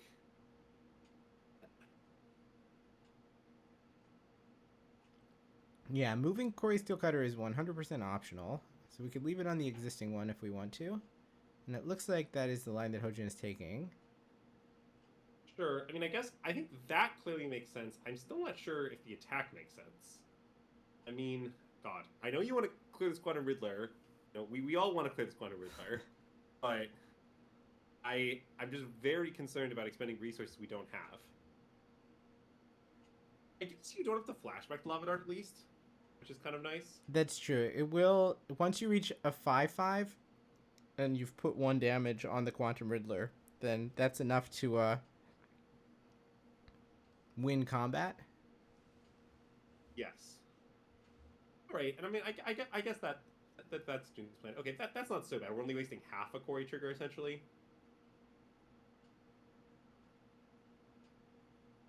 Yeah, casting the back half of it would enable a big trample hit, but I don't know if that's even worth it. Uh-oh. We're good. We're good. No, I think that if you're June here, your number one goal in life needs to be to continue to trigger Kori Steel Cutter, and I think that means, like, you know, clearing the 4/6 is all well and good, but you have to hang out there. Also, you know, it's not for nothing this Failey is going to start eating these monk tokens. Yep. I kind of think if there's one kind of lesson of the takeover of this Jeskai Blink deck in the modern format, you know, which over the course of since Houston has gone from a fringe deck to one of the most popular decks in the format. And I think that lesson is, like, the Failey card is kind of just broken. Like, you know, you don't really need to be playing a dedicated Blink deck. You can blink out their tokens. You can blink out their stuff and consign it. Like, sort of, no matter what the situation is, probably could find a way for Failey to be good. Do you remember that very short period of time where Gale Powder Mage was in my cube? It's kind of the same situation here. I do remember that, yes. Yeah, that was way above the power level. And now it's like we have Gale Powder Mage as a 2-mana flash creature. I mean, there's even more tricks going on here. Failey has a lot more moves than the old card from 2007, but even still. Not surprising that a card with its abilities is incredibly versatile.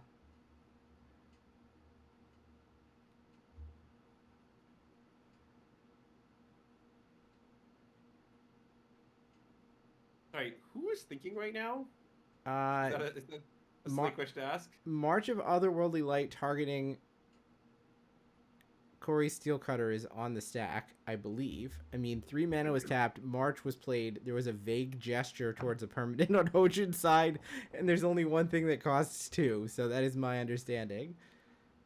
Yes. Well, I mean, okay. I do agree that March is playing at the Kori. I'm not sure, I wasn't trying to figure out, like, what is being considered here. But... Oh, wait. Hori said, in response to my own march, I will galve the monk token. Is that what just happened? Yes. It was March hold priority or something. Oh, maybe...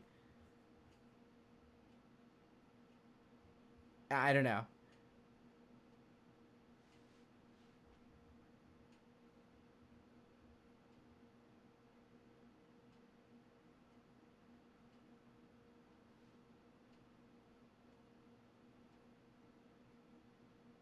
Generally, you don't want to be like...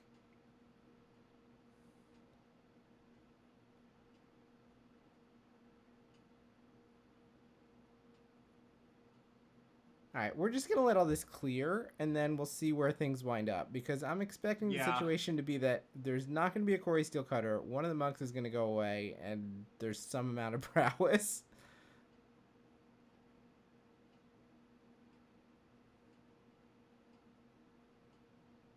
I'm definitely pretty lost.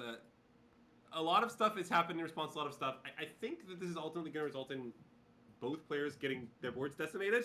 Yes. But yeah. The details are a bit lost on me. I would say that approximately every non-land permanent was indicated in one way or another as both players just flailed their arms wildly across that battlefield. And we seem to have settled on the Lava Dart is gone, everything is gone except for 2 monk tokens.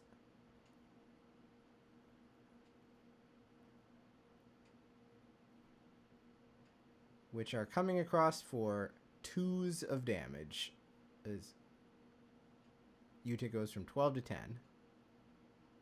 Alright, so okay, so now the question is, the Quarry's cleaned up, so now Yoon's resources are essentially very finite, and I mean I think Yoon is essentially out of cards.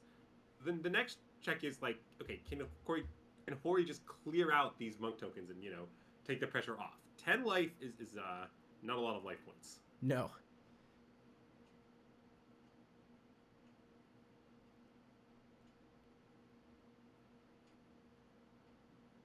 All right, 1 monk is met by a galvanic discharge, and we pass. Looks like we do see another Quarry in the hand of Yoon, which is going to be incredibly good here because we can play new Quarry into Mutagenic Growth the Monk. Yep. Although, interestingly, I think Quarry has Consign. Yes. So, is he going to consign the Prowess trigger and the Monk Creation trigger? Is that what's about to happen here? Yeah, we can just replicate and try to Flusterstorm the entire stack. Yeah, I mean, it's not a perfect plan, but it does something, for sure. Yep, we do see the full trigger fog, if you will.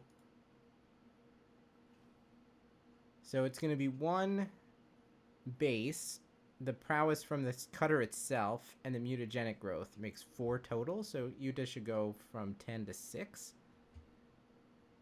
And once again, Hojun is kind of out of gas. He was able to use Fiery Islets to sort of get through the first lull, but there's not much going on. We're down to just a Dragon's Rage Channeler in hand.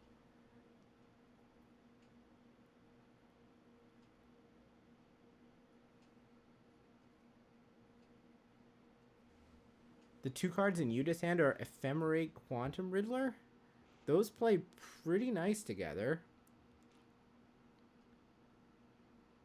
Trigger, draw. I wonder if we were supposed to Ephemerate in response? I mean, if you Ephemerate in response, you do get to double draw on the first one. Yeah, but I guess... I mean, we drew a bunch of clunkers, right? We drew into 2 copies of Fable of the Mirror Breaker, and so now we're not going to get to double draw on the second one. I guess there was no way around this. Yes, there's no world in which you get to double draw twice. But, alright, so Hori's assembled a 4/6 blocker. The next question is, like, what can Yoon do about it? Because Yoon's hand is just a DRC and I think it's a Lava Dart, which doesn't really get through this very easily. Oh no, it's a Violent It's a Violent Interesting. Rage. Okay.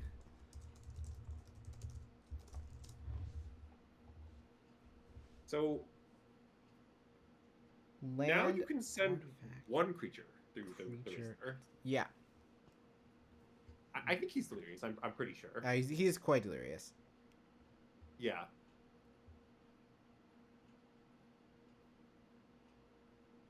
I think the creature that was violent urged is a forced block, so we can just sneak this other monk through for 2.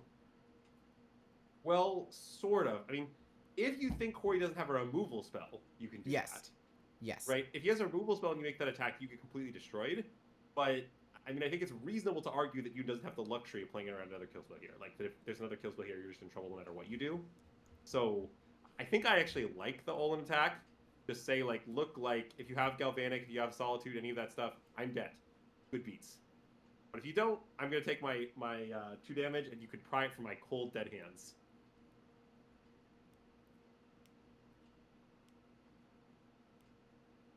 All right, once again, there is a lot of indicating going on.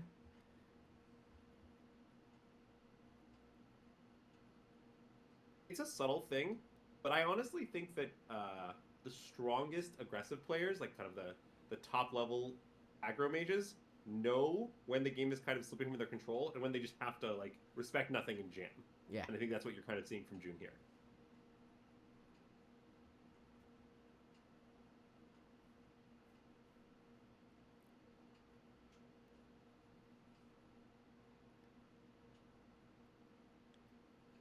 Fetch to 3.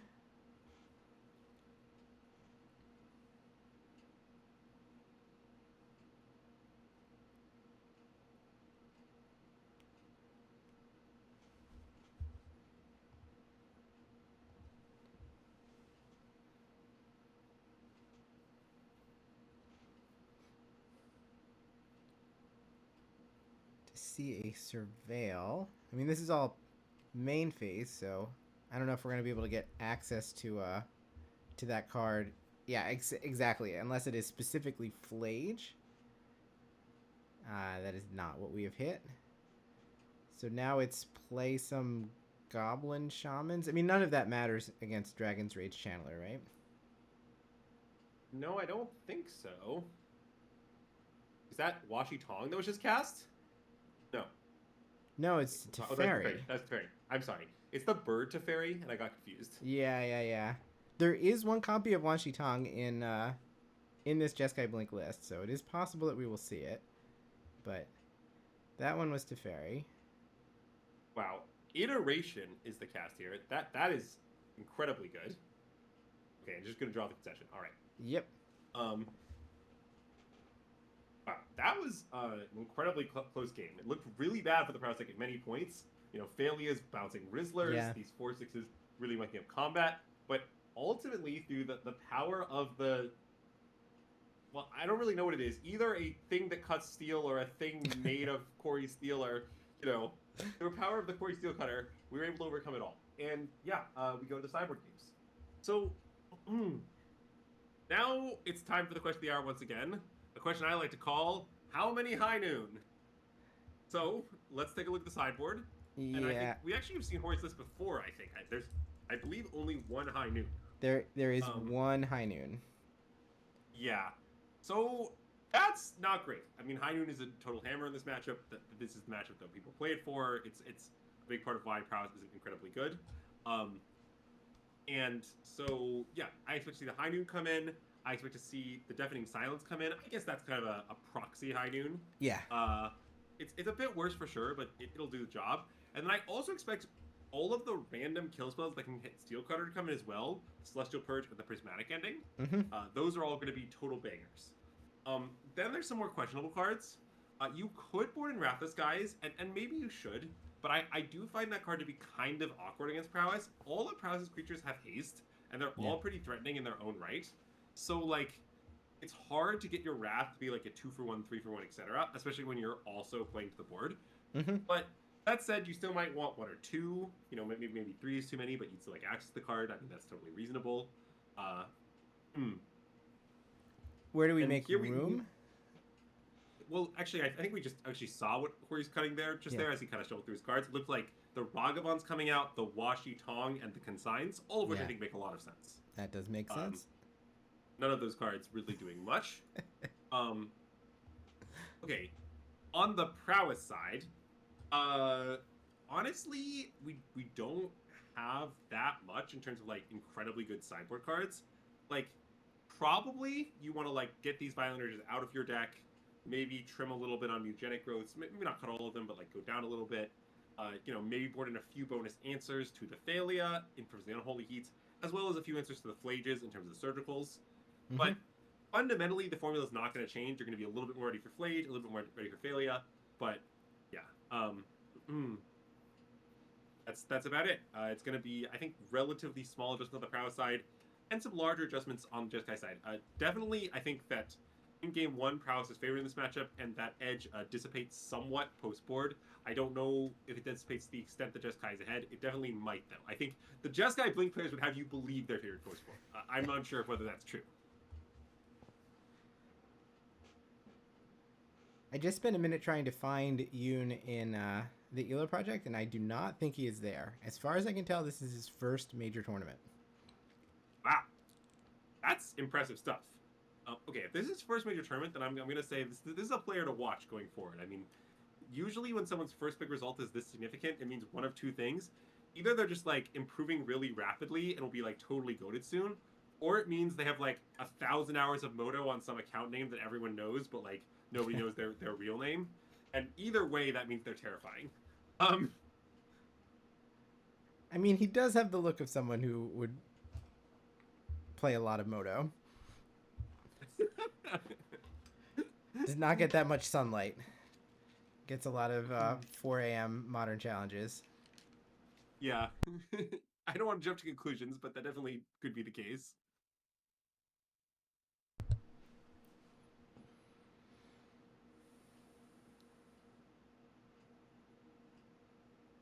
Yeah, even though this is his first rodeo, it definitely looks like it is not his first rodeo.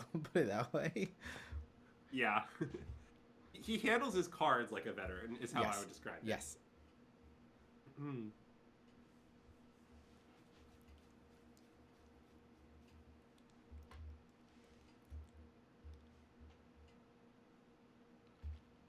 Going back to the deck, let's check a few last minute things before we shuffle up for Game 2.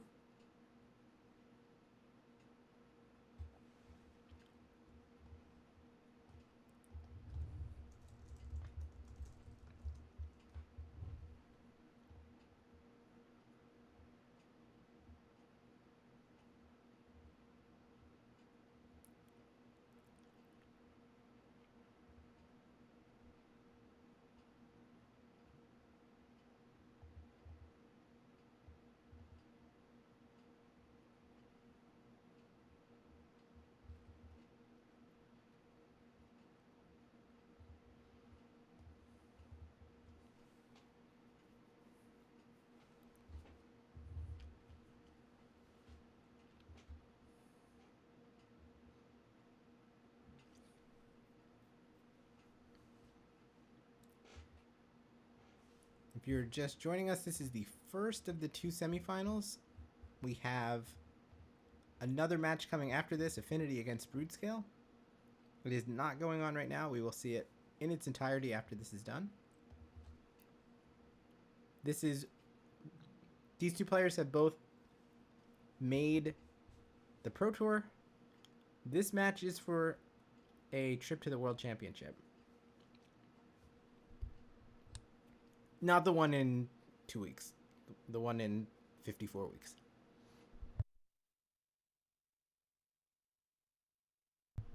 Alright, players have kept, and we lead on an Arid Mesa.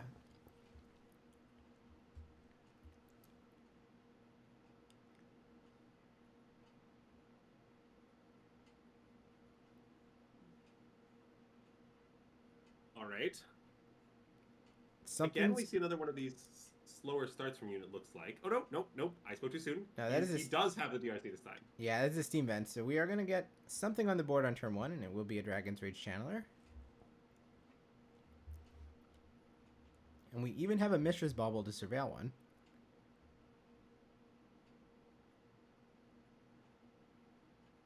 Thinking. We'll top it. No hurry to draw it, though. We'll leave the bauble in play.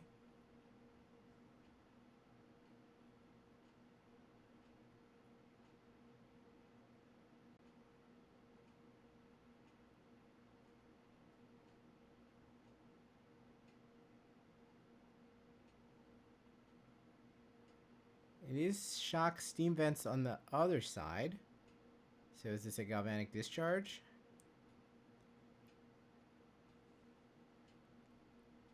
Yeah, so you see Yun pausing here. I mean, if he has a mutagenic, he can do some deranged things like respond to mutagenic, get a surveil, and then try to crack the bauble into delirium, but it's pretty dangerous. I probably would not take this line.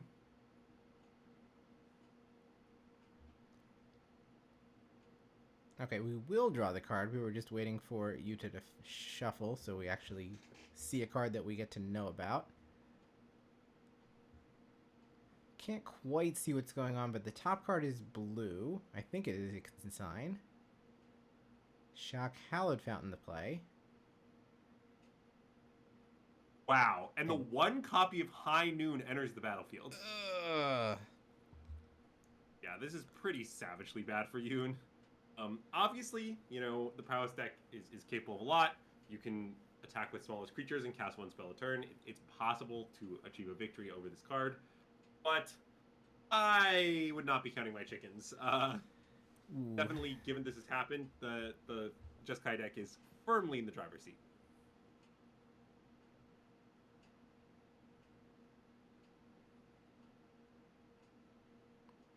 All right, we'll warp Riddler.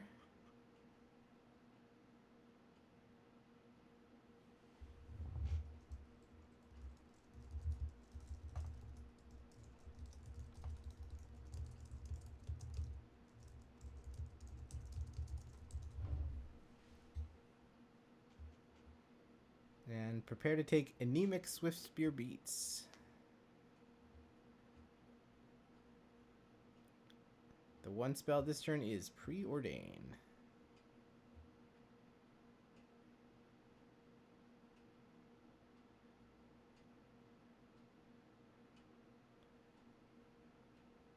I understand still using a 6-sided die to indicate number of prowess triggers, but it might as well just be like a yes or a no. Like you could just use a coin. I like that idea. I like you pull out a piece of change from your pocket. You're like, yeah, this is how many prowess triggers I have. It's heads or tails. Heads is prowess, tails is not.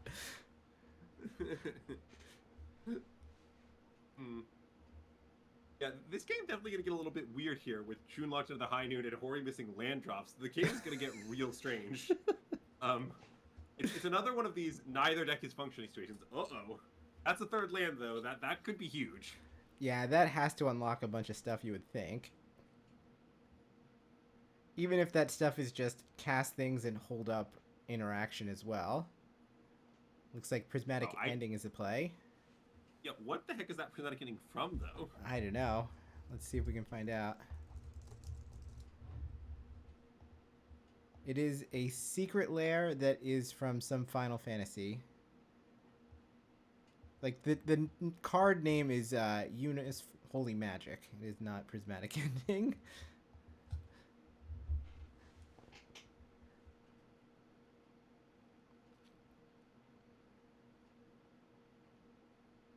Alright, what's our one spell this turn? See, usually you would think that Slickshot Show Off kind of gets around some of these things with plot, but it just plays really awkwardly.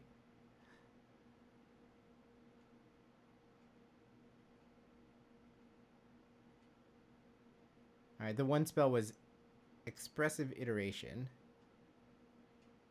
Yeah, I mean, that's also pretty awkward as your single spell. I mean, it's nice that you have a chance to profit a land or whatever, but famously, Expressive Iteration is a card that's best when you could double spell. Yeah.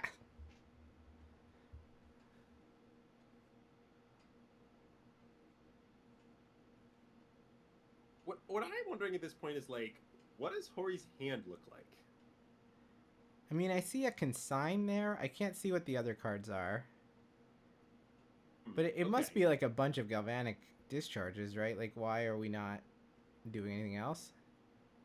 I can understand, like, I don't want to play Fable until I can play Fable with some kind of backup, because, like, you can cast a spell on both sides. Okay, it appears Flage is... Wait. That's a Flage consign, isn't it? That is Flage consign. We can't do both. High Noon is symmetrical. Oh, right.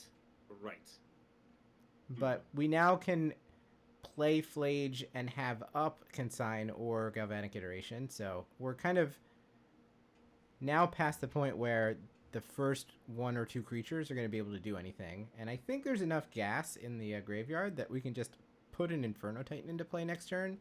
And you'd have to think that's going to be really strong. Yeah, I mean, Yoon is holding Unholy Heat here, and I think has Delirium. So, I mean, he will be able to clean up the kind of the first flashback of the Flage. But yeah. As I've often said, it's the second Flage flashback that gets you.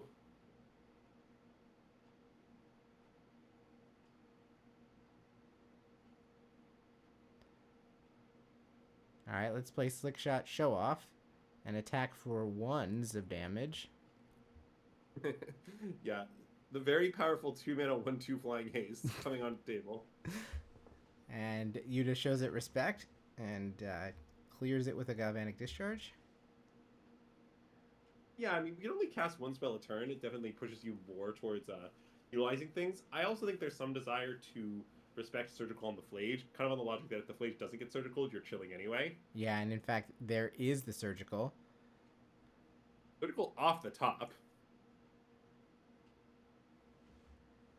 So we astutely do it draw step, give Yuta a chance to draw another Flage, since Surgical does not provide recompense or reparations should you accidentally catch one in the opponent's hand.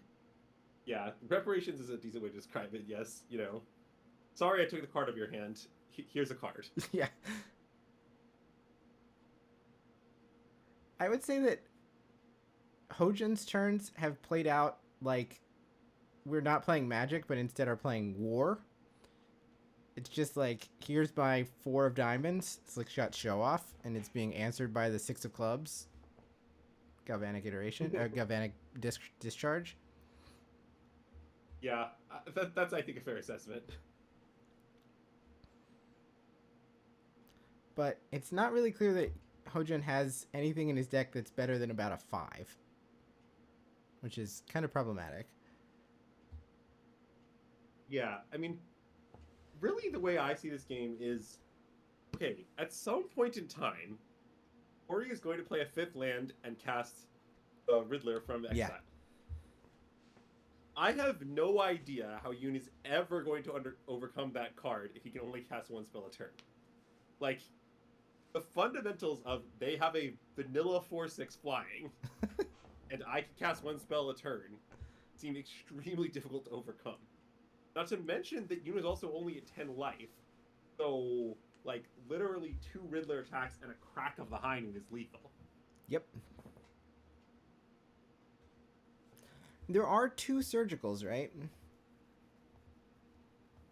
That's true. So, I mean, maybe we can Unholy Heat and then untap and Surgical it or something?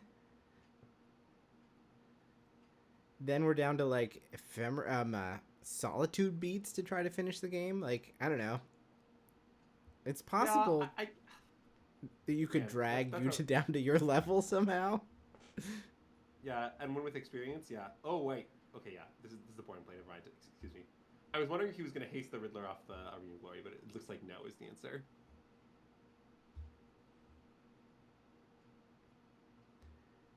No, just content to let them kind of build up in the warp zone, like Bone Crusher Giants of old. Yeah, I mean, Hori's under no pressure. Like, you could consign the Exile trigger, but why bother? You can just recast it for another card later, and it doesn't seem like you're in much of a rush. Hori kind of has all the time in the world. Yeah. Right, Warp plus Consign is, again, 2 spells. Oh, right. Sorry. But we could just warp them all. You can't Surgical what's in interstellar space. It's actually kind of problematic for my my line of maybe finding some way out of this. All right. Hojin plays the 2 of diamonds, Corey Steelcutter, and it's answered by, like, the 9 of hearts. Yes. Failure. And the 5th land has come down here, which means if we want to, we can, like, play the Riddler and then just blink the Riddler out and draw another card off it. Oh. I mean, at this point, Yuta, I think, is really sitting pretty. That is true. We could Failure High Noon and cast a bunch of spells. I don't know that that's like needed, but it's cute. Yeah, I agree with. I mean, that seems like an option, but I'm not really sure it's correct. Who knows what you accidentally unlock if you do that? Yes, it's pretty dangerous. Like, there's a lot that can go wrong. For example, what if Yoon has boarded in some number of consigns the failure trigger? Hoist on their own petard there. Yes, I think it's far too dangerous to attempt. All right, Unholy Heat is going to answer failure before it can attack, but we now have a 4/6 in play. And really, it's that there's like this 4/6 assembly line coming. It's not the last of the 4/6s. Corey Steelcutter number 2. Sure. That seems extremely relevant to the game state and very important. I mean, yeah. Worse than Short Sword, which is like kind of unfortunate. In with the Riddler. I really hate to see the cards you're playing in a high card constructed format be described as worse than Short Sword. Like, meanwhile, Yuta has just continued to play 4/6 cantripping flyers, so we'll see which wins, an army of Short Swords or an army of 4/6s. Now, if they were actual Short Swords, maybe we'd be in business. But these cards are worse than Short Sword. Those things are one to equip. These things are worse than Short Sword is a really nice quote. It does get haste, though. Don't forget about haste. That is true.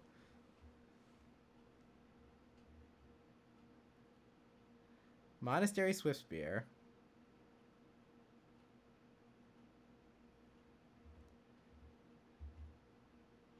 Equip.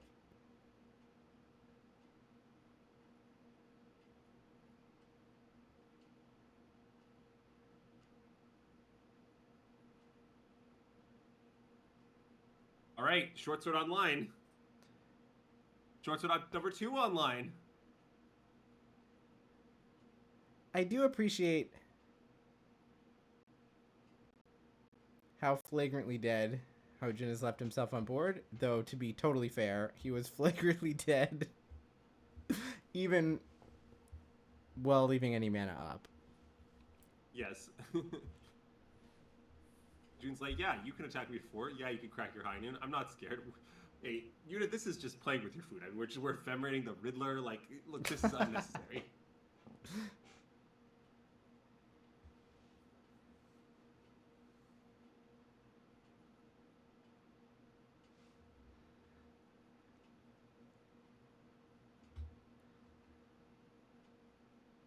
All right, we are not going to rebound. That would be truly playing with the food.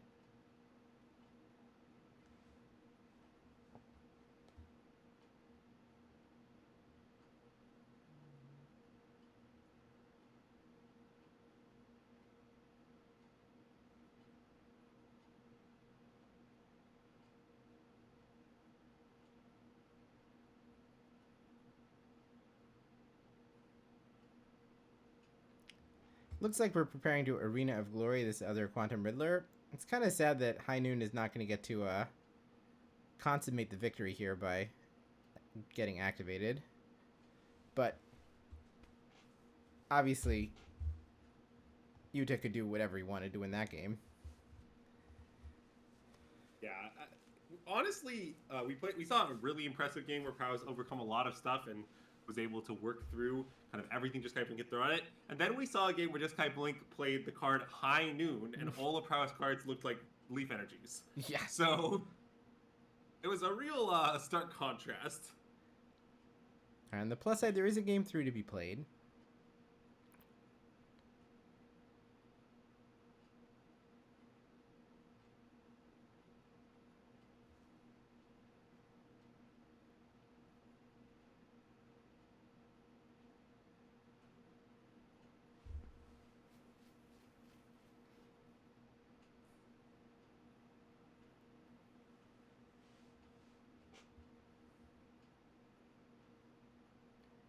see if Hojin wants to make any changes, knowing that he will be on the play here.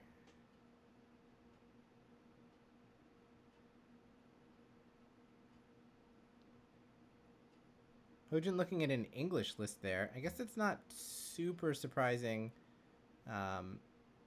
My expectation is that, I mean, just from the names, is that he's come from across the sea and is Korean. But of course there are no Korean Magic cards anymore, so they're all playing with the English ones, so it's possible he's more comfortable with them. All right.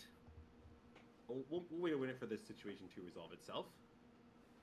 But you see this like at international events too, where it's like, here's the deck list. This is useless to me. I'm just going to look this up on my phone. Is that okay?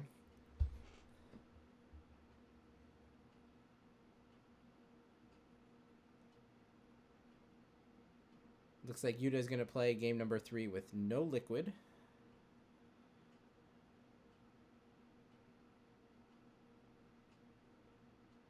But everything in that bottle has been chugged. Right? gotta get some fuel for the fire here, you know, really get that prowess player over the finish line, the last few points of damage.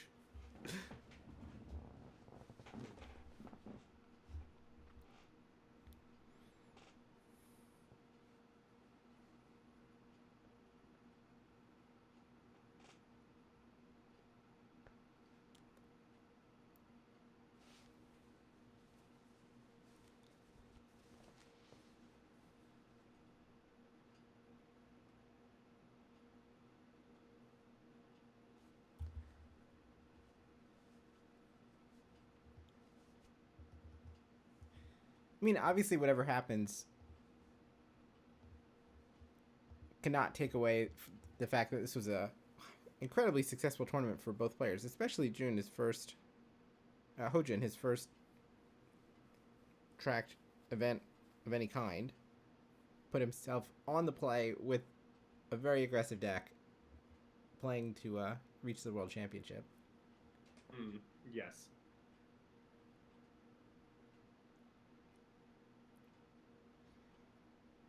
All right, let's deal out 7. Hope they look okay. Were there any mana sources? Yes. Okay, there was. There's a bauble one and a steam vents. Yeah, this hand, it's not great. On the other side, we see on the play. 2 Ephemerates Consign. Is that a Solitude in the back? Yes, I believe that's Solitude in the back. And then at least 1 land. Obviously, there's the Sacred Foundry. I don't know what card number 6 is ahead of the Solitude. Yeah, the Jeskai hand I think is much closer, much more interesting. On the draw, obviously, is better for these 1-landers, and just having Solitude Ephemerate is extremely good against prowess. Yeah. So I think you can just find a lot of pain when your hand has that all rolled up. So I think the Jeskai player's hand is close. The prowess hand, I think you have to mulligan. The issue with it is, okay, not only is it a 1-lander, which obviously isn't great, but the second problem, and it's a real problem, is your hand isn't that great if you hit. You know? Right. You don't want to keep a hand where it's like, if I get lucky, this hand is medium. Right? It has to be like, if you're going to swing for the fences, it has to be like, if I get lucky, this hand is awesome. And basically, all of Prowess's awesome hands feature Corey Steelcutter, which was not in that hand. Yeah.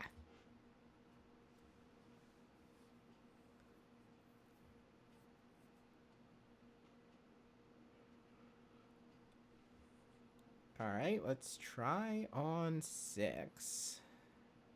All right, so 2 lands, a couple of expressive iterations, Mutagenic Growth, and Unholy Heat. I do not see a source of damage. I don't think there is one, but I think you just keep and hope your iterations get you there. Yes, I also think that weird Final Fantasy card is Lightning Bolt. But... Okay, not Unholy Heat. Gotcha. Yeah. The secret is, like, they tend to make these, like, weird alternate name cards of, like, really iconic Magic cards. Yeah. And I think Unholy Heat is a bit less iconic. But...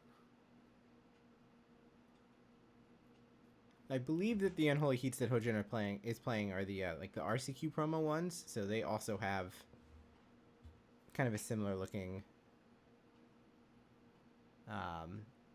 like outline or whatever.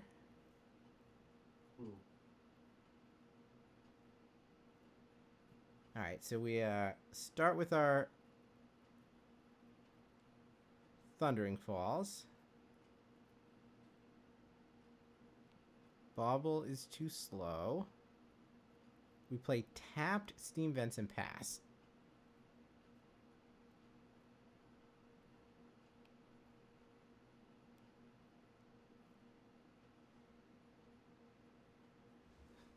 Wow, MTGBot had a lot to say in response to that query.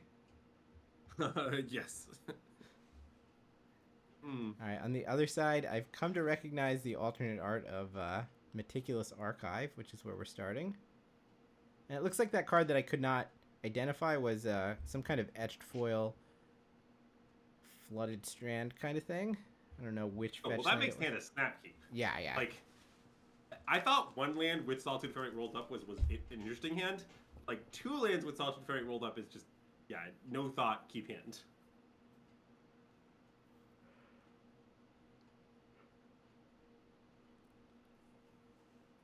We can even play the Sacred Foundry tapped. The only mana that we need this turn is for Ephemerate.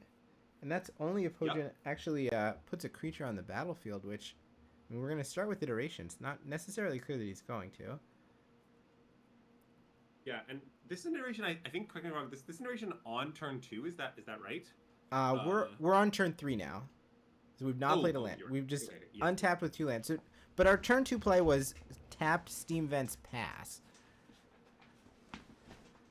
Okay, so no, but he does, in other words, have lands as hits. Because in Prowess, you sometimes do cast the iteration and accept that, like, basically if you don't hit Bauble, you're going to miss.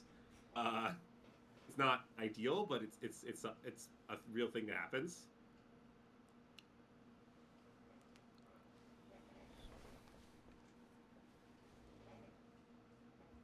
But in any case, we do hit Bauble.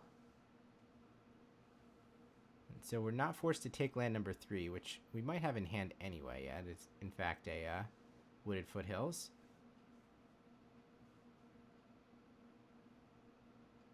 We'll get Basic Mountain. All right. And is there a threat? There is. Is the Lily Swiftspear? No, we've not cast this Bauble, right? Is it still in the, Okay, now we're going to cast it. It was, like, really eager to attack, but, I mean, the Mistress Bauble is in the expressive iteration zone for the moment. And it looks like it's going to connect. So we're not going to bother Solitude Ephemerate here.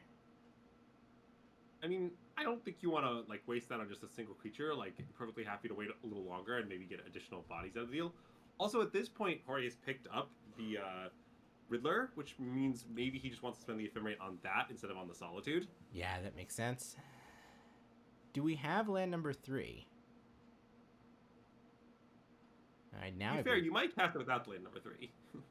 Yeah, we just ripped a Hallowed Fountain, so if we didn't, we do now. I mean, I think 4/6 is pretty likely to take over this game. Yes. Yes. Like, the way I would characterize this kind of a situation is like, all right, if the Prowess player had dealt like 10 damage, you know, and unit was really low, we'd be talking here. But with unit 6 at 15 still, I'm very concerned that, like, I don't know, a couple of Swiss Spears and some spells are not going to do it.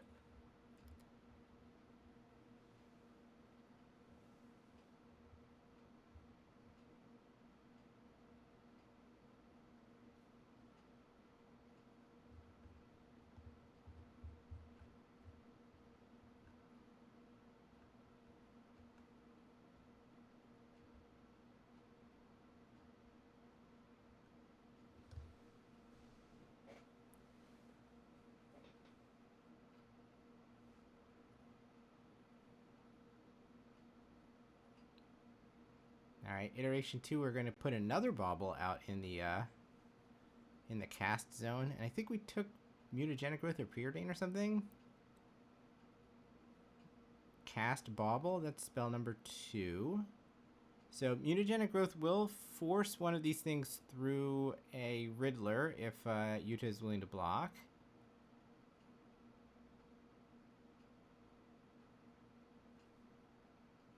This is right now an attack for 3. Mutagenic growth would represent 4 additional. Yeah, we will throw in front, which will force the growth.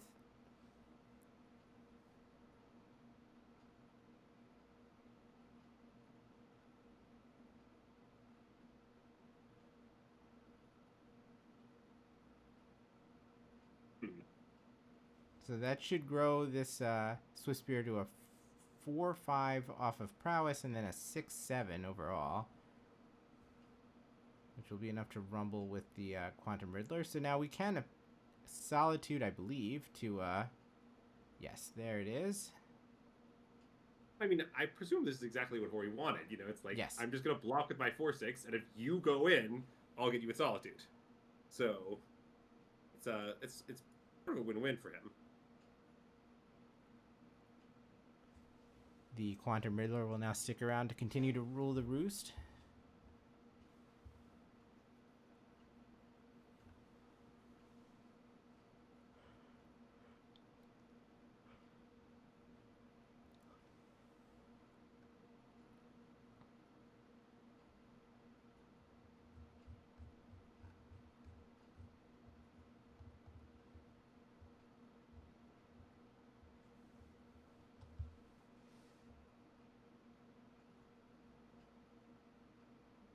Now we go through all of the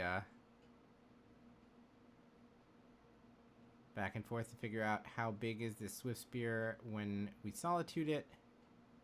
How much damage am I taking off of the unblocked Swift Spear? There should be 1 additional prowess trigger. I don't know if we're going to catch it. We are. So 4 comes through,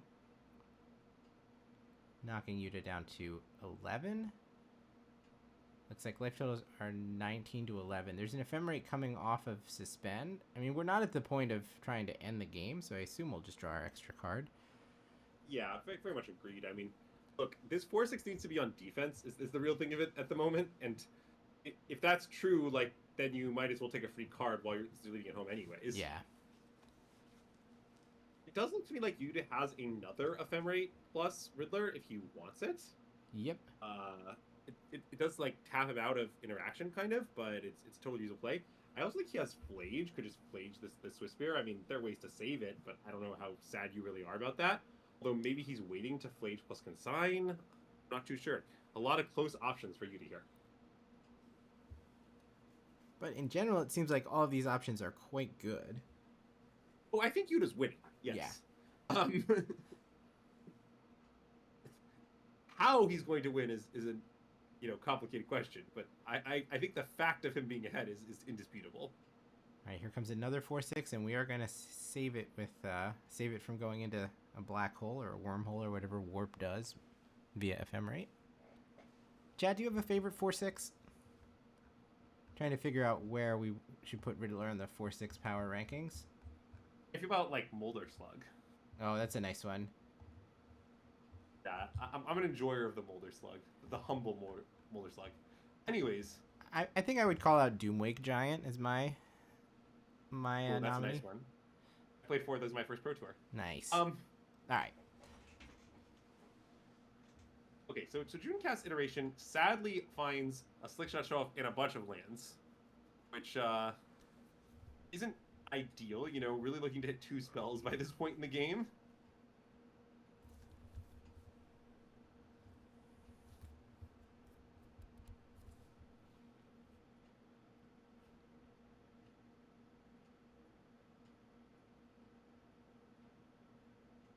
We will plot the show off.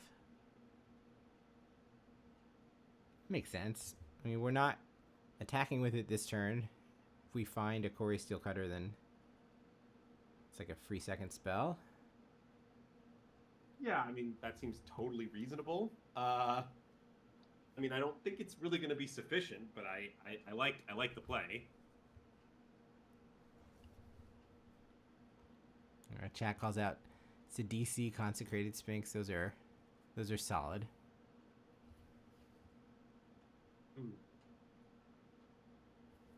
Sidisi's a good one.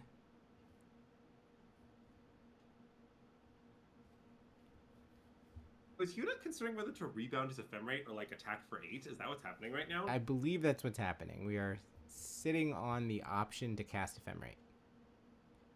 Yeah, I mean, I feel like attacking for 4 and drawing a card seems like a pretty reasonable middle ground. Yes, I would be very uncomfortable attacking for 8 here because like Slick Shot in Exile concerns me. Yeah. Like I don't know, I just want to have something back.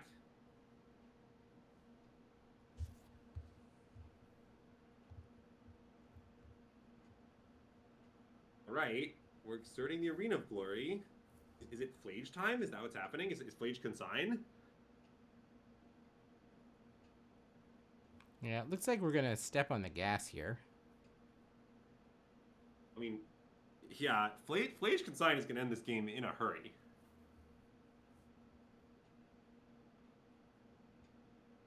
So what's happening right now is Yuta's explaining that he's stacking the trigger such that the damage trigger happens before the sacrifice trigger. That's it. He's taking a while to explain, but that is what's happening.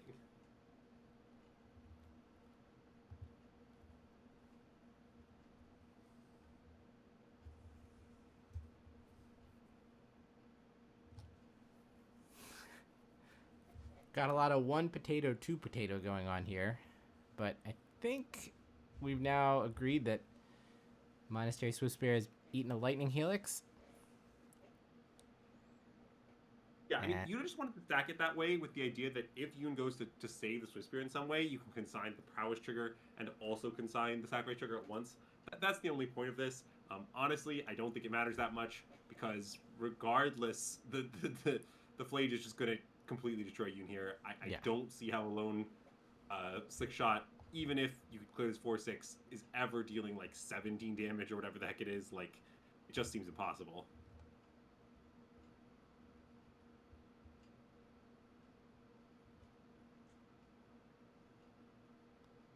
Yeah, you can see the surgical extraction sitting sadly in Jun's hand, having been bypassed by the consign. All right, Slick Shot, Slick Shot. Can we piece something together here? Preordain. There's 1 blocker. There's not really any way to get that 1 blocker out of the way, right? Obviously, if there was something like Into the Flood Maw, then we would have had outs to that High Noon last game. Well, I mean, we could always cast a Holy Heat at some point this turn. True. Like, okay, I don't think Jun has anything like this, but in a perfect world, you would Holy Heat the Rizzler, and then you play a bunch of cards that cost 0, and then you just attack for 17. In the actual world, I don't know if that's going to be possible. All right, let's preordain again.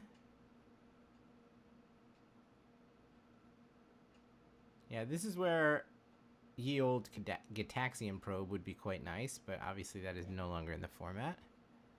If that were the format, I think the Quarry Steel Cutter card would be a whole different ball game. Yeah, we have bricked. Shock to 3. There should be 2. We've cast 2 preordains, so these Slick Shots are both 5/2s. And then, what? Like, we can... Okay, theoretically, if you had Unholy Heat for the Fiddler, and you'd need, like, 2 free spells? 1 free spell? Well, we certainly... 1 free spell. Have the Surgical Extraction go to 1. I don't know, take the Consign, whatever. What are we going to get? Solitude? I mean... I guess I understand where we're coming from here. If Yuta has a Solitude, I don't think we would wait until the Slick Shots are 7 power before playing it. Yes, I don't think so either. But wow, he did though. All right, showing us wrong, proving us wrong. Yuta is. So give Yoon 5 life or whatever back. Yep. I mean, the difference between pretty much any number that's less than 20 and 1 is very small here. Yes. I mean, honestly, I think if Yuta just, like, magically gained 40 life here, I imagine that the Jeskai deck would still win. Yeah. Like, all right, you can take a nice last look at this deck before Yuta goes to Worlds. Enjoy it, Yun. Enjoy your last moments.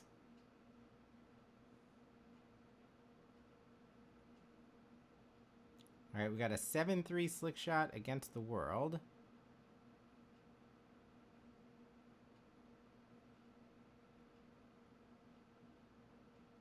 Attack.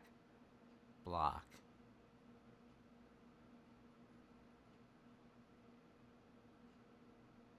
Go. We seem to have this 6-6 against 6 or less life problem. Yeah. And I don't think that Sure it's going to be solved by Hojun here. All right. And that is game. And that's going to conclude the semifinals. Honestly, I think we watched an incredible first game, followed by two somewhat unexciting post-board games, but Jeskai deck did indeed improve post-sideboard. It did clean up, partially on the back of the incredibly powerful High Noon. All right, so I'm expecting we're going to get a caster change, so there's going to be a short commercial break.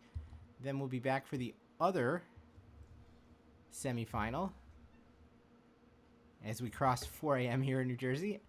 I think I'm going to make it. We've got one... Oh, man. I'm not sure I am, to be honest.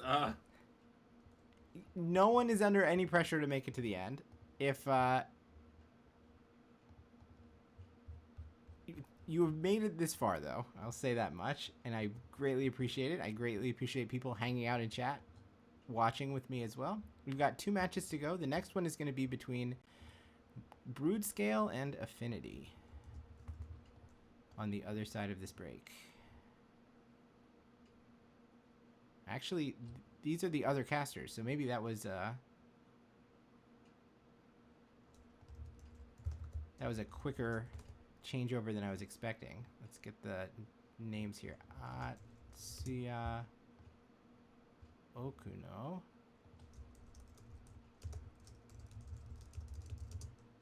And finally, we're going to see Atsuki Kihara, who is one of the bigger name players that was alive in this event.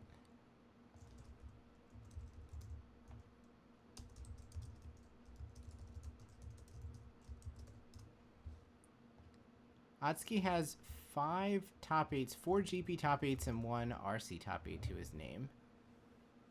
It's quite the resume.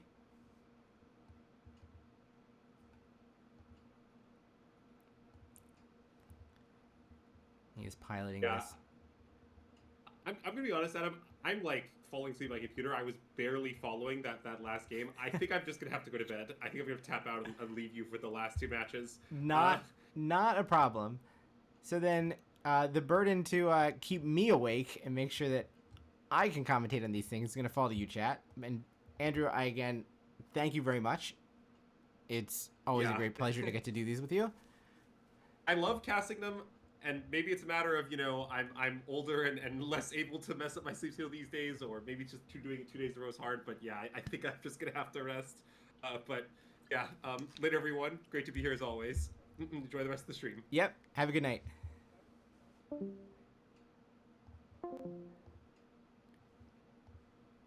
All right, so let's get down to business here. We've got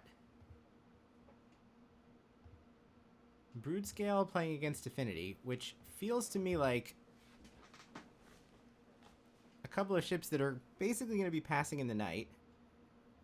We once again have our matchup of really cool looking guy versus buttoned up business person.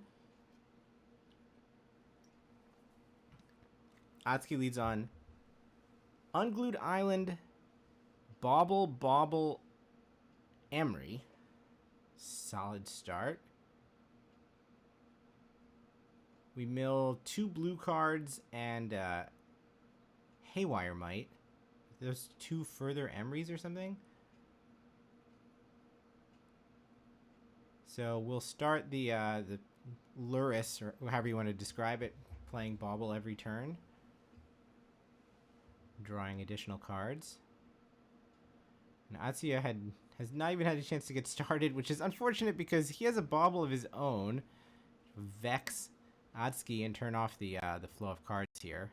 Quite a good answer. There are 3 Vexing Baubles in Atsuya's deck. We did get to watch Atsuya play his semifinal match, or sorry, his quarterfinal match. So we've seen this list before. There are 3 Baubles here. Certainly seems like he has had affinity in the back of his mind when he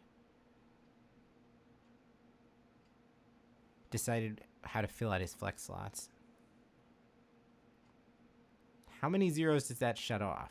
It looks like we have a Memnite and an Engineered Explosives, and possibly a Tormod script too. I couldn't see what the other one was, but a lot. There's a lot of zeros there. I mean, we can get back a Haymire White with Emery, but that's not the most exciting.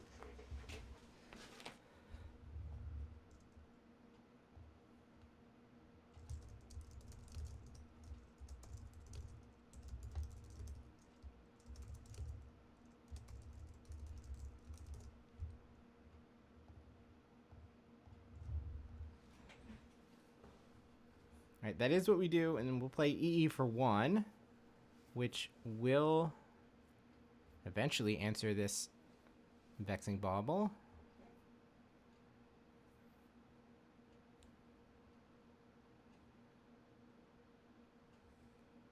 What do we have on the other side? Another Urza Saga Forest, and then there are 3 spells. Ancient Stirrings, which is getting cast right now, and I couldn't see what the other 2 were. Did not really look like Eldrazi, though.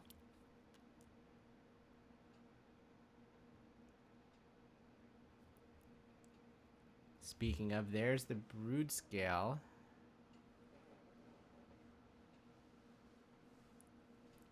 So how much interaction does Atsuki have? It looks like nothing pre-board. There's no Galvanic Blasts. There's 3 Sink into Stupor, but those are basically meant as lands.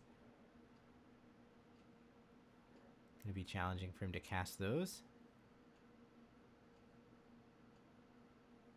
So yeah, there's not much that that Atsuki is gonna be able to do about this if the combo is assembled.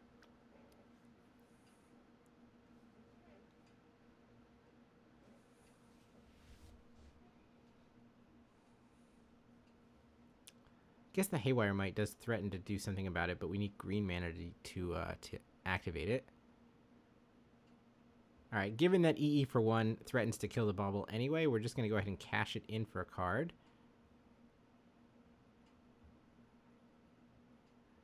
Then untap, float mana, go find presumably the Blade.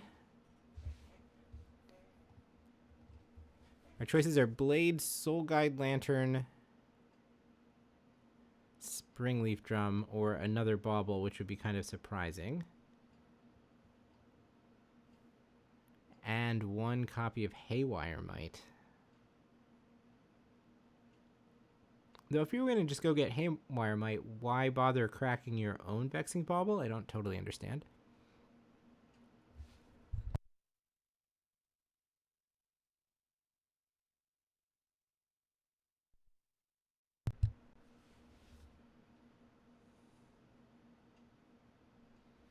Land for turn is Saga.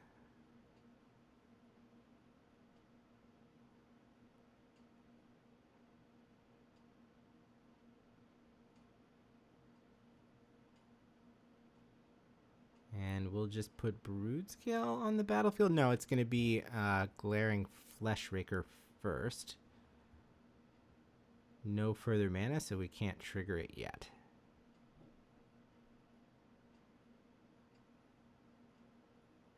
Now, does Atsuki want to use his 2 mana on Atsuya's end step to blow up the EE? No. Untap. Draw for turn Kappa Cannoneer. There's a bunch of zeros. I feel like we have a chance to get this thing out here. What there isn't is a third land source, so we could play the weapons manufacturing and make a bunch of weapons. Munitions. Or we could play a bunch of zeros and then play Kappa. Both seem pretty reasonable.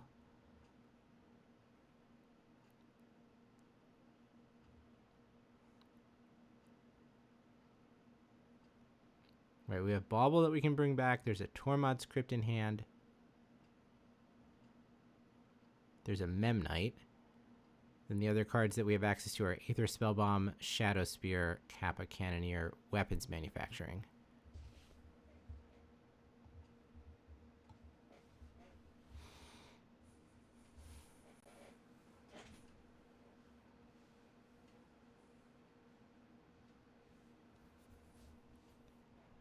We'll lead on Spellbomb. Surely Emery is going to get back Mishra's Bauble.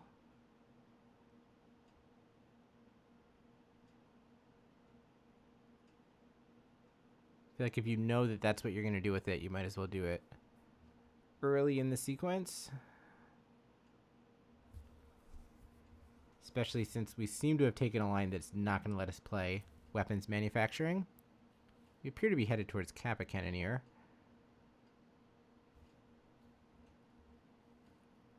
Do we want to take down the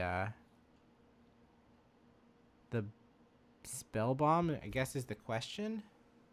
Because we could pass at this point holding it up. Seems pretty passive.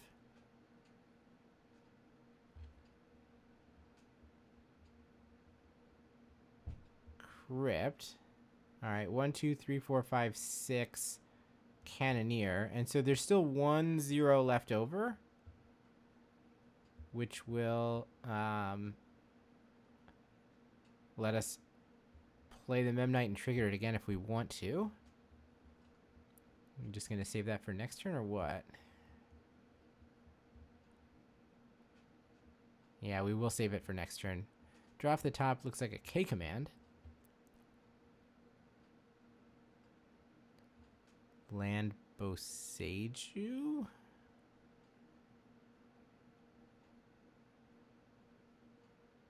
Alright, so here's Brood Scale. No land drop yet. Triggering Flesh Raker. Boseiju. Oh, we have the blade. We have the Blade of the Blood Chief. And Atsuki has seen enough.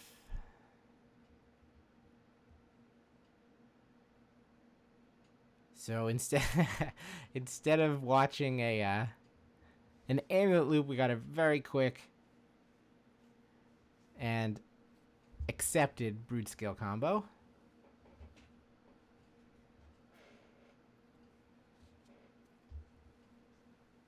So now we go to the sideboards. So the Grixis deck will pick up some ways to interact. There are 3 Galvanic Blasts out there. We saw a previous Affinity Pilot go ahead and bring in Whip Flare in this matchup as well. I don't know if Atsuki is going to take the same tack. Then there's also a couple of Metallic Rebukes, which are like adequate.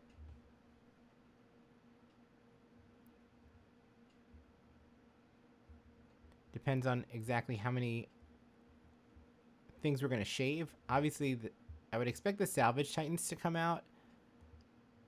And then you have a lot of zeros and ones for Saga hits, just random Lava Spur boots in your deck, etc. It's possible you might decide you don't need all of those effects. On the Brood Scale side, we have 3 Nature's Claim that look pretty good. Just 1 mana, destroy target permanent effectively. I don't know if we want to Pith Emery, if we want like Dismember or some other way that we can potentially interact with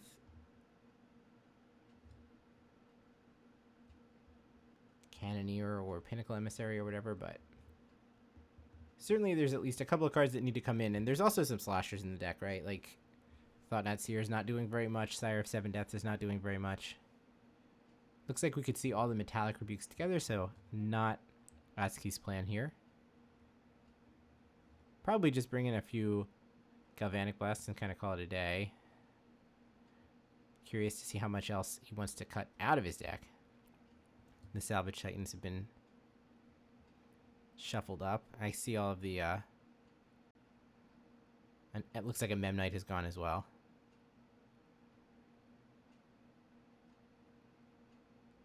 Shadow Spear was brought to the front, but seems to have survived the cut.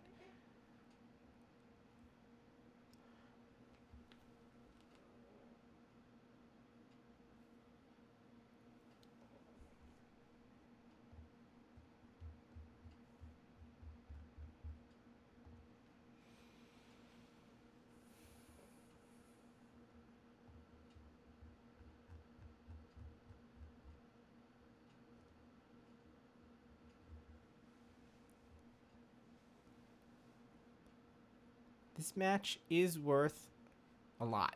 There's a bunch of stuff on the line here, right? There's $1,200 at least, and a spot in the World Championships next year to play for. I'm curious if Atsuki has been to a World Championship before. Looks like the answer to that question is no. He did make the top 8 at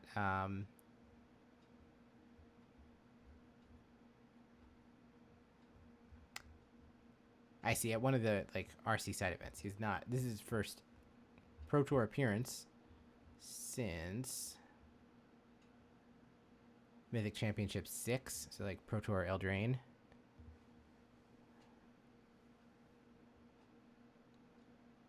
In Richmond 2019.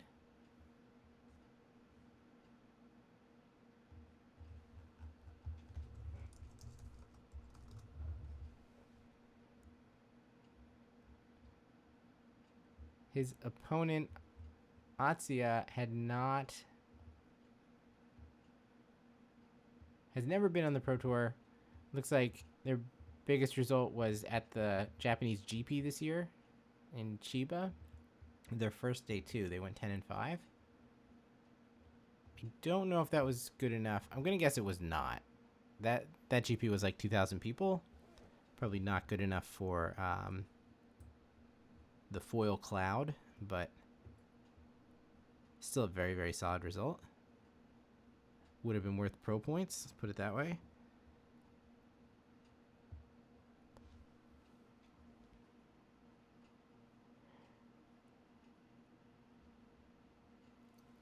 Alright, here we go.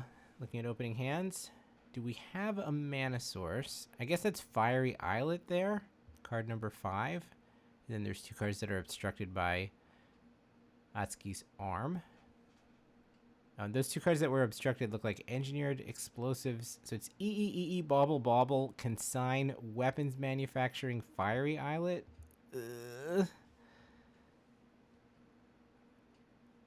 Where's the action? I mean, the Mishra's Baubles could be anything. They could even be a boat.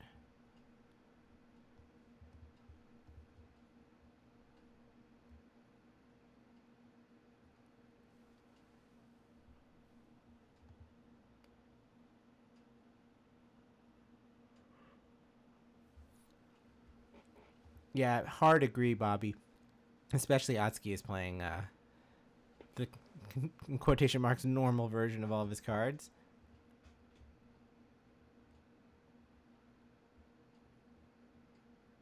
All right, we are going to keep.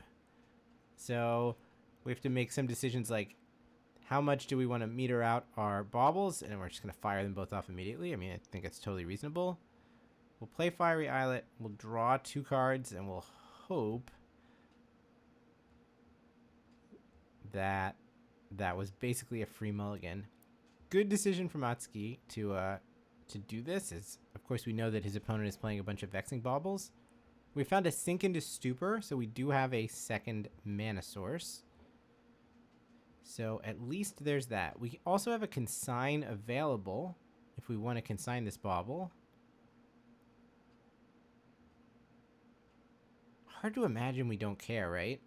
Like, on the one hand, okay, I don't have any zeros anymore, but my deck is still a bunch of zeros. We need to find some way to turn Mox Opal on, etc.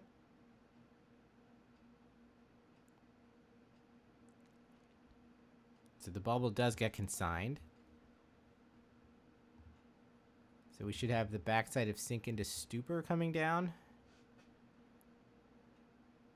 Question is tapped or untapped. Do we want to play EE with the mana this turn? Just get weapons manufacturing down or what? And it looks like EE first suggests that this land is coming to play tapped. I was wrong, never mind.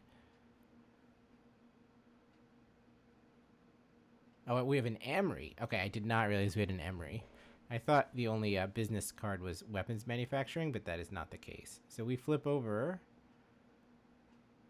Pinnacle Emissary, Memnite, and 2 question marks. I think one of those cards might be Shadow Spear, right? This card here has like the legendary frame. I'm not sure what the 4th one was. Maybe an Urza Saga. Now we come back over here where we see 2 more lands coming. Ugin's Labyrinth, one of them. Sire of 7 Deaths might be going to turn that on. No, Emrakul is going to turn that on.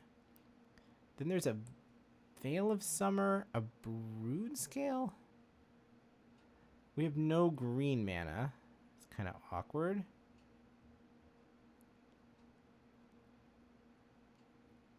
Is one of those cards a Haywire Might?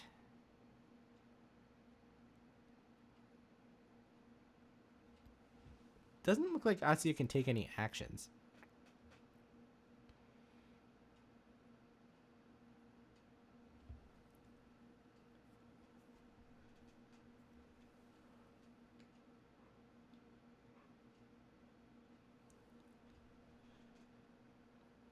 And he has passed back over.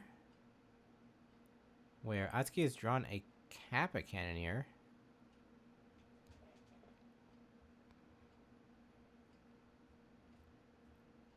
We're going to lead on the weapons manufacturing. So Emery's going to be sent to the factory. Get back some baubles. Manufacture some weapons.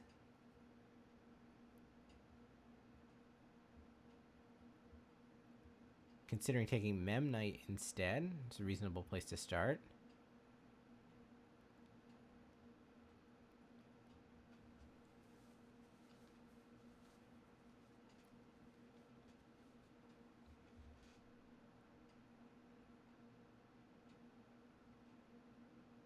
Ugin's Labyrinth being a soul land means that it's capable of activating the second Urza Saga ability, and does so. We've drawn another copy of Emrakul.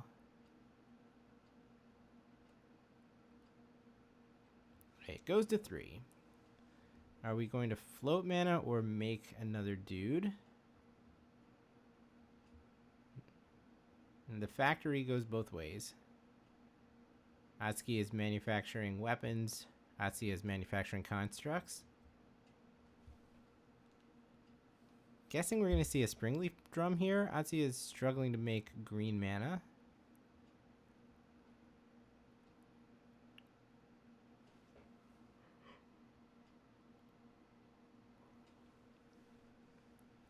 Oh, we find Pithing Needle. We're going to Pith EE to stop Atsuki from blowing up all of the constructs. That makes a lot of sense. Kind of sunk our entire development phase of the game into these constructs, so I understand wanting to try to make sure we get something out of them. Yeah, that's right. The EE for 0 also will threaten to blow up however many munitions Atsuki happens to make. So then we have Gemstone Caverns as the land. we did have the Springleaf Drum in hand, which is why we couldn't find it off of Chapter 3 of Urza Saga. And we used the drum to play out a Blade of the Bloodchief. So that makes this construct all the way up to a 5/5. And it gets in taking a third of Atsuki's life total. He's gone from 15 to 10. That also got the construct out of Galvanic Blast range, which is pretty big.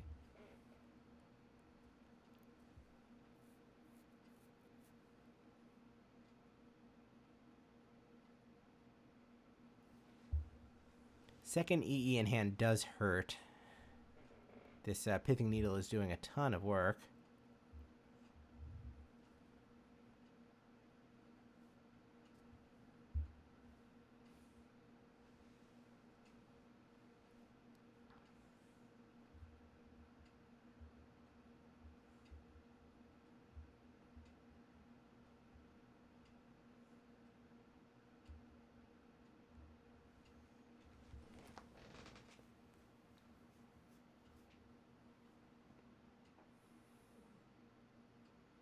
So it's Blast, Kappa, Spire Bluff Canal, and that other engineered explosives.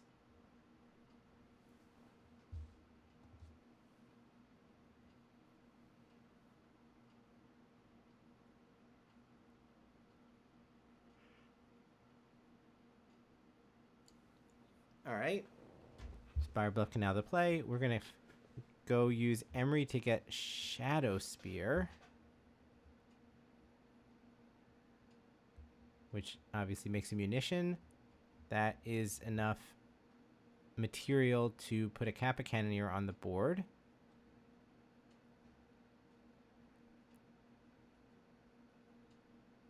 So then it makes a weapon. The weapon triggers the Cannoneer. We've got a 6/6 now. It's not clear that it's going to be big enough to block, but we seem to have no choice but to try to make this Kappa Cannoneer big enough to block. Maybe one more artifact, like if we play EE for 0 again. Looks like the play. Trigger, munitions, trigger. Okay, now it's an 8/8. Maybe 8/8 is big enough that Atsuya is not going to be able to force through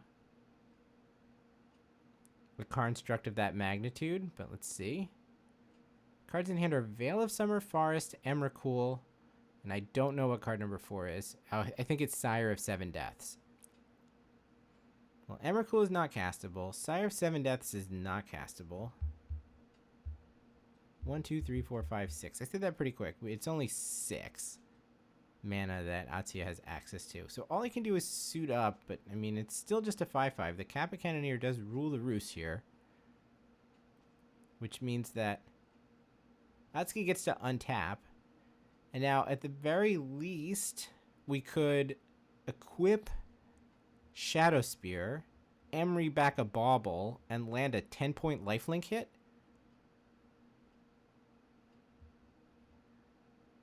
Which probably makes these constructs on Atsuya's side irrelevant.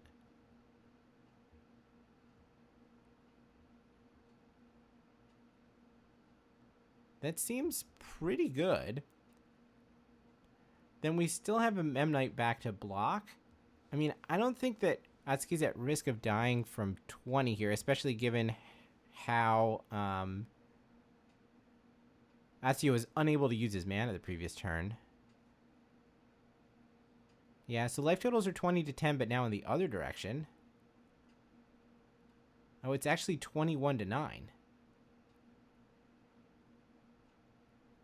Even better, because Shadow Spear gives +1/+1. I lost track of that. So it's 4 base power, 6 +1/+1 counters, and then the Shadow Spear. Alright, we bauble and see that Atsuya is about to draw a Forest. Now that is land number 7, which is not bad. That means that we could play Sire of 7 Deaths.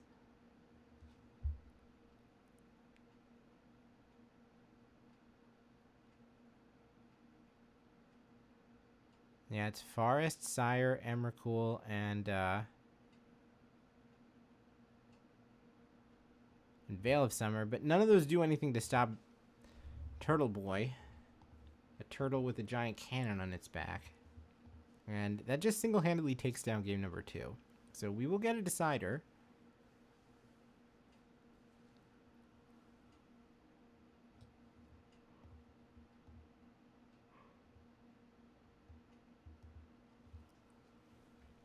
To see who is going to go on and play against Yuta Hori, playing Jeskai Blink in the finals.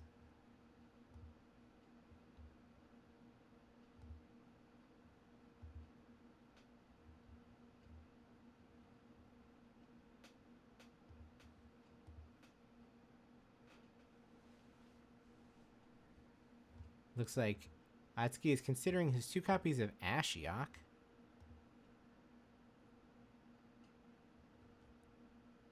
Which I guess shut off specifically Urza's Saga, but that's about it. I don't know if that's... I mean, that's not nothing. Obviously, Urza's Saga is like multiple copies of one of the combo pieces.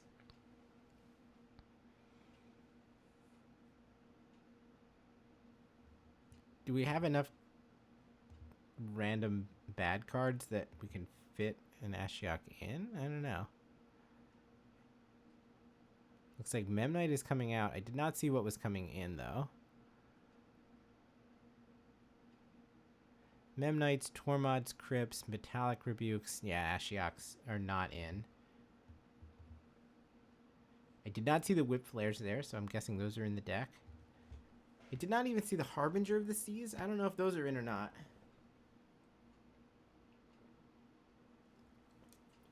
Surprised me a little bit if they are, but I don't know. It's not the craziest.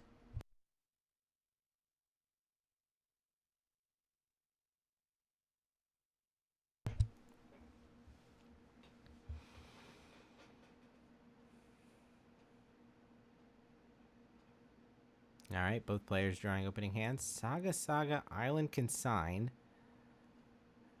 Not the best first 4 cards, but then we've got Pinnacle Emissary, a 0, a Mishra's Bauble, and Shadow Spear. Meh. And I didn't get a great look at the Eldrazi 7, but that has been tossed.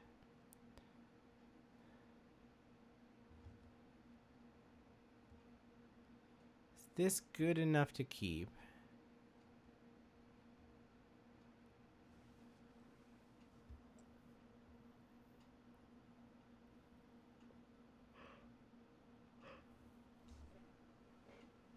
The answer seems to be no. I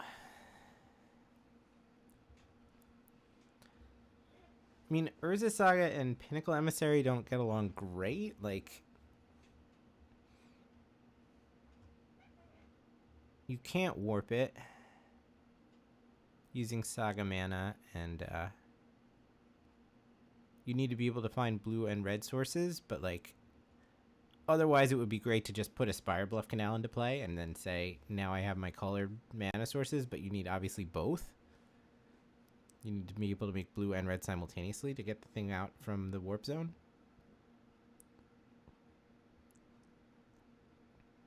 It's Dismember, the card that's going to go away. I guess we have to keep Emrakul because we need something to pitch to Ugin's Labyrinth. So it's going to be Labyrinth, Temple, Emrakul. Ooh.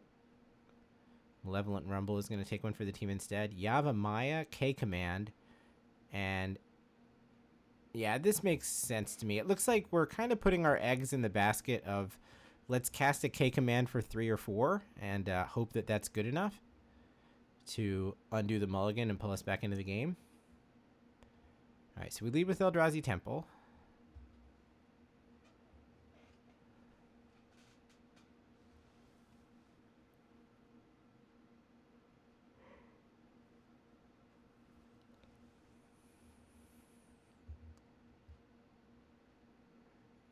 Did Atsuki mulligan or not? Because if he did, it looks like he drew into about the same hand that he had tried to ship.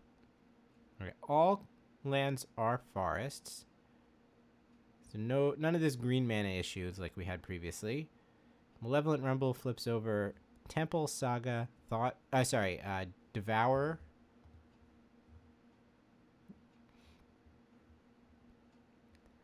Temple, Saga, K-Command, and Emrakul.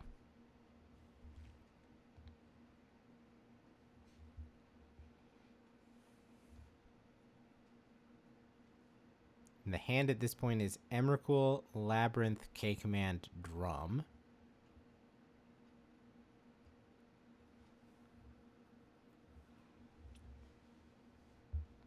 Taking another soul land. Okay, that certainly continues to play on the axis of make a big K-Command.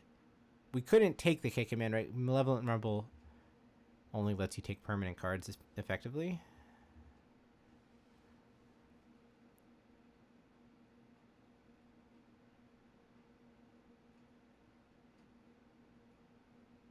Alright, Saga. So now we're going to put some drones on the battlefield here. Looks like Pinnacle Emissary has been shuffled to the front.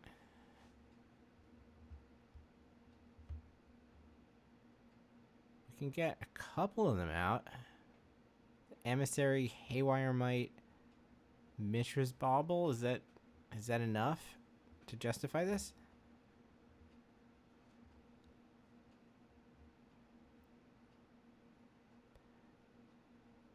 It's possible after the Malevolent Rumble was cast that we are starting to think about just reaching Emrakul mana. We have Sorcery, Kindred Instant, Enchantment Land, Creature. That's actually 6 types already. 7, 8, 9 from the lands. 10 with the Eldrazi Scion. I don't think we have another card to pitch to the Ugin's Labyrinth, though. So we have to find a way to make 3 additional mana. I guess we did take an Eldrazi Temple off of the Malevolent Rumble, so that's 11, 12. It's like we're shockingly close.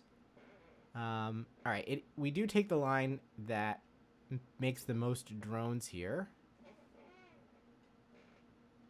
Bauble you. That should be about all that Atsuki can do. Cards left are Consign, Shadow Spear, Urza Saga, and Engineered Explosives. Okay, so we could EE for 0 as well. Just to make an extra 1/1 flyer.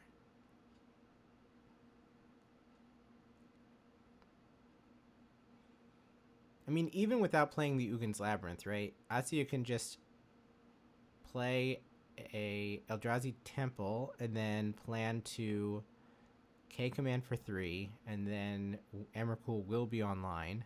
Draw for the turn is Brood Scale.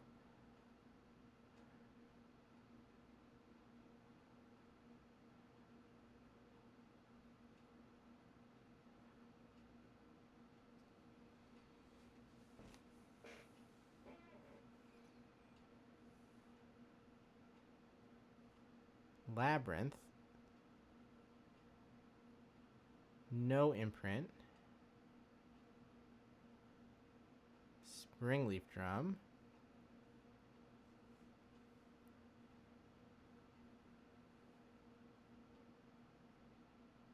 Make 1, 2, 3, 4 mana.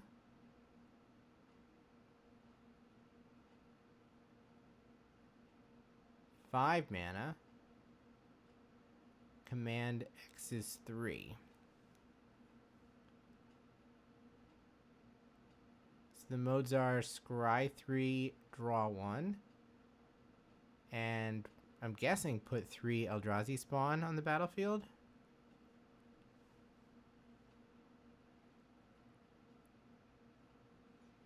Two cards stay on top.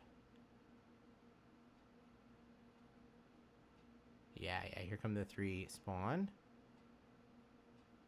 Okay, so it's kind of check. Atsuki has the mana to play Emrakul.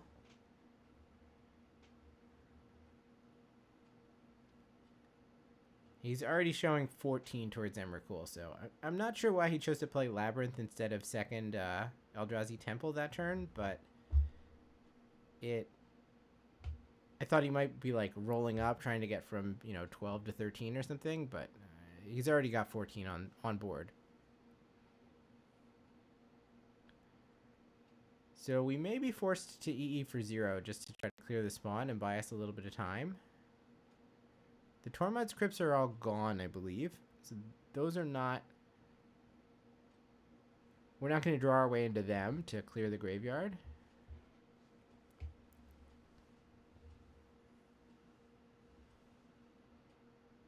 We do have a consign, so we could avoid having our turn get taken for us by consigning the cast trigger, but I don't know how Atsuki is beating a 13/13 trample.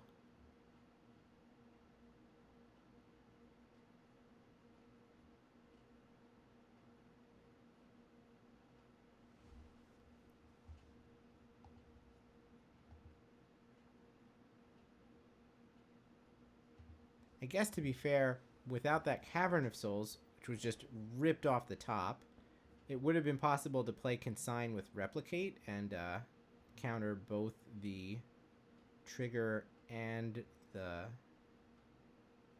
spell. Right, 15 mana Emrakul can't be countered, but 13 mana Emrakul can be. It's just that countering it doesn't often get you anywhere because you still...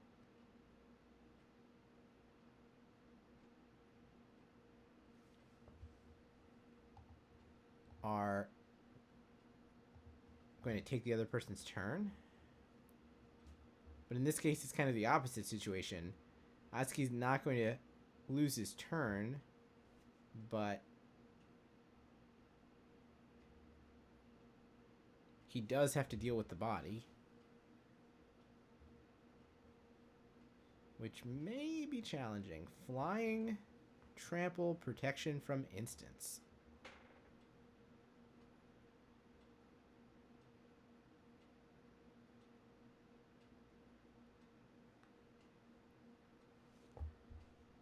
Does not have protection from Aether Spellbomb. I guess that's hard to argue.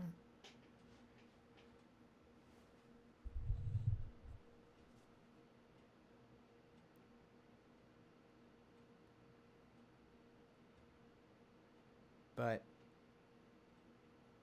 then what? Doesn't Atsuki just cast it again? It doesn't seem like a long-term solution.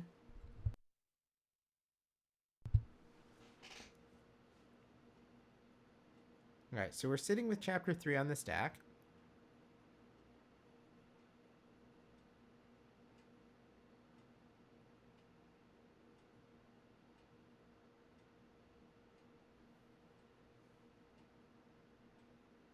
Cards in hand are Emissary, Emissary, Shadow Spear, and Sink into Stupor. None of those do very much, you have to admit.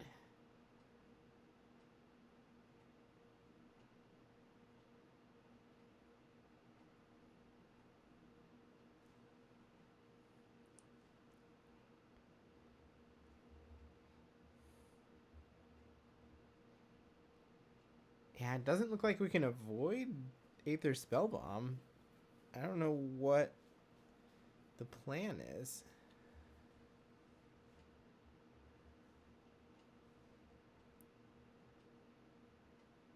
Alright, we're gonna float mana? Question mark? Have not decided.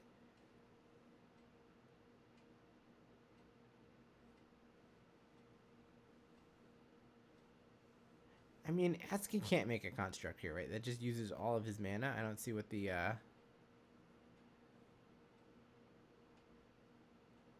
Alright, let's go look. Maybe there's something really good in here.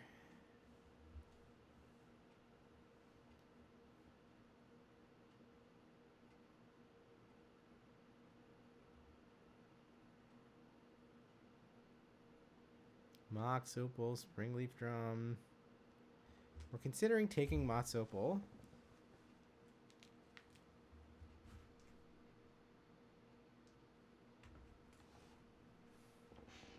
That is the take. So Mox Opal is on. Are we gearing up to take a hit here?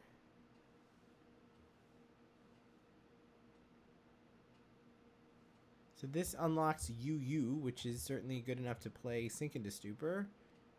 But, I mean, to what end? Because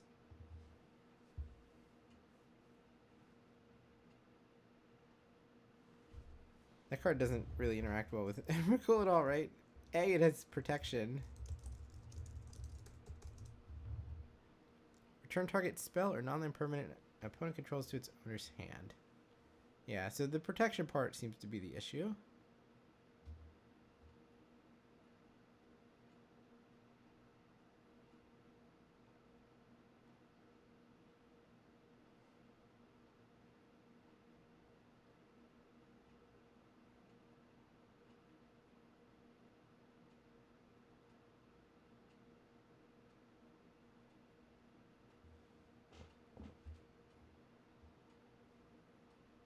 I admit I'm curious what's going on here.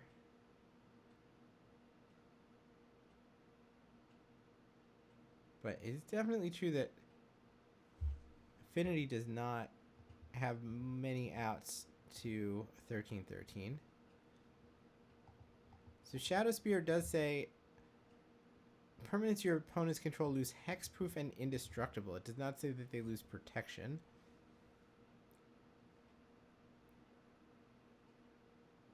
So that's not the most relevant here either.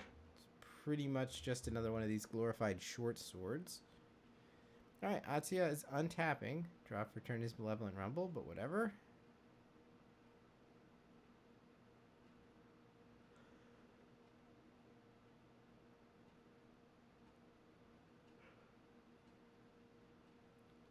Might as well lead there.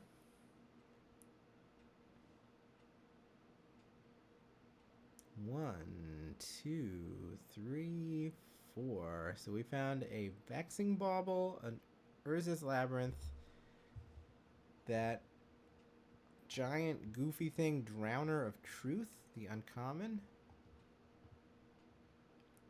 When you cast this spell, if colorless was spent to cast it, make 2 Eldrazi spawn. That's all it says. Otherwise, it's just a giant 7/6. Then there's also an Ancient Stirrings, which we can't take.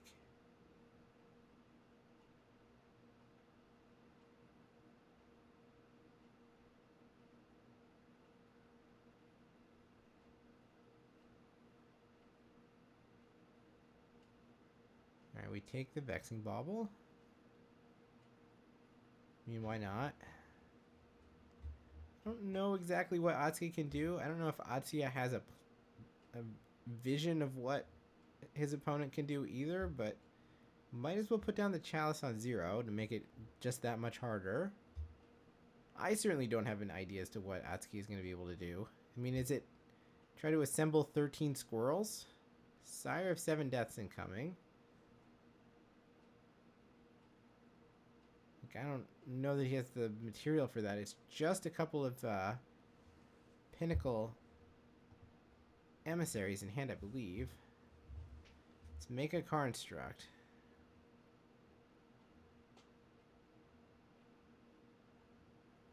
Right, again, permanents your opponents control lose hexproof indestructible. It does not do anything about ward. It does not do anything about protection.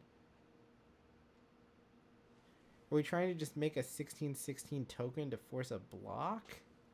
I mean, maybe there was some way to execute that plan when there was just the Emrakul, but now you also have to get the Sire of 7 Deaths out of the way, which is literally impossible, as Atsuki cannot spend 7 life. I mean, not that...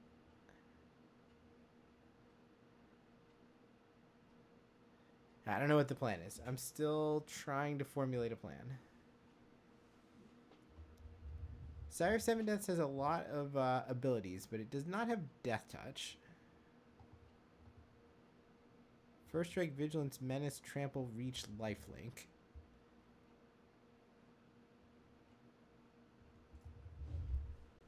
It would be pretty brutal to give a card First Strike, Trample, and Death Touch, so not shockingly that's the one that had to go. So I mean, the Construct can rumble this turn. there is that, but I mean,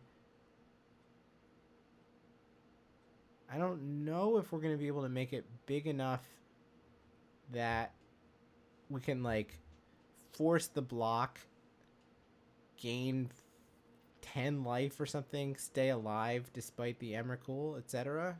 Continue to play the game. I guess the drones can jump in front, so Atsuki is sort of at 7 life as far as Emrakul is concerned.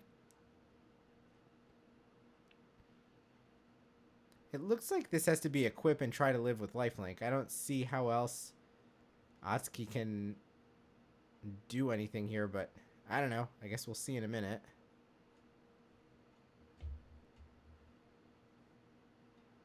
And of course, it needs to be an attack, right? Like, you can't...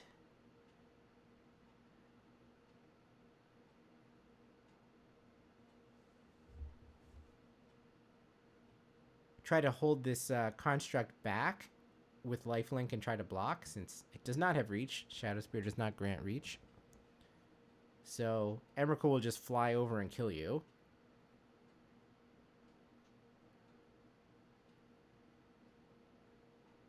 Sire of 7 Deaths could get chump blocked by, say, Haywire Might, though. Like, that is possible.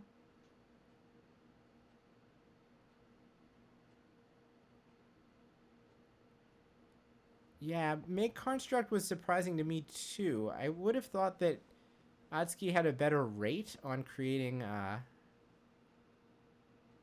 tokens, or you're creating artifacts, than spend 3 mana to make a single one, but maybe I'm wrong.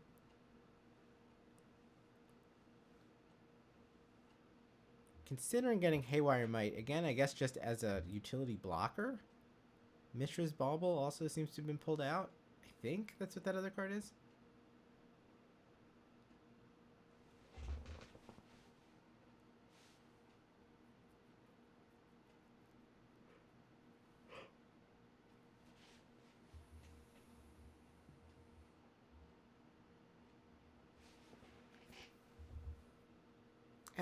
I got a flicker of an idea. Aether Spellbomb is going to be the take.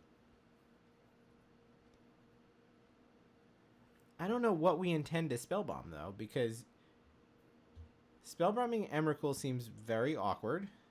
It would give control of one of your future turns up.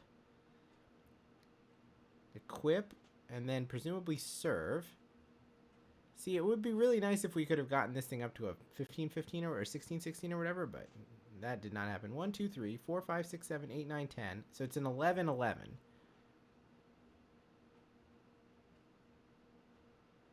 1, 2, 3, 4, 5, 6, 7, 8, 9, 10, 11. I could also see the argument for getting the additional Haywire Might just to make sure you have a lot of blockers. 11 is enough, right? So Atsuki stays alive here. Atsuki just takes it on the chin. The life totals are 15-5, so he can now take an Emrakul hit and keep on ticking. Kozilek's command is the draw. Is that enough to win the game? I don't know. We can certainly, like, clear a construct.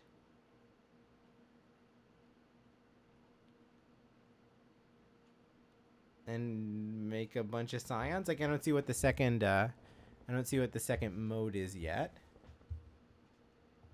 Your options are make scions, scry X, draw.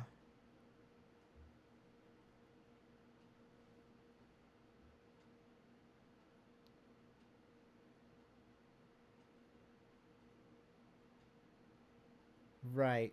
I guess. Okay, wait. So was that actually enough? You clear the construct. Then you've got 20 trample coming in. How much toughness was actually left over? Let's back up for a second and take a look at that. 1, 2, 3, 3 drones can go in front of Emrakul.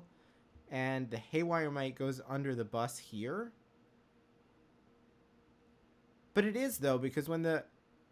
Oh, because of Menace. Oh, we don't have any way to block Sire of 7 Deaths anymore. So 7 hits, and then we can only soak 3 of Emrakul. I see. So we really did I think getting Aether Spellbomb instead of a second Haywire Might wound up leaving Atsuki Kikara dead to Kozilek's command. With another Haywire Might, that line would not have worked. Blocking the Sire of Seven Deaths with 2 Haywire Mites would actually gain him life. He would have survived that attack. Now, he would have lost a lot of material. I don't know if the Karnstruck would have been lethal or not, but it certainly would have been a problem. But as it is, he got Spellbomb, and therefore the game ended. Wow, that was wild. It's one of the situations where, like, I don't actually know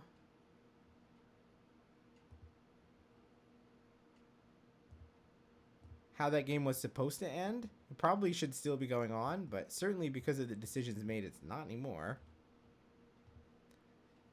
So that means it's going to come down to Atsuya playing Brood Scale against Yuta Hori playing Jeskai Blink. So I'm going to catch my breath. The casters will switch over. I'm going to play a short ad as I get ready.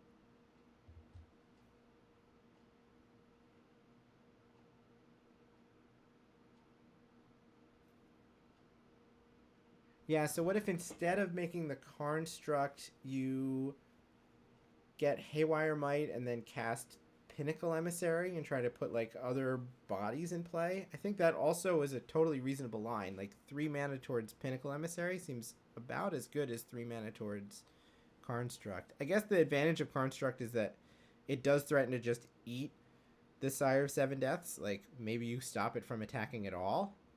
But,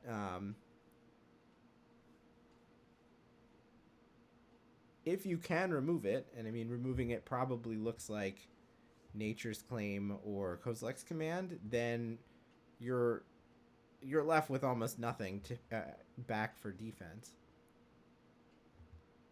Okay, let me refill my water bottle, play a short ad. We'll be back for the finals in just a minute or two.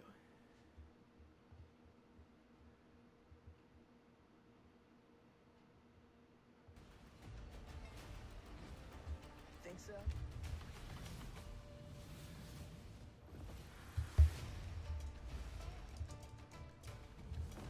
How could you do this to the greatest earthbender of all time? What about Kiyoshi? Could Kiyoshi do this?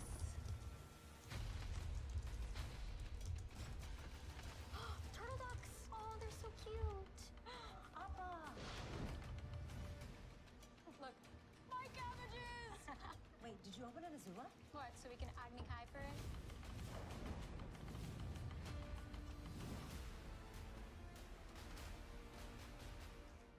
I'm looking for the Avatar.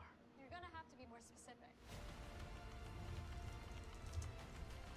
Let's try that again. Does anyone want to play?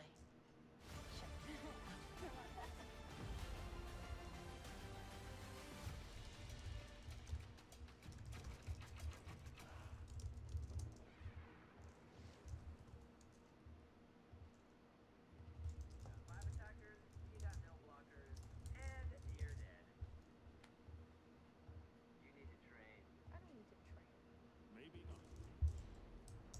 But you do need a training montage. To win in the arena, you have to be the arena. Okay. You must sharpen your skills. Here, eat this.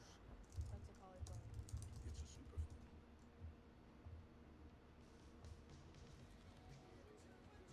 All right, come on, pop 'em. Keep those knees going. You punch like a people. Now that we've covered spells, let's talk about flying.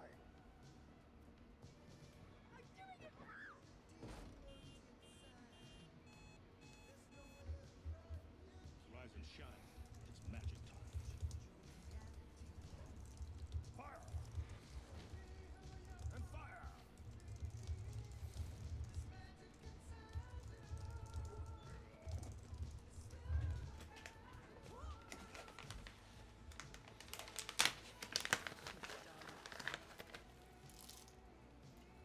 Don't you quit on me.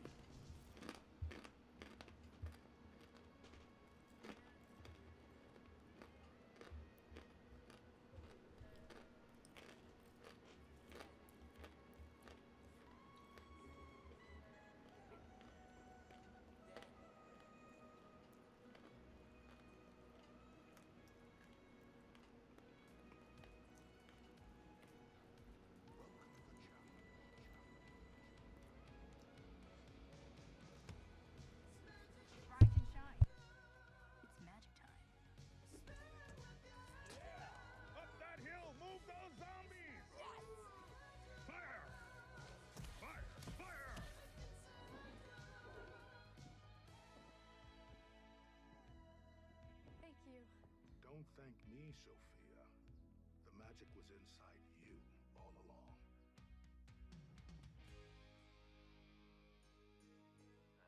What are you doing? Nothing.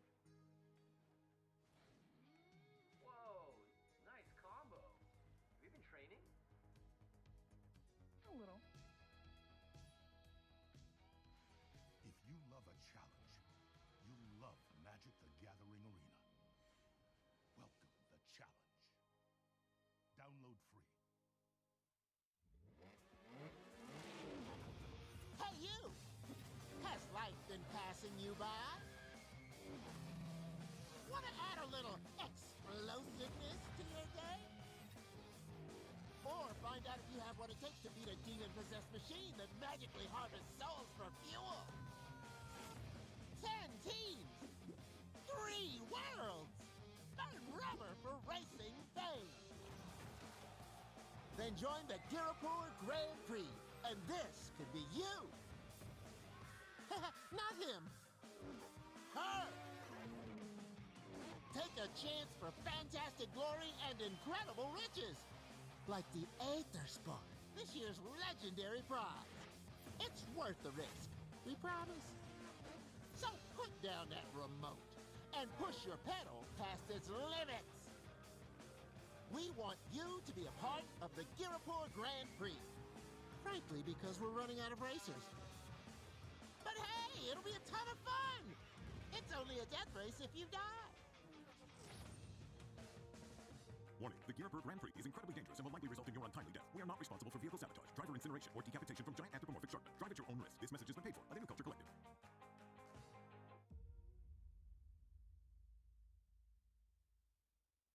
Hey, you! Stop contemplating your existential dread. Try Magic the Gathering Foundations. Dying decor got you depressed? Foundations turns dreary into dramatic. But wait! There's more! With the right magic card, everything's better. Can magic help me with my boss's after-hours texts? It sure can. Thank you, Magic the Gathering Foundations.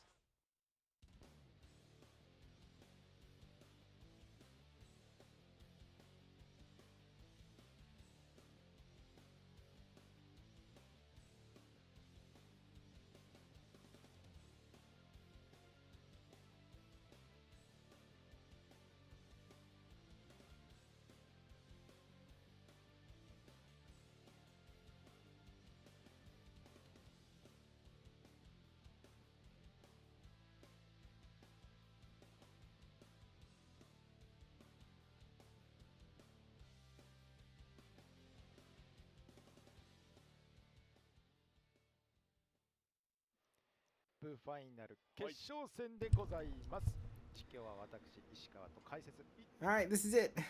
10 hours of streaming has come down to this. We are going to watch the finals of the regional championship in Yokohama, Japan. It will be contested between Yuta Hori playing Jeskai Blink and Atsuya Okuno playing Mono Green Brood Scale. Let's put the decks in chat one last time. We did watch both of the semifinals, so we got to see the Jeskai list, and we've seen the Brood Scale list on camera a couple of times today. Now, it is true if Yuta wins, you could make the claim that first RC to finish with Avatar Legal, Wan Shi-tang took the thing down. On the other hand, I don't know how good Wan Shi-tang has been. We haven't seen it once. It did get cited out a couple of times.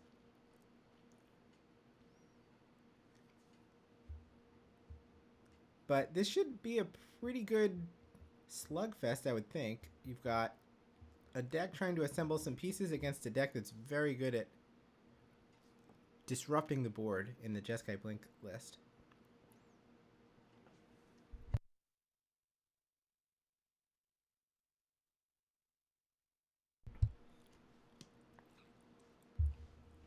Which means I guess I would expect the Brood Scale list to try to enact the Emrakul plan where possible.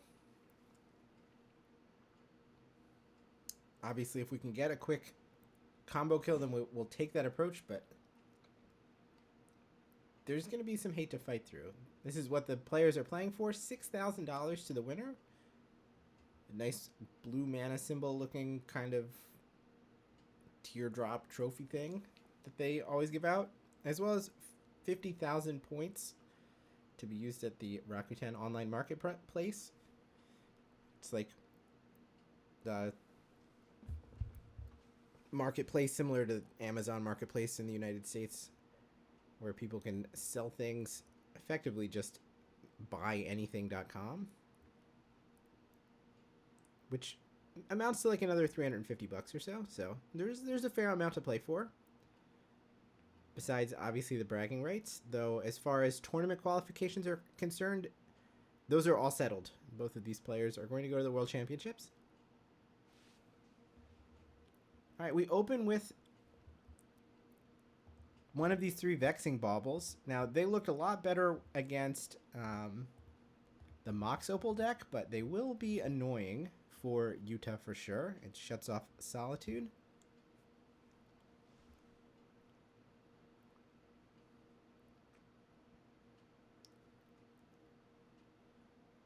I don't know if we're going to keep the full 3 in post board, though. It feels like we probably can get away with turning these into Saga targets. Ooh. That reminds me that I need to take this off. The giant binder is the like coverage binder of tokens. So you would think that part of setting up for the finals is that the coverage team would get, you know, the Eldrazi spawn ready. I don't know that there's anything that we need for the Jeskai Blink deck. I guess if you want to have like a warp zone indicator or whatever, then you can do that. But that's what's in that binder. All right, after a long thought about this meticulous archive, we've decided to bin to Fairy. And it looks like the hand is land, Quantum Riddler, Galvanic Discharge, maybe another Quantum Riddler. So I guess we'll start by Riddlin'.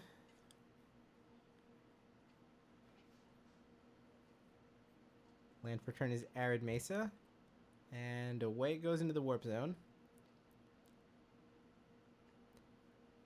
Down below we've played Soul Land Cavern. And now we are going to play our first business spell and a Thought-Knot Seer. So we'll get a better look at exactly how many Riddlers are available over there.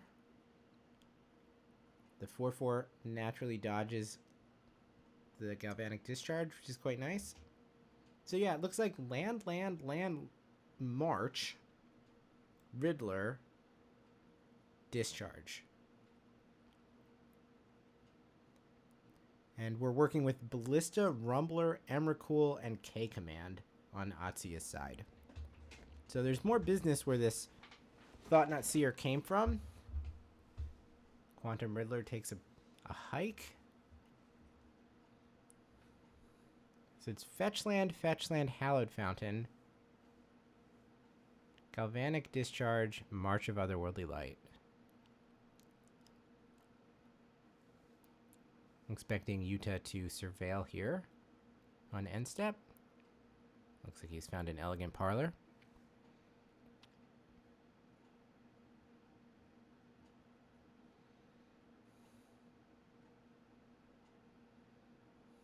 Not shockingly, it looks like the Cavern of Souls is naming Eldrazi.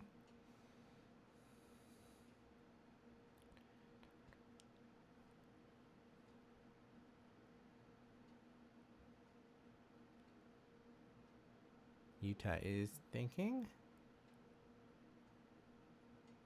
Land for turn, Scalding Tarn. I think we've picked up a Consign. Obviously the best card in the matchup, as it counters practically everything. There are 3 main in Yuta's deck, and 1 more will come in out of the board. Combat 4. Old Blinky takes Yuta down to 14. It is nice to see a 2016 card from time to time.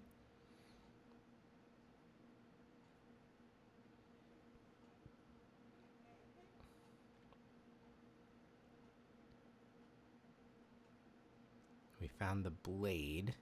Doesn't do that much. And no reason to cast K command here, I guess, so just going to let Yuta go ahead and take his turn. It looks like we've drawn a monkey. It's the additional card that we hadn't seen before. And I believe we're out of Surveils. There's one Elegant Parlor, one Meticulous Archive, one Thundering Force.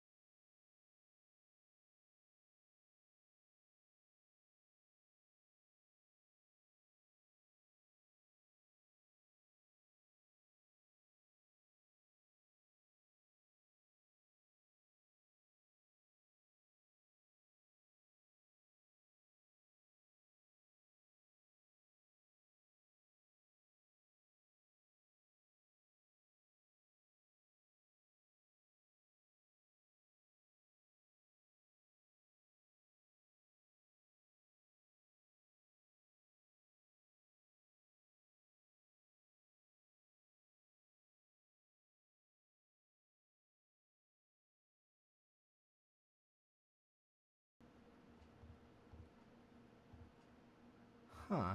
Am I back? I blame OBS. Is that like just the 10-hour curse? Yeah, okay. I did see that like I have my levels that just weren't moving at all. I removed my audio and my microphone and put it back in, and now we're back. Weird. Very weird.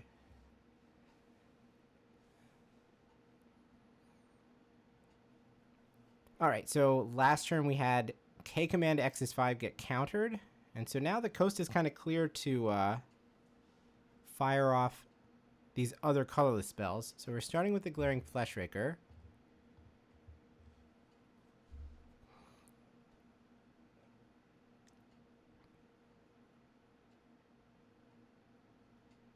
Do we have a follow-up to start putting Spawn in play? I don't know if there's another mana source on Atsuya's side.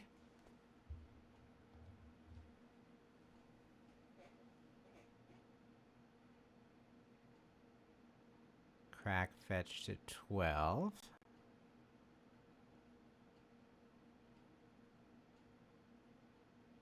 We do have a Galvanic Discharge that we can use on this Fleshraker if we want to. And we have Basic Mountain to... okay, fine, it's a snow-covered mountain, but we have an untapped source of red. And that is the play. So we'll net 1 energy there for whatever that's worth. I mean, that might certainly matter because it means the next Galvanic Discharge can clear Thought Knot Seer if we want to do that. Our hand is Consign, Flooded Strand, March. I mean, the March is awkward. Certainly the Flooded Strand can go. The March just costs so much mana. Obviously, the Consign is safe. We're not getting rid of that one. It looks like we have declined to discard anything. I see. So the intention here is we'll play the Flooded Strand as our Consign mana, and we have a 5 mana play this turn of bring in the Quantum Riddler. from its adventure zone. Time to do an Emrakul type check. We have Kindred, Instant, Artifact, Creature. So there's 4 types in the graveyard. I see Ugin's Labyrinth with a card under it, so it's 2 mana there. An Eldrazi Temple, 2 mana there, and then this Cavern of Souls. So the lands make 2, 4, 5, 6, and then there's 4 types in the graveyard. So we're 10 mana towards Emrakul. There's a Saga resolves. Chapter 1 resolves.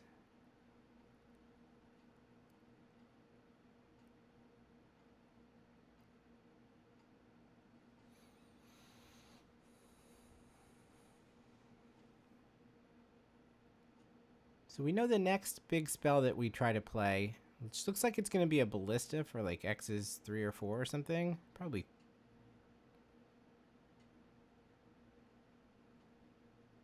It's just for 2. Relatively tame. This could get countered. On the other hand, it's not the most threatening. Yeah, that's deemed acceptable. It's kind of annoying when you're trying to figure out if your opponent has a consign. You want to play the best thing you can that you think might get consigned, and your spell is deemed too puny to matter.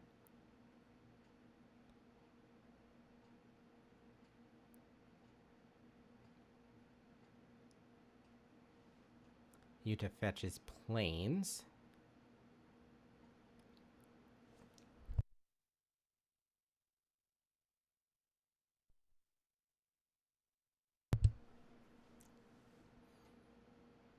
Which enables a march if we want it. Away goes the Urza Saga. I mean, that seems pretty good. Yeah, March on Ballista was certainly an option, but presumably we want to try to manage the brood scale pieces. I mean, the only targets for the Saga are Ballista, already got it. Haywire Might, I guess it could hit the Reflection, but no, it could hit Fable of the Mirrorbreaker. It actually can't hit Reflection of Kiki-Jiki. It can't go after creatures. Then there's Blade, Bauble, Soul Guide, Lantern, Springleaf Drum. So there's not much that really matters except for Blade at this point.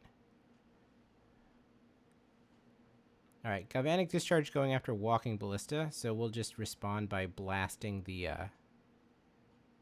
Goblin Shaman. Let's go to Chapter 3 and flip into Reflection.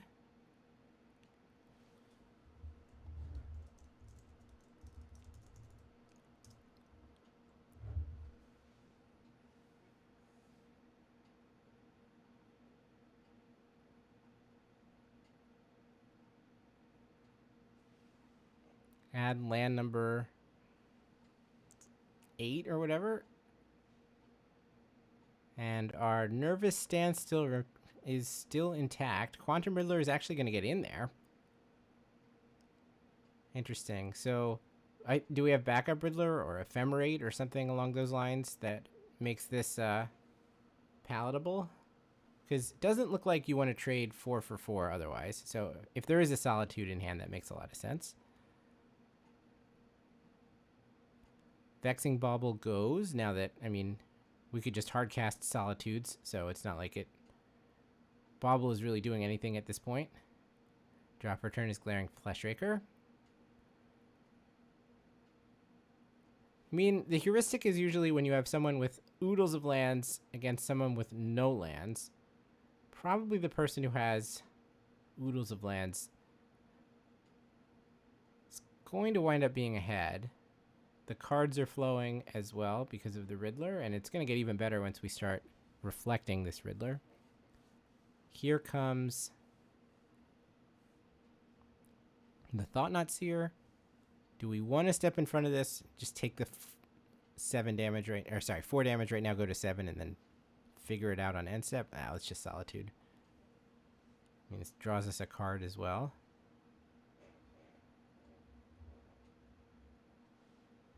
Atsuyu goes back up to 20.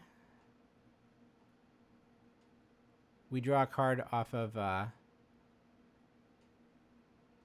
the Thought Not Seer exit the battlefield trigger, but we only had one card in hand, so we actually draw another one. That's kind of spicy, agreed.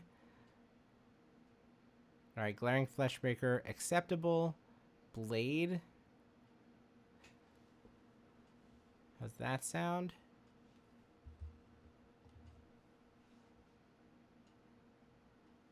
That one might not be acceptable. I wonder if we do have Snow-Covered Island, which we haven't seen yet, so that is certainly, we're gonna find Snow-Covered Plains. I guess, do we have Ephemerate at this point? We do have Ephemerate.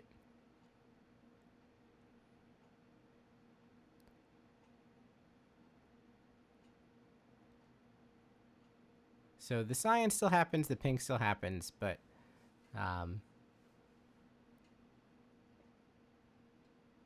Fleshraker is now gone. And we'll we'll just stack our permanents confusingly. I don't think that we have the mana to suit up, or are we? No, I guess we do. We're going to suit up. I mean, Reflection plus Solitude seems quite good. Reflection plus Riddler seems quite good. Ephemerate plus Solitude seems quite good.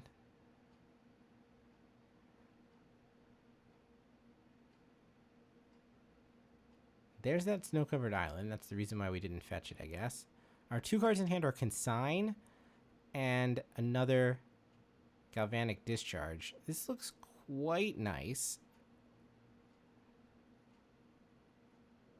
I think the lack of resources has finally caught up to Atsuya here.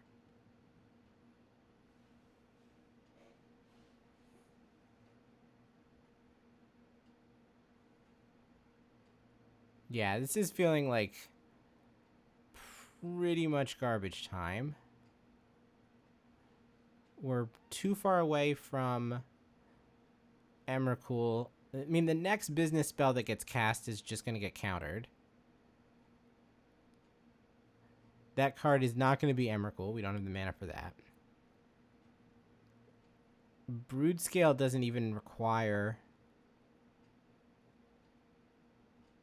the Consign. Oh, we're going to Prismatic Ending the Blade. So now there's not even outs to just, like, complete the combo or anything. Yeah, I don't really see what Atsuya can do to get out of this. We've drawn an Eldrazi Temple, and we're going to make a Sire of Seven Deaths. I mean, that should require... It's 3 Soul Lands and a Cavern of Souls. So never mind, we're not going to be able to counter this. We're going to have to fight through it somehow. I mean, it could just be 7 life and make a new... Solitude. I think that seems like a totally reasonable plan.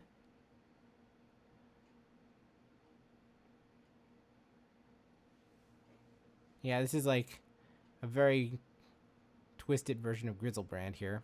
Pay 7.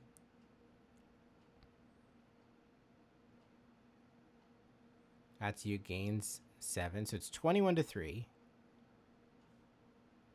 Then a hit for 10, it's going to make it 11-9.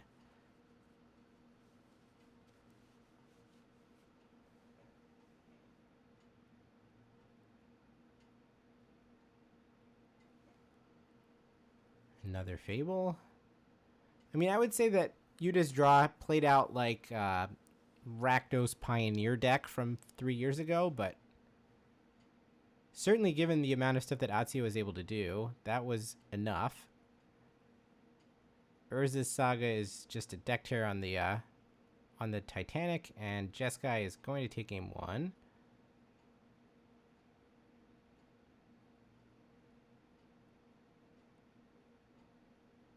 I mean, main deck consigns have been a big deal for Yuta here, and he's not been put under any pressure. And not been made to pay for having made so many land drops. mean, this is what, like turn 15 of this game?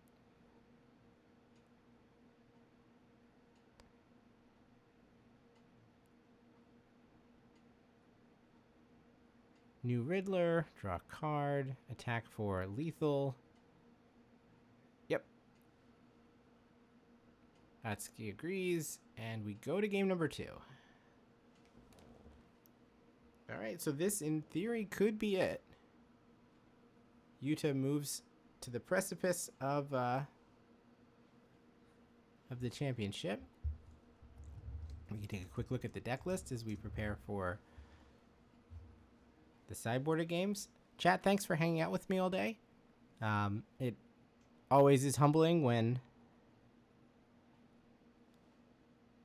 there's like double digits of people watching me talk about these matches.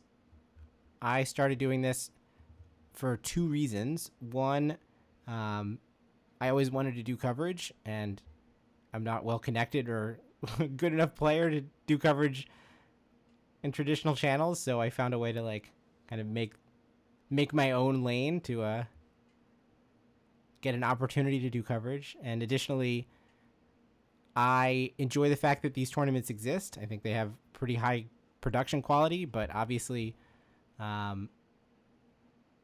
they're not the most accessible from an English language perspective, so I wanted to try to bring these tournaments to people who might not have seen them otherwise, and it always just is deeply humbling when I see how many people are actually following along and taking me up on that offer to watch these tournaments with me.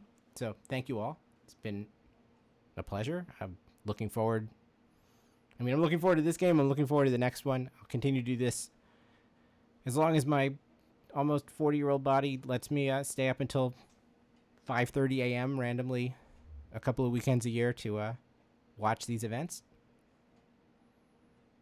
With all that said, let's take a look at the sideboards. So we've seen matchups like this before.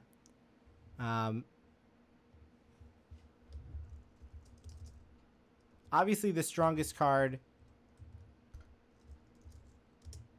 from the Jeskai perspective is Consign, and we have a 4th one that we can bring in, so come on down. Then there's some like random things that tag spells if you want a 1-for-1 with the opponent, like Mystical Dispute, Prismatic Ending, that kind of thing.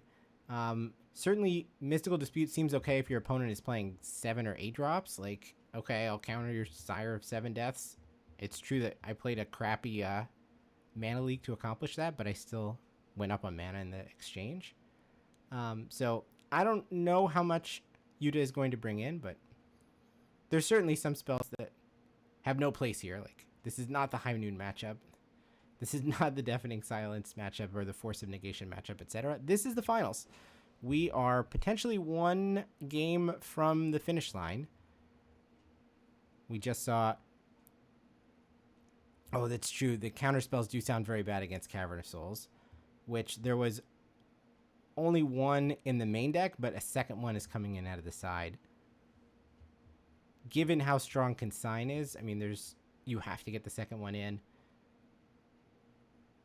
I don't know the extent to which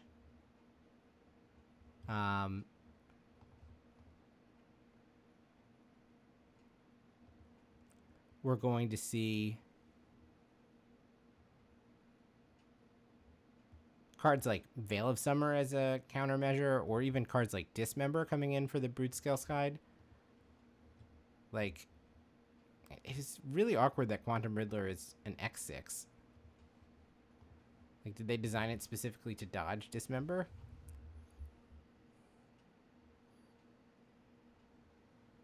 But there are some cards that are not relevant, right? Like, you could certainly get rid of a couple of Vexing Baubles and turn it down into just a Saga target, and that seems fine.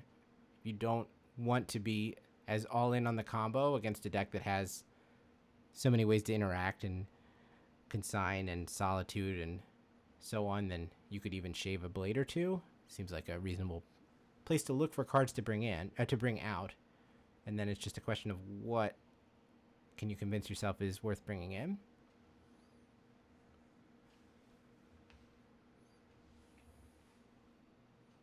obviously, like, the Emrakul plan seems pretty good. The games are going to go kind of long. That's exactly how Atsuya managed to get over the finish line in the semifinals. But, boy, the card consign is a beating against this Brute Scale deck.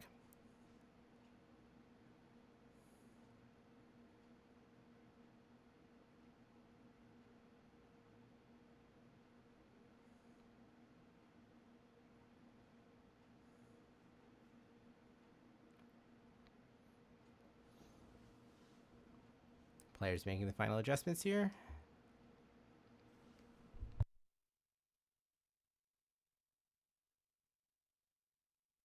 Unfortunately, for some reason, pile shuffling is the norm in Japan. So after we're done with the sideboarding phase, there's going to be a count to 60 phase, and then we will hopefully get game 2 underway.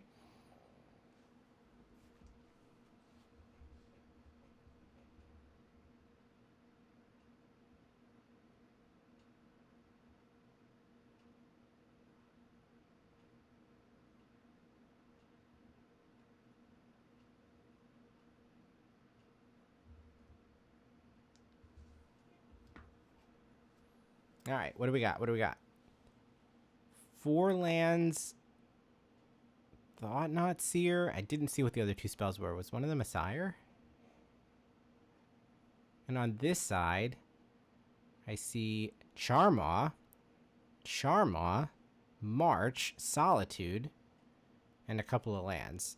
And I think both players are happy with this. So here we go. We'll lead on Scalding Tarn versus Forest. The draw seems to be the Promised End.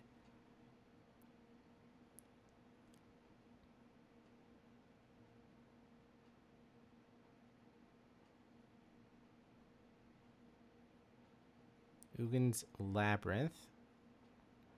Was that in fact a Sire? We're just going to pitch Emrakul to it in any case, and we'll play Glaring Fleshraker. I did not immediately see if there was a Galvanic Discharge. Didn't look like there was. It looked like we were heavy on the Charmaws and lighter on the 1 mana spot removal. Yeah, we're just going to find Elegant Parlor and go ahead and Surveil.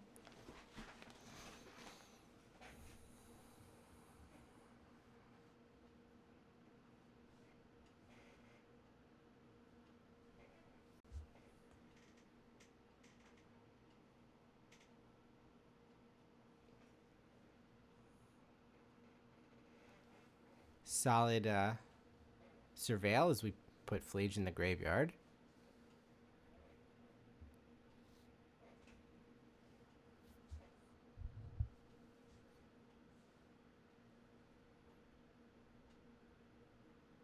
Let's just go Solitude, pitch March, I think. Didn't get a great look at what card was exiled, but it is under the library and in shadow, which is a strange place to put the exile zone, but that's what we've elected to do. Yeah, I think it was March. There was certainly a March in hand, so that would make sense. Land for turn is Cavern of Souls, so here comes an uncounterable Thought Not Seer.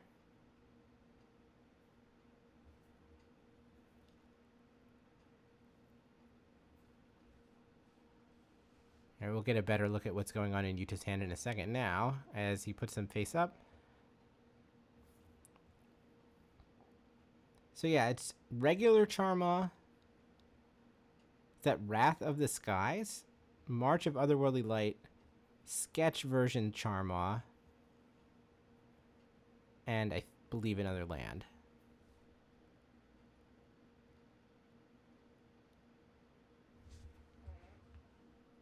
So whatever got pitched was not March, because that second card in hand is actually March, and there's only one in the deck.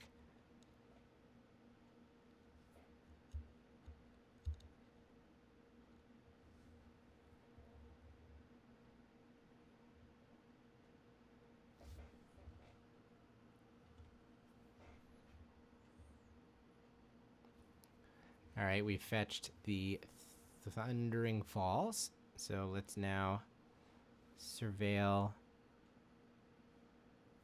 off of the blue-red land. We've left it on top and drawn it. Somehow I didn't catch what it was, despite it looks like he drew it to the back of the hand and then played the fetch land.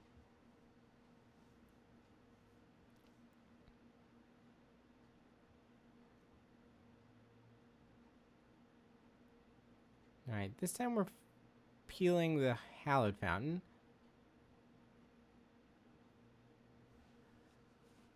Shock to 15.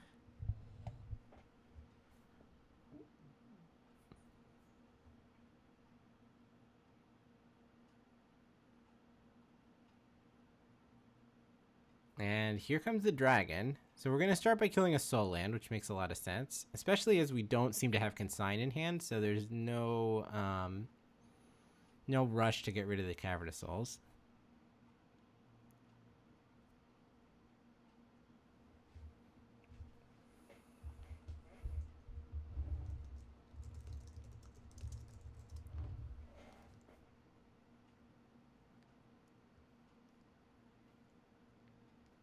Land for turn Boseiju. Looks like we have Broodscale, Boseiju, Dismember as the 3 cards in hand.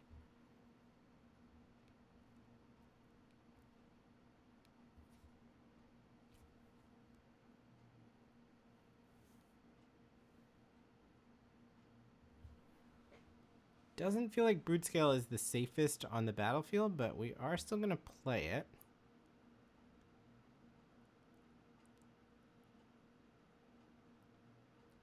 Do we want to offer to trade Thought-Knot Seer for a dragon? I assume not. Thought-Knot Seer is kind of just like holding on to the card that it took for as long as possible now. Draws seem to be a blue-red land. Looks like we just have Wrath of the Skies and March of Otherworldly Light. Actually, I don't know what card number 3 is in Yuta's hand. But at the moment, neither of those really play. Hey, you're right, it does have the legendary frame. So it might be... I mean, that could be a lot of things still. It could be Flage, Failure.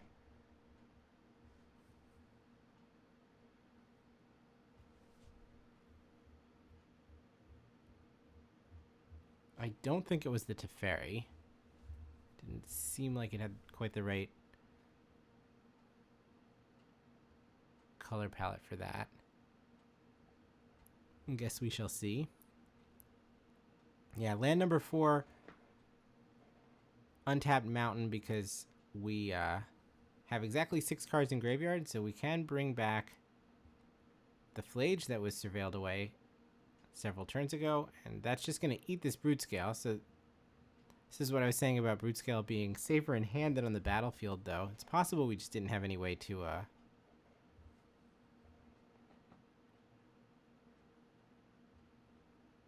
meter our threats. Like, we just needed to get it out.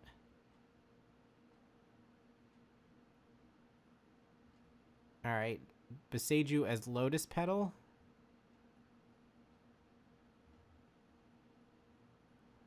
And we will play a second uncounterable Thought-Knot Seer. Show Wrath of the Skies. It is, in fact, a failure. And a March of Otherworldly Light.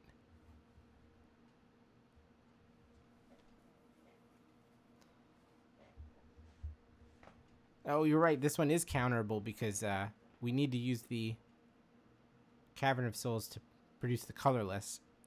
All of the other lands are green sources. I'm kind of feeling like the Titan is about to take this game over. Atsuya has approximately nothing going on. He never drew a Saga.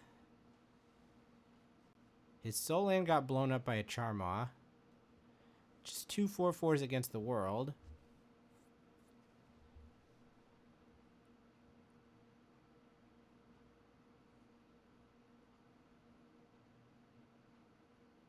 Play is Fable.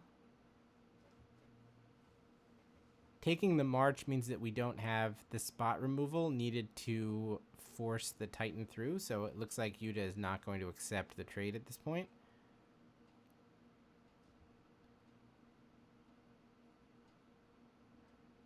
The draw is the blue-green tap land, Drowner of Truth, and we play it as a blue-green tap land.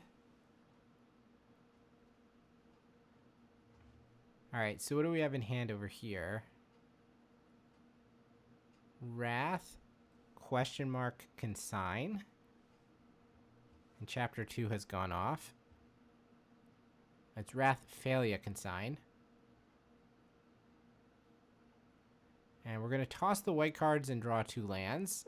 Not the best trade, but what can you do?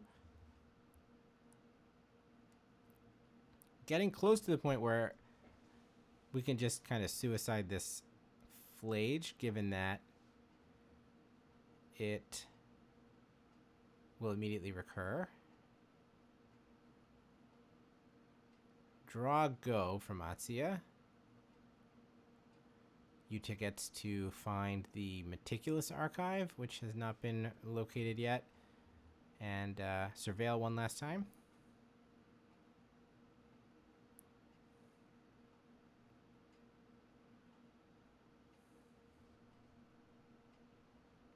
Doesn't feel like Atsuya has very much potential energy yet. I mean, obviously, Yuta is just kind of spinning his wheels sitting behind this Flage, but feels like he gets to see cards, have them change zones, etc.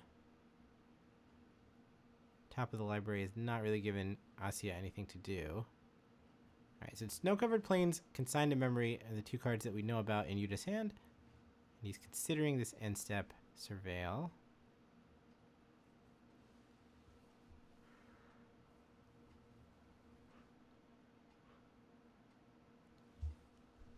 I guess it just also feels extra hopeless from my perspective because I know that the first thing that Atsuya draws that he can cast will get consigned.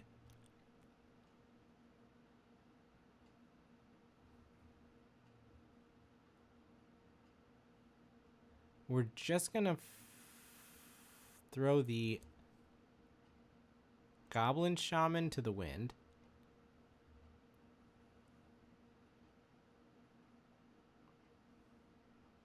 We have a Solitude that we can hard cast, but yeah, okay. I mean, it's got to look like, okay, you got something. It could be like a Galvanic Discharge or a second Flage or something. Do we really need to bait this out? Like, Atsuya needs a number of cards to start to put together a way to make progress in this game. I think you have to take a couple of hits of 2 if that's all that Yuta is going to try to do to your life total.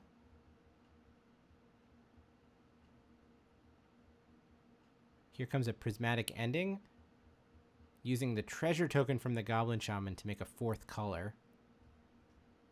And that's enough to clear the Thought-Knot Seer. So we had to do this all post-combat because we needed the Goblin Shaman token. That's why Flage could not get in last turn, but certainly this unlocks the Titan, and it will win the race handily if given the opportunity to. I'm drawing another Cavern of Souls. And we just pass. Yeah, this is rapidly approaching the end here. We've drawn backup Flage to go with. Was that a pair of consigns? If so, there can't be any way out.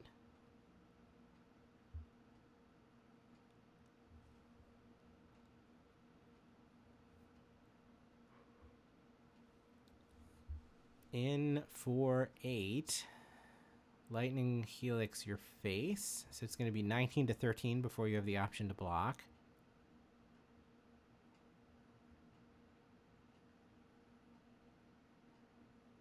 We'll take the block.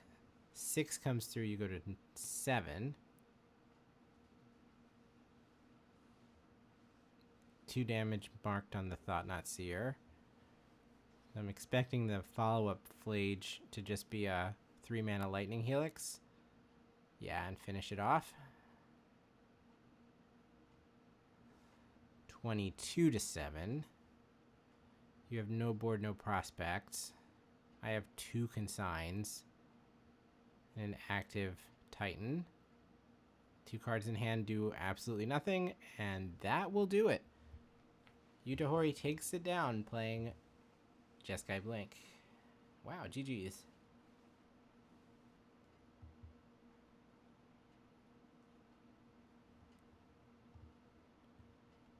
Yeah, the deck seems good. I mean, in those games, it was generic Blink things, that's for sure.